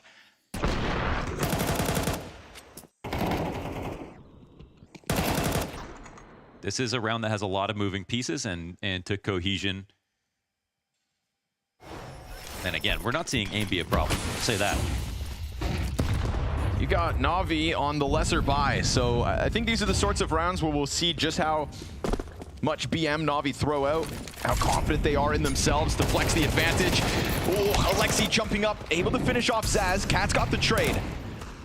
Now bomb once more, left outside that B site, elbow smoked off again. Ana cautious as to which side of this ramp hit could actually come down at her. Oh, what a shot. Beautiful, clean as can be. The retort is this solo walk up from Cat. Yeah, and there's a FaMAS waiting in the corner for the chance to take out Cat. And Cat here won't be clearing this. This will be a free frag for a bit. Now, there isn't a commitment from everybody else on the walk-up, so it'll be NaVi, fully attentive now to B as they clear things out for a second, but the bomb is in a position to take it to the other side of the map. They could join up inside of middle and make this a walk-through donut, but we'll see what their decision's going to be. It seems Maybe they take this one into cave where two await them. Yeah, the two that await them with guns. Reaping the rewards of the kills in sight. Tori, does she clear the right corner? There is time to clear this. Yes, she does. Bombus peek denied. Oh. 2v4 queued up. And remember, it's pistols. That's what NaVi came in with. The fruits of their labor have been dropped back to the ground. Ime could try to push this, but he's going to wait for that flank from Wonderful to come through. And that Desert Eagle flank has been denied. 23 out with a second kill. And so Ime into the clutch. A 2v4 recovery made possible after that dirty Deagle peek from Cave. Smokes fade. And as Ime steps forth, Imperial could be on the brink of their second round. He's gonna have to start sprinting, does it hard clear. And 23, the key to this recovery. Absolutely, we've seen some great moments from her. 2 rounds straight now for Imperial. And it's a round that definitely looks scary in many moments. I mean, starting out from this one Deagle shot from JL. But the lurk getting caught off, the fact that they still go B, even though NaVi rotate 3 over for the time being. The double setup in Cave could have been the one to catch them off guard, but they had the right awareness to clear out all the close positions, and they once again hit their shots. It's NaVi who have no money.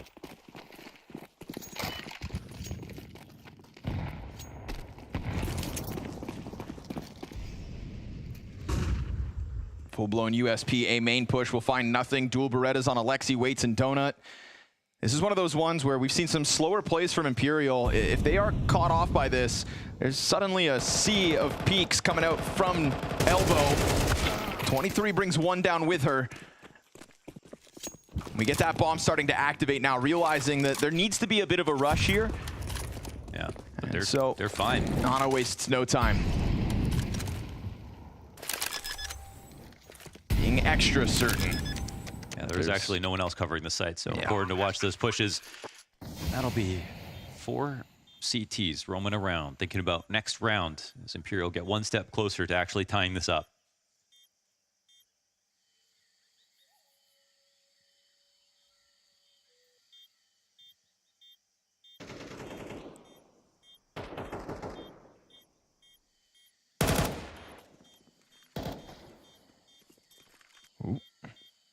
Bit of cost racked up here as Zaz goes down. Wonderful trying to hide in the bushes. Oh, okay. Cat getting her second and third kills of the map on the exits. Yeah, that'd be the only saved gun there for NaVi goes down.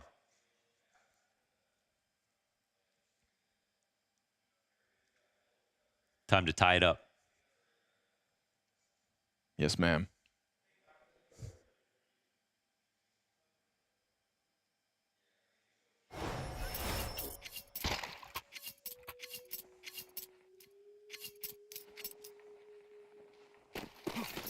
Three straight versus NaVi. And not looking like that slow outer B burn, but rather something with a bit of pace. It's an open fort. They got the A site entirely. Let's see it. Wonderful's got to run up here, but he's a little bit late. Oh, and he dies to Tori. Fast entry and the right adaptation. Great call. They also have an extra player, Zaz, coming out middle for a lurk. And maybe Alexi finds her in this spot. We'll see. No, he's letting her cross. Yet. Oh, she's going to blindside one, but there's that time to kill we talk about. Few missed shot from Zaz. Who's on the recovery? Tori with a third. And she's got coverage on both sides of her. We've got JL already into the back of the site. Op shot rings out from Ana. And a flashbang to try to set up their offer to try to deny anything further. CTs have gone. Imperial come out with a tie-up call. The fast A execute. Yes, another great call here for Imperial. They tried some fast rounds, and even the fast ones on B that got shut down came close. This one's totally successful because it's a perfect read on the setup. Even Blade couldn't see this one coming.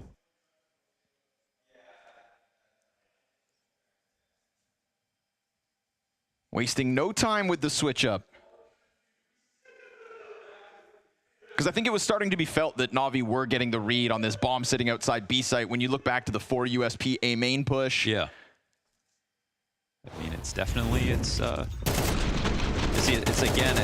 this moment where Wonderful realizes what's happening. He's losing control of a really important choke point as the full rush comes in, but he's too far committed into Donut.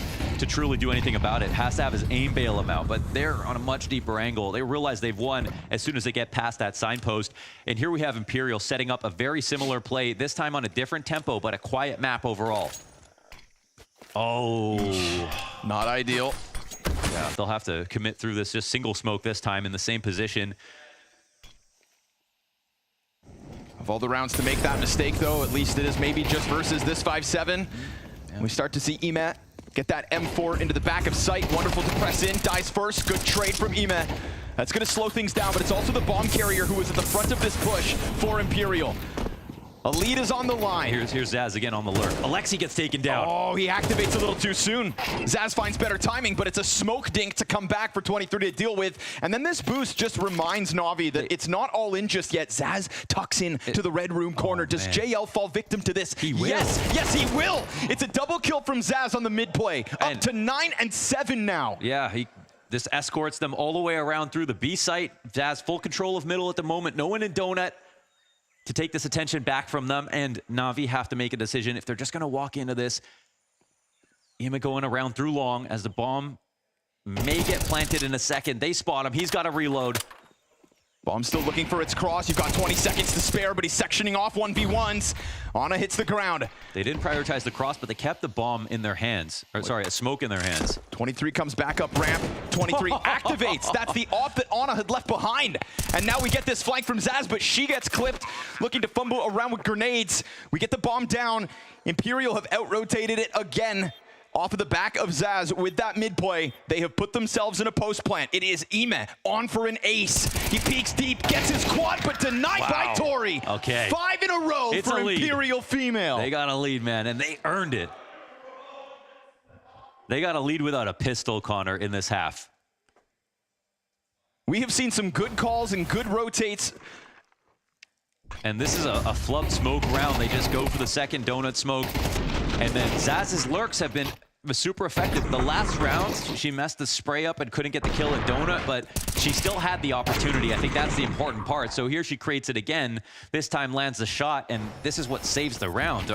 She controls middle, takes JL out on a lurk as well. Imperial are on fire. Damn right they are. Into the mid play bit. It's no secret that the ladies have taken over mid control. Alexi's nade bounces back at him, and they send one in for good measure, but it's not substantial chip damage.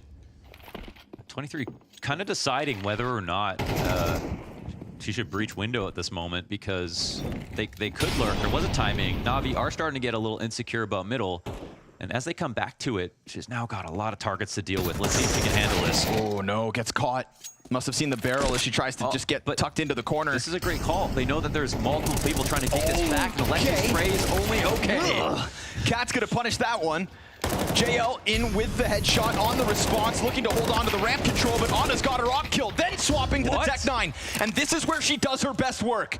Multiple players of the year, and she goes, maybe, no repeat just yet, delays, and almost posts the clutch, but she comes up short by 1. Whew. The hot swap to the sidearm with the Tech 9 kill came out so fast, my goodness. Another 1v1, so close.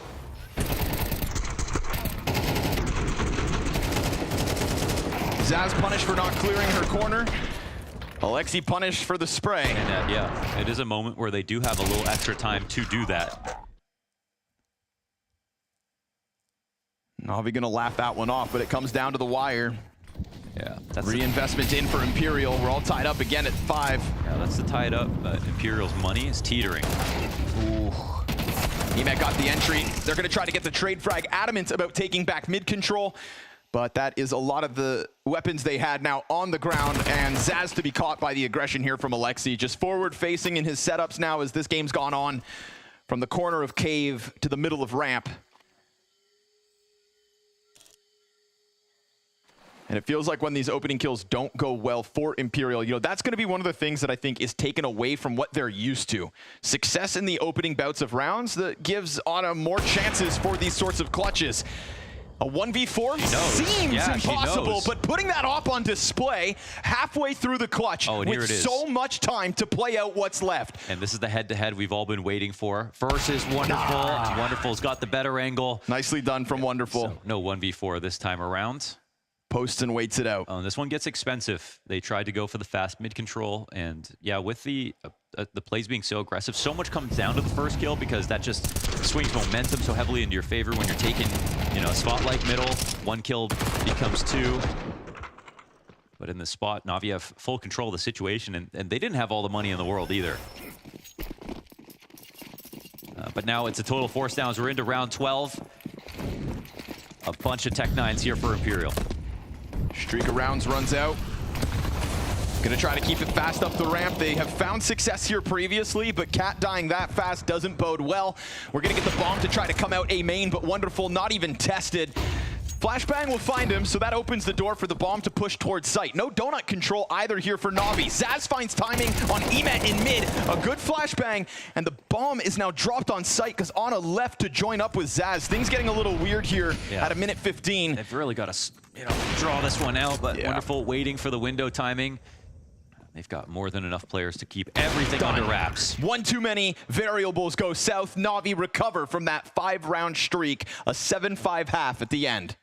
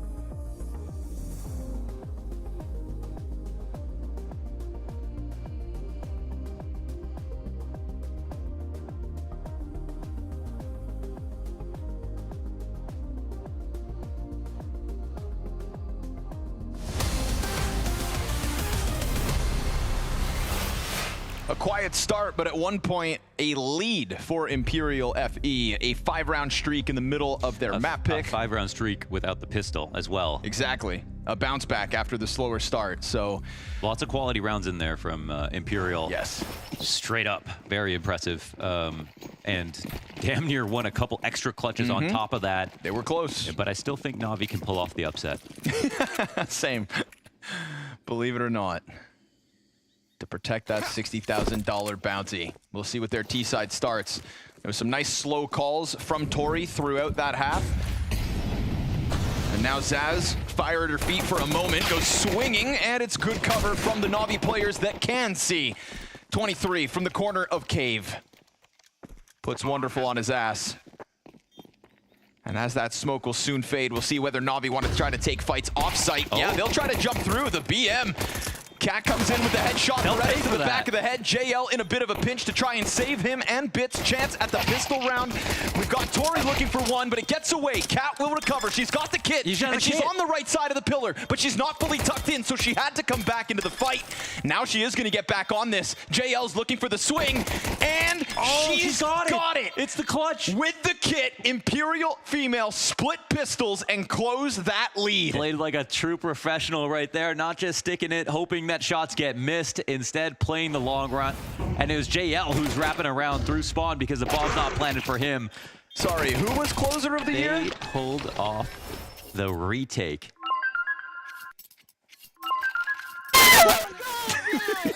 Yeah, we don't need NaVi calls. Keep it up. Calm down, guys. Keep it up. Calm down, guys. No. Run with it. Yeah. Focus on winning at this point, man. Every round we've seen, like, why not? Honestly.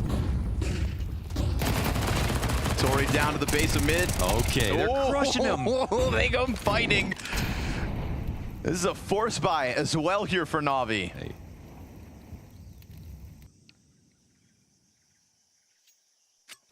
Full control of the map. Not afraid to take mid control here versus NaVi, even on this eco, and NaVi thought they'd get some respect. Had Emma swing out through elbow.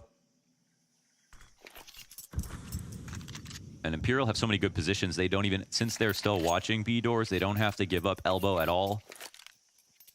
Got 2 eyes on it, which means they have full control of A side as well. We're out of grenades here for the CT side. But honestly, NaVi don't have a smoke for themselves. What's the golden call, Alexi? Alexi, someone who's been at this job for so long versus Tori, who, took the reins over from Vilga. The replacement of Vilga was, a real head turner in the women's scene just After because how much they won. Zaz came back in her spot, but also the leadership reins were passed to Tori. Zaz's aggressiveness as the entry of the team is kind of had to been leaned on at times. And, we saw that in bomb sites last half, up in NaVi's faces. Good recovery so far, though, with Bit and Alexi each catching a kill. This is 20 seconds, which is just enough to still put down bomb and try to rob this round back. They had no business winning it. Oh, she stopped it. Cat's able to deny that plant. No extra money found, and a pistol swap to truly close as Imperial female tie for the second time this map. That's right. Excellent spray, solid control. The setup looked good from beginning to end. I mean, they played with their advantages. They didn't get caught off guard by flashbangs, and they have NaVi's feet to the fire.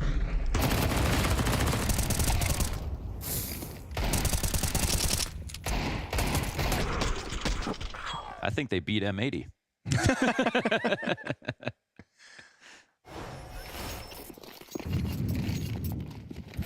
Best chance right here to take another lead.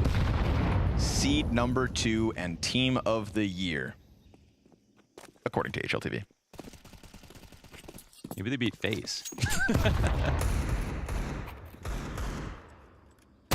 Oh, just Caught not on the eco. Yeah. Not on the eco. Alexi catching him off guard. Cat on the recovery here, challenged by JL's Deagle. Ooh, this round would leave a sting. The bomb's able to get behind pillar. We're calling for rotations here from Imperial. Tori trying to keep one locked in on site at least, and it's a long road for Ime. But it's an M4 now in the hands of JL. This could be a bit of a disaster just as they tied the game back up. It's NaVi to rebound in a round they had no business to win. Yeah, and the timing on the peak here is great. Wonderful's got the cover. It's all 23, 1v4, 2 kills in. She gets denied, and NaVi send him a message. Tech-9s from Cave to swarm that site. Nice shots from Wonderful. That Stay lurk. ready. Yeah, that was the chance. That was the best chance. Definitely take that lead back. And they lose, I think, here. We don't even have armor for NaVi. I think they do a half investment, but I'm not sure if anyone has a half armor even. But you can see how important like one lurk kill is, especially when you're that close to the doorway. Ready to exec out of Cave and the split coming in. So it'll have to be the hard route. Good moment to take a pause, especially after this is the first time you sort of get rattled in this game. Like, it's actually been NaVi who have been losing rounds they probably haven't expected. When we saw Imperial miss a smoke on an exec, they still won that round. They've been actually really, really composed. Say right, time for the pause. I mean, we are talking about Imperial female coached by Bubble. Bulgarian legends, been around for so many years. I think he had like, was it most maps played at some point? Yeah. Like of any pro? Like, definitely has been a part of Counter-Strike for as long as I can remember. Yeah. He knows ball. That's Which is why when we hear that, you know, that listen in where they're celebrating, he is right there in their ears. Guys, calm down. Full focus. So off the back of that round, they come in with the pause. However, disrespect from Ime as he comes out. Ana still able to get one. Kill, yeah. That's pretty key. But remember, pistols for the majority of what's left of Imperial, and Alexi B is going to stand to the test of the ramp push. 2 counter-terrorists trying to take that challenge, and 23 turns back with a 5-7 to be met by Bit. She gets dropped in the A site, which opens the door for the NaVi 9-7 lead. Yeah, they keep it maximum pressure this entire time, and they press their advantage this time with the better gun. So it's a chance there. Obviously, there is a very small gap between the molly and the smoke that allowed Emma to get out. And you know he's always going to try to get out mid.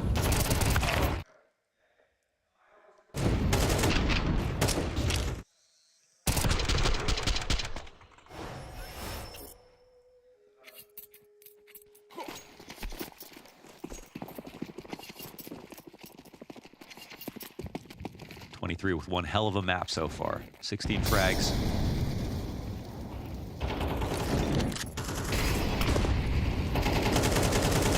Only outdone by JL. Who really early on served up the issue for Imperial. Those first few rounds was just JL in these bomb sites. 3K, 4K. He wants him to do so well. Why is he trying so hard? Right? That's what I thought. Two-face JL. Contractual obligations. Shake my head. He's going to walk up, peel 23 off the play. And there's more where that one came from, but Zaz is going to give him the drive-by treatment. USP bullet to the brain. NaVi still tiptoeing closer to the B site, and the AK trade not possible. Wonderful denies Zaz, and Alexi finds the back of Ana. So that is NaVi extending this lead as you'd expect versus USPs.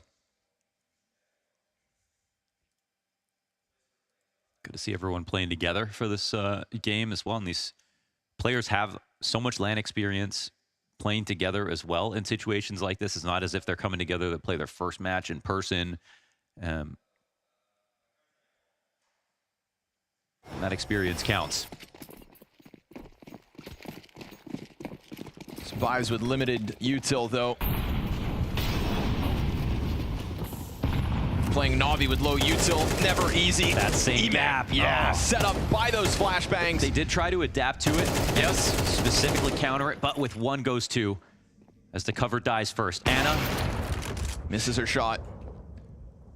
Down to 15 health, in for the repeat. Saw 2, knows 1 would have crossed and isn't given an additional follow-up. Wonderful in with his kill.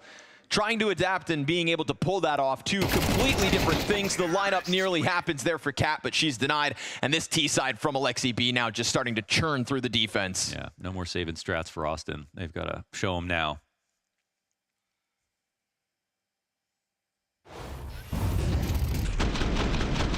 This one has definitely costed him. I mean, obviously, Imma doesn't have the right target selection, doesn't take down the first player, goes for the jump up as he was used to doing in these previous rounds. He could get countered, but he has gotten so much yield out of this one play. And out to mid again he goes. Emat knows he's got the edge and will continue to just sharpen that AK alongside Wonderful. Both of them just... We have no passive starts out of Imperial, and I really love that. Just, it's obviously just more fun to watch, but the fact that they have the follow through, they're really willing to commit. Well, that's one of the things that's when their aim has been the best. Yes.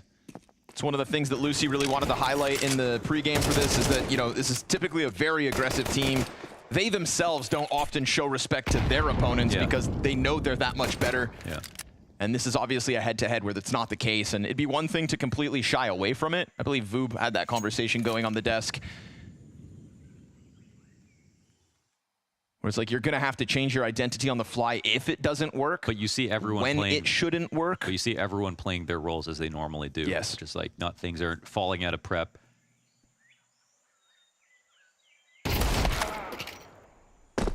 NaVi's starting to remind us why they're boss. Yeah. I mean, considering the interview from Tori before, where she's like, you know, we want to be realistic about how many rounds we can get. Right. There was a point in this game where it's like, in terms of quality of rounds, they could potentially close the actual map if they sort of maybe just had a little bit more depth. Maybe they just won those 1 or 2 extra clutches. They came very, very close to winning, but it seems clear that they should have been believing in more than just, let's see if we can win a few rounds. They got 7. Even the retake on the pistol.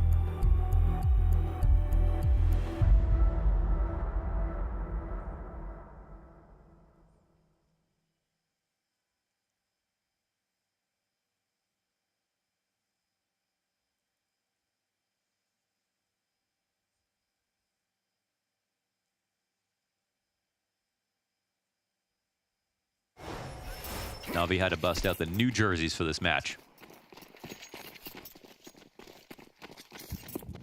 Trying again with Incendiaries down on elbow, but it's a good redirection.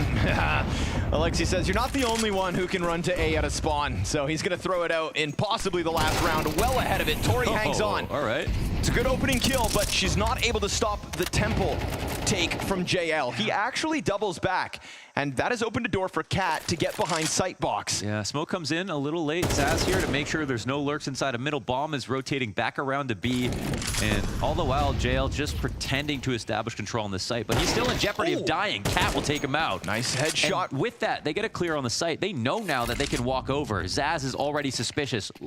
Watching for the jump up. She's going to miss the timing on the bomb. She misses the timing on the bomb and the second player with it. So NaVi go into the sprint knowing that they had the right timing. We get 23 actually wrapping around through T-spawn. We'll see if that can come back to help in any meaningful way, as Wonderful's going to be delayed outside those doors. Yeah, that's actually crazy. Imez smoke, however, that's going to block off the majority of the Imperial squad. And she's walking at the right time as well. So it looks like Wonderful... Tori's in the cave. Made noise. Yeah, she makes steps. Wonderful's able to turn, deal with that. They get to jump in through the smoke. It's a bit of desperation. It's a sidearm out for Cat. She's able to get the AWP back in. We go 2v2, but the site players hold strong, and NaVi end this now. 13-7, a 5-round streak, the best that Imperial female pull off on their map pick. And then we go NaVi's next. But for a moment, there was hope. For a moment, NaVi showed nerve. Better team lost. And for a moment, NaVi were made to sweat. They were made to look uncomfortable in that first half, and they had to show Imperial female some respect. They definitely did. That game was closer in a lot of ways than I had expected. Really pleasantly surprised with some of the game plan strategies in mid-rounds, especially that Imperial female had to offer. Some of the individual moments from them too definitely, surpassed my expectation. I don't think any of us really thought they were gonna win at the end of this one, but like really, really good stuff in terms of competitiveness. Yeah, I mean, Scrawny Launders mentioned it. I thought they were gonna have to change the way they play because NaVi was just gonna out-aim them, but you see rounds like this from Zaz. You see clutches, you see great play. This is this was a really well-played game from Imperial Female, and I think a lot of people that were commenting on this match, I read the comments, I think you guys are going to have to apologize. Yes, there you go. They definitely should be apologizing after that, because there was moments in there, like we said about, where Na'Vi were getting flusters, they were making mistakes, and they weren't able to play the game they wanted to play. I feel like they were at the beginning just actually in some ways getting outplayed. You know, we definitely have a couple rounds where Imperial Female were on their streak on the T side, and there were definitely moments where they used misdirection, and I think we have round 5, and this one really, like, this was a great call in the mid round where Tori probably drew this one up. You're in a 4v3 woman advantage, you send a couple players out on that A bomb site, you cause all of this misdirection, but look at what's happening on the other side of the map. They fully bite on that, and on the other side of the map, bomb planted, and it takes them a while to realize. JL's spamming the smoke. The bomb's not there. The bomb is nowhere to be found, and then Wonderful just has to save.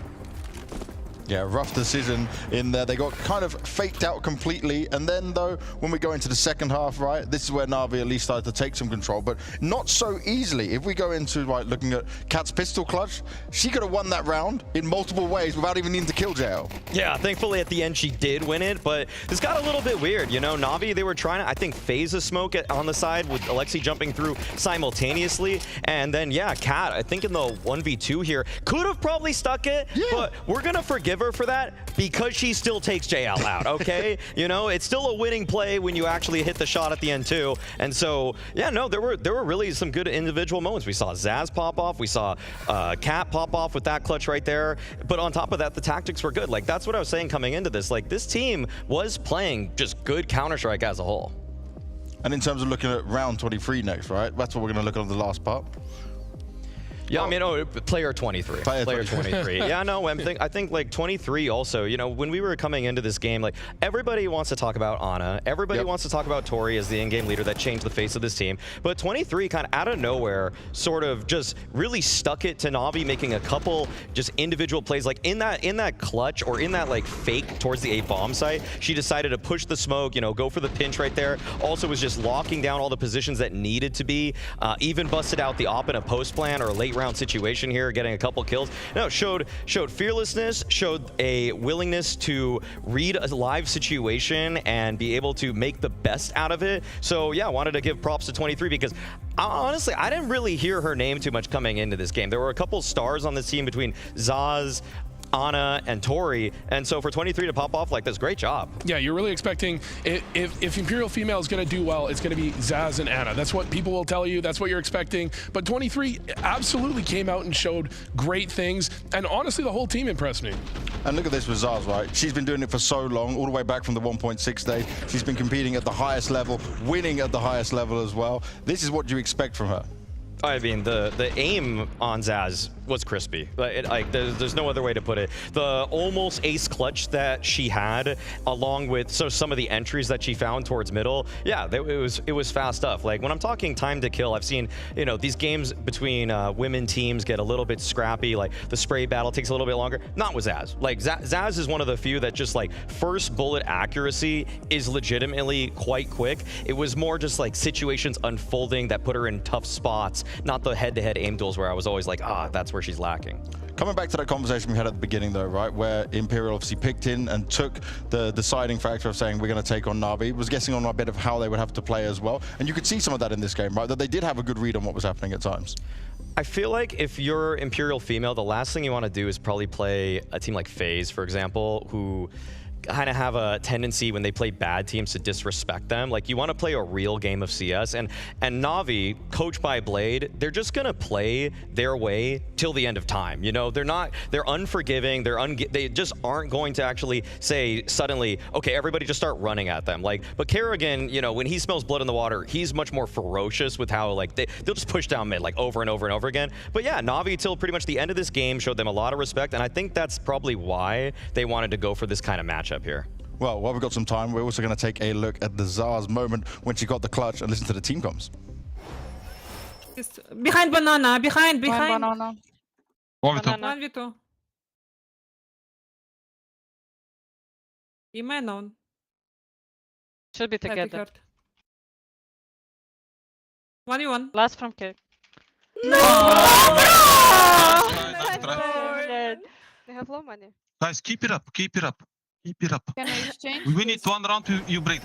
See, it's very positive no matter what was going on, right? And it was so close, they all believed she was going to be able to get it done. And there was another one where we heard the team speak go on through during one of the game parts at the same time. And even when they were getting overexcited, you hear Bubble saying, okay, calm down, let's keep it going, right? Because they knew they had NaVi on the ropes at times. They definitely did. And, you know, we're not going to show comms during like a really tactical situation because that would give up too much to anybody that's going to face them in the future. But there were definitely moments beyond that one that weren't just like little hype moments or anything like that. Like they definitely put mid-rounds together in a way that made a lot of sense, super logical, and actually outplayed NaVi. So props to them in those two. Overall, Joe, looking at NaVi, you expect them to win this one, right? And then this is what we had a look at it. But do you think that there was a bit of a wake-up call during the first part of that? I mean, at certain points, it looked like NaVi were freaking out when we're looking on the player cams. They were looking panicked. They had to hype themselves back into the game because they actually, as we mentioned a couple of times, not only were they getting killed, were they getting out-aimed at times, they were getting outplayed. And that's got to feel bad. You're the #1 team in the world, potentially, arguably, depending on who you ask. But, and you're playing against a team that you think you should dominate, and they're actually dominating you. I mean, the 5-round streak is where NaVi actually looked pretty lost. Yeah. Like Wonderful was having a difficult time getting into things. The only guy that I feel like throughout the whole game was truly sticking it to them was JL. Like, you could not touch that B-bomb site without losing 2 people, but everybody else, Alexi B, Wonderful, even Ema at one point, all of them had moments where they got outplayed, outmaneuvered, and even outgunned, which is the craziest part to me. Well, let's see how it goes down when we get on to Mirage. That's coming up next, but we're having a quick break, and then we'll be back.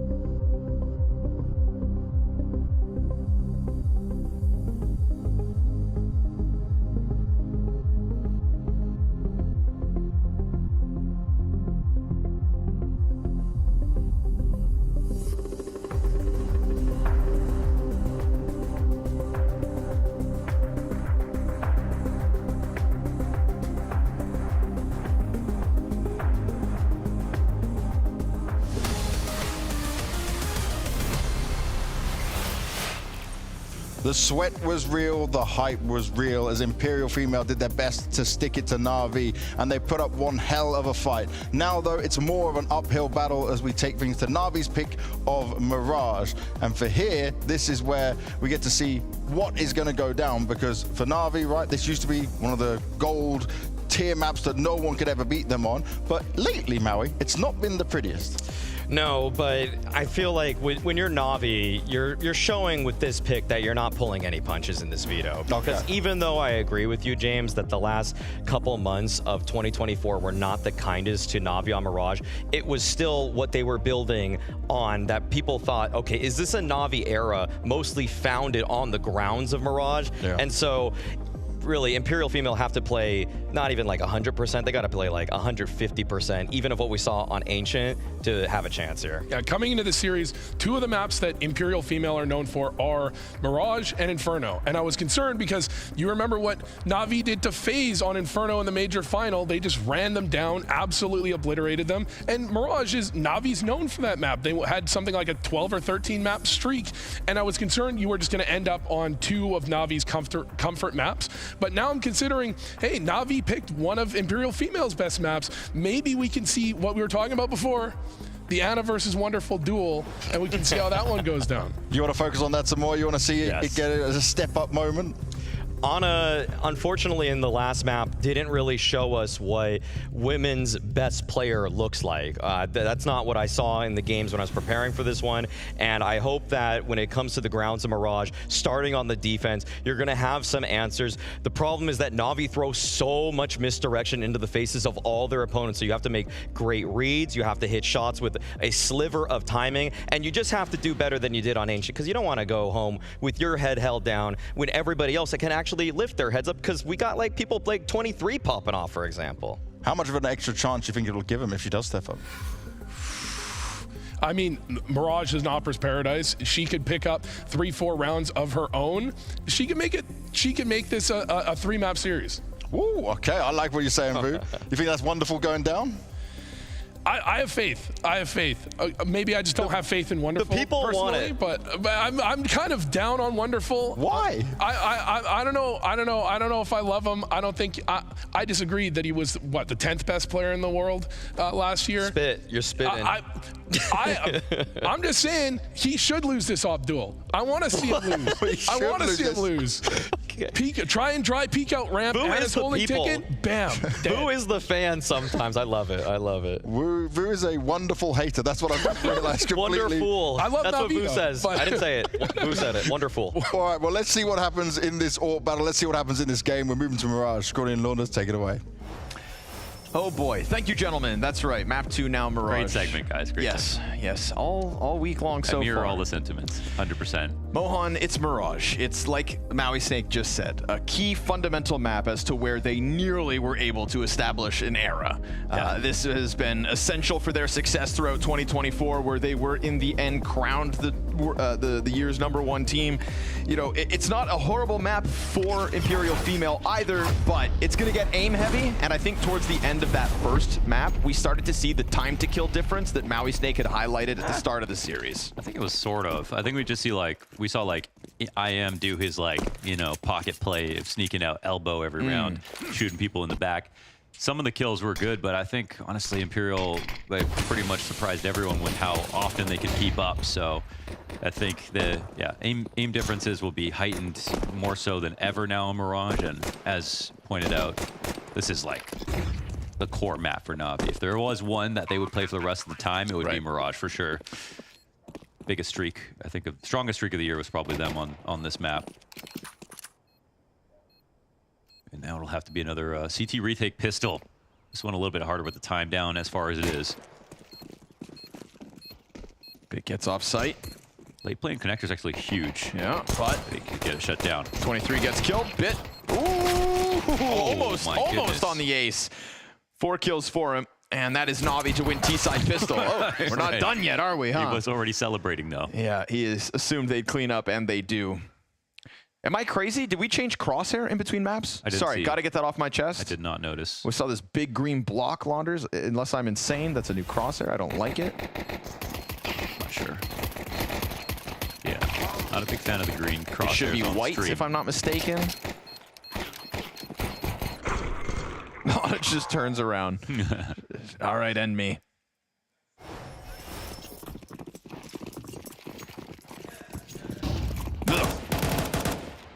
Yeah, it is very green. We always play with that this. Imperial green.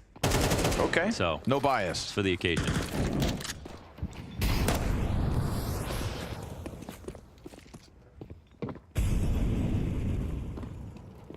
Sam's trying to hang on, but nah, not going to fall victim to the cheeky hide. Yeah, again, I really appreciated how clear you could see everybody's roles. You know, we have that cheat sheet that B-Dog and Lucy made up for us and going over everything, but like to see it come to life in terms of them sticking to their guns and then not only sticking to their roles, but like really thriving in them with Zaz's lurks. Like the fact that Zaz could pull off those lurks versus NaVi, it's like really impressive to be able to do, working solo on some of the mid timings.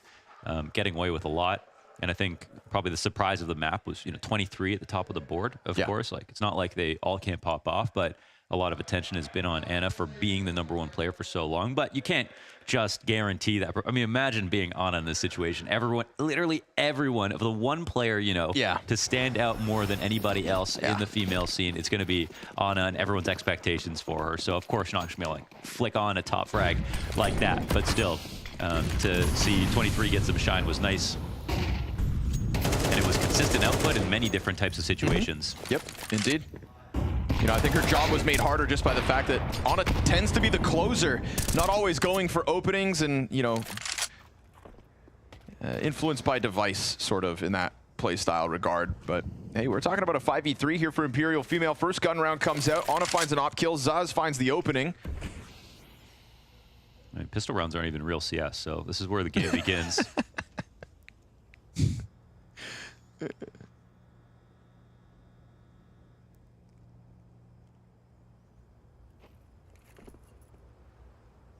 My favorite thing about that first map too is like we had a couple moments where Tori was able to just straight up outcall Alexi on a rotate. Definitely. The right idea at the right moment. Definitely had to keep him on his toes. But now we're going to get this 3-player walk up over towards B, and Tori doesn't like how quiet things have been, so she goes for the mid pick. Ana not able to flick over to stop that. Bomb is the second to soon hit the ground. Cat tries to shave the play, but now Bit has found an opening and enough space for Wonderful to put the plant down. Bit goes deep to the market, takes Ana's head off. And as he goes back towards the catwalk, this 2v5 is coming together. And NaVi trying to show why they are best. But now it's one-on-one. Yes, it is. Wonderful swaps into the AK. 23 burned back, has to take this slower approach as Wonderful just gets tucked in back behind bench. But he is hiding. And now that he hears her coming, he goes in for the peek. A 2v5 pulled off by NaVi. A reminder to who is #1. Damn, their setup was actually perfect as well. They had the op watching the cross and Ana. They had Cat, I think, sitting get right and holding for the first window, saw one cross, but didn't hear someone jumping out of the window. And that was the really key moment. I think this is where it gets a little out of control, and then Bit turns it into a multi-frag. Stilling it down to a 1v1 when things got that haphazard is still impressive, but 2-on-5 situation here, won, so that says more than anything else. Imperial will have to save.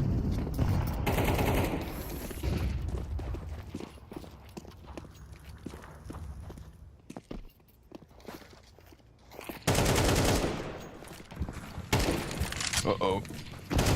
Oh, Cat survives the frag grenade. Won't be afforded a peek into the fire. NaVi sinking their teeth into another B split. Ana just working with the scout, but Zaz has found one with the Deeg. Still, the remnants of NaVi all running at this B site. Done a good job of just avoiding the threat, but as she backs up in, she is caught off guard by the JL climb up. And Alexi B can take his sweet time to deal with what's left of Imperial. I mean, why didn't JL try this hard at Shanghai? Okay. Oh my god. Between you and Vu, man, we got some NaVi haters in the house.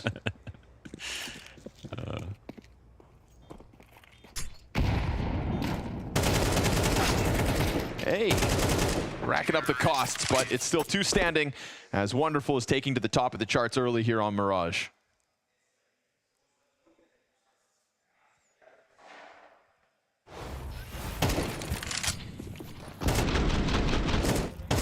Mirage is always going to be the map. That doesn't change. Everybody is very good at, but there's still levels to the map. And that's what makes it even more difficult. Aim can bail you out in a lot of spots. Wonderful clean start, 7-0 here. And NaVi's A attacks were what I think made them the most bread throughout the last year. It's the way that they approach out of the A ramp and scale up through Sandwich that just, it feels so, they make it so awkward for you as a CT trying to fight stair side, and it will be that duel. And even the best teams, when they could see this coming and they knew it was an A play and you could see that Imperial have that inkling right now, it was still very difficult to make this happen. So let's see if they've got a solution. There it is. Great shot. Alexi goes down. Oh, 23 in the smoke. Ana missing that sliver of a shot onto the T, who's coming out Palace. She tries to peel away as Ime gets taken down to half health. Bit's only on 9. We get this deep ticket peek and it gets denied. JL unable to capitalize. Zaz finds one through smoke. We've got a health advantage for the ladies. And as Cat and Ana try to get their way out from ticket, Ime playing along the jungle wall, goes back for the repaint, falters. Bit's got one, and down to a single shot left on Cat, but she wins with the USP. A clutch goes the way of Imperial Female, and they find their first round on Mirage. They stopped the A attack, man. They actually did it. It was a timing shot, I think, from Ana as she got blinded on the A ramp. Perfect shot. They tried to push into Palace at the same time as well, and that looked like a play that could have definitely yielded a kill, at least got a dink out of it. But it was Cat's cover and CT spawn to save on the first place into the clutch in the end. And there was 2 critical, could have been clutches back on Ancient between Zaz and Ana, and this time they do get one over the line. Early days, we saw that resurgence back on Ancient. 4-round start for NaVi. 5-round streak out of Imperial. Well, there's the first, but unfortunately for them as well, comes with a high cost. We get the MP9 on 23, low nades for Tori, and we'll see what NaVi want to do if they indeed adapt.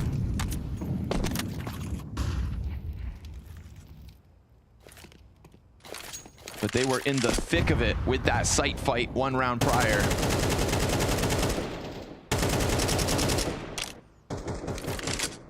Looks like no call out of spawn this time for NaVi. They're going to be sitting, waiting with mid control to see if there's any reactions from the CT side. Heavily leaned CT side, by the way, towards A.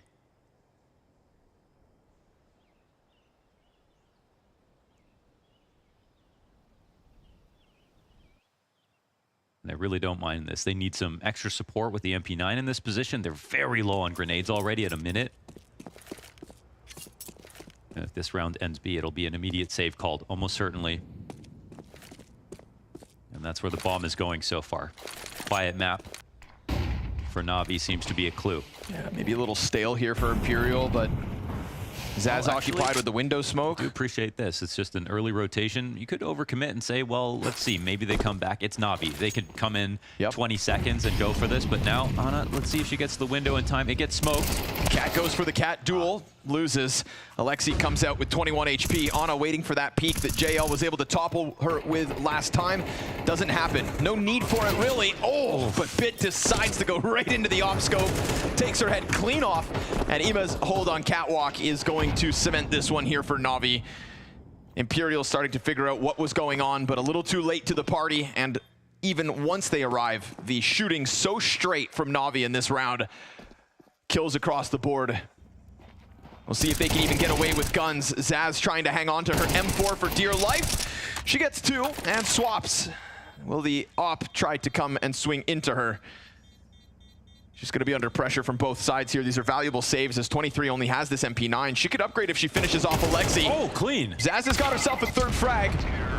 23 hears that cat run. She can go for Alexi's weapon. Not bad Can at she all. nab it?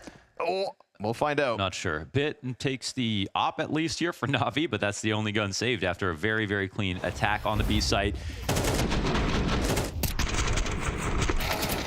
The upgrade wasn't reached, it looks like.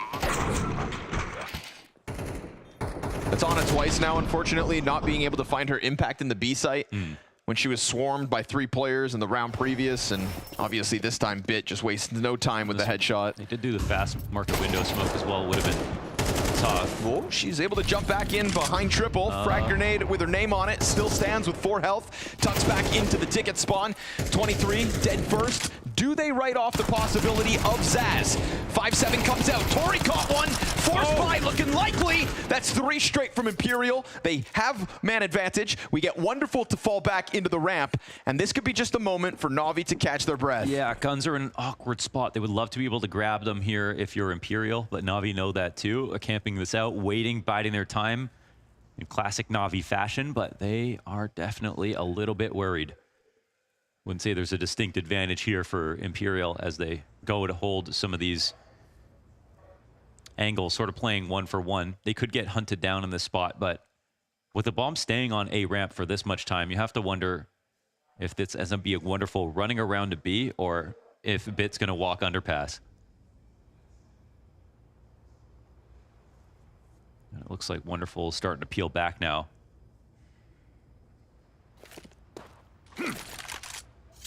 I mean, honestly, with the positions the CTs are in, it's actually pretty good to catch a lurk and a play, but with how complicated Na'Vi have made this, how would you read that Bit has taken this much time just to walk under? Let's see how it plays out. He misses a he didn't jump player. to check. Yeah, he will still find her. Okay, but there's still 2 players on A, one top connector, and Bit's coming through the smoke. Oh, he hit her. Oh, God. He finds her in the smoke.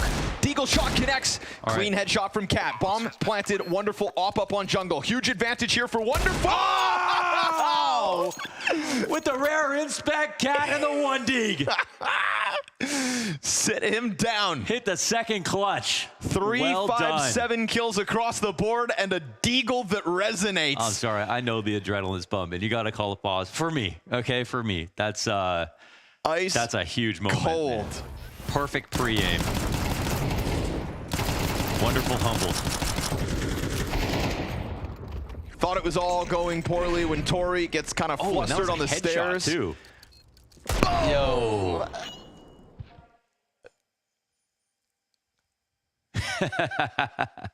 God, that's gotta feel good. That's great. That's a great shot. Holy. Look at the money now for Na'Vi. The fact that they've got so many situations into 1v1s like that and are even converting more than Na'Vi now. That's it. He's, you know, map 1, a couple clutches. It's a much tighter game. You know, a little more sweat on Na'Vi's brow back on that first map. Now, unfortunately, they're getting their clutches. Still trailing by 3, but Tori's going to open up. That's Wonderful down. This is the full investment here from Na'Vi. Hey, you want to talk about time to kill? What about that? You know, one spray was definitely better than the other. Zaz is looking to get active, but she gets caught out by Alexi. Cat re-aggression. Tori's got herself a second in this round, down to 16 health. But now they're primed to play out A. JL's Desert Eagle into 23 he'll go, but that's bomb to the ground. Bit's been spotted. She's looking for more, but it gets a little awkward on the climb up.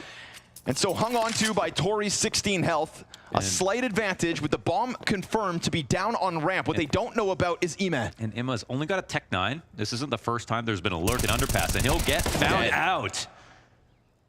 Bit into the clutch attempt. Ana wastes no time. Okay. The op strikes him down, and they make the most of that. Now it's Na'Vi to the save. That's day saved, yep. They spent all their money. Looks like another competitive map.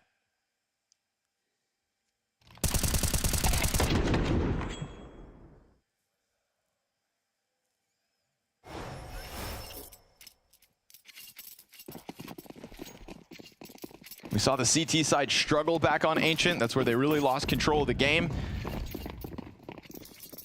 The one comparison to draw is losing first half pistol, allowing Na'Vi to convert, and then finding some way to slow it down in the middle of the half.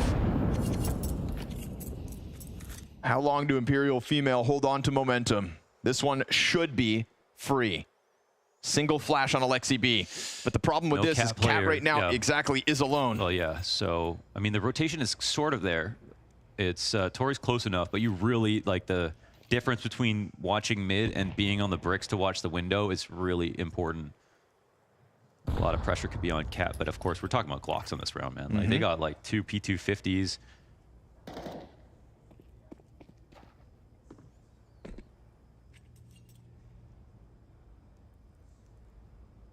Past the minute mark now, Zaz. They're always holding on to like just good information. So there's the bomb spotted as they're trying to sell this fake, and Zaz getting dinged from every direction. Yeah, Tori dealing with the pressure out middle. The bomb has been found, of course. Frag grenade to try and stop it. Oh, Imes actually robbed away a gun. The rifle's empty. Tori into the sidearm, wins her fight. We get a follow-up from JL underpass. Alexi's able to creep out. We do indeed get the P250 frag. Now Glock versus M4. He's playing with Cat, and he's got the dink in. Uh-oh, starting to slip away, but the bomb still sits bottom mid. JL gets away with the M4. They're able to answer back. Well handled. And it's all hung on to by Imperial. Things getting sketchy, but they'll laugh that off. Yeah, that many bullets missed, but the Deagle headshot in the end. It's all good.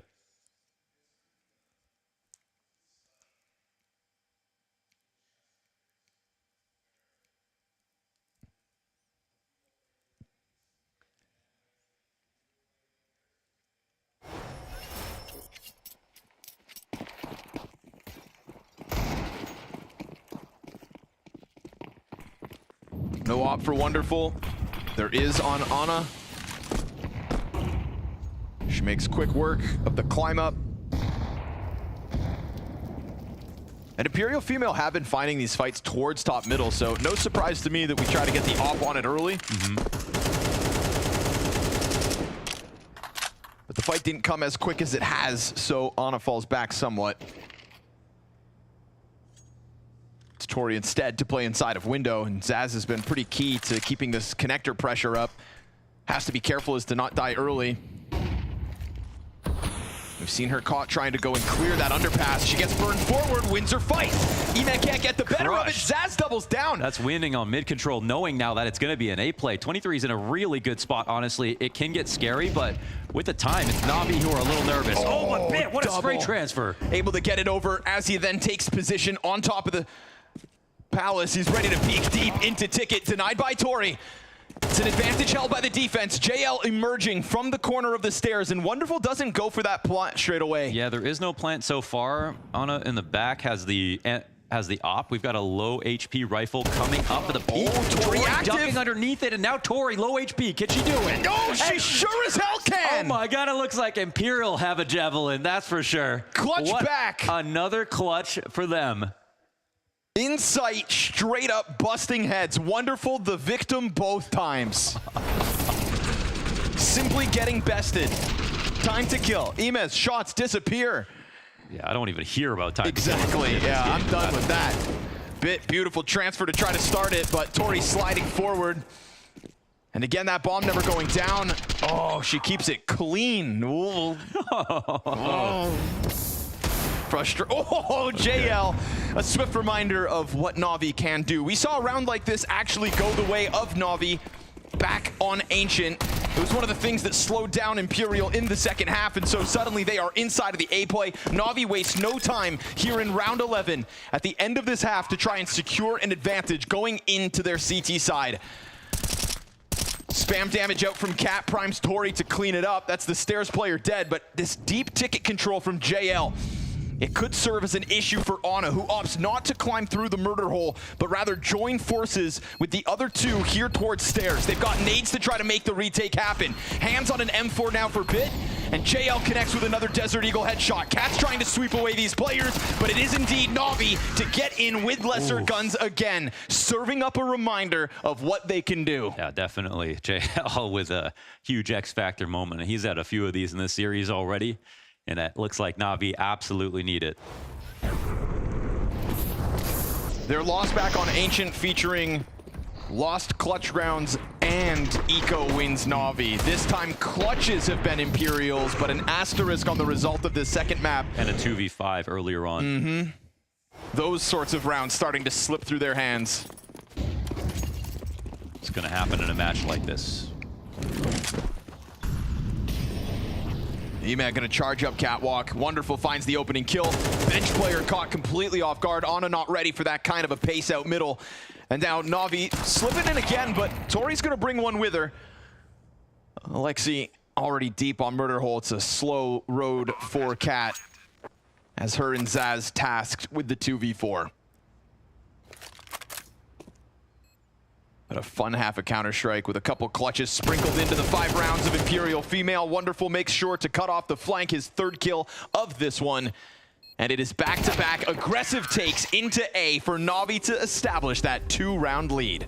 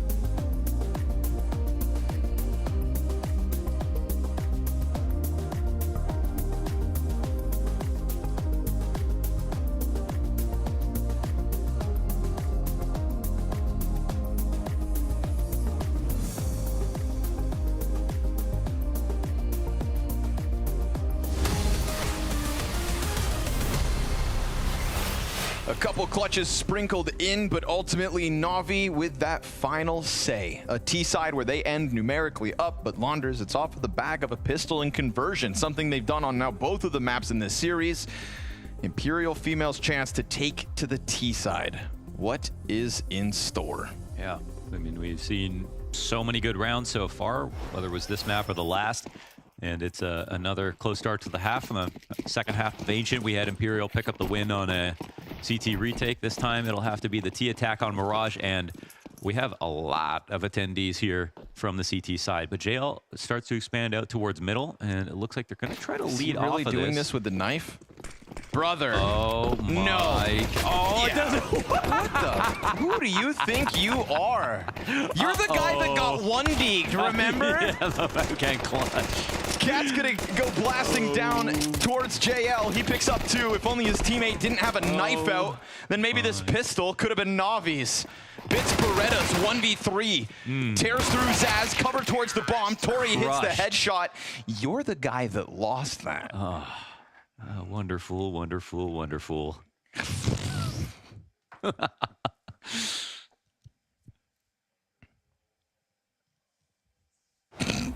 Should have had an M9.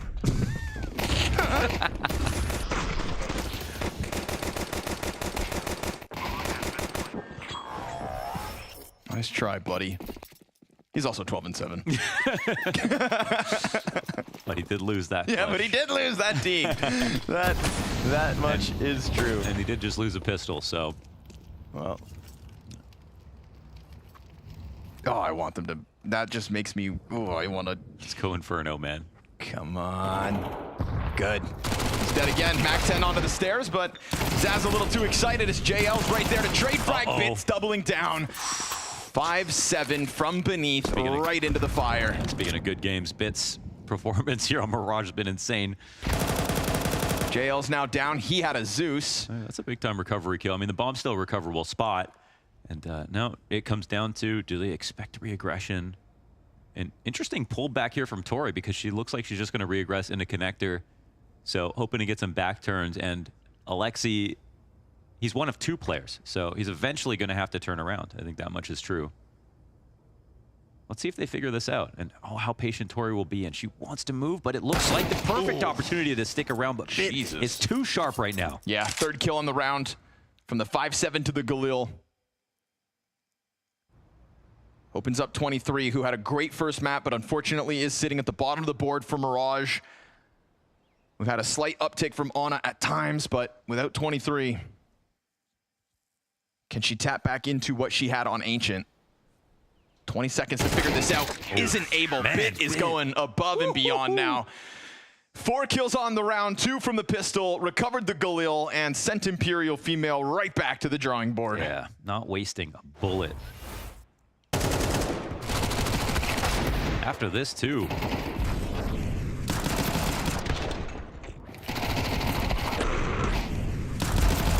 Zaz getting a little excited there. Kind of throws caution to the wind of jungle. Could have killed that player without holding W and exposing to the second, but wanted to join up with the split that was coming out ramp.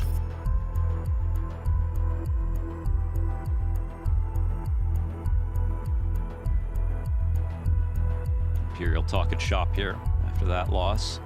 I don't think there was anything bad about the call. They got the first 2 kills, in fact. But sometimes that's going to happen. You know, Bit's individual skill going to shine through in a round like that. You've got to be able to stay composed.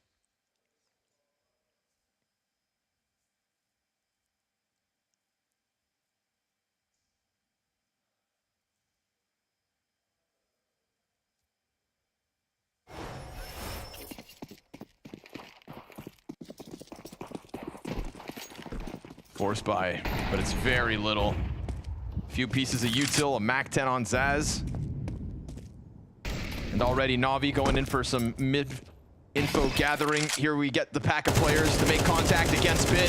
He's gonna be tested again, but he's got support out from Connector, and all's good. Those rifles just go ripping flesh from bone, and NaVi extend this lead to the 9-6. Yeah, Consmoke. Was it Consmoke at the bottom of Con that allows them to stand there, but they had everything with the sprays on triple to hold it, slow them down. Imma covering Palace perfectly. Make this situation look simple. Okay, buddy.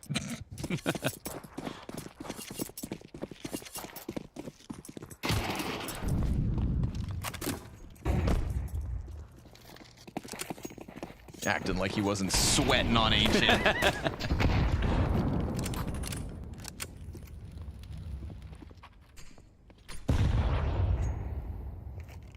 All in good fun. Oh, here's that AK you spent all your armory points on. Dude, I never got one of these, man. I didn't get anything. You suck.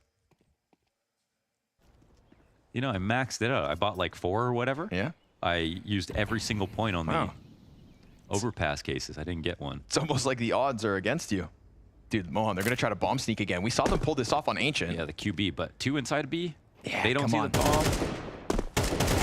Some jumping bodies out onto the A play, but unfortunately, Bits had enough. Oh my goodness. And Cat gets caught with bomb in hand. That's double digits NaVi as they start to sail towards victory here in the series. This could end up being one of Bit's best maps in a NaVi jersey.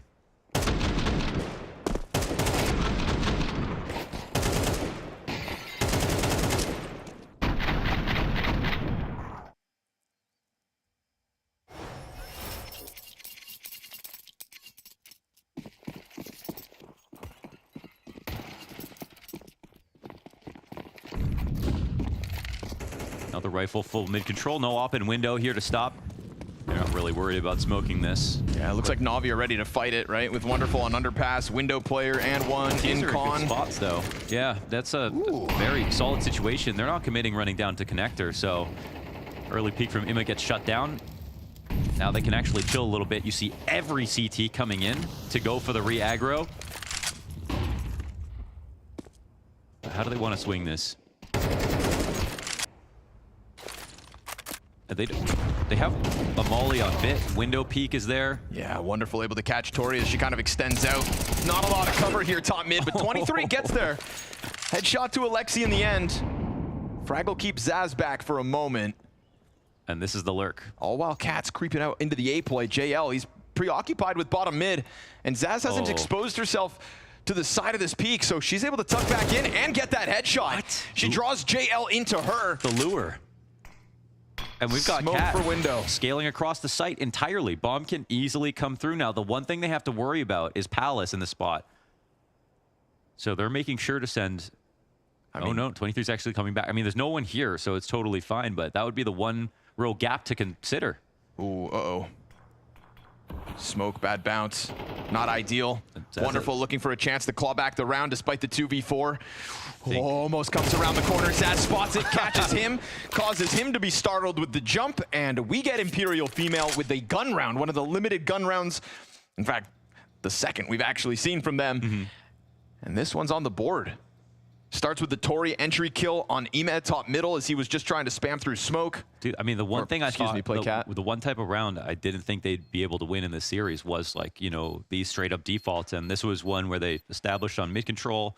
They all kept safe positions. Na'Vi kept playing into their hand by trying to duel them from those far positions that are obviously slightly T-favored in some of those engagements. And I mean, nearly, I think the really key swing fight was 23 versus Alexi. That one took a few seconds. But 23 winning that meant they could chill for a sec. And, I mean, then Zaz handles her lurk perfectly, as she has been doing. This was a total lure on JL. JL saw her gun swinging around, but she didn't expose herself to connector. She waited.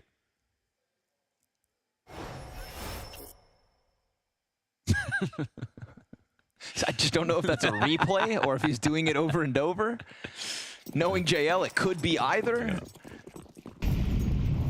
It's actually just Tourette's. Why'd I laugh? That's not funny, Wonders.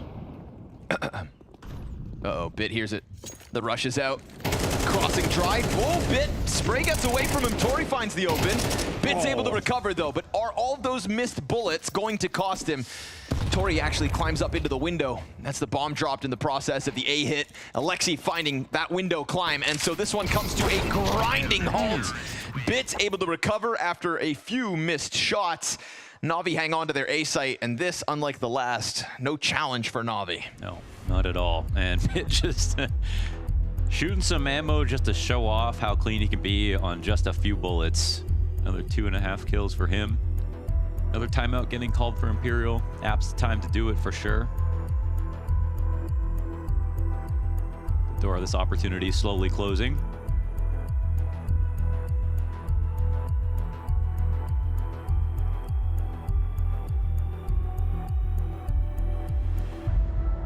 We'll have to see what the call will be from Tori.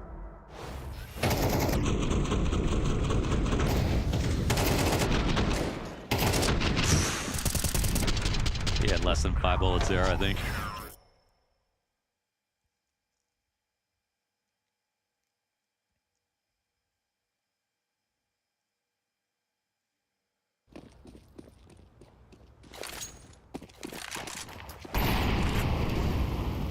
Trying to get Ana into a pick. A rarer sight, but goes for the opener, sees nothing, and Wonderful freed up to take an angle into underpass. Bit of utility pressure for the non-existent top mid holdout of Imperial. And that has opened the door for Zaz to move up. The only real limitation, that Tori Tech 9. Looks like Imma is gonna make a mid move. Ana dead, bested by her counterpart. JL connects with the headshot.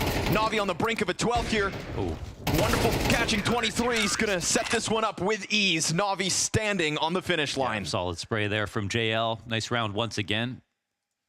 Big impact here, and they control middle this time. No problem.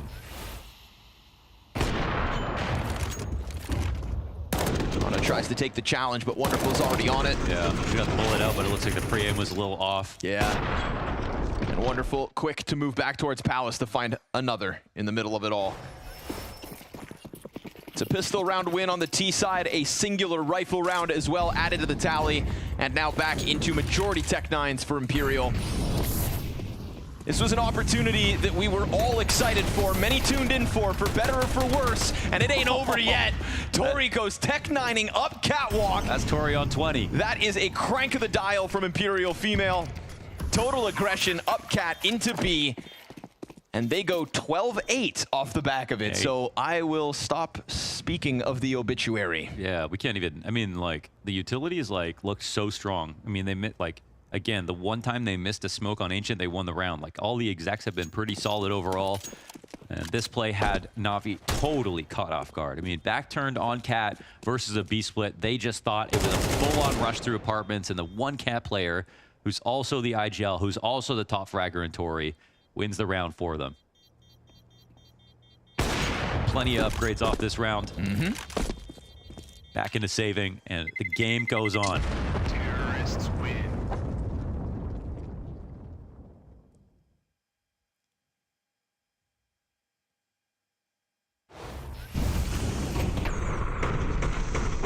Timing there, you can see just how much it catches him off.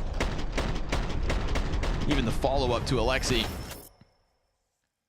And to find timing like that, you can't be afraid of any kind of resistance in mid at the start of the round. I mean, that's the other half of this, is they're just really exciting to watch. Like, they've been playing really fast CS, which is super fun, and that's obviously their comfort zone, so it's...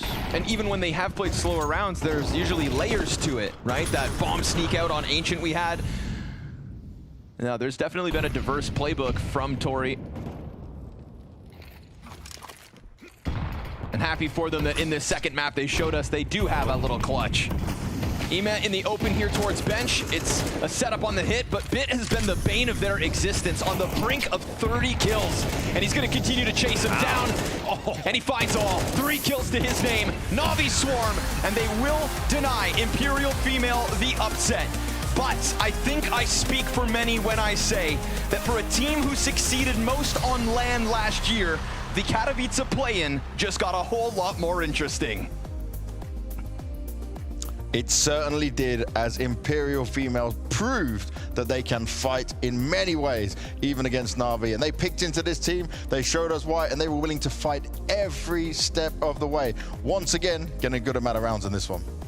Whereas Ancient was characterized by some great mid-rounding, some good ideas, some nice strategies, I saw moments of brilliance in terms of individuals on this one that, once again, I didn't really expect. I mean, shouts out to Kat for some of those shots, Zaz as well. This was a fun game to watch. I mean, we didn't get to see Anna out-op Wonderful, but we did get to see Kat Deeg Wonderful while he was holding an angle with the op. Bro, it's the styling and it's the inspect spin into owning Wonderful. That's what I love. That's straight out of a frag movie. Graffiti. Whoa. Graffiti. Give it a graffiti right now. That was epic. This was incredible. Honestly, this shot in the air, first of all, was disgusting. And I want to look at this from Wonderful's POV. Look at it from Wonderful's POV. Humbled. Oh! He didn't even have a chance. Oh my, that's a donk peak.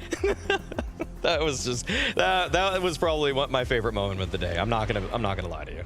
It was a solid shot. It was an incredible clutch, and that's what Cat kept doing. Deagle, yes. Deagle, yes. Okay, we like that. We like that. Thank you, production. Thank you. Deagle, yes. Clutch, yes. I think that's what we'll come to with a couple Cat clutches. Yeah, pistol clutches were great for her.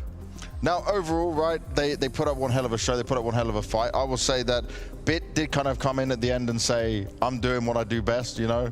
Even a few labored sprays or whatever, he just became the headshot machine and do what he's used to doing. Yeah, I mean, what we saw at the start is that we talked about this before the game. Imperial play a little bit of a different style than you're expecting, right? They play a little more towards the extremities. I think they actually caught NaVi off guard with that. They came from 5-1 down, brought it to 5-5, ended the half 7-5. But yeah, once Bit activated, once we got into a lot of A hits, and Bit just stopped missing. He just hit I think he aced on the final round.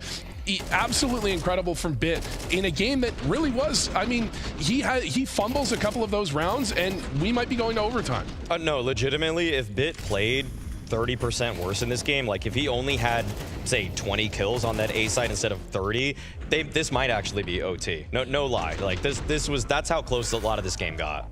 Yeah, very close, a very good fight coming out there, but Bit was the one to 31 he ends with My that. God. He did go into monster mode for sure. We're looking at it though, do you feel like it was better for Na'Vi on their T side, especially where they took it a bit away from the playbook, a bit of the normal way that Na'Vi play? Well, actually, we kind of saw a similar pattern emerge in both Ancient and Mirage, where towards the tail end of their T sides, both times, they just kind of start running as a pack with pistols, and then they just kind of outshoot their opponents. And that's when the defensive protocols, that first kill that needs to come on the defense isn't quite there for Imperial Female. And that's when Na'Vi, they get that one single thread and, you know, just actually get it out, and then the whole thing just bursts for Imperial. Like, they got to recover so quickly, and Navi's scaling is so fast, and that's when they're just so deadly as a tier 1 team. Yeah, to a certain extent, if you can't win the initial aim duel, there's really nothing you can do strategically, which is where I felt like they were really incredible strategically, much more than I would have anticipated. Well, it is the end of the road for Imperial Female here, but we do have Zaz with us joining us for the interview. Zaz, how are you? I'm great, thank you. How are you? I'm doing very well, thank you. Now, I know you didn't get the result you wanted, but my God, you really put Na'Vi under pressure and you made them sweat. How was that for you? You guys look like you're having a lot of fun. We were having a lot of fun, honestly. Like, I mean, first of all, they are the one who should be pressured and not us. We are the underdogs. And I believe a lot of people don't expect too much from us. And this was like a mentality that we went into with the game. But yeah, I mean, we were having a lot of fun. This was like a great experience for us. It's like, I think, the first time we are actually playing such a good team, like the best team in the world. Like, I mean, we were having fun, as you can tell. When you guys decided to pick into Na'Vi, we heard from Bubble, he was saying that, like, okay, we have an idea of how they want to play, you know, and you want to get some good experience here going up against a team like Na'Vi. Did you kind of get what you wanted while going through this? Did it give you something back that you were hoping to achieve? Yes. I mean, we know how Na'Vi play. Like, we've been watching a lot of their demos, and the way they were playing, it was like how we expected them to play, honestly. So yeah, we got a lot out of it. Zaz, sorry. Okay, yeah. So great performance once again. You know, 13-7, even doing better on the second map. And this game, definitely a lot of eyeballs were on it, and I'm sure a lot of women were watching as well. And what I want to know, as someone that's been competing in the women's space for as long as you have, what do you have to say to all the women that I'm sure were watching this game and in some ways probably inspired by your guys' play and how close and competitive you made this one? I think we kind of proved that we can compete against the Tier 1 teams. The thing is, like, we're not used to practicing these kind of teams, so it's very hard for us to know what to expect, how they play, what they do, like, you know. But I'm sure, like, if we get the opportunity, if we get the chance to actually practice against these kind of teams, we will be able to do much more than this, 100%. So for the female players out there, I would say to not give up. There is hope. Yeah, so if you want to prove that you can compete at Tier 1, is there any next step you can take towards moving in that direction to getting to that level? Yeah, as I said, we need to start practicing these kind of teams. So please give us the chance to do that. Yeah, and you definitely proved that you deserve it as well. You've also got the Katowice play-in coming up, right? Having this game here, does it fill you with some more confidence going into that? Yeah, 100%. 100%. And how much are you looking forward to that, Zaz? Because you've been doing this for so long, right? You are one of the most experienced female players we have. You've been carrying the torch for so long as well. And I think for you, right, getting this opportunity now going to Katowice as well, what does it mean to you? It means a lot to me. Like, I think I was born to do this. That's how I feel. I was born to do this. I always had, like, so many people ask me, like, how do you have this, like, motivation still? I don't know. My answer is I don't know. I was just born like this. I have this hunger. I cannot get enough, and this is like a great, super nice experience. Like it's gonna be amazing to actually be doing that for the first time. And you can't get enough, and you've never given up. And I think that's a key thing as well. Not giving up no matter what's going on, what game there is, what tournaments there are. So just lastly, before I let you go, is there anything you want to say to all the viewers watching at home? I just want to thank everyone, and especially Imperial. I know that they're having like a big party in Brazil right now. Huge thank you for everything, and keep supporting female CS, please. Hell yes. Thank you very much, Zaz. Good luck going into the play-in as well. Thank you very much for being with us. Bye, guys. And I think for people who don't know, right, the history behind Zaz is absolutely huge, right? Not just within CSGO, not just in CS2. She has led the way for such a long time. And to hear how motivated she is to keep going as well, it's impressive. Oh yeah, and we've seen just how so many of these female players can just kind of like use this as a springboard to kind of do other things in their life. Like I'm thinking like Miss Harvey, how she actually ended up winning game show in Canada, which actually springboarded her career. Potter in Valorant, kind of hailed as one of the best, if not the best coach in all of Valorant at this point in a co-ed format. And so Zaz, though, like you said, you know, carrying the torch, not using it as a springboard, just continuing to compete. In some ways even more respectable, if you ask me. Shouts out to you, Potter, though I'm sure she's killing it over there. Continuing it no matter what. I also want to take a moment to thank B-Dog and Lucy, who provided us some information ahead of this as well, helping us out. They are two phenomenal commentators covering all of the female scene in here, and I know they're watching and enjoying all of this. But overall, for NaVi, right, this was what we expected from them, but it only gets tougher for them here on out. I'm just worried because Zaz said they played how we expected.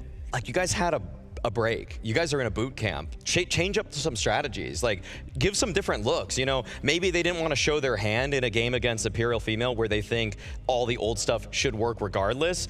But I want them to retool their playbook just a little bit more, because that almost in some ways felt comfortable for Imperial Female. Like the anti-stratting from the last season worked for them. Like, come on, change some stuff up, guys. Yeah, because we were talking before about they were the best Mirage team in the world. They had that huge streak. They need to adjust something. They need to change something. And if they didn't change anything, then Mirage is kind of a weak point for NaVi at the moment. Yeah, and you don't want to be predictable whatsoever. You don't want to know what's going on about NaVi the whole time. They need to switch things up. We're going to take a look back at some of the games we've had today. It's been 4 best of 3s as always, and we started today with Virtus Pro taking on the new Complexity. Virtus Pro were able to win it out there. We saw another train come in as well, but it started off pretty damn good for Complexity. I feel like they let that one slip away, especially when it came to Dust 2.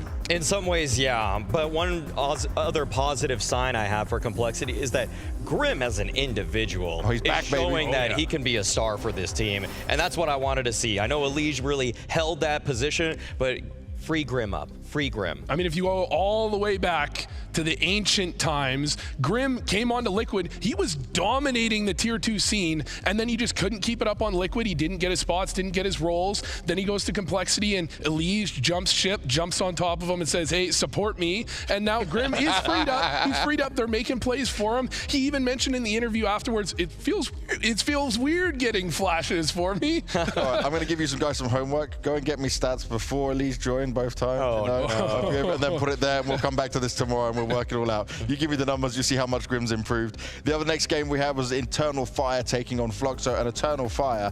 Okay, Jodo's debut maybe not as good as what he would have wanted, but they were on point. They never looked out of control of that series. All the usual suspects from Eternal Fire are popping off in the way that you would want them to. Even Madger chiming in himself. Xantara is continuing a great campaign from the previous year, showing that he is there for Turkish CS. He's delivering when it matters. And he doesn't want to go anywhere else, right? He said, I'm staying there, I'm making it my home, and that's where I'm going to probably end my career. Respectable for him, for sure. Now, for FaZe going up against M80 is the first game we got to cover today, and M80 showed us that they were ready to fight, and there was a reason they picked FaZe, and they showed up in a good way. Yeah, I mean, FaZe looked like they need a little more time together, but I was most impressed by M80. I mean, M80 looked like exactly what you wanted. We got surprised, you know, we got a little bit of surprise from Keto. You know, we had to apologize to him a little bit, maybe. Yeah. Now, looking overall, right, about what's happening here at the Blast Bounty, it's all about these bounty hunters coming in and trying to steal the money away and also steal the seeds going out throughout all of this. We haven't seen too much of that action in there. The one thing that sticks out in people's minds is the heroic one, right? That was an important thing. But so far, right, the most wanted have been able to hold on to the majority of their cash. And it's an important thing to do. You don't want to be losing that anytime soon. No, definitely not. I feel like Big also taking down Saw was another one of the people that were able to pick. And in all honesty, if you told me on paper who was going to win that beforehand, I probably would have favored Big. So kind of a lucky draw for them. That one worked out really well because Saw lost really their best pieces and it went terribly downhill. Yes, this exactly. Saw is not even close to the same Saw we saw before. No. This is going to be a different season for them for sure. I don't think they're going to have any kind of cologne run this time around. Should we take a look at our predictions as well? Let's find out how that is looking because I think for today, okay, Harry was in the head, so he's a believer. Yeah, he was believing. We welcome him to America. Yeah. By the way, boys, you are American. Well, North American. Yeah, North American. Excuse me. Sorry, I won't hurt you that much to call you American. But neither of you, not even Scrawny and Lord, has picked complexity. Have we got off the North American chain, guys? I mean, it's just when you're integrating two new North American tier 2 guys, you don't really expect the most. So. Good on complexity for making it competitive. That's all I'll say. Yeah, I mean, they were better than we expected, Yes. but nobody other than Harry, for whatever reason, really expected them to win. You got to take a couple risks to win this thing if you're behind Pimp right now, because Pimp's just going to pick the favorites all the way through. That's why he's still on top right now. And I think we have a 4-way tie for second place at this point. Me, Dupree, Banks, and Freya. I'm going to beat you, Banks. I'm going to beat you. I hope so. You are the analyst, so if you don't beat me, shame on you. But your blind fandom of NaVi will beat no, sometime. I believe all the way, and they will crush it, no matter what. What do you mean? We'll see in the grand finals. We'll see. To see when we're in the grand finals, and I predict correctly, and NaVi win again. Okay, we'll see. Yeah. We'll wait and see. Like I said, we'll see. All right. What I want to do now, though, I want to take a little shot at our simulator, because you can use this on Blast TV. This is the simulator where you can see all the matches and how it's going. You can see how the money would predict out there. So if you guys want to do this at home, head to blast.tv, and you can have a look at this. I'm going to go live with you guys now, though, to go through these next games, because when we enter these in with our producer, he'll be able to kind of see what it would look like next time around in the seedings and everything. So, Pain Gamer Legion. Let's take Pain. Yeah. Okay. Yeah. I don't believe that, but okay. Fury and Amiga. Furia. Yep, okay, that's more reasonable. Mouse BB. Mouse. Whoa. G2 Bait.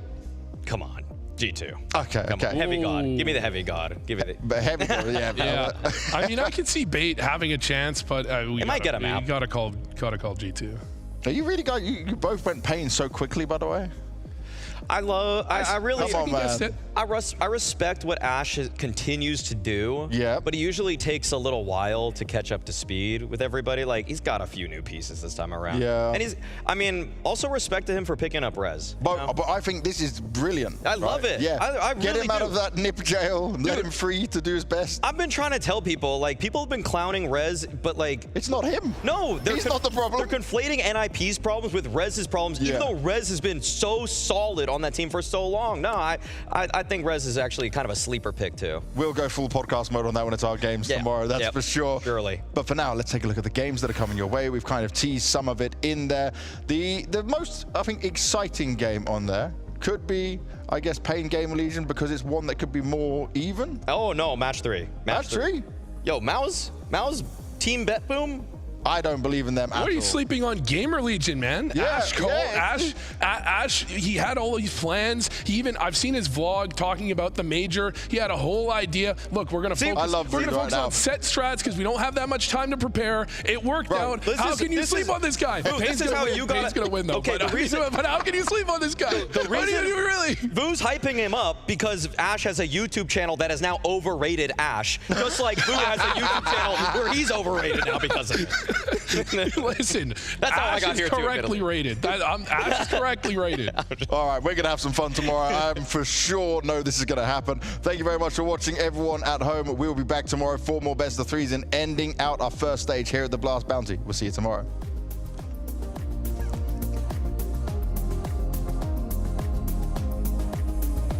Welcome to the Bounty, a new, bold Counter-Strike format where every round raises the stakes. Here's how it works. The prize pool isn't just split at the end, it's distributed as bounties. Each team starts with a bounty based on their seed. lower seeds begin with 0, but can still strike it big by hunting bounties from higher ranked teams. Win a match and you secure 50% of your opponent's bounty as a guaranteed payout.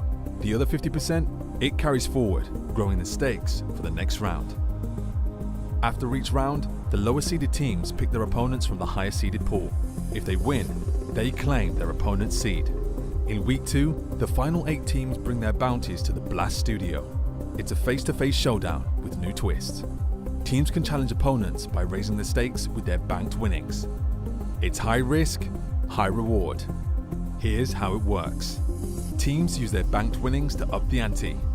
For example, if Team A has $50,000 and Team B has $25,000, Team A can only challenge up to $25,000, the amount their opponent has banked. Both teams have to accept the challenge. This is Counter-Strike like never before. Are you ready to go bounty hunting?